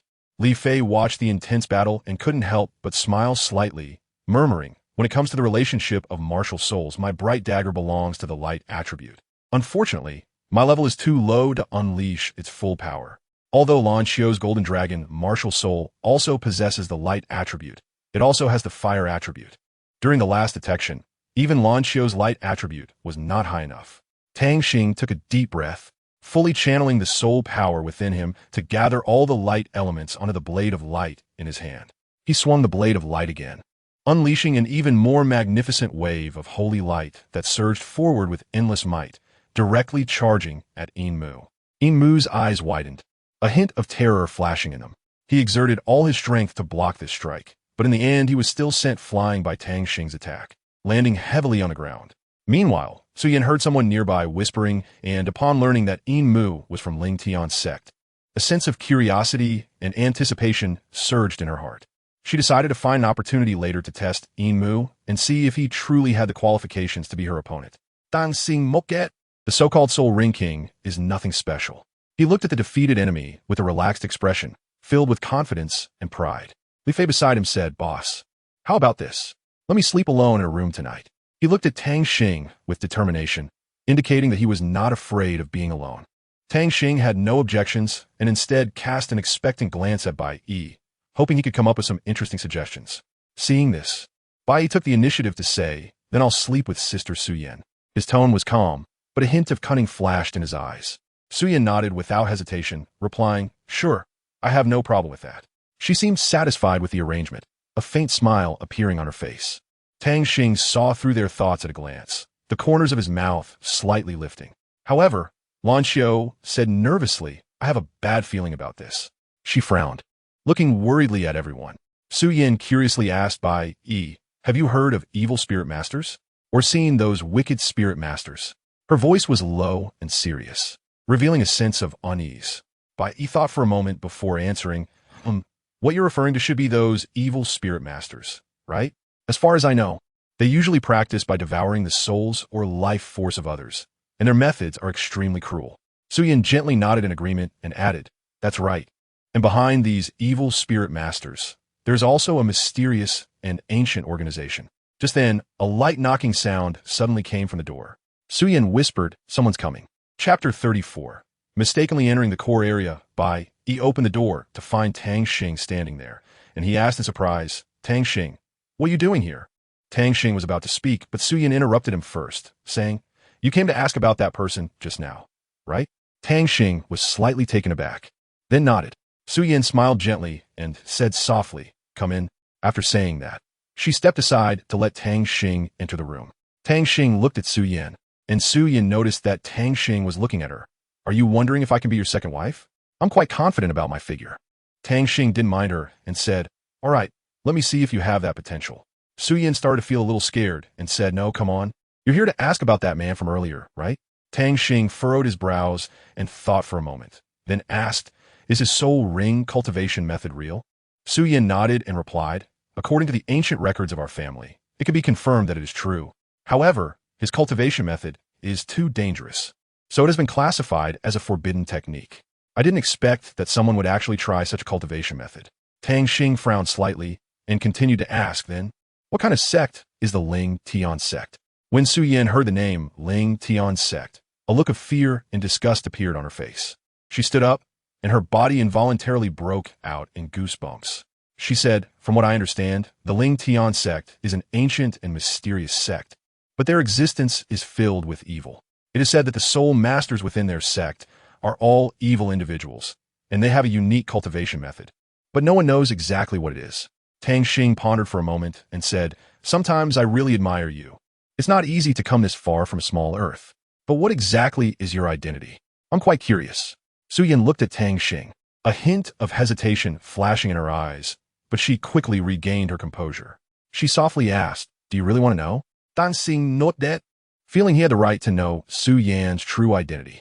Seeing Tang Xing's determination, Su Yin finally spoke. I am the little princess of the Su family and also a disciple of the Yun sect.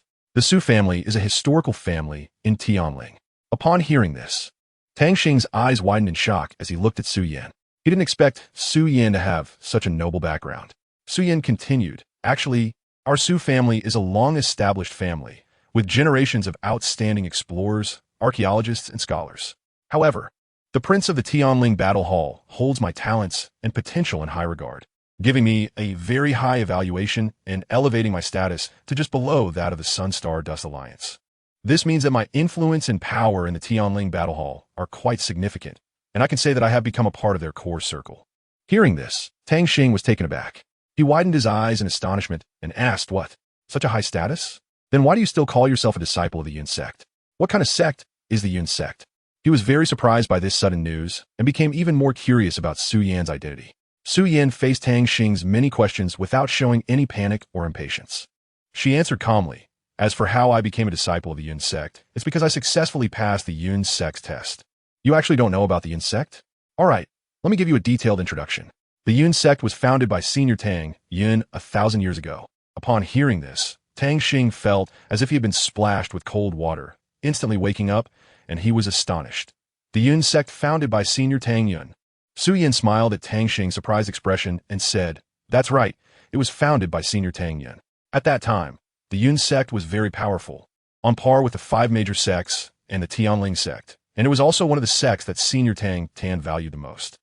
He brought a cup of steaming tea and carefully placed it in front of Su Yin, softly saying, Su Yin, have some tea. Seeing this, Tang Xing couldn't help but sigh. Alas, the affection has really faded.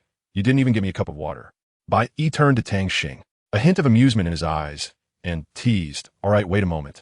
After saying that, he turned to pour tea. Su Yin continued to share the secret she knew. Let me tell you a secret. It is said that the Yun sect currently has no sect master. Moreover, the highest authority in the sect is the ninth elder. But I heard that the fifth elder has recently returned, so the position of sect master is temporarily vacant. He brought another cup of tea, and Tang Xing took it and had a sip before looking at Su Yan. Su Yan told him, although you have already become a disciple of the Yun sect, you actually do not have real control over the Yun sect's strength and resources. Therefore, you need to handle this matter as soon as possible. In addition, the sect will hold a re-election for the sect master in the future, which will be a rare opportunity. If you want to gain more power and status, you must strive for this opportunity. However, I also learned about this news through internal channels. After speaking, Su Yan glanced at Tang Xing, seemingly waiting for his reaction. He then added, it's getting late. Why don't you just sleep here? There are plenty of rooms anyway. Tang Xing, feeling a bit embarrassed, politely declined, I'd better go home to sleep. Su Yan revealed a sly smile and softly asked, how about it? He proudly replied, don't worry. I was concerned that the medicine wouldn't be strong enough. So I specifically added more ingredients. It will definitely make him sleep soundly, ensuring the potency is sufficient. After saying this, the two exchanged glances and both showed satisfied smiles.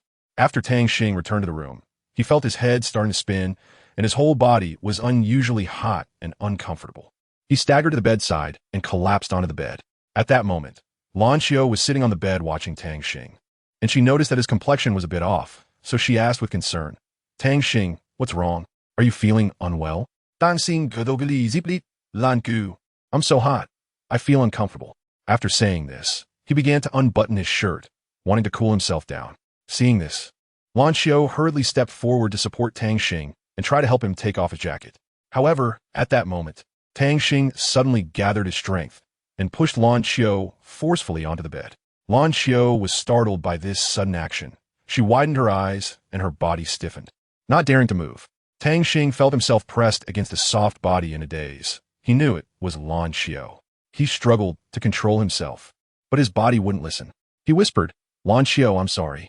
Meanwhile, Yi and Su Yan were in the adjacent room, observing the situation through the window of the cage. They heard the conversation between Tang Xing and Lan Xiao, as well as the subsequent sounds of collisions, and couldn't help but smile at each other. Su Yan laughed and said to Yi, it seems they are quite noisy. I didn't expect Tang Xing to be so intense. Yi nodded in agreement.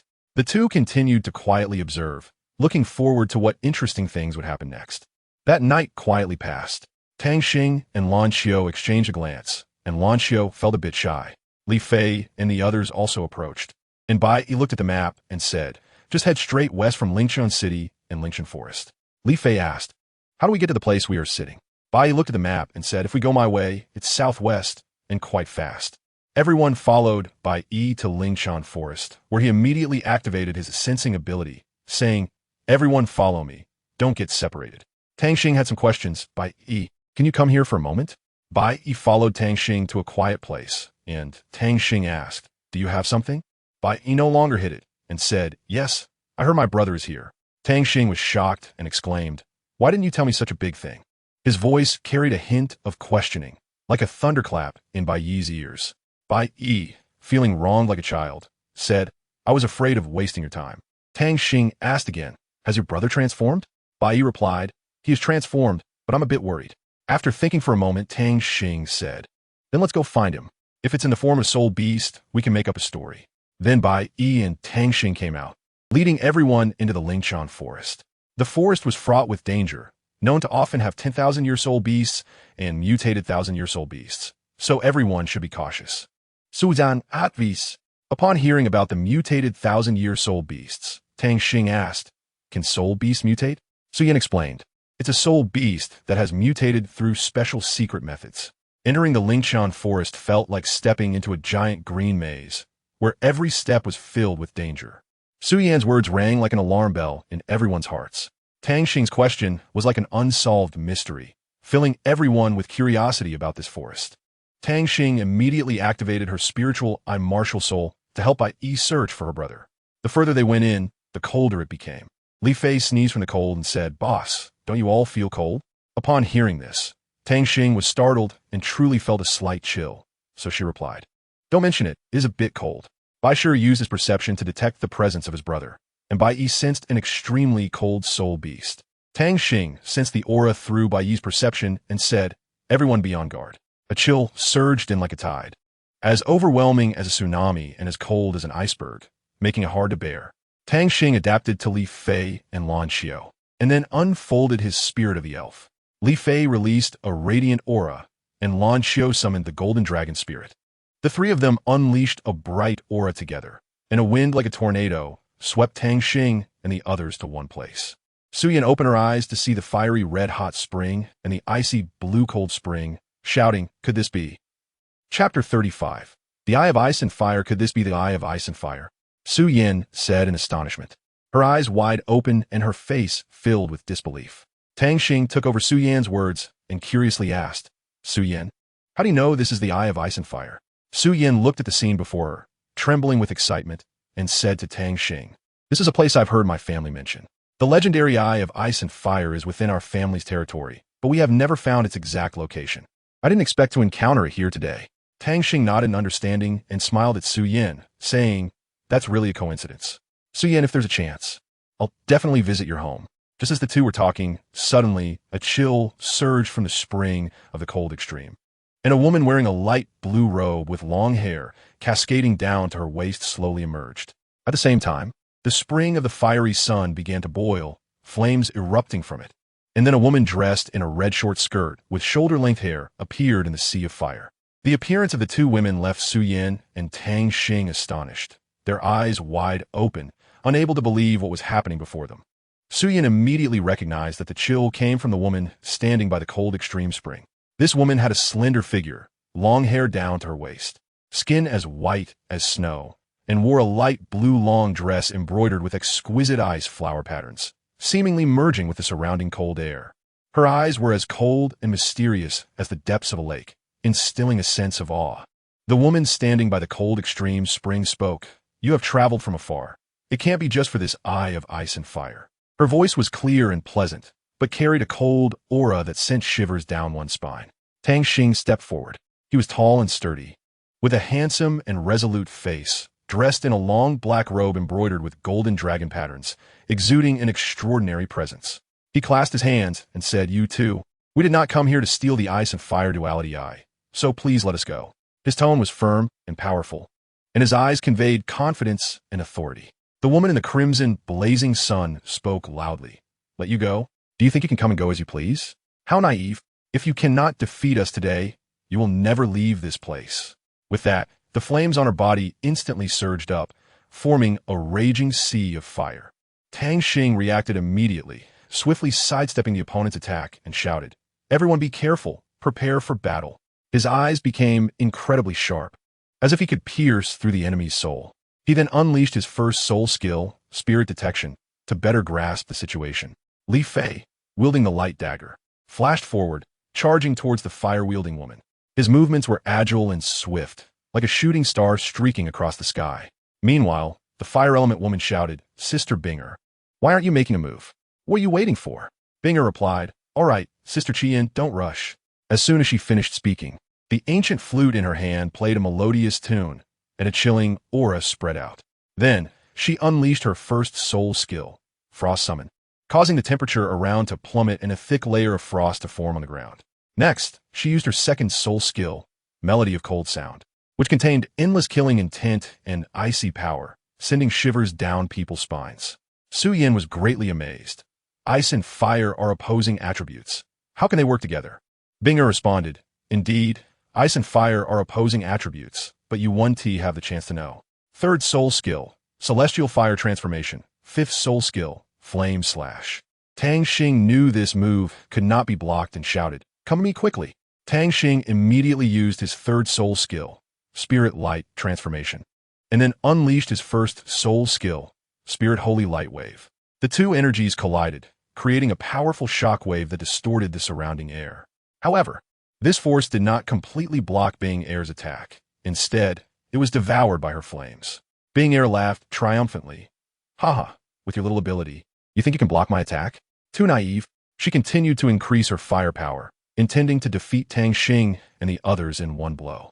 At that moment, the two old men under the ice and fire duality, I sensed the commotion above. They widened their eyes in surprise, watching the battle between Tang Xing and Bing Air. One of the old men mumbled, to be able to withstand the fifth soul skill of Crimson Flame, this kid is not simple. The other old man revealed a greedy expression and said, Hee, if we can obtain his soul, we might just break through our bottleneck and advance further. Shui Er saw that Tang Xing had blocked Bing Er's attack and was shocked. She realized that Tang Xing's strength was much greater than she had imagined. Therefore, she decided to take action herself and show Tang Xing her power. She shouted, Fifth soul skill, Ice Soul Requiem. As her voice echoed, the temperature around them dropped sharply, and a thick layer of ice quickly formed on the ground. Tang Xing and the others felt a bone-chilling cold, their bodies trembling involuntarily. They knew the enemy they were facing was extremely powerful, and they had to give it their all to cope.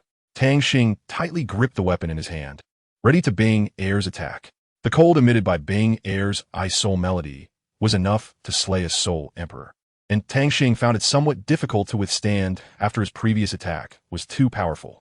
Lan Xiao immediately summoned her golden dragon martial soul, and the deep dragon roar echoed throughout the space, causing the ice and fire duality to begin to boil. She raised the golden dragon spear in her hand, with the golden dragon spiraling around her, showcasing a sense of majesty and power. Following that, Lan Xiao unleashed her fourth soul skill, Golden Dragon Dance. As she moved, the golden dragon began to dance, carrying a powerful energy fluctuation that caused everything around them to shake violently. Suddenly, a massive dragon's roar erupted from the ice and fire duality eye, and a giant dragon, entirely snow-white and emanating cold air, soared out, letting out a deafening roar. At the same time, another giant dragon, crimson in color and radiating heat, also appeared right behind it. Tang Xing was stunned by the scene before him and murmured, Is this the legendary Ice Dragon King and Fire Dragon King? Just then, the Ice Dragon King exhaled a breath of cold air, looking at Tang Xing with a puzzled expression and said, This familiar aura, could it be that you are the Golden Dragon? Blue Qiu, come back. Tang Xing quickly explained, No, I'm not the Golden Dragon, but Blue Qiu. At this moment, the Ice Dragon King had adapted to the auras of Bing Er and Qi Yan, and its gaze became gentler. Bing Er immediately understood the reason and quickly apologized to everyone. Everyone, I apologize for the offense earlier. Please forgive us. This way, please. Let Blue Qiu stay, and rest assured, we mean no harm. Tang Xing looked at Lan Xiao with some concern, but still nodded and said, Lan Xiao, be careful. Remember to come find us after you finish your chat. Bing Er led Tang Xing, Ain, and the others into an exquisite cold residence and politely said, Everyone, please wait here for a moment. My master will naturally have questions to ask and will not pose any threat to you, so please rest assured. The Ice Dragon King glanced at Lan Xiao and then said impatiently, Senior, you are going a bit overboard. The Ice Dragon King looked at Lan Xiao in disbelief and said, You must be a soul beast in human form, right? Lan Xiao replied irritably, I am indeed a soul beast in human form. My original form is a golden dragon. The Fire Dragon King exclaimed excitedly, That's right. This aura must belong to a soul beast. How could it possibly be on a human? Then why are you recultivating? At this moment, Lan Xiao felt like a rare animal being scrutinized, being examined from head to toe by the Ice Dragon King and the Fire Dragon King. His patience had been worn thin, and he said impatiently, Senior, you are going a bit overboard. The Ice Dragon King's gaze was filled with disbelief as he stared intently at Lan Xiao, as if trying to see into the depths of his soul through his exterior. He softly said, You should be a soul beast in human form, right? Lan Xiao's annoyance grew stronger, and with a hint of helplessness in his tone, he replied, I am indeed a soul beast in human form. My original form is a golden dragon. The Fire Dragon King's emotions became excited, his voice full of enthusiasm as he said, That's right. This aura must belong to a soul beast. How could it possibly be on a human? Then why are you recultivating? Lan Xiao replied, For myself, and also to become a god. The Ice Dragon King asked again, Do you still remember us? Lan Xiao looked confused and said, Aren't you the Ice Dragon King and the Fire Dragon King? The Fire Dragon King happily replied, That's great. It turns out the Lord still remembers us. Lan Xiao immediately felt bewildered, with doubts flooding his mind. When did I become your lord? The Fire Dragon King lamented. Then how do you know about us? Lan Xiao covered his face and said in a deep voice, Someone mentioned it just now. The Ice Dragon King quickly deduced, It seems you have amnesia, but that's all right. We will still obey you. Lan Xiao suddenly became curious and asked, What is the lord you speak of like? The Fire Dragon King immediately spoke up. Our lord is very imposing, exuding a dominating aura, like a towering mountain, unattainable, and like a brilliant star, shining brightly. He is the master of our clan and commands great respect. After hearing this, Lan Xiao showed no reaction at all.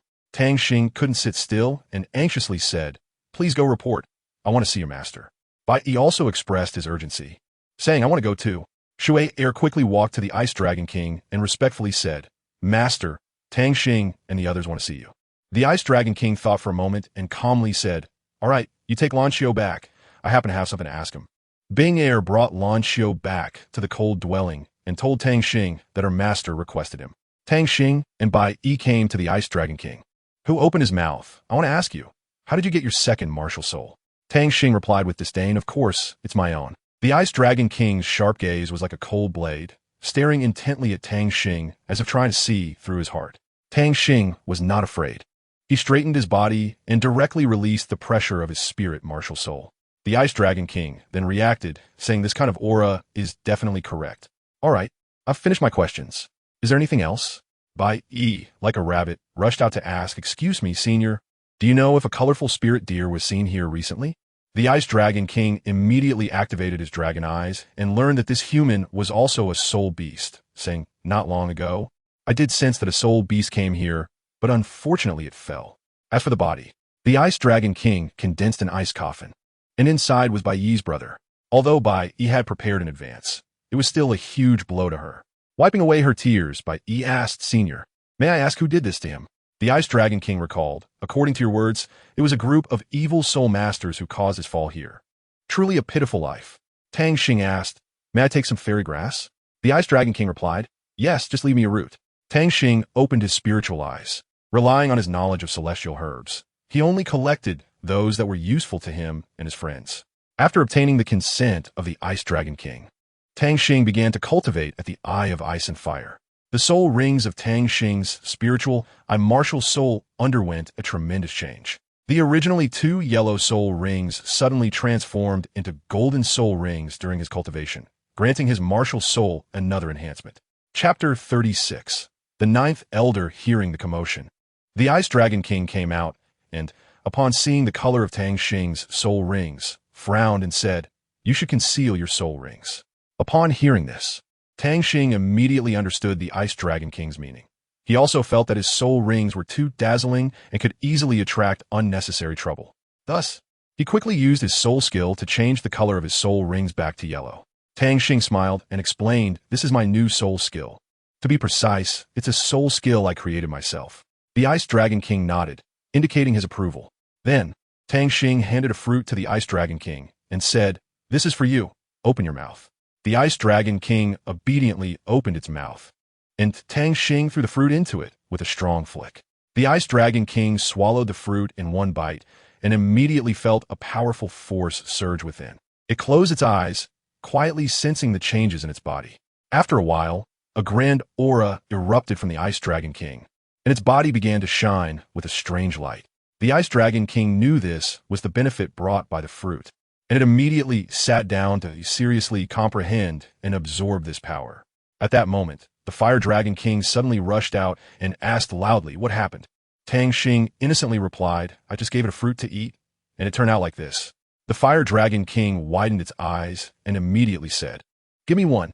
Without hesitation, Tang Xing threw a fruit to the Fire Dragon King. The Fire Dragon King caught the fruit and swallowed it in one bite, immediately entering a meditative state just like the Ice Dragon King. As time passed, finally, the Ice Dragon King and Fire Dragon King awakened one after the other. The Fire Dragon King, excited and with a flushed face, exclaimed, "Wow, haha, my realm has improved significantly again. This is amazing. Thank you." After saying that, he specifically glanced at Tang Xing, his eyes filled with gratitude. Tang Xing took a deep breath, his gaze becoming resolute, as if silently brewing something important in his heart. Finally, he spoke, "Senior, I have found the purpose of my visit here. Now, I request that you allow me and my friends to leave this place safely." Upon hearing this, the Ice Dragon King suddenly burst into laughter, his voice echoing throughout the cave. His laughter was filled with generosity and goodwill, making one feel a sense of relief. After the laughter subsided, the Ice Dragon King stopped smiling and looked at Tang Xing seriously, replying, "Of course, we have no intention of stopping you from leaving. In fact, I have a small request that I hope you can agree to. Tang Xing was slightly taken aback, then asked in confusion, "Oh, I wonder what the request is?" The Ice Dragon King revealed a gentle smile, turning his gaze to the two children beside him, and softly said, "I would like to ask you to take Binger and Yinner out to experience the outside world. They're still young and know nothing about it, but I believe they have enough courage to face the unknown challenges. Would you be willing to take them along?" After speaking, his gaze fell back on Tang Xing, eagerly awaiting his response. Tang Xing frowned and pondered for a moment before saying, "All right, but they must join the sect." He knew very well that the two women were exceptional in strength, and bringing them into the sect would undoubtedly be a great boost for it. The Ice Dragon King nodded without hesitation, agreeing and promising to keep his word. Tang Xing secretly breathed a sigh of relief. He knew he had made the right decision. Subsequently, Tang Xing led everyone back to Linghai City. However, just as they were about to reach Yun's sect, a massive shadow suddenly attacked from a distance, moving at incredible speed, and in the blink of an eye, it was right in front of them. Tang Xing instantly blocked the attack of the black mist. But in the next second, waves of black gas surged in like a tide. Tang Xing immediately transformed into her elven form and quickly unleashed the first move of the light of all spirits, purifying the black mist one by one. However, the remaining black mist did not give up. It rapidly converged onto a single person. The man in black sneered, "Interesting, you can actually purify my black mist. It seems I can't let you live." Before he finished speaking, he charged toward Tang Xing with astonishing speed. Seeing this, Bing Air did not hesitate to release the powerful aura of the Soul King. Meanwhile, Li Fei and the others were also preparing to assist. But at that moment, Qi Yin blocked their way, confidently saying, "With just him, it's not enough for you to intervene. Watch me, fifth soul skill, Flame Slash." After saying this, he vanished in an instant, transforming into a blazing flame and rushing toward the man in black. The man in black showed no fear in the face of this attack and immediately released his third soul skill, White Wolf's Fawn. Huge wolf fangs appear behind him, exuding a fierce aura as they lunged at Tang Xing. Just when the wolf fangs were about to bite Tang Xing, a purple lightning bolt suddenly fell from the sky, shattering the wolf fangs to pieces. Following that, a young man dressed in white descended from the sky and landed steadily on the ground. The young man had sharp eyebrows and bright eyes, looking handsome and elegant, radiating a powerful aura. He looked at the man in black and shouted loudly, "Feng Yao, don't run. Today, I will definitely take you back." The man in black was indeed Feng Yao. Upon seeing the newcomer, his expression changed, and he turned to flee. While running, he laughed heartily, "Mu Yun, let me tell you, it's impossible to catch me. We have plenty of time in the future." Mu Yun sighed deeply and shook his head helplessly. He escaped again. After saying this, he turned to look at Tang Xing, his gaze revealing a hint of curiosity and vigilance. Tang Xing stepped forward and cupped his hands, saying, "Hello, Mr. Mu." Mu Yin looked Tang Xing up and down and asked bluntly, "May I ask how to address you, sir?" Tang Xing quickly replied, "My surname is Tang." Upon hearing this, Mu Yun's eyes flashed with surprise, but he soon regained his composure and his tone became polite. "So it's Mr. Tang. I apologize for my rudeness. My name is Mu Yun. I wonder if Mr. Tang would be willing to befriend me?" Tang Xing asked, "What were you just doing?" Mu Yun smiled and said, "Do you know about the Ling Tian sect?" Just as Tang Xing was about to speak, Mu Yun continued, "The Ling Tian sect is a hidden sect, but they practice evil arts. I have to go manage this matter. Mr. Tang, we may not meet again." Tang Xing watched Mu Yun leave, and the surroundings changed back. Jin Yu saw Tang Xing and the others and excitedly shouted, "Little Xing brother." Tang Xing immediately noticed Jin Yu and responded, "Sister Jin Yu, what are you doing here?" Jin Yu was even more astonished and said, "I am here to complete the task assigned to me by the sect." After understanding Jin Yu's purpose, Tang Xing expressed that he had already made up his mind and firmly said, "Sister Jin Yu, last time you asked me if I was interested in joining the sect. I have now decided to join." Jin Yu was very happy to hear Tang Xing's answer, smiling as she said, "Great. This way, I can give a satisfactory account to the higher-ups of the sect." Tang Xing then asked, "Sister Jin Yu, I have two friends here who also wish to join the sect. What do you think?" Jin Yu replied with certainty, "Since they are introduced by you, I trust them 100. Where are they?" Tang Xing immediately called them over. Jin Yu looked at them and asked, "Can both of you release your martial souls and soul rings? I need to make a record." Bing Air and Qi Yin released their martial souls, revealing the ice music flute and the radiant soul ring, both with a configuration of 2 yellow, 2 purple, and 1 black. Jin Yu noticed that the woman's martial soul was quite special and asked, Is your martial soul a fire element? Qi Yin replied, yes. May I ask what your martial soul is? My martial soul tells me that yours is very compatible with mine. Jin Yu then showcased her martial soul, saying, my martial soul is the phoenix of fire. It has just stabilized for now, but the power within me is still far from being controlled. That power is too immense. Tang Xing came out and tossed a celestial herb into Jin Yu's hands, saying, Sister Jin Yu, this coxcomb phoenix sunflower is specially prepared for you. Please don't refuse it. It can help you. Jin Lin flew over and exclaimed, coxcomb phoenix sunflower, this is a great item. Sister, quickly take it. I will guard you, so don't worry. This is a great supplement for you. Jin Yu consumed the coxcomb phoenix sunflower, and her body began to feel hot as the power within her surged forth. Seeing this, Jin Lin immediately released a holy aura to assist Jin Yu. With Jin Lin's help, Jin Yu successfully converted that power into her phoenix power, and with the aid of Tang Xing's celestial herb, she successfully broke through to the Soul King realm. Jin Lin happily jumped up and said, Sister, I'll take you to find the 5th soul ring. Jin Yu immediately pulled Jin Lin back and said, Brother, there's no rush. We should first take them back to the sect. Jin Lin, knowing he could not win against his sister, said, all right then. Jin Yu led Tang Xing and the others to a place in the northeast of Linghai City, where a towering plaque stood at the entrance. Jin Yu called out, come in. Upon entering, they saw sect disciples practicing and training. Jin Yu told Su Yan, you can go to your room first. Jin Yu looked at Lan Xiao and Li Fei, her eyes filled with expectation, sparkling like stars, and softly said, could you both consider joining our sect? Without thinking, Li Fei immediately agreed. Where the boss is, I will be. Jin Yu was very pleased, her face beaming with a satisfied smile as she patted Li Fei's shoulder, as if to tell him that their friendship was as solid as steel. She then turned to Lan Xiao, her expectation deepening like a profound lake, and gently asked, and what about you, Lan Xiao? Lan Xiao hesitated and stammered, I'm sorry. I need to consult my master about this. Jin Yu chuckled and said, that's understandable. Just think it over, and you can come to me anytime. Li Fei, go find Senior Sister Min. Elder 9 wants to see the people you brought back. A disciple conveyed the message. Jin Yu brought Tang Xing and the others to Elder 9, and upon seeing her, Tang Xing was astonished. Elder 9 is actually. Chapter 37, Delivering the Celestial Herb. At a glance, Tang Xing recognized the woman sitting high up as his mother. Elder 9 greeted Tang Xing. Hello, we meet again. Little Tang Xing looked at Elder Geo with some surprise. He had never expected that his mother was actually the Elder Geo of the Cloud sect. This left him feeling very unexpected and shocked. Tang Xing couldn't help but recall his previous encounter with Elder Geo, during which they shared a special bond. Now, upon discovering that Elder Geo is his mother, his heart was filled with complex emotions.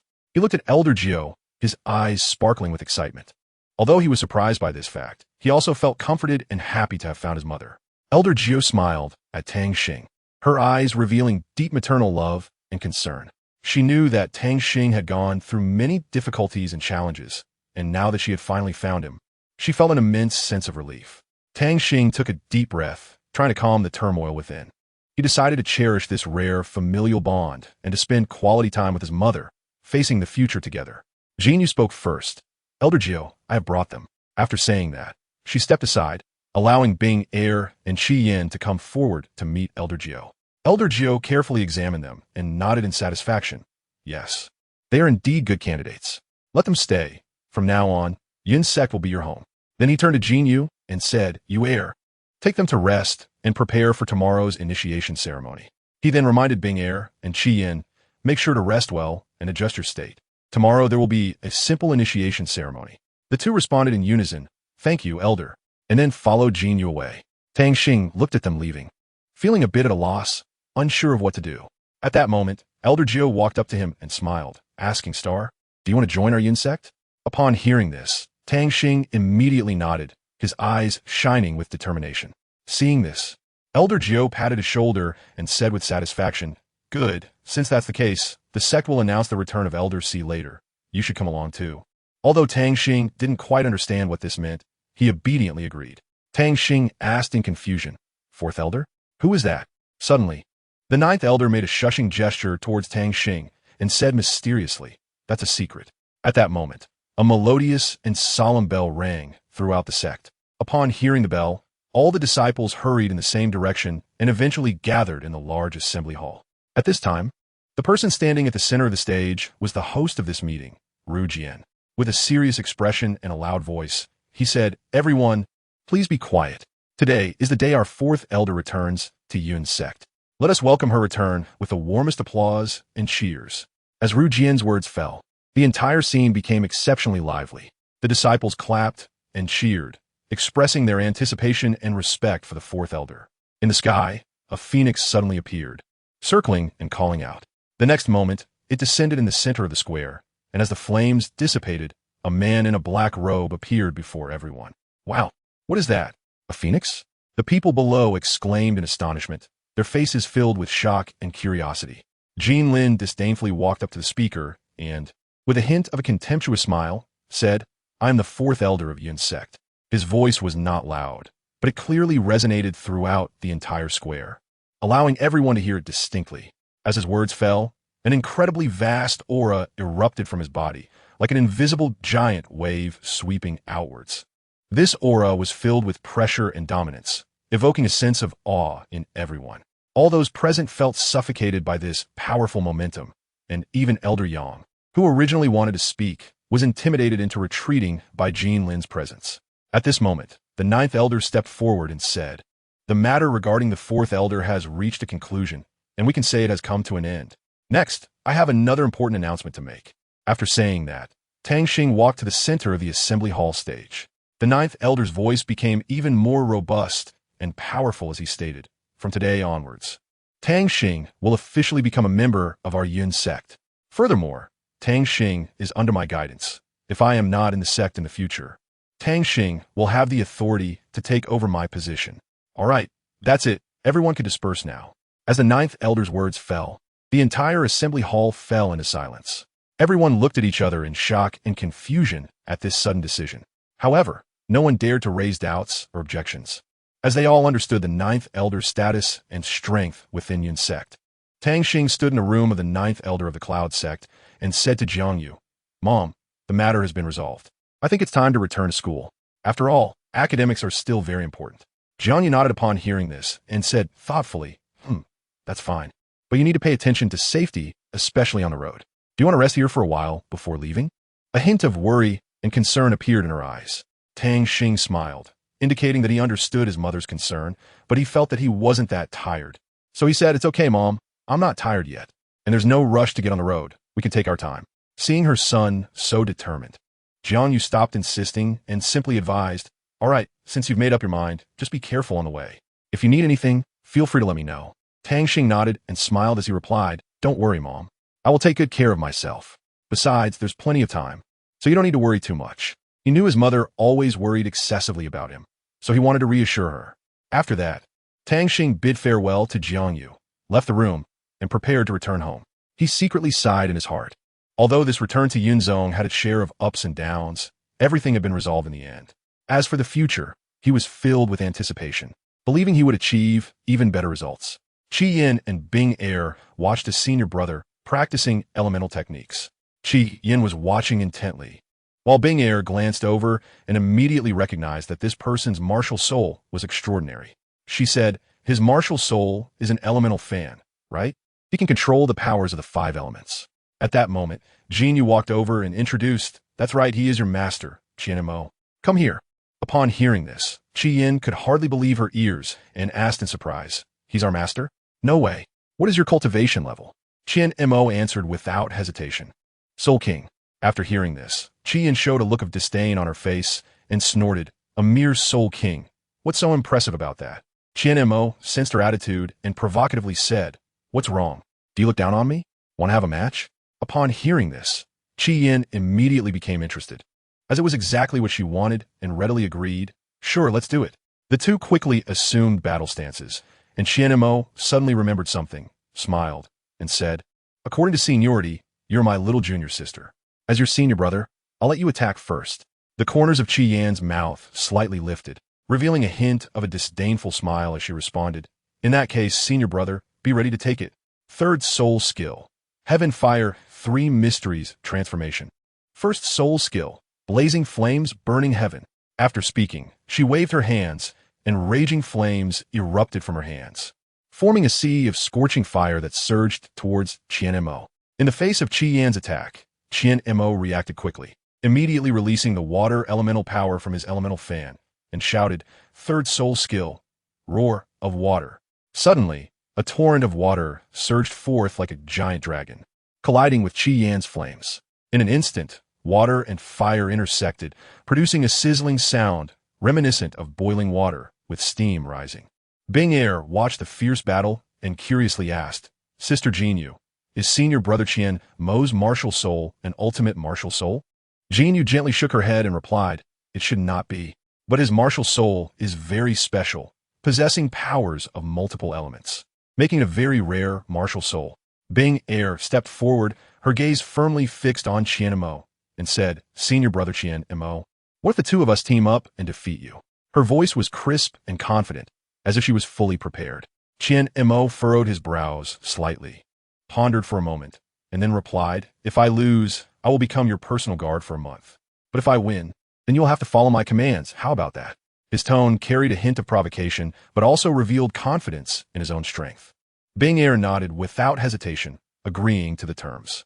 She seemed unafraid of battling Qian Mo and was even looking forward to the challenge. Tang Xing heard the commotion and hurried over, seeing Bing Er and Qi Yan in a competition. He couldn't help but excitedly shout, "Go for it!" His voice was filled with encouragement and support, hoping they would achieve victory. As Tang Xing's shout echoed, people around them gathered, focusing on the contest. The atmosphere became tense and enthusiastic, with everyone eager to see who would stand out in this battle. Qian Mo summoned the water element immediately, like surging ocean waves, trying to suppress Qi Yan's fiery spirit. Bing Er quickly summoned her frost flute and called out, "First soul skill, frost inducement." Instantly, Qian Mo's water element was frozen into blocks of ice, resembling ice sculptures. Qian Mo was surprised to discover that Bing Er's martial soul was the ice flute, and couldn't help but exclaim, as expected, "She lives up to her name, stunningly cold as ice." Bing Er smiled slightly and replied, "Thank you for the compliment, senior brother. I'll settle this with one move, second soul skill, melody of cold sound, fifth soul skill, frosty soul requiem." Qi Yan maintained the state of his third soul skill and unleashed powerful energy, fifth soul skill, flame slash. Qian Mo quickly opened his fan and recited, "Blade of gold, binding of wood, roar of water, burning of fire, burial of earth." His voice was like a celestial melody, carrying a mysterious power. The explosive force of this strike was immense, akin to a volcanic eruption, sending both Qi Yan and Bing Er flying out. Jinyu marveled, "What progress?" Tang Xing bid farewell to Jinyu and Qi Yan, soaring back to the small forest of the school like a bird. He saw Lan Xiao entering the small forest and immediately followed. Meng Yin, overjoyed to see Lan Xiao, exclaimed, "Come on, let us eat it quickly while the class leader and Li Fei are not around." "Oh, really?"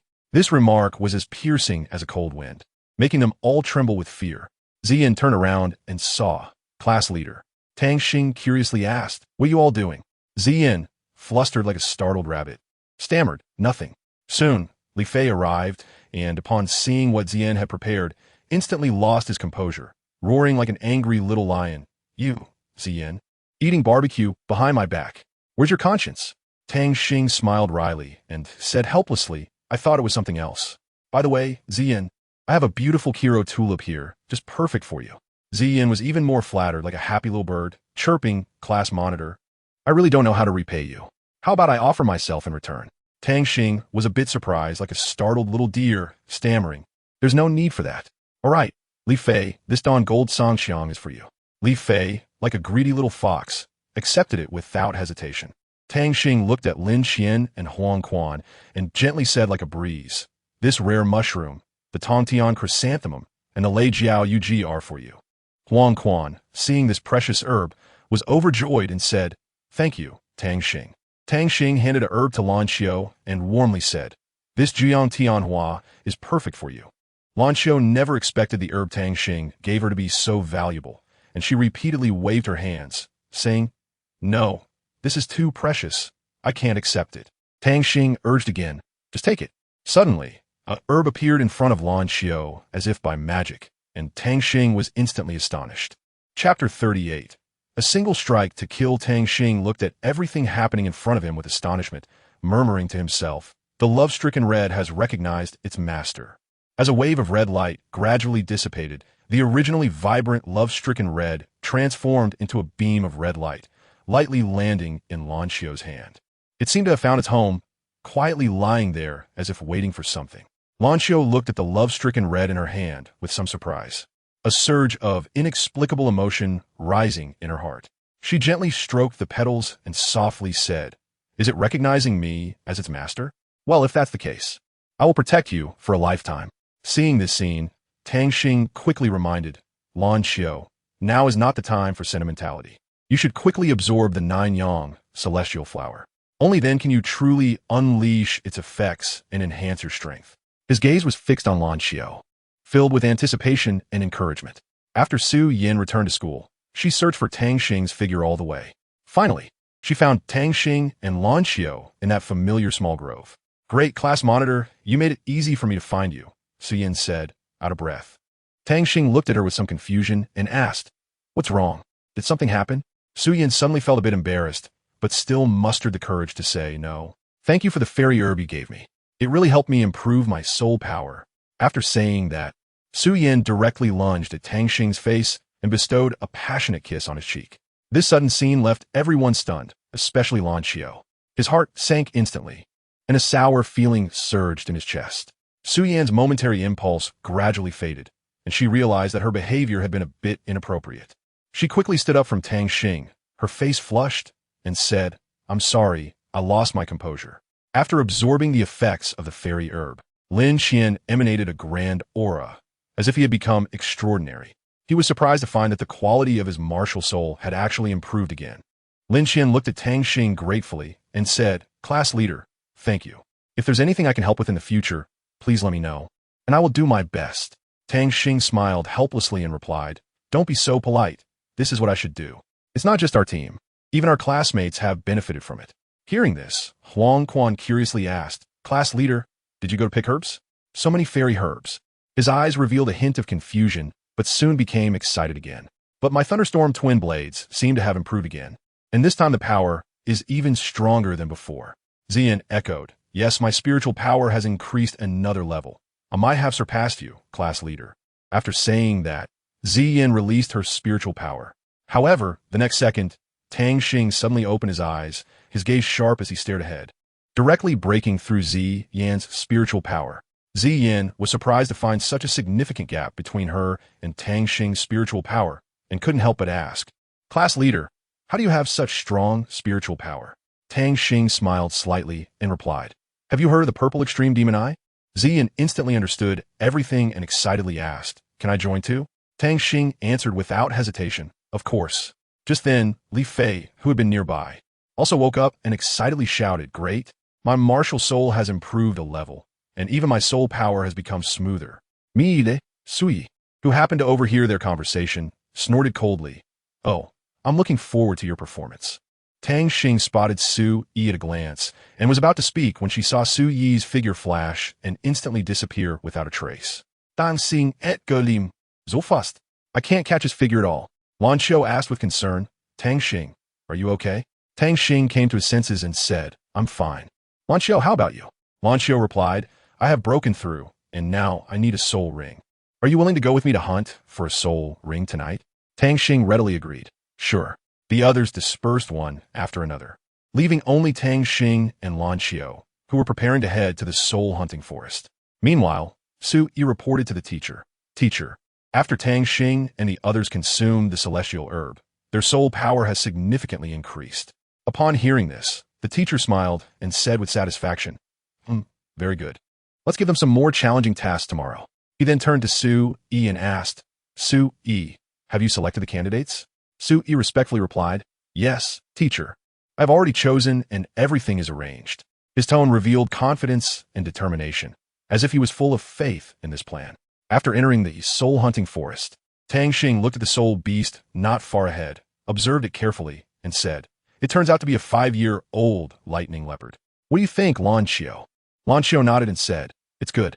After receiving a positive answer, Tang Xing instantly transformed into an elf form, striking like lightning to effortlessly subdue and capture the lightning leopard. Soon after, Lan Xiao quickly stepped forward to start absorbing the lightning leopard's energy. In less than half an hour, she successfully completed the absorption process. However, at that moment, Lan Xiao suddenly asked, Tang Xing, what kind of girl do you like? Tang Xing showed a hint of surprise on her face and asked in confusion, why are you suddenly asking this? Lan Gu Gen Li Suk Tang Xing Shehen, her eyes displaying a pitiful expression, and said in a delicate voice, tell me, please, I beg you. Tang Xing felt a bit helpless upon seeing this, and sighed, saying, the woman I like must be stunningly beautiful, with the grace of a national treasure and the charm that could make fish sink and birds fall. Upon hearing this, Lan Xiao's expression changed drastically, and she naturally became furious, shouting at Tang Xing, well, you Tang Xing, I don't want to talk to you anymore. After saying this, she turned around and prepared to leave. Tang Xing realized he had said the wrong thing and quickly grabbed Lan Xiao's hand, anxiously explaining, Lan Xiao, listen to me. I was just joking. Lan Xiao flew away directly, and Tang Xing hurriedly followed. The morning sunlight poured onto the dormitory balcony, appearing exceptionally dazzling. Tang Xing opened his eyes, feeling as if the piercing sunlight could penetrate everything. He was suddenly excited to discover that his purple extreme demon eye had actually advanced to a new realm, reaching the mustard seed level. This ability to see through all essences made him feel incredibly exhilarated. Just then, the class bell rang, reminding him it was time to go to the classroom. He quickly packed his things and headed to the teaching building. Teacher Wu was waiting for the students in the same spot as usual. It wasn't long before the students gradually arrived. Teacher Wu looked at these spirited students and felt very pleased. Seaside Shodem Ni, Tang Xing, Li Fei, Suzan, Zizan, Lan Gu, Lin Qian, Huang Guan. You seven are the chosen spirit masters of the school, representing the future and hope of our academy. Therefore, I will adopt a unique teaching method to cultivate you, and I hope you won't disappoint the expectations of the elders. Now, the students I call out, please step forward. Nian Shui, Qin Yu, Chu Hao, Meng Yin, Nan Sheng. ZMO, Wan Ning. You seven will have a challenge match against Tang Xing and his group. Give it your all. Nian Shui looked at Tang Xing with burning eyes and said loudly, I hope the class leader will show all his strength. Tang Xing smiled faintly upon hearing their demands, then immediately released the pressure of her spirit, martial soul. Everyone felt the immense pressure and couldn't help but be astonished. They never expected the class leader's mental strength to be so high. At that moment, Meng Yin stepped forward, her eyes sharpening as she immediately locked onto the mental energy released by Tang Xing. Seeing this, Tang Xing unhesitatingly increased her mental output. Suddenly, Meng Yin felt a tremendous force striking her, causing her to involuntarily take a few steps back. With wide eyes and a shocked expression, she exclaimed, what powerful mental strength! Beside her, Qin Yu and Chu Hao exchanged glances, their thoughts in sync, and rushed towards Tang Xing together. They decided to confront Tang Xing's formidable mental strength as a team. In the next moment, Su Yin and Li Fei stood like two unyielding fortresses, blocking their path. Nian Shui intended to rush to their rescue, but was suddenly stopped by a bolt of lightning, like a fierce beast preventing her advance. Knowing the might of Huang Quan, she dared not act recklessly. Meng Yin didn't anticipate that her small mistake would lead her teammates into a deadlock. Immediately, Meng Yin released her first soul skill, Dolphin's Voice. The intense sound waves surged like roaring ocean waves, disrupting Li Fei and the others, giving them a splitting headache. However, Tang Xing seemed to have anticipated this, and Su Yin quickly switched her martial soul, unleashing her first soul skill, Emerald Voice. The two sound waves clashed fiercely in the air like two giant dragons, neither yielding. Suddenly, a massive fireball shot towards Su Yin like a burning meteor. Ziyin shouted, watch out! Her voice echoed like a thunderclap across the battlefield. At the same time, she released her fourth soul skill, Starry Shield. A star-shaped shield suddenly appeared in front of Su Yin, blocking the fireball.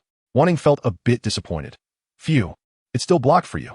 Lan Xiao shouted loudly, Wanning, do you dare to battle me? Wanning directly released her second soul skill.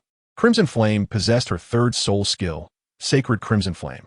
Her fourth soul skill, Divine Blazing Flame, surged towards Lan Xiao. While Lan Xiao adjusted her state to charge up for an attack, her fourth soul skill, Golden Tyrant Dragon Slash. Wanting lunged forward, sending herself flying, shocking all the students present. One hit. Did she take them out in one hit? Quick, look at the class leader and the others. Chapter 39. The dual special training. Tang Xing and Su Yin merged their martial souls, purple spirit divine light. Upon seeing this, Nanxing immediately unleashed his soul skills.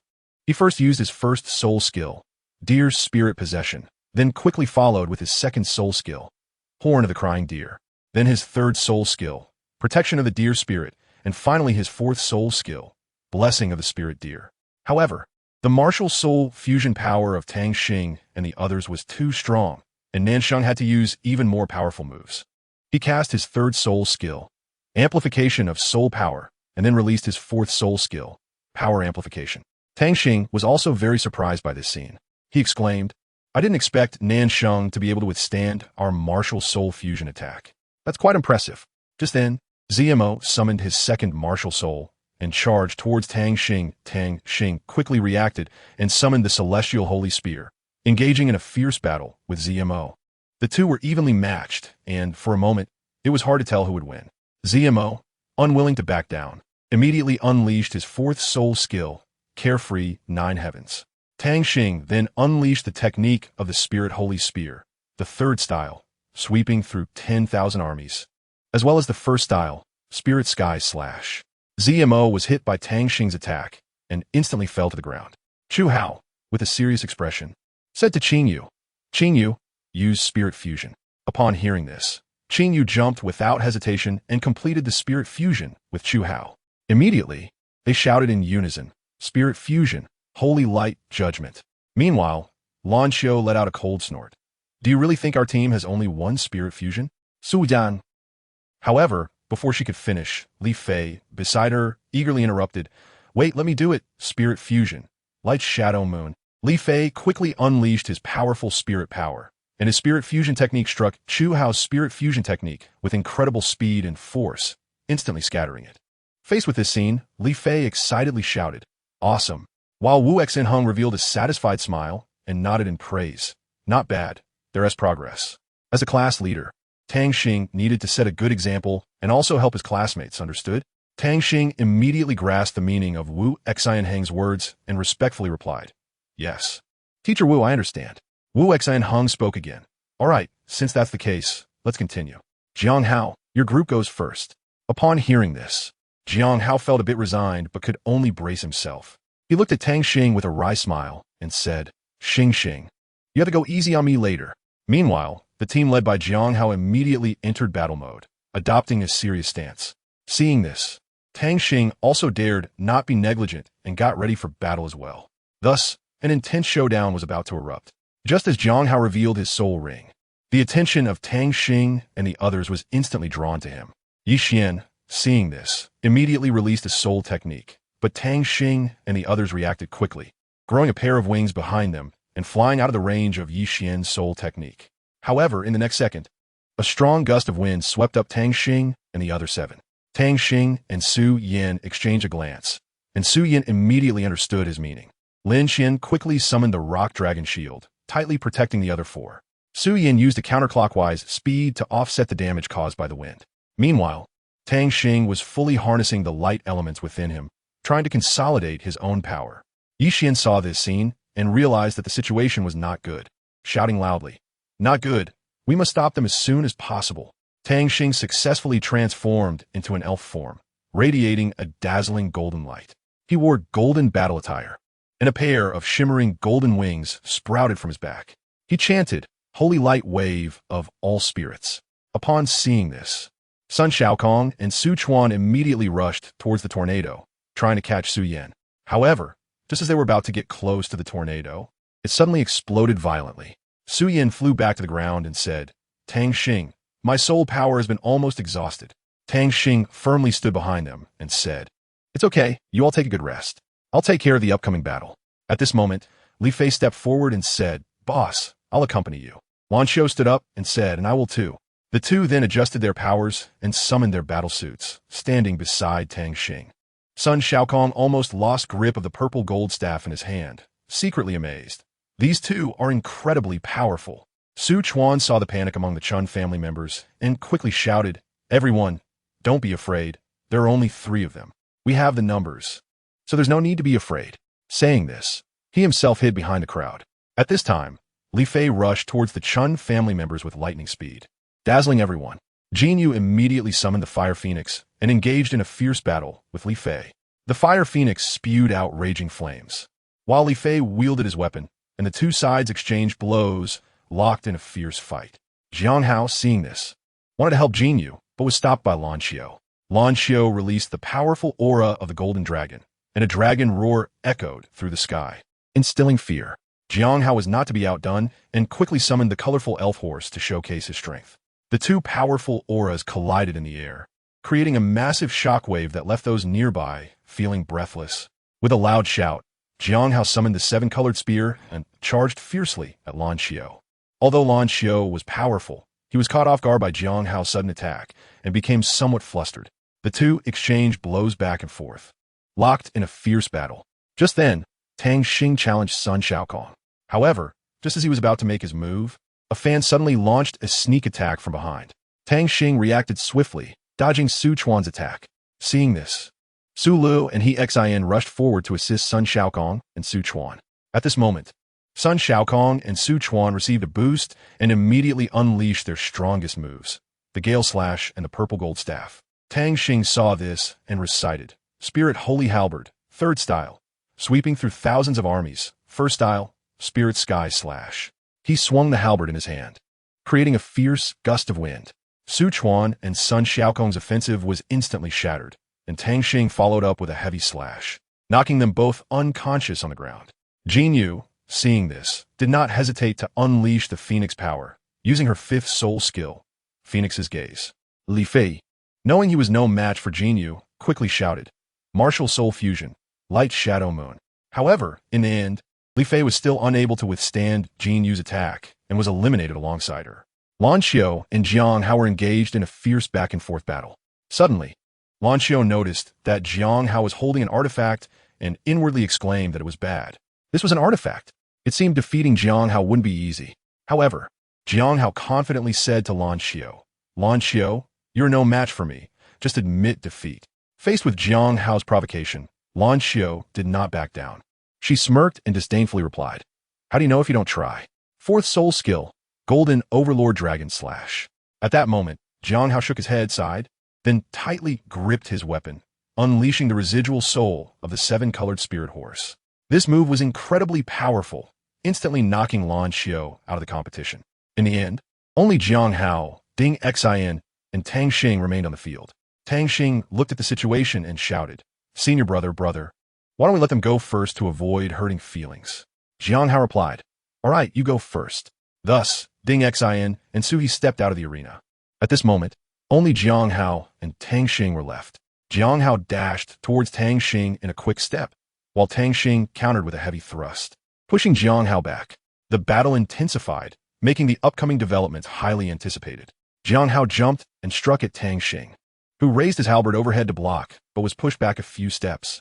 Realizing his spear technique was insufficient, Tang Xing began to unleash Spirit Holy Halberd. Second style, Radiant Light. A dazzling light shot from Tang Xing's halberd, illuminating the entire battlefield. This light was as scorching as the sun, making it hard to look directly at. Jiang Hao felt a tremendous pressure, but did not retreat. He raised his long spear, infused it with spiritual power, and prepared to meet Tang Xing's attack. Jiang Hao smiled slightly, his lips curving up in a confident grin.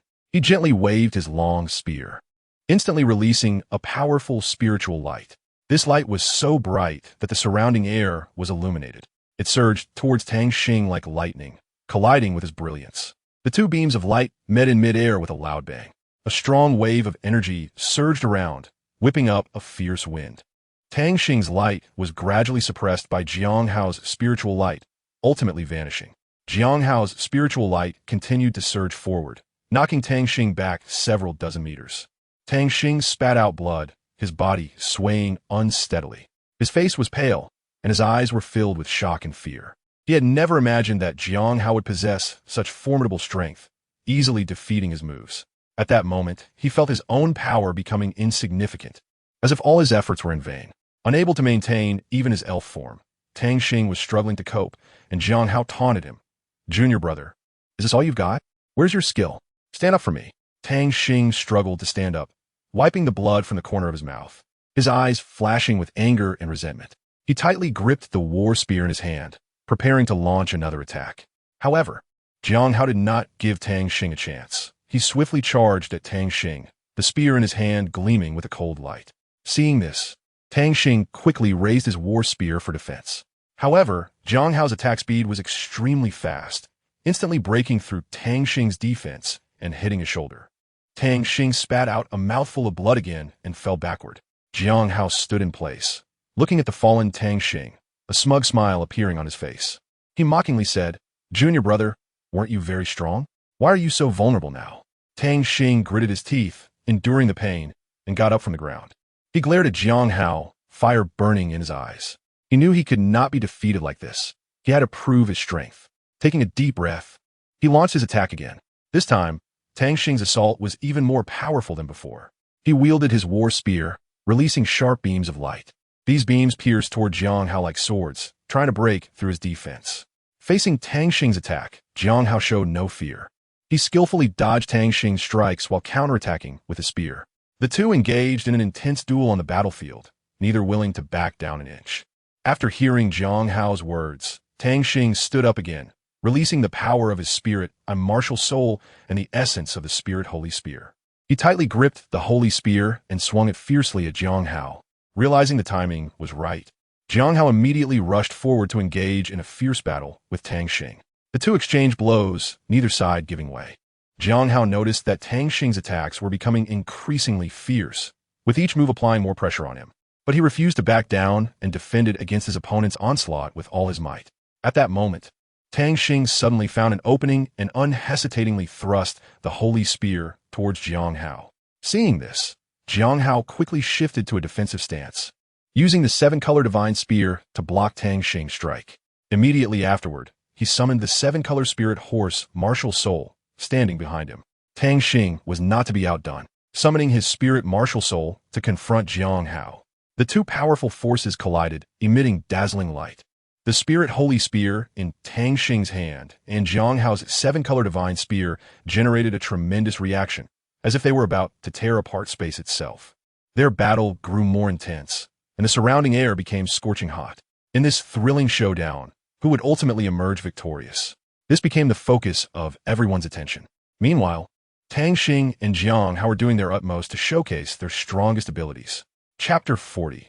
The plan advances at that moment. The spirit holy spear, which was originally in Tang Xing's hand, suddenly trembled violently, then slipped from his grip and flew into the air.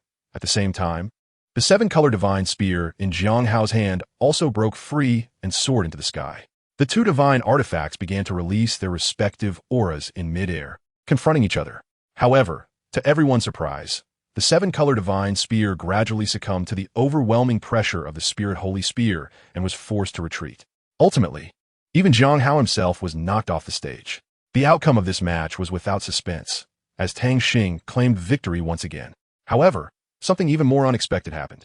With a flash of light, the spirit holy spear suddenly transformed into the image of a handsome man, clad in a magnificent golden battle armor, with a pair of large golden wings unfolding behind him, holding a long spear that radiated mysterious light.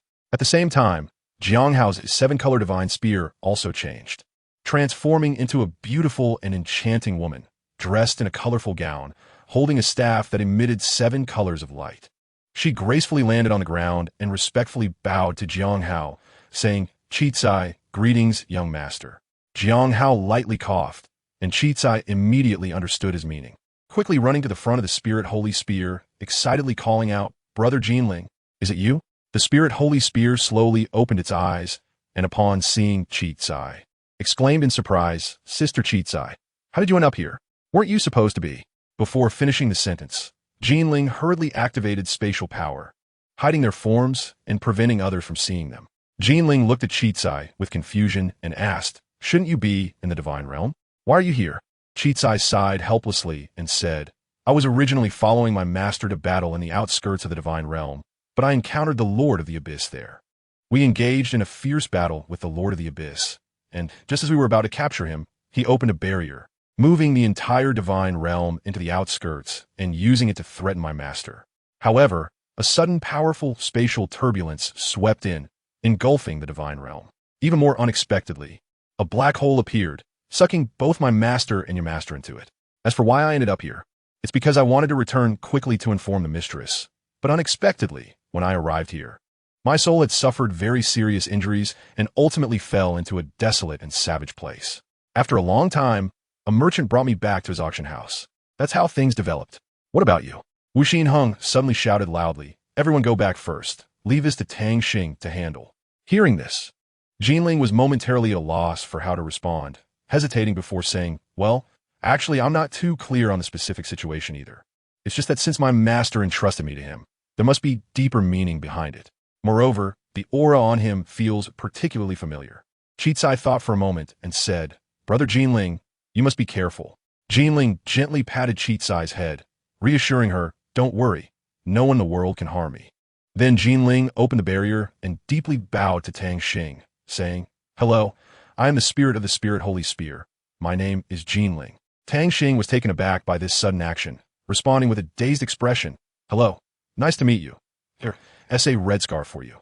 Saying this, Tang Xing took out a bright red scarf from his body and personally tied it around Jinling's head. At that moment, Jin Mao suddenly jumped out, excitedly saying, "Huh, now I finally have a companion." However, Jinling immediately became alert, keenly sensing that the Jin Mao before her was not an ordinary being, but a fierce beast. She nervously warned, "Be careful, he is a fierce beast." Hearing this, Jin Mao instantly became furious and retorted loudly, "So what if I'm a fierce beast? I didn't provoke you. Why are you getting so worked up?" Seeing that they were about to fight, Tang Xing quickly stepped in, extending his arms to block the two, shouting, "Stop. You two stop right now. No fighting and no arguing, understand?" Jin Mao looked at Tang Xing, shrugged, and replied, "I'm fine, but the key issue is him." After saying this, Jin Mao turned to Jinling. Tang Xing also looked over and asked, "What about you?" Jinling sighed helplessly and said, "All right, I agree." Hearing this answer, Tang Xing felt relieved and turned to Jin Mao and Jinling, saying, "That's good. You're all my friends, so let's not do this again."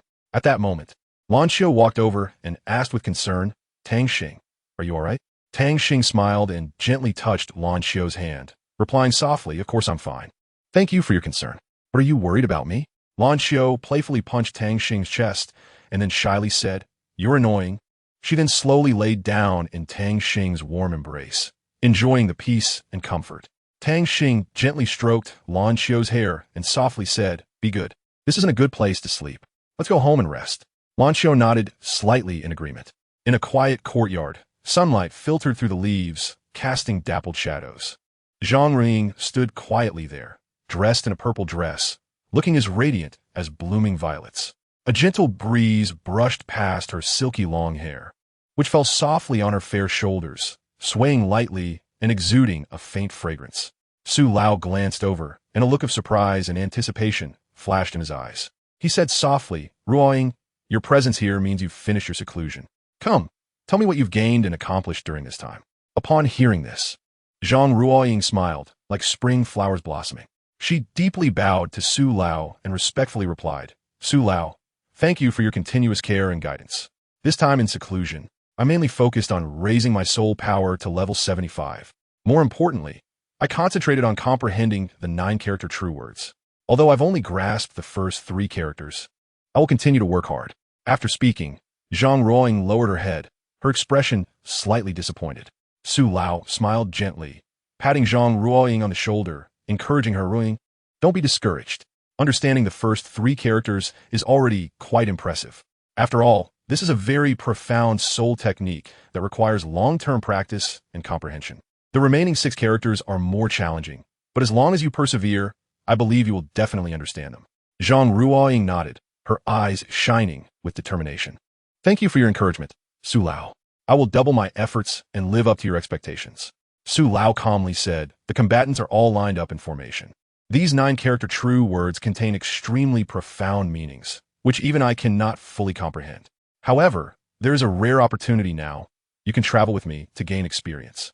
Perhaps during this process, you will encounter some unexpected opportunities that will allow you to break through yourself. Our original plan may need slight adjustments, but it seems we must implement it ahead of schedule." Her eyes sparkled with a hint of anticipation and determination. Another day quietly passed. Wu Xinheng received a notification from Linghai Pavilion and immediately rushed there. The inside of Linghai Pavilion was empty, and only one pavilion master was waiting. Wu Xinheng arrived and said, "Pavilion Master, I'm late." Xiaoming turned around and said, "No worries. I called you to ask how your seven spirits training is going." Wu Xinheng reported truthfully, "Pavilion Master, they have trained quite well, but they lack qualifications." Xiaoming smiled and said, "That's good. Xinheng, have you heard of the Tianhai plan?" Wu Xinheng was shocked and replied, "Yes, I know." Xiaoming continued, "That's right. I am preparing to launch this plan, and you are the one in charge of this operation.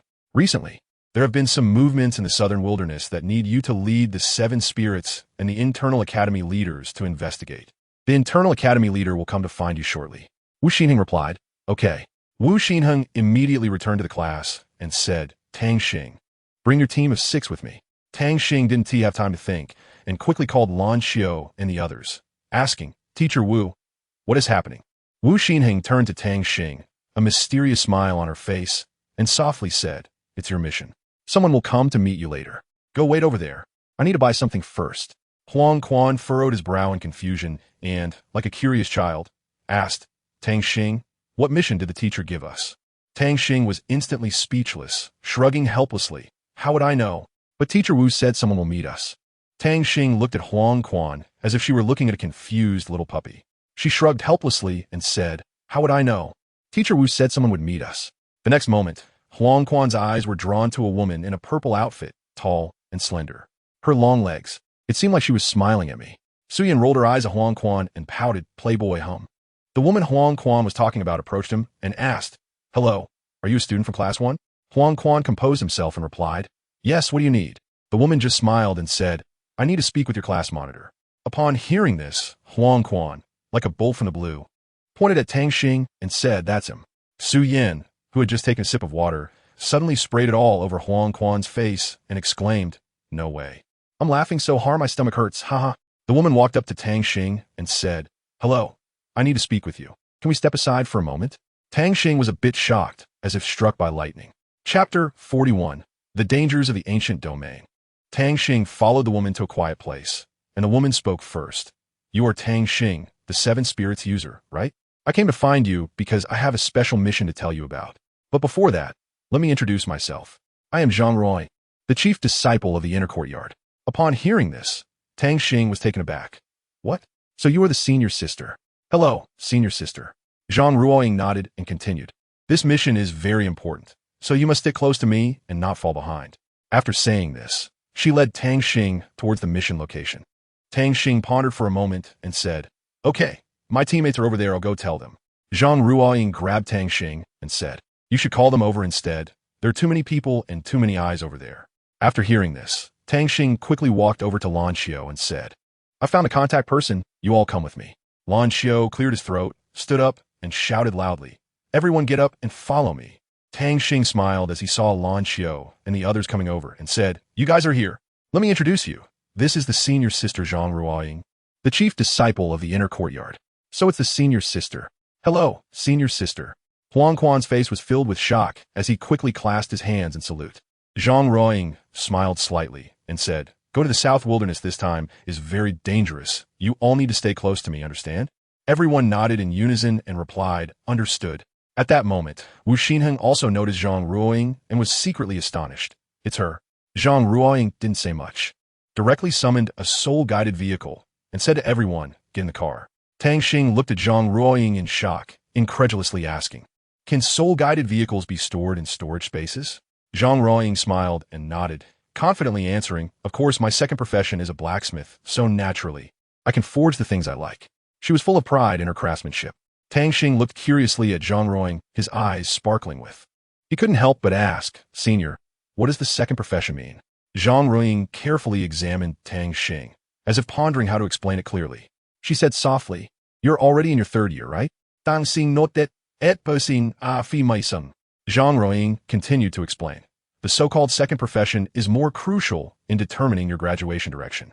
There are many types of second professions, such as alchemy, medicine refining, forging, casting, design, and so on.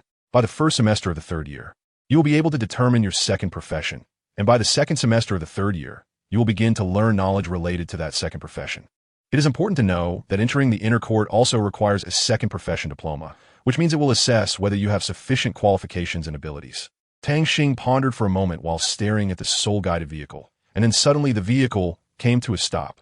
A large number of snakes surged around them, startling Zi Yin in the vehicle, who shouted, "A bunch of snakes! What do we do?"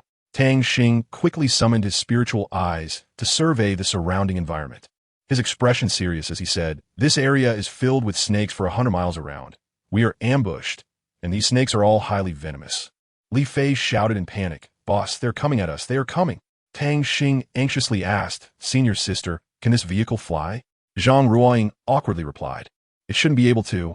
Tang Xing immediately shouted, "Hurry and get out of the car. Huang Quan, quickly."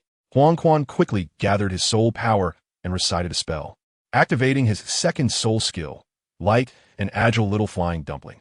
Without hesitation, Zhang Ruoying stored the soul-guided vehicle into her storage space, causing the snakes to miss their target. Tang Xing thought to himself, "Since there are small snakes, there must be large snakes as well. Activate mental detection." Under Tang Xing's full effort in detection, he finally found the target. Excitedly, he said to Zhang Ruoying, "Senior sister, I found the Snake King. Based on my estimation, its cultivation is at least over 25,000 years. I want to go and capture it." Li Fei immediately volunteered to scout ahead, but Tang Xing hurriedly shouted, "Li Fei, come back." Li Fei's figure flashed, and he dashed towards the Snake King at incredible speed. The dagger in his hand glimmered coldly as he lunged it towards the Snake King. However, unexpectedly, the Snake King did not dodge. Instead, it opened its mouth, and a slow beam of light shot out, directly hitting Li Fei. Li Fei instantly felt his movements become extremely slow, as if bound by an invisible force. At that moment, a giant snake suddenly lunged up from Li Fei's right side, opening its massive mouth and biting down on him. Li Fei reacted quickly, immediately stabbing Ying Bei into the snake's mouth. But just when he thought the crisis was averted, an even larger snake suddenly shot out from his left side, biting at him with astonishing speed. Li Fei hurriedly summoned the light dagger to block the snake's mouth. Tang Xing saw Li Fei in trouble and was extremely anxious. Without hesitation, he flew to Li Fei's side to provide support. However, Zhang Ruoying grabbed him and said, "Wait, that's the 3 serpents of the ancient domain. Their weakness is light, so you need to be careful." Upon hearing this, Tang Xing's heart stirred. He understood now. No wonder these 3 snakes appeared here.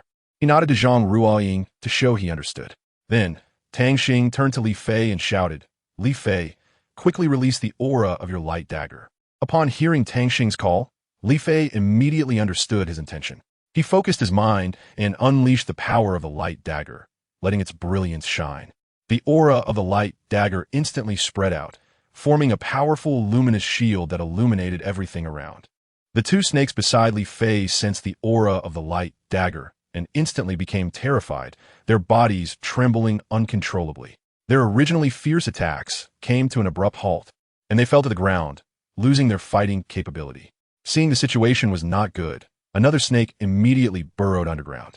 However, at that moment, the snake behind Li Fei began to stir, seemingly preparing to launch an attack. Seeing this, Tang Xing did not hesitate to summon the holy celestial spear of the spirits and executed a move. Second style, Radiant Brilliance. A dazzling golden light erupted instantly, enveloping everything within 100 miles. This sudden turn of events made Zhang Ruoying exclaim in amazement. So powerful. Could it be that the 4-element soul sect is this strong now? Tang Xing quickly returned to the original location with Li Fei. Upon seeing this, Huang Quan immediately set to work making a detoxifying shrimp dumpling and said, "Hurry and eat this." Li Fei took the shrimp dumpling and ate it without hesitation. As the dumpling went down, the toxin in his body was expelled. Li Fei exclaimed in delight, "This is amazing." Zhang Ruoying looked at the martial soul in Huang Quan's hand and discovered it was a dumpling, curiously asking, "Are you a food-type soul master?" Huang Quan replied, "Sort of." Tang Xing opened her mouth and said, "Senior sister, how much longer until we reach the southern wilderness?" Zhang Ruoying opened the map and said, "Not much longer. We'll be there after crossing 2 more mountains." Then Zhang Ruoying released the soul-guided vehicle and said, "Get on, I'm going to speed up." Tang Xing felt a sudden panic and said, "I have a bad feeling about this." Suddenly, the vehicle started to shake violently. Tang Xing nervously asked, "Senior sister, what's happening?" "It's shaking all over." Zhang Ruoying replied awkwardly, "Sorry, the road ahead is stone. It's bound to be a bit bumpy." As she spoke, Zhang Ruoying tried hard to control the vehicle, but due to the rough terrain, it was still bouncing violently. She gripped the steering wheel tightly, beads of sweat forming on her forehead. Suddenly, Zhang Ruoying spotted a huge rock ahead. She hurriedly stepped on the brakes and tried to steer away from it. However, due to the high speed and complex road conditions, the vehicle lost control. Zhang Ruoying screamed in terror as the car tilted sharply to one side, throwing the people inside violently against the windows. Tang Xing and Lan Xiao collided, letting out painful groans. Tang Xing raised his head, his gaze landing on the enchanting face of Lan Xiao, and couldn't help but softly say, "Lan Xiao, you're really beautiful. It's as if you've descended from heaven like an angel, making people unable to resist wanting to get closer to you, to feel your tenderness and beauty." Upon hearing Tang Xing's compliment, a blush appeared on Lan Xiao's face, as tempting as a ripe apple. She lowered her head, shyly fiddling with her fingers, not daring to meet Tang Xing's eyes. Tang Xing, seeing this, gently stroked Lan Xiao's cheek and asked with concern, "Lan Xiao, why is your face so red? Are you running a fever? Or do you feel unwell? Do you want to see a doctor?" His tone was filled with worry and care, which warmed Lan Xiao's heart. Her heartbeat quickened as she looked up at Tang Xing shyly and replied softly, "I'm fine. It's probably just a bit hot. Besides, there are other people here, so it wouldn't be good for us to act like this." Her eyes flickered with unease, seemingly worried that those around them would notice their intimate actions. Zhang Ruoying shook her head and teased, "You guys really know how to have fun. By the way, in 3 years, it will be the Linghai Lake matchmaking event. You both should participate together, and I promise to arrange a partner for each of you. How about that?" The other girls collectively exclaimed, "Senior sister."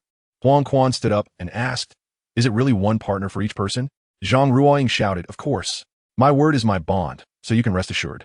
Suddenly, Zhang Ruoying made another abrupt turn. Tang Xing asked a soul-searching question, "Senior sister, do you have a driver's license?" Zhang Ruoying shyly replied, "I'll get one when I go back." Tang Xing was taken aback. "What?" Chapter 42. Encounter in the southern wilderness. Zhang Ruoying drove the soul-guiding vehicle at full speed, traversing through cities and wilderness, eventually arriving at the southern wilderness area. Everyone got out of the car, and Zhang Ruoying stood in place, saying seriously, "All right, we've arrived at our destination. From now on, all actions must follow my command." Tang Xing walked to the front of the team and curiously asked, "Senior sister, what exactly is the danger you mentioned just now?"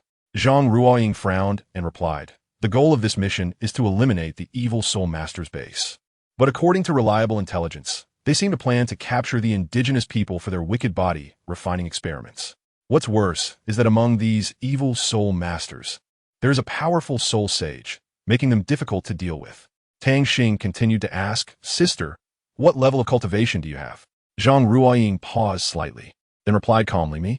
I also possess the strength of Soul Sage. But before we set off, we need to go to a place called the 100 Weapons Cave. Stay close to me." After saying that, she led the way towards the direction of the 100 Weapons Cave. Meanwhile, in the sky, Wu Xinheng had been closely watching Zhang Ruoying and the others' every move. He was secretly calculating something in his heart, and a hint of cunning flashed in his eyes. On the other side, a group of evil soul masters was constructing a sacrificial altar on a large scale.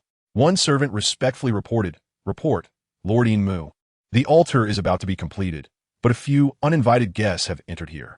Inmu closed the notebook in his hand and calmly said, "Go find my brother. He will solve this problem." The servant immediately understood his intent and quickly retreated to carry out the order. At the same time, Zhang Ruoying was using radar equipment to search for the 100 Weapons Cave. After some effort, she finally made a discovery and raised her hand to signal everyone to look over. Ahead, a pile of stones appeared, and Tang Xing curiously asked, "Sister, what's going on here?" Zhang Ruoying thoughtfully replied, "According to the radar, the 100 Weapons Cave should be right here." Lin Xian suddenly thought of a possibility and said, "Could it be that these stones are blocking the entrance?" Zhang Ruoying agreed, "That's very likely."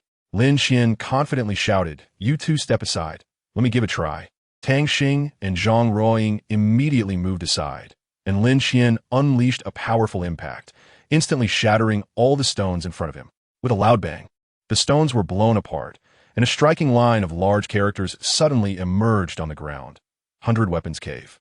Zhang Ruoying recognized the place at a glance and excitedly said, "That's right, it's here. Let's hurry in." Thus, everyone stepped into this mysterious cave. As soon as they entered the 100 Weapons Cave, Tang Xing immediately used her spiritual eyes to detect the surroundings and exclaimed, "What a deep cave. Even my spiritual eyes can't fully gauge its depth and size. But it's okay. I already know how to proceed, so everyone follow me closely."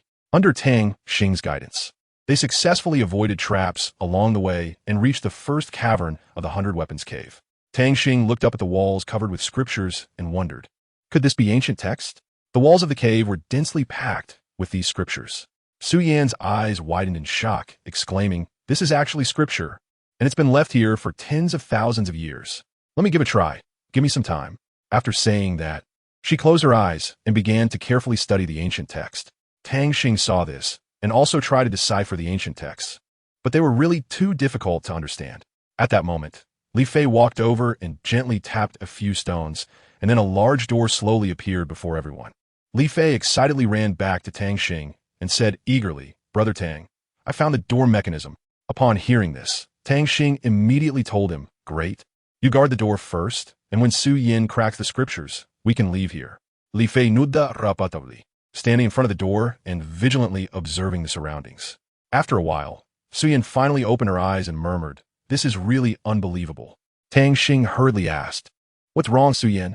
Su Yan frowned and, after thinking for a moment, replied, these scriptures describe that this place was once a beautiful paradise with villages and tribes.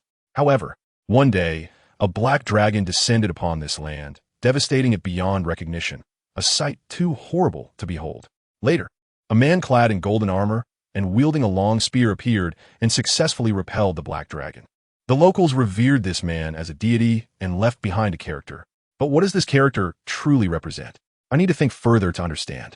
Upon hearing about this character, Zhang Ruiying's heart stirred, and she secretly pondered, could this be related to my 9-character mantra?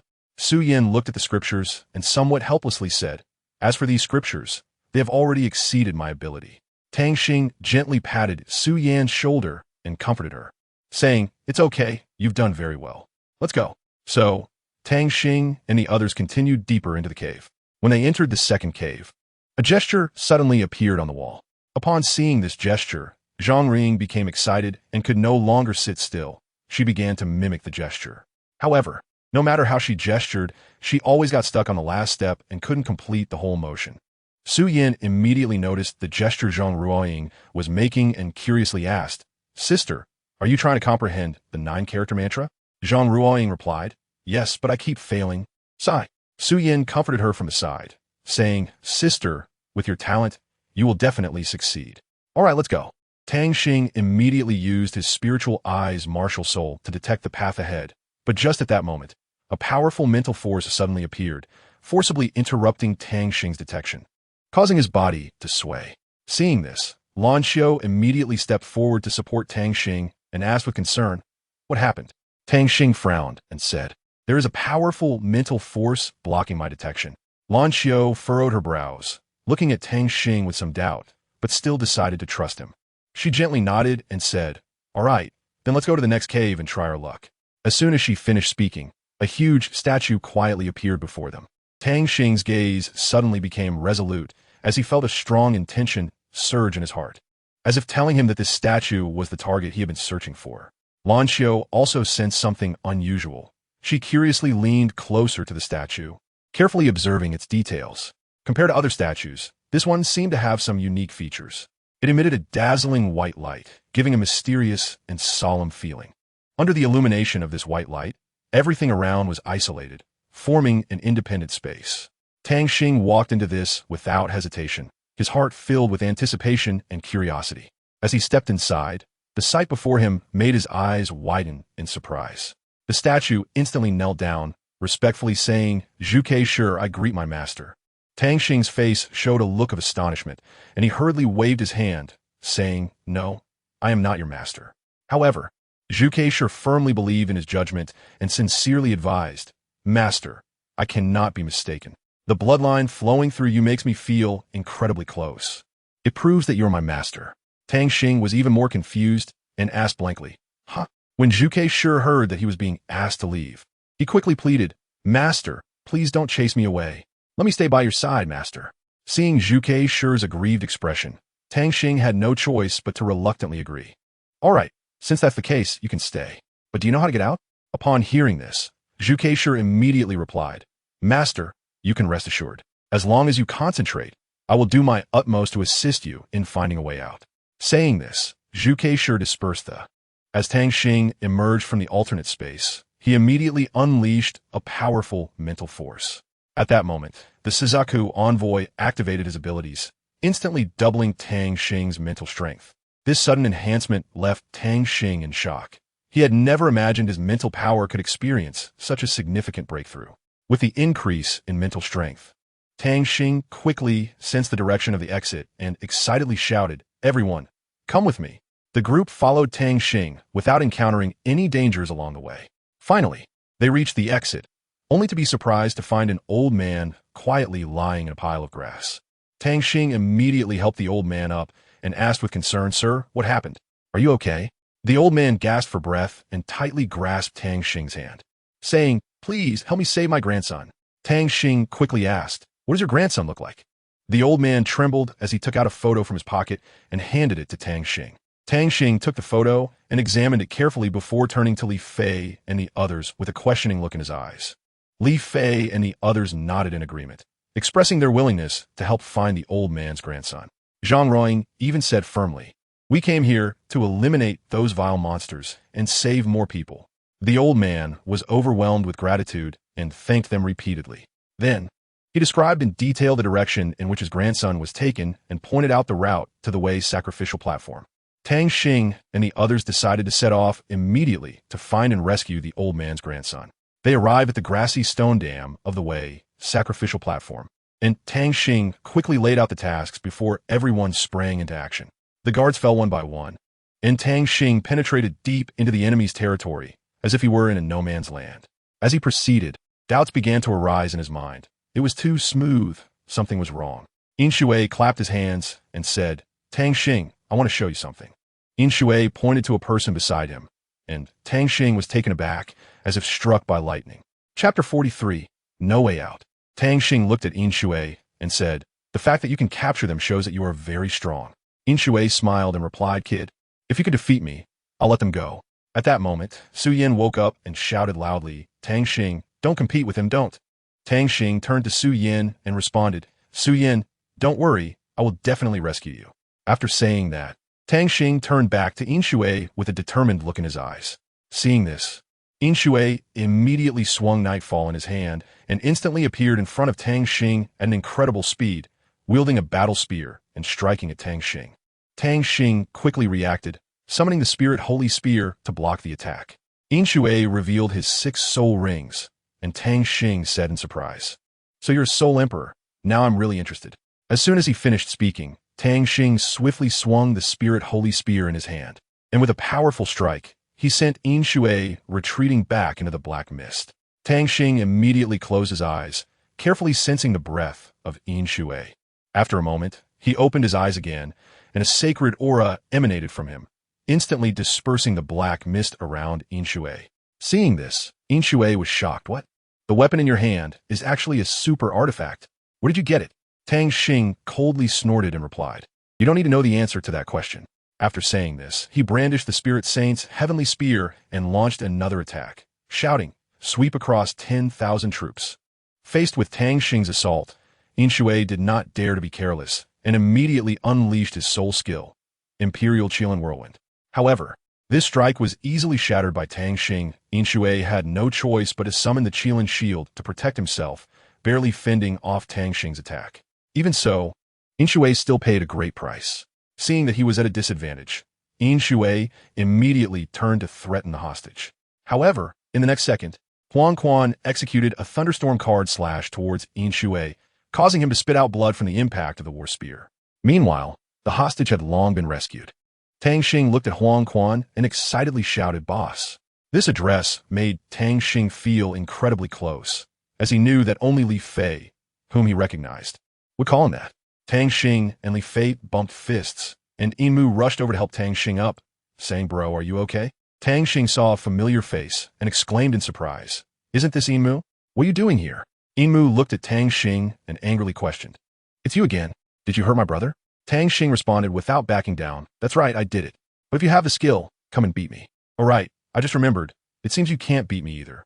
Yin Shui stood up again, a fierce glint in his eyes, and said, "I haven't even exerted my strength yet. Just watch my power. 4th soul skill, Qi Huang Magic Void Seal." Tang Xing once again swung the spirit's sacred halberd and unleashed the third move, sweeping across thousands of armies, powerful enough to push Enmu back. However, at that moment, a figure flew in at high speed and crashed heavily to the ground. Lan Xiao and Zhang Ring were also knocked down by this figure, who turned out to be Li Fei. Li Fei let out a painful cry. Why is it always me who gets hurt? At the same time, a flower palanquin slowly moved in front of them.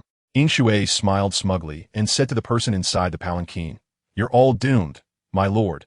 Please make your appearance." As the words fell, the curtain of the palanquin was lifted, and an extraordinarily beautiful woman stepped out. She was stunning, but her expression was cold. This person was Qianyu, who coldly stated, "No one present today is allowed to leave here." Tang Xing smiled when he saw Qianyu appear. Just as he was about to speak, Zhang Ring suddenly stood up, her face pale, and shouted anxiously, "Run! A big shot has come. Everyone escape quickly." After saying that, she grabbed Lan Xiao and turned to flee the scene. Qianyu's heart tightened, and she immediately unleashed the lantern domain, attempting to block the escape route of those people. However, at that moment, a sharp sword energy suddenly struck toward the lantern domain. Qian, you keenly sensed that someone was attacking her domain, and the lantern domain began to shatter. As the lantern domain broke apart, a familiar figure appeared in front of Tang Xing and the others. Li Fei widened his eyes and exclaimed excitedly, "It's Teacher Wu." Teacher Wu had a serious expression and shouted loudly, "Everyone, hurry and leave." His voice carried urgency and concern, as if telling everyone that the situation was extremely critical. Yin Shui reacted quickly, immediately activating a powerful protective shield to envelop everyone and protect them from harm. Meanwhile, Wu Xinheng seized the opportunity and said to Zhang Ruoying, "Ruoying, I'll deal with the one holding the lantern." As Zhang Ruoying engaged in a fierce battle with Yin Shui, she suddenly sensed a familiar aura from her opponent. Curiously, she asked, "What is your martial soul?" Yin Shui's lips curled into a mysterious smile as he replied, "Let me show you, so you can die understanding." Saying this, he summoned his martial soul, leaving Zhang Ruoying stunned. It turned out that Yin Shui's martial soul was the Dark Qilin. Immediately after, Zhang Ruoying also summoned her martial soul without hesitation. Yin Shui recognized her martial soul at a glance and exclaimed, "It's actually the Holy Light Qilin. Come on, I can finally fight." After saying that, he unleashed his third soul skill, Night Demon Light. Zhang Ring was not to be outdone and immediately activated her first soul skill, Holy Light Dear Qilin Break. She swung her weapon, releasing a powerful attack that instantly knocked Yin Shui to the ground. Just as Enmu was about to go support Yin Shui, Li Fei suddenly blocked him and provocatively said, "Let me have a go at you."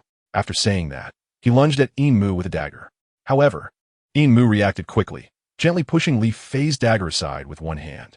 Then, Enmu rapidly summoned his Black Tiger martial soul, which was ferocious and directly pounced towards Li Fei. But Li Fei was not to be underestimated. He jumped to evade the attack of the Black Tiger martial soul. At this moment, Zhang Ruoying saw the situation and unhesitatingly activated her second soul skill, Dear Qilin Light. As the skill was activated, Li Fei felt a powerful light element force surge into his body, instantly boosting his strength significantly. Enmu seized this opportunity and immediately unleashed his second soul skill, Black Shockwave. This strike was imposing and powerful. Just as the Black Shockwave was about to hit Li Fei, he remained calm and began to gather energy. Just as the Black Shockwave was about to reach him, Li Fei finally struck, using his first soul skill, Radiant Slash.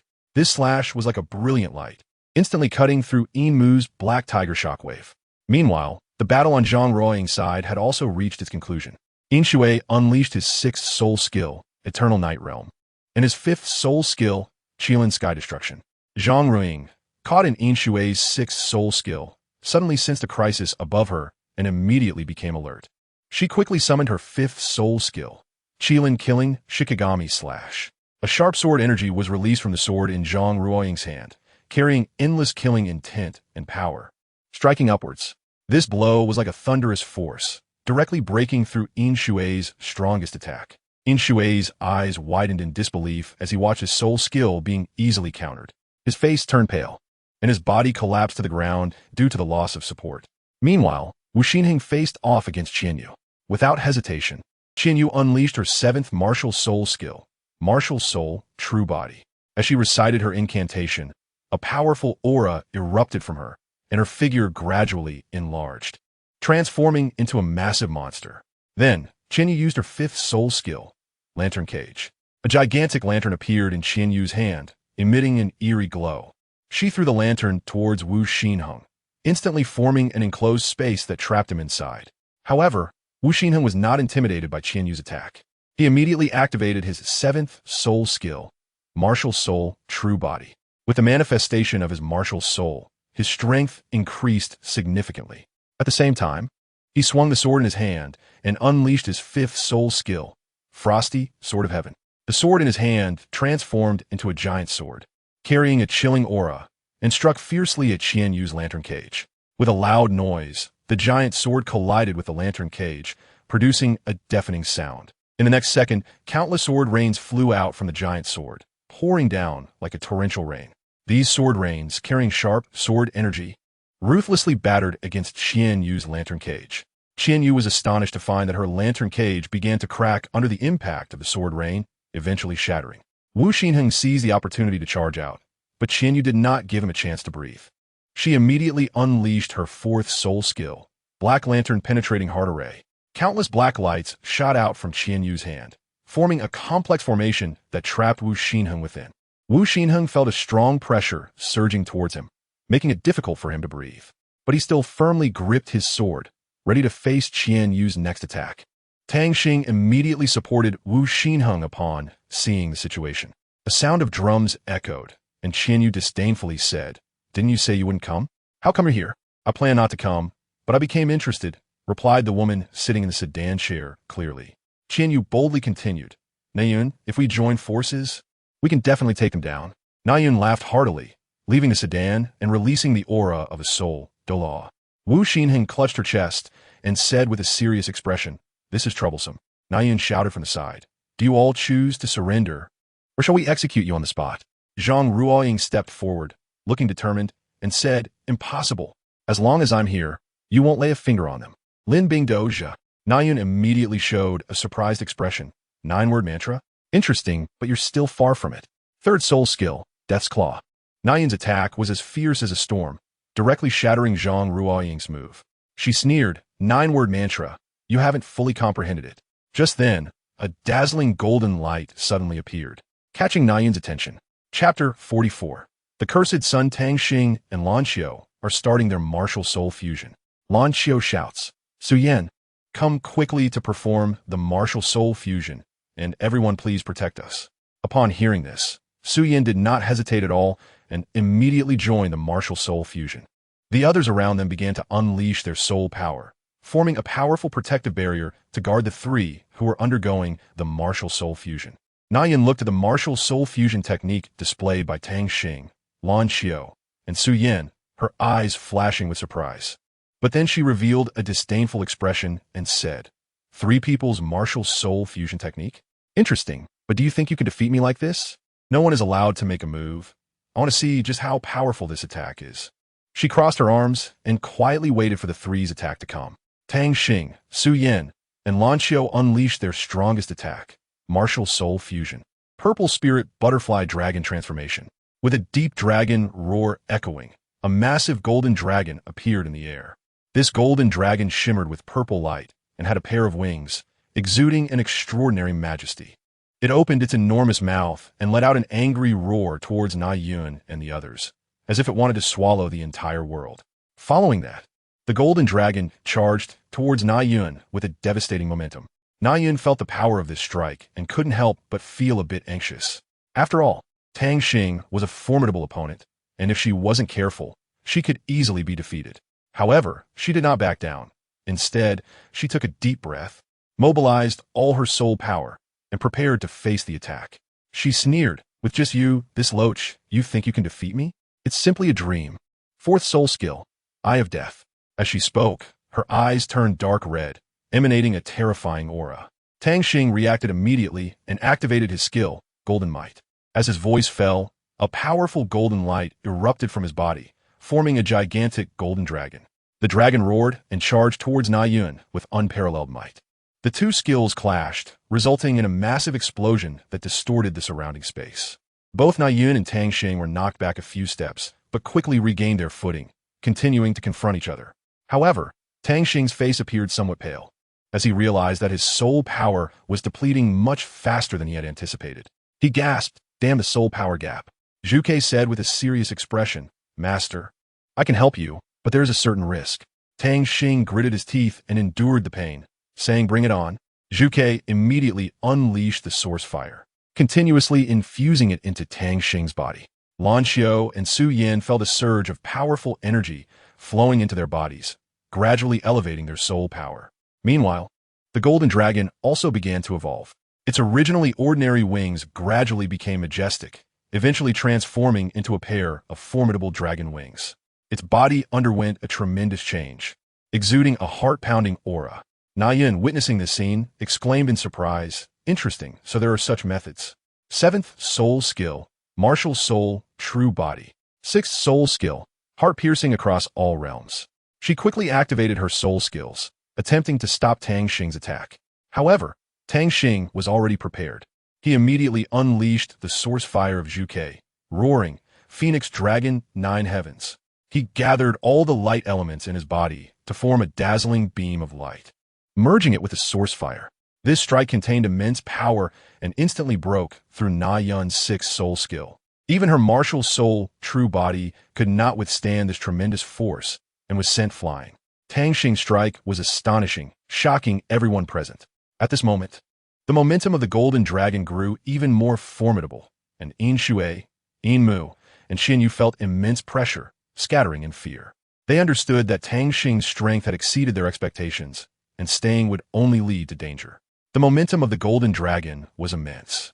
Its massive body twisted in the air, exuding a suffocating pressure. Li Fei excitedly shouted, "Boss, quickly!"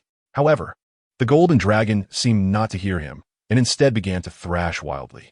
Suddenly, the golden dragon violently flicked its tail, throwing Lan Xiao and Su Yin out. The two tumbled through the air and crashed heavily to the ground. Tang Xing also began to enter a berserk mode, his eyes turning blood red, and his aura growing even stronger. Zhu Ke finally realized the situation was dire and anxiously shouted, "Oh no, the source fire has ignited the master's anger. Quickly wake him up. Master, wake up. Don't let the source fire corrupt your heart." Tang Xing's consciousness gradually awakened, but the golden dragon had disappeared into the air. As Tang Xing fell rapidly from the sky, Li Fei jumped up quickly and caught him steadily. He anxiously shouted, "Boss! Boss! Tang Xing, wake up!" Zhang Ring hurried to Tang Xing's side, checked his pulse, and said, "Fortunately, it's just excessive soul power consumption. He needs to rest a bit. I'll bring out the soul-guided vehicle now." Li Fei, "You stay and take care of Tang Xing." Lan Xiao ran over and said, "Senior sister, let me take care of Tang Xing." Zhang Ruoying nodded, agreeing to her request. Then, Zhang Ring led the others in preparing to blow up the place. At that moment, just as Lan Xiao was about to help, Li Fei spoke up, "You should also go rest. You've exhausted quite a bit of energy too. I'll take care of the boss." After saying that, he seemed to remember something and added, "By the way, I just remembered something. Lan Gu, please keep an eye on him for me. I'll be right back." With that, Li Fei walked out. Lan Xiao approached Tang Xing, gently holding his hand. Her eyes filled with deep affection as she said, "Actually, during the martial soul fusion just now, I recalled some things from the past, some of which I don't want to think about." As she spoke, her eyes became moist again. Lan Xiao continued, her voice trembling, "Tang Xing, I'm really scared that one day we might stand on opposite sides." Just then, Lan Xiao suddenly sensed someone approaching and quickly wiped her tears away. Shortly after, Li Fei walked in with a bowl of steaming chicken soup, smiling as he said, "I got this chicken from the nearby natives. It's made into soup and tastes really delicious. Lan Xiao, this is for you." Lan Xiao hurriedly took the bowl, tasted a sip, and praised, "It's really good. Thank you, Li Fei." Li Fei waved his hand, smiling, "It's just a small thing. No need to thank me." At that moment, Huang Quan walked over, excitedly asking, "Wow, it smells great. What is this? Chicken soup?" Li Fei replied with a smile, "Yes, you came back just in time. Come and try it." Saying this, he handed a bowl of steaming chicken soup to Huang Quan. Huang Quan took the bowl, sniffed it, and couldn't help but exclaim, "It smells so good." Then he took a sip, savoring it, with a satisfied expression on his face, praising, "It's really delicious." Xian, who knew of Li Fei's cooking skills, was somewhat skeptical of Huang Quan's praise, but still curiously picked up a bowl and drank it all in one go. After finishing, her eyes suddenly widened in surprise, looking at Li Fei in disbelief. Zhang Ring drank the soup in her bowl and then smiled, saying, I really didn't expect that not only is Junior brotherly powerful, but his cooking skills are also remarkable. You've really opened my eyes. Satisfied, she licked her lips and continued. All right, now we should head back to the academy. This mission can be considered a complete success. With that, she stood up and tidied her clothes. The others also stood up, preparing to return to the academy together. Nayan crawled out from a pile of stones and rushed towards headquarters. When she arrived at the headquarters hall, she suddenly felt an invisible pressure descend upon her, instantly forcing her to kneel on the ground. A dignified voice echoed, Nayan, you've failed your mission and still have the face to come back. This was the pressure from the sect leader. Nayan, frightened, turned pale and pleaded, Sect Master, I know I was wrong. Please spare me. Seeing her so pitiful, the sect master helplessly waved his hand and said, Enough, go back and reflect on your mistakes, Wu Jin. As soon as he finished speaking, Wu Jin immediately appeared and respectfully replied, I'm here. The sect master continued issuing orders. The next plan will be executed by you. Remember to pay attention to safety. If you encounter danger, don't fight hard. If you can run, run. Remember, as long as the Green Mountains remain, you need not worry about firewood. Wu Jin stood in the center of the hall, his posture upright and his expression serious. After hearing the orders, he quickly nodded, a glint of determination flashing in his eyes. His right hand rested on his chest as he slightly bent forward, showing respect to his superiors. Wu Jin turned and walked away, his steps firm and powerful. Each step was filled with resolve and a sense of mission, as if he were going to accomplish an important task. His figure gradually faded into the distance until he disappeared at the door. The hall returned to calm, but Wu Jin's departure left a tense and expectant atmosphere. People knew he would move forward with a mission, facing unknown challenges and difficulties. In Wu Jin's heart, he understood the weight of his responsibility. He would give his all, not to betray the trust and expectations of his superiors. His figure moved quickly through the corridor, sunlight streaming through the windows, illuminating his path forward. The sun in the sky was gradually becoming more scorching, and the entire world was shrouded in a heat wave. Su Hao sat in a shaded area, fanning himself with a hand fan, but still could not escape the oppressive heat. He felt sweat continuously trickling down his forehead, soaking his clothes. This sun is a bit excessive today. Su Hao couldn't help but complain. He felt as if he were in a giant oven, making it hard to breathe. At that moment, Mu Yao walked over, also dripping with sweat, and said, Old Su, today's sun is indeed unusual. The elders have already turned on the air conditioning. Su Hao was surprised to hear this, and asked, They are quite proactive. Let's go too. Saying this, he stood up, preparing to go with Mu Yao to find a place with air conditioning to cool off. The two walked down the corridor, passing one room after another, and finally arrived at a place with air conditioning. Upon entering the room, Su Hao immediately felt a wave of coolness, taking a deep breath and feeling much more relaxed. In the air-conditioned room, Su Hao and Mu Yao sat down to rest, enjoying the rare cool time. Su Hao sighed, Such weather is really unbearable. I don't know what we would do without air conditioning. Mu Yao nodded in agreement. She looked out at the blazing sun and silently prayed that this heat wave would pass quickly. After spending some time in the air-conditioned room, Su Hao felt the heat dissipate a bit. He thought that on such a hot day, everyone must be suffering. He decided to find the elders to discuss ways to alleviate the heat. So, Su Hao and Mu Yao left the air-conditioned room together and headed to where the elders were. When they arrived, they found the elders discussing something. Su Hao explained his purpose and suggested taking some measures to lower the temperature, such as setting up more shade facilities in the city and providing cooling drinks. The elders listened attentively to Su Hao's suggestions and expressed that they would consider implementing them. Su Hao and Mu Yao felt relieved, hoping these measures would help people get through the hot weather a little more comfortably. Zhang Ruoying and Tang Xing were quickly on their way to the Spirit Sea Academy in the Spirit Sea City. Tang Xing slowly woke up, rubbed his eyes, and asked in confusion, Where are we going? Lan Qiu, seeing Tang Xing awake, replied, You're awake. We've already left the South Wilderness, and now we're on our way back to the academy. Tang Xing looked a bit dazed, his eyes revealing a hint of sorrow as he stared blankly at Lan Qiu's charming face, as if admiring a beautiful painting. Lan Qiu noticed that Tang Xing was unresponsive and waved her hand in front of him. Tang Xing, Tang Xing. Her calls were like a spring breeze brushing over the lake, pulling Tang Xing back to reality. Tang Xing revealed a mysterious smile to Lan Qiu and said, I just thought of something fun. Lan Qiu felt a twinge of unease, a sense of foreboding rising in her heart. When Tang Xing and the others arrived at Linghai City, they were surprised to find the sun unusually abnormal. Tang Xing concentrated his soul power in his eyes, carefully observing the sun like a focused researcher. He slowly said, "This sun has been placed under a special curse, which ordinary people cannot detect. My purple extreme demon eyes have already broken through to the grain of mustard realm, allowing me to see through everything. The reason ordinary people cannot see it is simply because the sun is cursed. This curse is very powerful, amplifying the sun's flames like a magnifying glass, causing it to burn continuously until it is completely consumed." Upon hearing this, everyone's expression stiffened, as if struck by an invisible force. Chapter 45. Breaking the curse. Zhang Ring quickly pressed the accelerator, and the soul-guided vehicle shot towards the academy like an arrow. "Wu Jin, do you really think this will work?" Nayan couldn't help but ask doubtfully. Wu Jin showed a hint of confusion on his face. "You're questioning me? Do you know that the sun god once created two suns by his own power? One sun represents goodness, while the other symbolizes evil. The sun in the sky is the embodiment of goodness, while the evil sun was personally slain by the sun god due to its malevolence. And I am that evil existence. Therefore, I must personally destroy the demon god, making him witness with his own eyes as he kills those detestable humans. Only then can I plunge him into despair and suffering." Tang Xing returned to school, and a wave of heat hit him, making him feel a bit uncomfortable. He frowned and used his mental power to scan the surrounding environment, but strangely, he couldn't sense anyone's presence.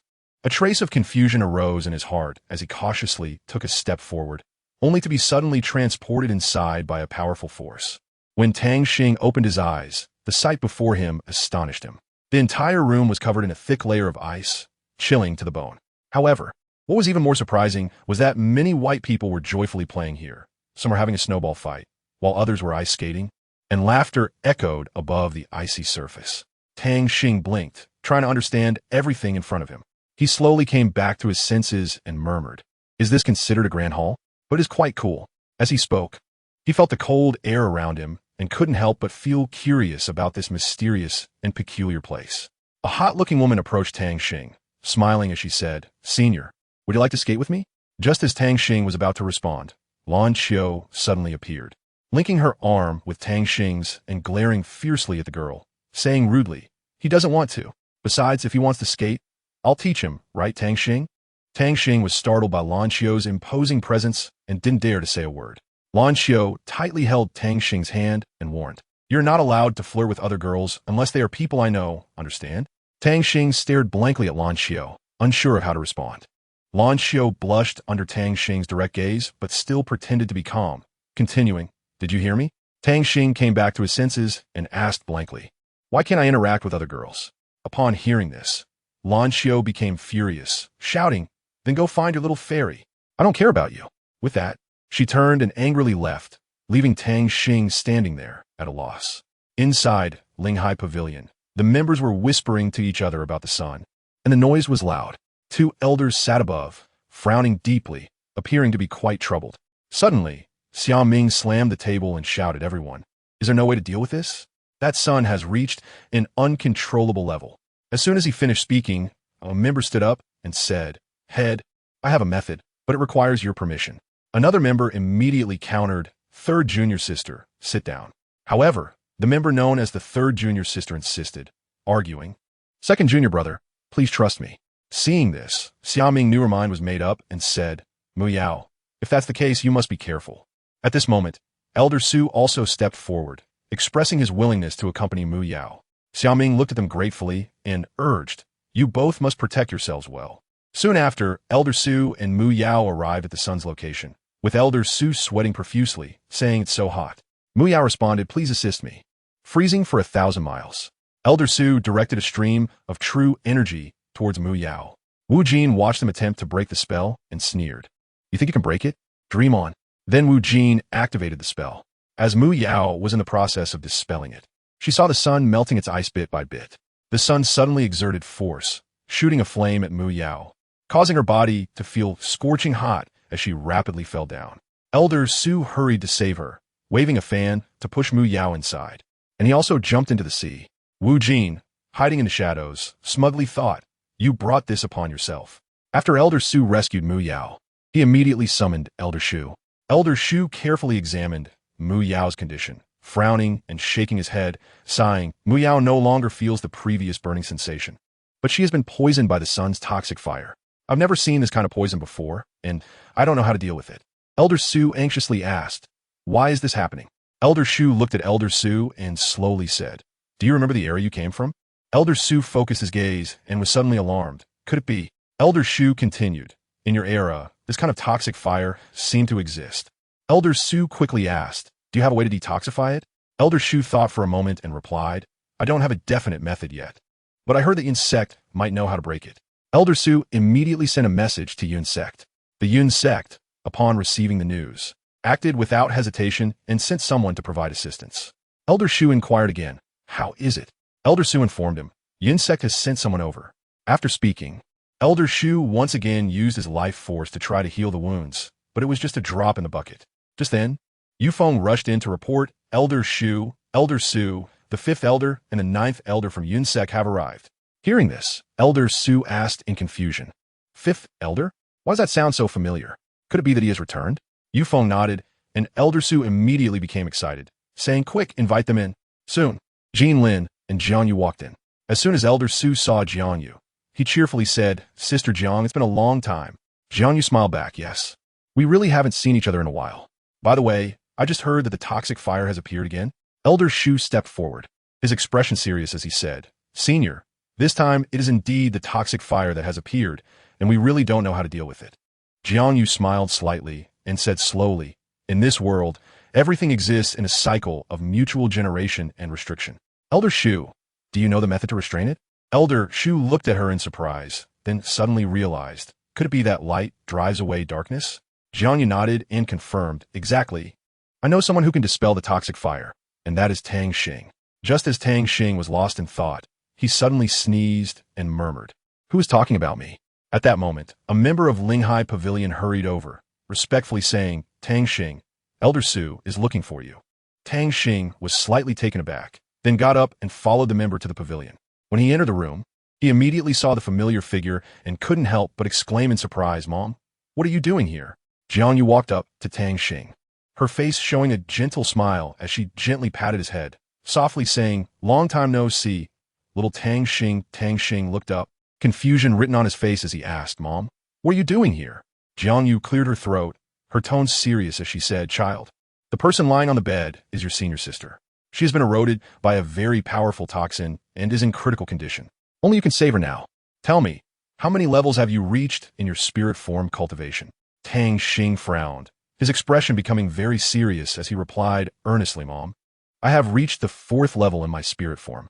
Upon hearing this, a look of relief appeared on Jiang Yu's face as she nodded in satisfaction, saying, "Very good. Child, you must use your 4th level skills and do your best to save your senior sister."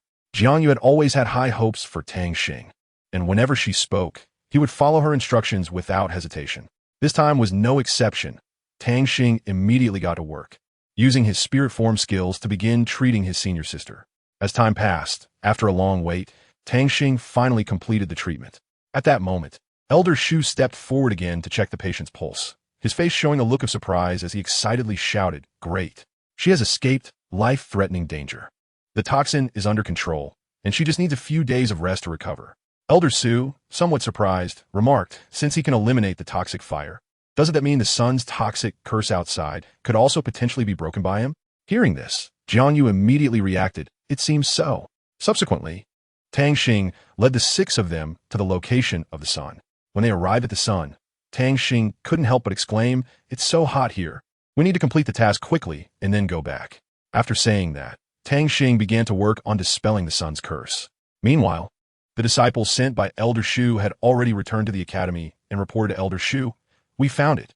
Upon hearing this, Elder Shu hurried to the base. However, Wu Jin sensed something was wrong and rushed toward the sun's location with all his might. Just as Wu Jin left, Elder Shu arrived at the base. After searching for a while, he realized the situation was dire. "Oh no, the children might be in danger. I said, they sent us to help you break the curse. But in the end, we did nothing." Li Fei joked, while Lan Qiu looked ahead. A sense of inexplicable tension surged in his heart. He frowned and lowered his voice, saying, "Everyone, be careful." His voice was like a cold wind, chilling everyone's hearts. Chapter 46. The Great Battle with Wu Jin. Li Fei shouted, "Lin Qian, protect the boss and Huang Quan." The rest follow me to fight." His voice was filled with determination and resolve. However, Wu Jin laughed disdainfully, a hint of contempt flashing in his eyes, and said, "You little brats dare to fight me? You really overestimate yourselves." As he spoke, Wu Jin unleashed his powerful martial soul, a blazing fire instantly enveloping his body, forming a layer of roaring flames as a shield. Wu Jin swung his fist fiercely, with a fierce momentum, smashing towards Li Fei and the others. This punch was immensely powerful, directly scattering Li Fei and the others. Seeing this, Su Yin immediately stepped forward to block Wu Jin's path. Wu Jin glared at her, shouting, "Get out of my way, or bear the consequences." Su Yin calmly replied, "No way." Her eyes were firm and resolute, showing no sign of retreat. Wu Jin, seeing Su Yan's stubbornness, was immediately filled with rage. He stopped talking and unleashed his original power, gathering it into a fierce attack aimed at Su Yan. Ziyin quickly released his fourth soul skill, Starshine Shield. A protective shield covered Su Yan, and Li Fei followed up with a strike, causing Wu Jin to explode with fury. Wu Jin emitted the aura of a soul, Douluo, revealing his 8 soul rings, entering slaughter mode. He bombarded Ziyin with relentless attacks, sending him flying far away. Li Fei quickly caught Ziyin. However, at that moment, Wu Jin actually aimed to kill Ziyin. Li Fei was enraged and immediately unleashed a powerful light aura to suppress Wu Jin. But to his astonishment, this aura had no effect on Wu Jin. Li Fei no longer hesitated, decisively grabbed the light dagger, and lunged at Wu Jin, shouting, "First soul skill, light slash." This strike landed squarely on Wu Jin's shoulder. Wu Jin sneered and said, "Not bad. This strike is vaguely at the level of a soul emperor, but still far from enough." After saying that, Wu Jin reached out and grabbed Li Fei, then forcefully threw him into the air. Immediately after, Wu Jin's left hand, like lightning, pierced through Li Fei's body, blood splattering everywhere. Tang Yun watched as Li Fei was pierced through the chest by the dark light, blood spilling from the corners of his mouth, his eyes filled with disbelief. Tang Yun's eyes widened, his body trembling slightly. He couldn't believe what was happening before him. Li Fei had actually died at the hands of Wu Jin like this. Tang Yun's heart was filled with anger and sorrow, his fists clenched tightly, nails digging deep in his palms, blood dripping from his fingertips. "Bastard!" Tang Yun gritted his teeth, his voice filled with endless hatred and grief.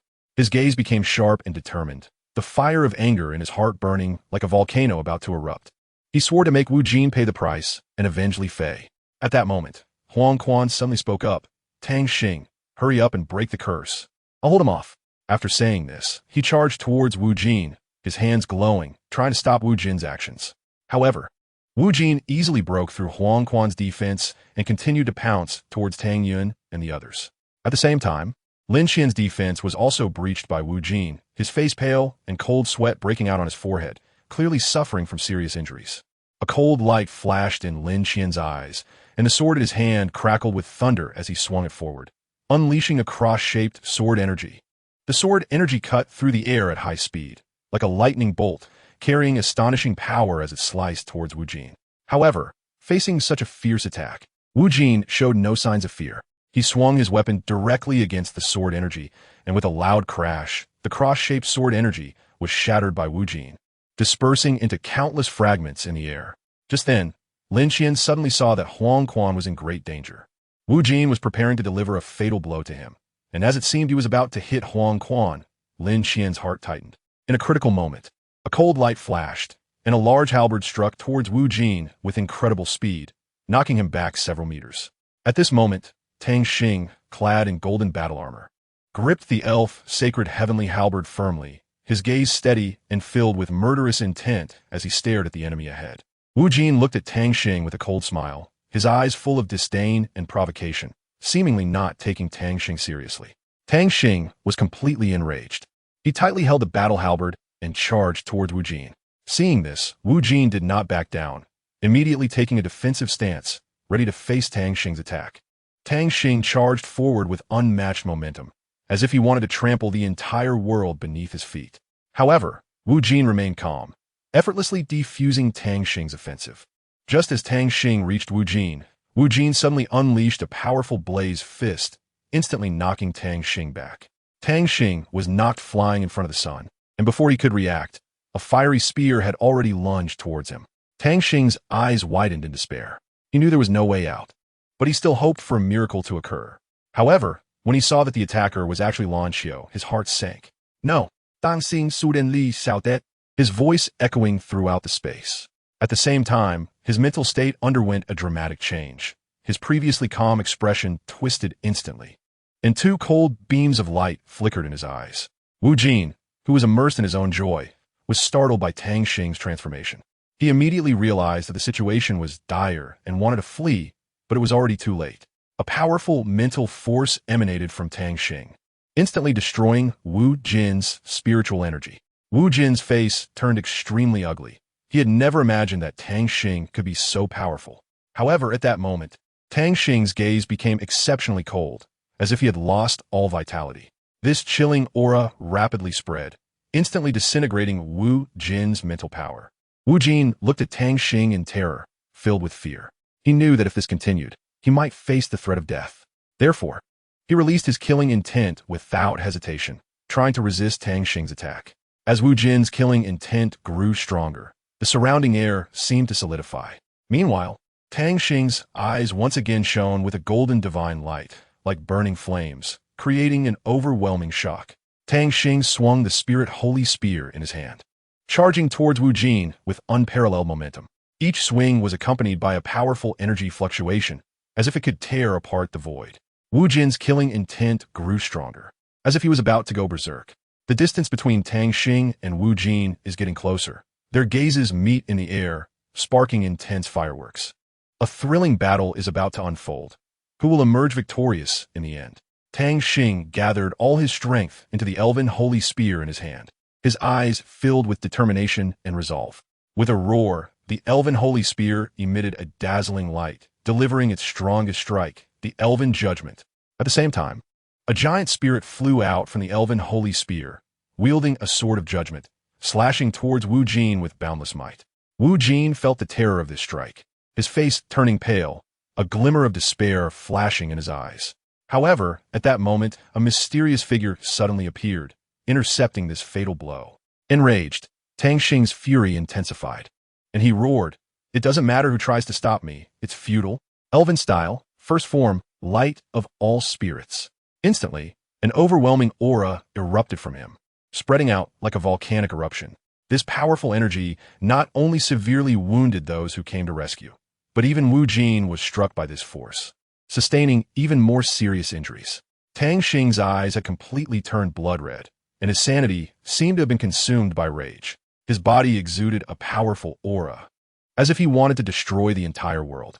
At this moment, Wu Jin looked at the terrifying man in front of him with a face full of fear, knowing that if Tang Xing attacked again, he would undoubtedly die. Wu Jin said tremblingly, "Himing, thank you." Before he could finish his sentence, Himing appeared and said, "It's okay, I'm injured too. I didn't expect his strike to be so terrifying." As soon as he finished speaking, Wu Jin suddenly collapsed to the ground. He hurriedly stepped forward to check on him, feeling his body and pushing him, only to find that Wu Jin had fainted. She quickly took Wu Jin back to the headquarters. Upon arriving at the headquarters, Himing carefully placed Wu Jin in the hall and then reported the situation to the sect master in detail. "Sect master, this is what happened." The sect master immediately noticed that Himing was also injured and said with concern, "All right, I understand. You're injured too. Come here, I'll help you heal." Then, the sect master extended his hands and slowly infused powerful energy into both of them to aid in their recovery. Tang Xing Dai Li Huget Lan Gu. His eyes filled with despair and sorrow, trembling as he said, "No, don't die. I'm begging you, please don't die. Wake up." At the same time, he also lifted Li Fei with all his strength, starting to transfer his own life force to them, hoping to save them. However, at that moment, Old Tree suddenly appeared, sensing an extremely powerful life force continuously fading away. He shouted in shock, "Not good. If this continues, he will die." Tang Xing completely disregarded his own safety and continued to transfer his life force to Li Fei and Lan Xiao. His face grew paler, but his gaze was exceptionally resolute. Seeing this scene, Elder Tree immediately unleashed his 8th soul skill, Life Bloom. A vast and warm life energy surged from Elder Tree, like a clear spring, continuously nourishing Tang Xing. Tang Xing felt the immense vitality, and a hint of gratitude appeared on his face. He used all his strength to say to the old tree, "Thank you. Thank you, old tree. Please take good care of Li Fei and the others. I need a rest for a while. After speaking, his voice gradually weakened, and his body slowly lost strength, eventually collapsing slowly. The old tree hurriedly went forward to catch Tang Xing and couldn't help but sigh in his heart. This silly child. So devoted and loyal. Don't worry, I won't let you die easily. The old tree took Tang Xing and the others back, began to use the ancient golden tree to sustain Tang Xing's life, and then used the golden fruit to protect Tang Xing's heart. The old tree started to release the ninth soul skill.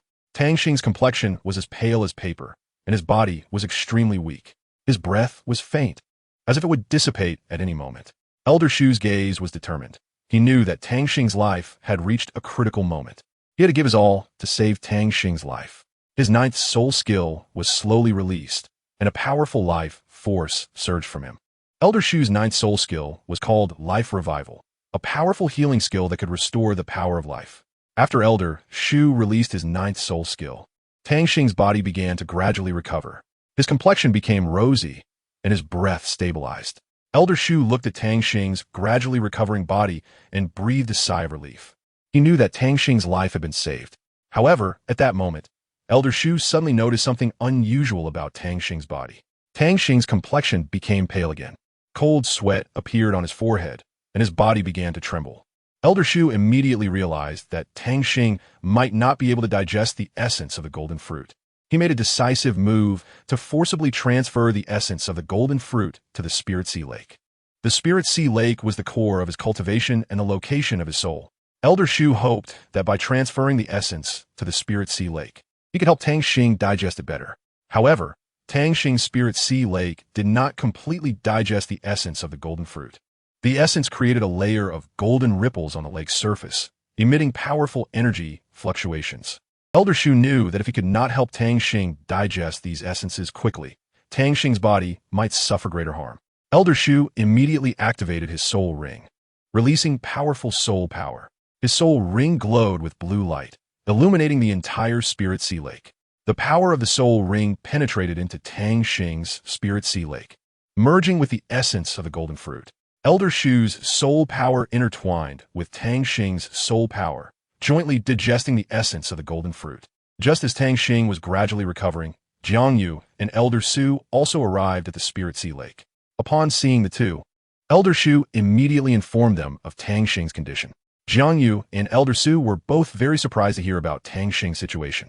They did not expect that Tang Xing could not digest the essence of the golden fruit.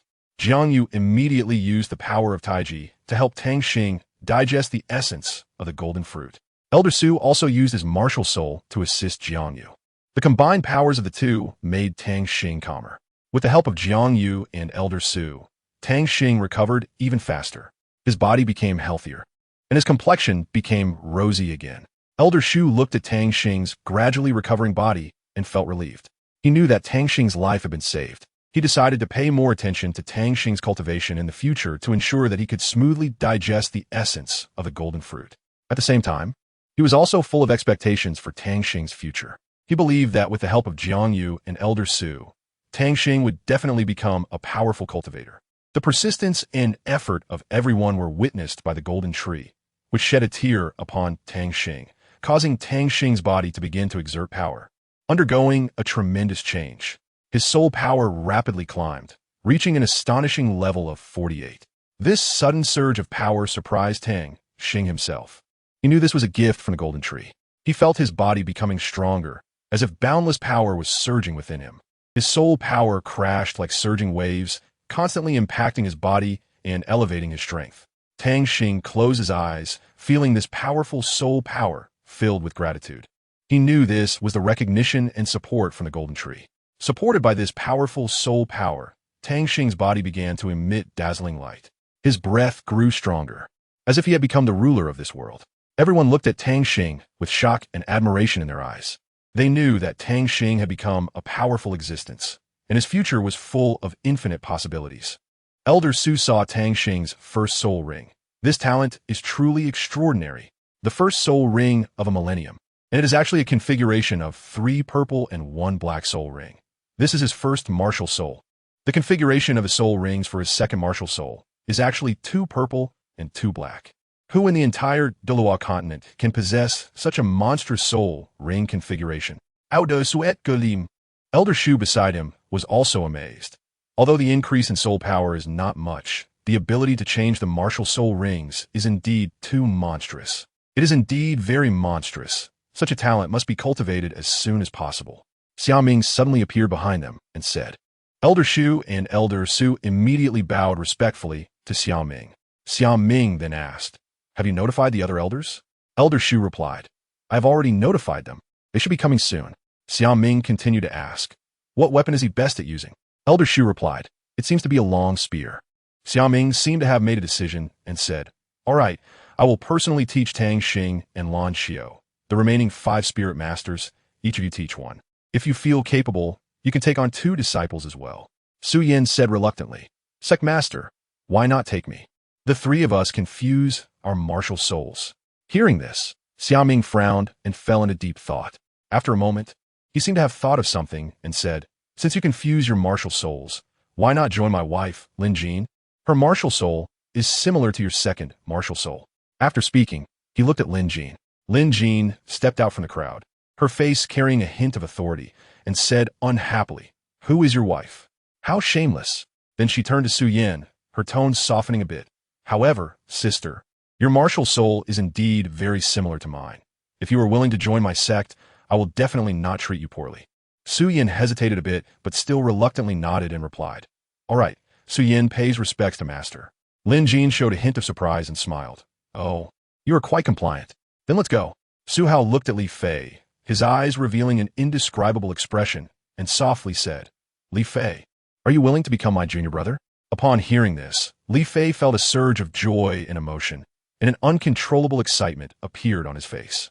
Li Fei quickly stood up, walked in front of Su Hao, and bowed deeply, saying, "Elder Su, no, master. Disciple is willing to worship you as my teacher. Please accept your disciple."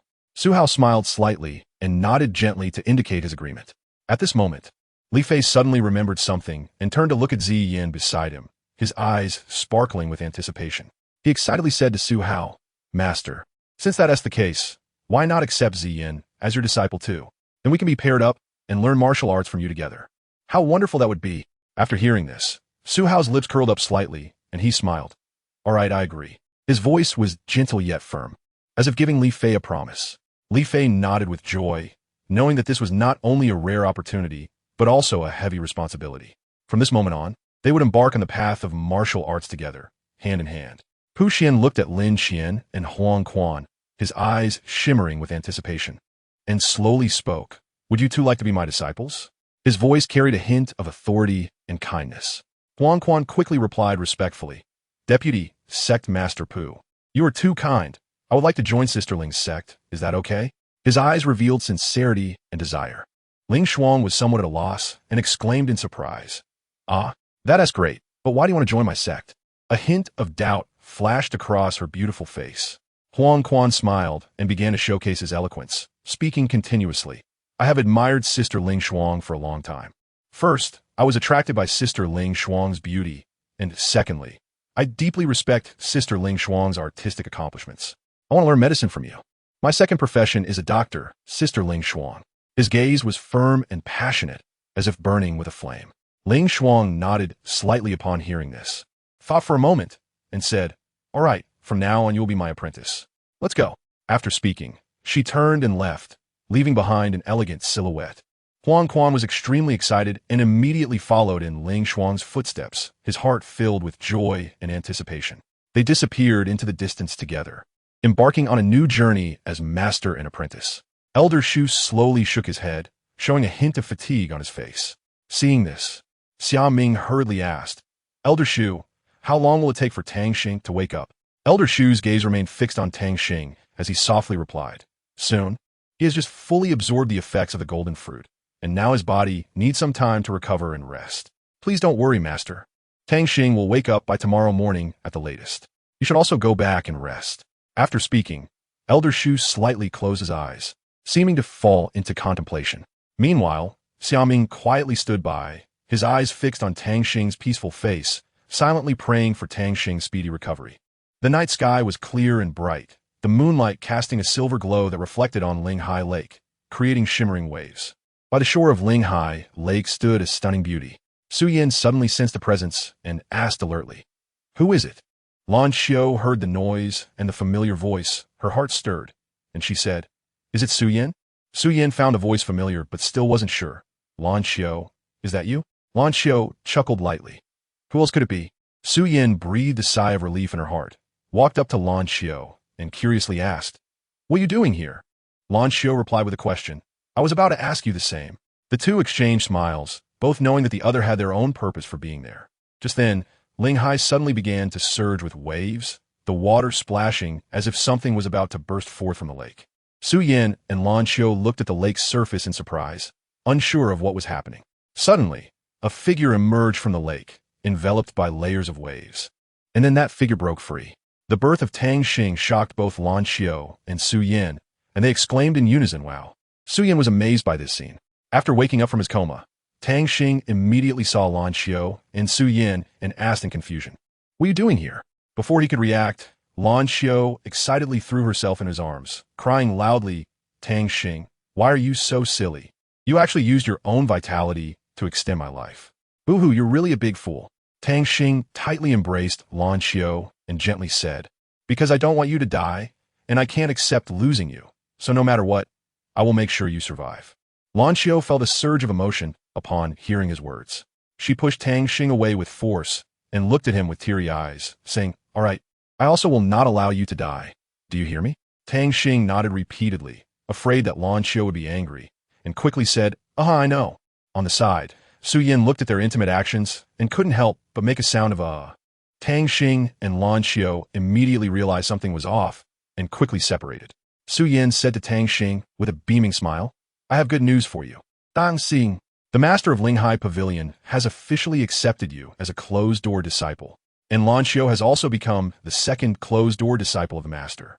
This means that from now on, you and Lan Xiu, no, we should say our 7 spirit practitioners, can finally officially enter the inner courtyard."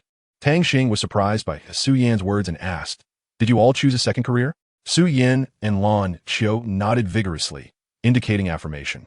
Tang Xing secretly felt delighted, thinking he was very lucky, and quickly thanked them. "Thank you, both leaders." He understood in his heart that without their help, he might not have obtained such a valuable opportunity.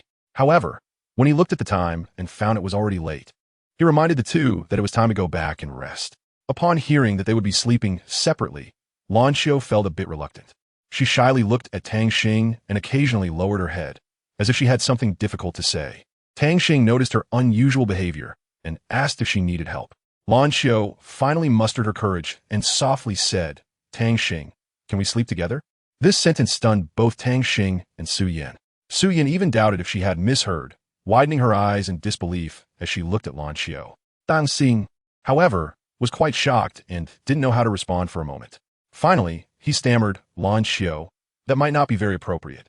Upon hearing this, Lan Xiu immediately pouted her lips, glaring at Tang Xing angrily, accusing him of rejecting her.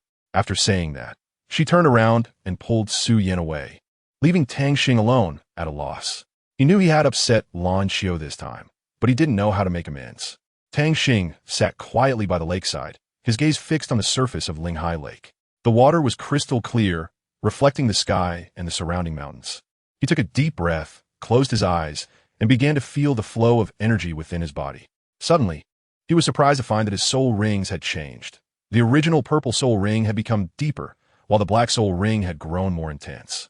Tang Xing opened his eyes excitedly and muttered to himself, "My soul ring has actually become 2 purple and 2 black. How is this possible?" He carefully observed his body, feeling a powerful force surging within him. He knew this meant that his strength had received a tremendous boost. Then, he noticed that his spirit martial soul had also undergone an astonishing change. The original purple soul ring had transformed into 3 purple and 1 black, and each soul ring emitted a heart-pounding aura. Tang Xing was so excited that he almost jumped up, muttering to himself, "My spirit martial soul's soul ring has actually turned into 3 purple and 1 black. This is simply amazing." The morning sunlight was exceptionally bright as Tang Xing arrived early at the Spirit Sea Pavilion, ready to pay his respects to the pavilion master. When he walked into the Spirit Sea Pavilion, he was filled with awe. He respectfully bowed to the pavilion master and expressed his willingness to accept his guidance. Xia Ming happily agreed, indicating his willingness to take Tang Xing as a disciple. Tang Xing was overjoyed and quickly knelt down to worship his master. Xia Ming smiled and helped Tang Xing up, telling him not to be so polite. Afterward, Tang Xing stood up and entered the Spirit Sea Pavilion with Xia Ming. They exchanged insights and experiences about cultivation, from which Tang Xing benefited greatly. Xia Ming was also very pleased with Tang Xing's performance, believing that Tang Xing was a person of great potential. Finally, Xia Ming invited Tang Xing to have lunch together, and the two continued to discuss the path of cultivation while enjoying delicious food. After the meal, Tang Xing and Lan Xiu went to the back garden to spar. Tang Xing showcased his superb spear technique, while Lan Xiu dodged attacks with agile footwork. Their battle was intense, but filled with friendship and a spirit of learning from each other. Just then, Xia Ming quietly approached, watching Tang Xing and Lan Xiu spar for a while. Then he spoke, "You two come over here." Tang Xing and Lan Xiu immediately stopped their actions and walked up to Xia Ming. Xia Ming smiled at them and said, "Both of you performed very well, especially you. Tang Xing, your spear skills have made significant progress. However, there are still many areas that need improvement. Next, I will teach you a new spear technique." After saying that, Xia Ming began to explain the essentials and techniques of the spear technique in detail. Tang Xing and Lan Xiu listened attentively, nodding continuously to indicate their understanding. As time passed, Xia Ming's explanation became more profound, and Tang Xing and Lan Xiu's comprehension deepened. Eventually, they mastered the new spear technique and were able to use it proficiently. Xia Ming nodded in satisfaction and told them they could go back and rest. On the other side, Huang Quan was diligently learning medicine with Ling Shuang. He picked up an herb, squeezed it in his hand, smelled it, and then tasted it, frowning as he said, "What kind of herb is this? Why is it so bitter?" Meanwhile, Lin Xian was beside him, munching on an apple, squatting in a horse stance with a look of grievance as he said to Pu Xian, "Master, how much longer do I have to squat?" Pu Xian leisurely sat there, rocking his chair as he replied, "Just hold on a little longer, keep it up." Elsewhere, Li Fei was being tortured by Su Hao's Xianfeng Great Formation, shouting, "I say, old Su, you can't play like this. It's going to kill me." Just then, Mu Yao walked over and said with a smile, "Li Fei, old Su doesn't even treat his own grandson like this, so you should be content." Upon hearing this, Li Fei became anxious and shouted, "I say, senior sister Mu, this Xianfeng Great Formation doesn't stop for a moment. I'm really about to be exhausted to death." However, old Su took a sip of tea nonchalantly and encouraged, "Come on, Li Fei, with your talent, you'll be fine." Meanwhile, Su Yin was learning a profound skill called the Path of Life from Lin Jin. Lin Jin was very surprised upon learning this and couldn't help but exclaim, "What? I didn't expect your talent to be so high that you could comprehend the Path of Life." Su Yin curiously asked, "The Path of Life? What is that?" Lin Jin smiled and explained, "The Path of Life is one of the highest realms of learning vitality, allowing you to master more powerful techniques for utilizing vitality." Suddenly, there was a series of knocks on the door. When Su Yin opened it, she found it was Tang Xing. Su Yin asked, "Tang Xing, what is the matter?" Tang Xing's face turned bright red, like a red apple, and he stammered, "Yes, I want to." Chapter 48, Borrowing Books. Tang Xing said firmly, "I want to go to your house." Su Yin was immediately stunned upon hearing this, her eyes wide as she asked, "Huh? What why?" Tang Xing looked at her in confusion and asked, "Didn't you say your family is an adventure archaeologist?" Su Yin then realized and suddenly understood, "Oh, I know what you want to do now. Just wait a moment. Let us go together tomorrow. How about that?" Tang Xing, excited, nodded and said, "Okay, I'll go now." After saying that, she turned and left. After a night, the next morning, Tang Xing called Su Yin out and the two of them set off. Su Yin looked around curiously along the way, as if searching for something. Seeing this, Tang Xing was a bit puzzled and asked, "What are you looking at?" Su Yin showed a hint of confusion and replied, "Where's Lan Xiu? Why didn't you bring her along?" Tang Xing, however, remained calm and said, "I'm going to your house to study classical Chinese with you, and even if I bring it, I might not necessarily understand it. Don't worry, I've already asked for leave from the master. Let's hurry up and go." Su Yin understood the situation and realized that saying more would be futile, so she could only reluctantly agree. "All right, but it's quite a long way." Tang Xing curiously asked, "How far is it?" Su Yin playfully stuck out her tongue at Tang Xing and said with a smile, "It's in the far west of Tianling City." Tang Xing was taken aback. "So far? How long will it take to get there?" But he quickly regained his composure and asked, "All right, are we taking a car or flying?" As he spoke, He shook the soul guide he had asked from the senior sister in his hand. Upon hearing the word fly, Su Yin couldn't help but ask in surprise, "Huh? Fly?" Tang Xing hurriedly explained, "This is a flying soul guide developed by my senior sister. It can travel 1,000 miles in a day. Your second martial soul can fly, right? Let's see who can fly faster." Su Yin thoughtfully replied, "As far as I know, your second martial soul also has flying capabilities." Tang Xing scratched his head a bit awkwardly and said, "I just wanted to see if this soul guide works well." After a moment of silence, Su Yin decisively responded, "All right, let's start." With that, she quickly summoned her wings and soared into the sky. Tang Xing, not wanting to be outdone, immediately activated the flying soul guide and closely pursued Su Yin. However, Su Yin accelerated even more, and seeing this, Tang Xing did not hesitate to activate the propulsion mode of the flying soul guide. When they reached a certain height, the soul guide suddenly sounded an alarm, indicating low battery. Realizing the situation was dire, Tang Xing quickly removed the soul guide and activated the fairy light wings. He muttered to himself, "I knew this would happen. There really is a problem." At that moment, Su Yin flew over and asked, "What's wrong?" Tang Xing replied helplessly, "Out of power, there's quite a big problem." Tang Xing felt an unusual sensation in her wings, as if a force was surging within them. At the same time, Su Yan's wings exhibited the same reaction, resonating with Tang Xing's wings. This made her exclaim in surprise, "What's happening?" Tang Xing was also quite surprised, but at that moment, he suddenly felt the restless energy within him seem to calm down. This sudden change left him feeling very confused.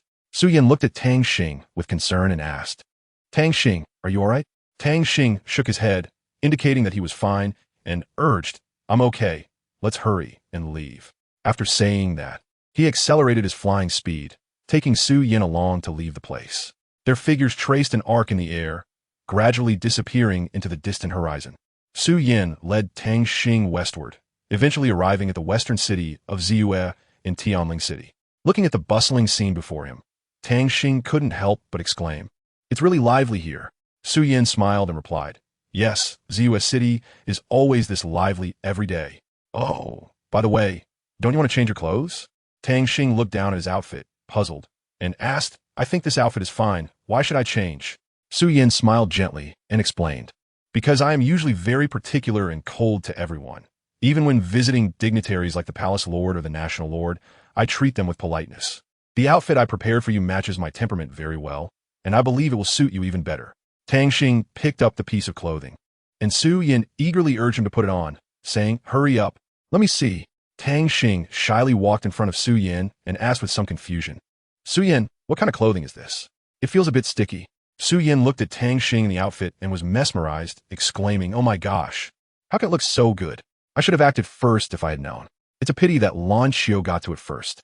Su Yin shook her head helplessly and then said to Tang Xing, "Let's go."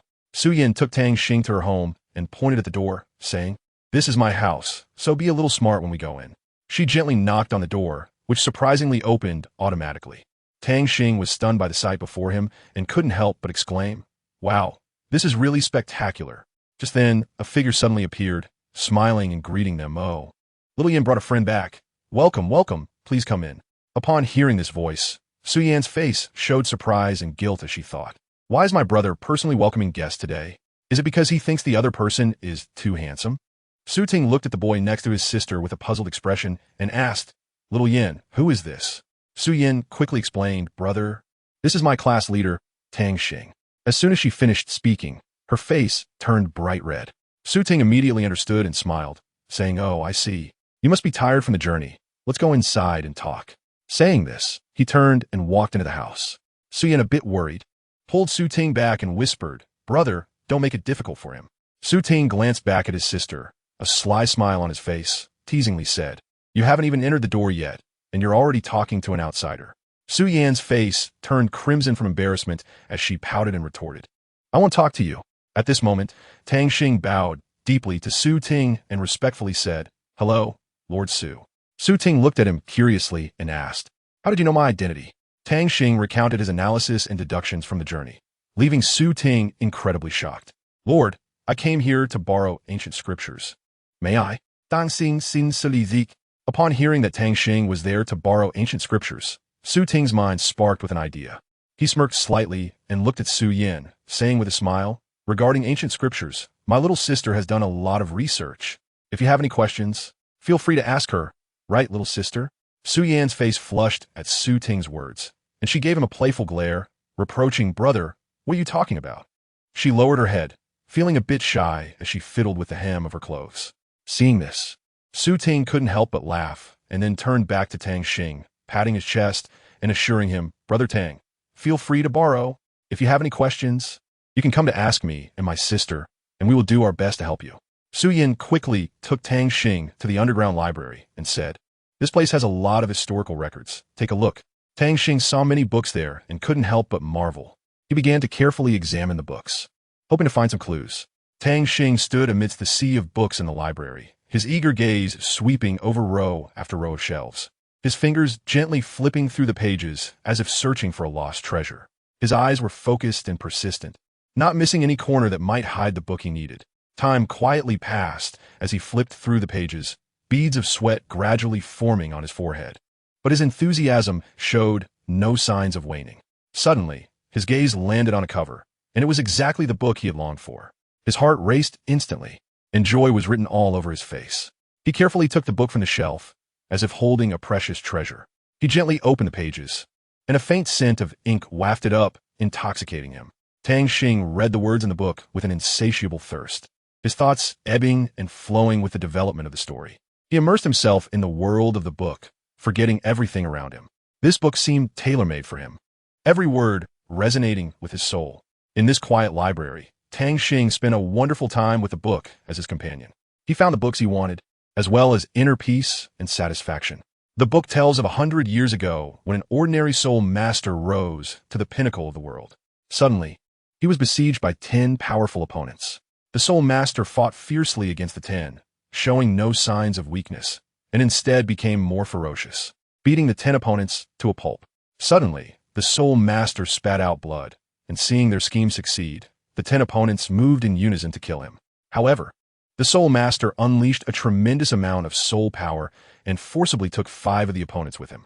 From then on, the soul master fell into the depths of the Soulfall Canyon, which is said to be a place of no return. It is rumored that those who enter the Soulfall Canyon rarely survive, and even the 10 powerful opponents killed him at the outer edge of the canyon, as if the soul master had made it to the deepest part solely by sheer willpower. Tang Xing was very shocked after watching it. He realized that the determination of this soul master was truly strong. Tang Xing admired him and said, what incredible willpower! If I could have such determination, I could also break through my limits. Tang Xing sat at his desk, holding the mysterious book in his hands, continuing to flip through its pages. His gaze was focused and engrossed, as if he were deeply captivated by the content of the book. As the pages turned, a look of surprise gradually appeared on Tang Xing's face. He discovered that not only was the book visually appealing, but the ancient scriptures inside were also full of interest. Tang Xing's curiosity was thoroughly ignited, and he began to carefully study the ancient scriptures in the book. He read word by word, trying to understand the deeper meanings within. Each passage was like a puzzle waiting for him to solve. Tang Xing was immersed in the world of ancient texts, forgetting the passage of time. His fingers gently traced the words on the pages, as if engaging in a timeless conversation with the ancients. The wisdom and philosophy in the scriptures greatly benefited him, and he occasionally paused to reflect, combining the teachings with his own life experiences. Tang Xing's study is filled with a tranquil and focused atmosphere, with only the sound of him turning pages and the occasional soft whisper. He is completely immersed in the joy of studying ancient texts, savoring these moments of intimate contact with knowledge. As time goes by, Tang Xing's understanding of the ancient scriptures deepens. He begins to take notes in the margins of the book, recording his insights and thoughts. These notes will become a valuable treasure for him, helping him grow continuously in his future studies and life. In Tang Xing's heart, this book has become more than just an ordinary text. It has transformed into a treasure trove for his exploration of knowledge and wisdom. He decides to continue delving into the ancient scriptures, hoping to gain more inspiration and insights from them. Just then, his spiritual eyes suddenly fixate on something in front of him, and Zhuke Shi makes a surprising discovery. This book seems somewhat familiar. Tang Xing curiously asks, what is wrong? Zhuke Shi informs him. It seems that some of the books here are leftovers from 10,000 years ago. Tang Xing is taken aback, realizing that this means these books may hide important history and secrets. He eagerly asks, which one? Zhu Keisha confidently tells Tang Xing, the one in the middle of the third tier of the Guanjia. Tang Xing immediately walks towards the central bookshelf, carefully retrieving that book. As he opens its pages and gazes at the tattered text, his heart is filled with confusion and curiosity. Zhu Keisha senses something and says, although it looks worn out, the aura within still exists, indicating that the techniques left here remain. However, those people must have been unable to open this door, as there is a layer of restriction on it that only someone with special abilities or sufficient strength can unlock. But don't worry, Master. I will protect you and allow you to safely comprehend the techniques inside. Tang Xing nodded, then walked to the door and gently touched it. Suddenly, he felt a powerful energy surging from the door, enveloping him. He closed his eyes, focused his mind, and began to comprehend the techniques within the door. As time passed, scenes and texts gradually emerged in his mind, all containing information about the techniques inside the door. Meanwhile, Su Yin slowly walked in. Upon seeing Tang Xing standing by the door, she softly asked, Brother Tang Xing, what are you doing? Upon noticing this, Zhu Keisha immediately conveyed a message to Tang Xing. Master, Su Yin is back. Hearing the voice, Tang Xing's heart tightened, and he began to sweat profusely. He knew that if Su Yin discovered he was comprehending the techniques inside the door, it could lead to unnecessary trouble. At that moment, Su Yin was almost at the door and was preparing to open it. Tang Xing was anxious and didn't know how to handle the situation. Chapter 49. Background. Su Yin opened the room door and immediately saw Tang Xing sitting quietly at the desk, reading. She tiptoed over to Tang Xing's side and gently asked, How is it? Is there anything you don't understand? Tang Xing raised his head, looked at Su Yin, and replied with a smile. It's okay. Just some parts one don't quite understand. He handed the book in his hand to Su Yin. Su Yin took the book and carefully looked at the part that Tang Xing pointed out, then leaned close to Tang Xing's cheek and began to explain to him earnestly. Tang Xing felt a bit flustered by Su Yin's sudden closeness, but soon focused on listening to her explanation, becoming very engrossed. Su Yin patiently explained, her finger gently pointing at the text in the book.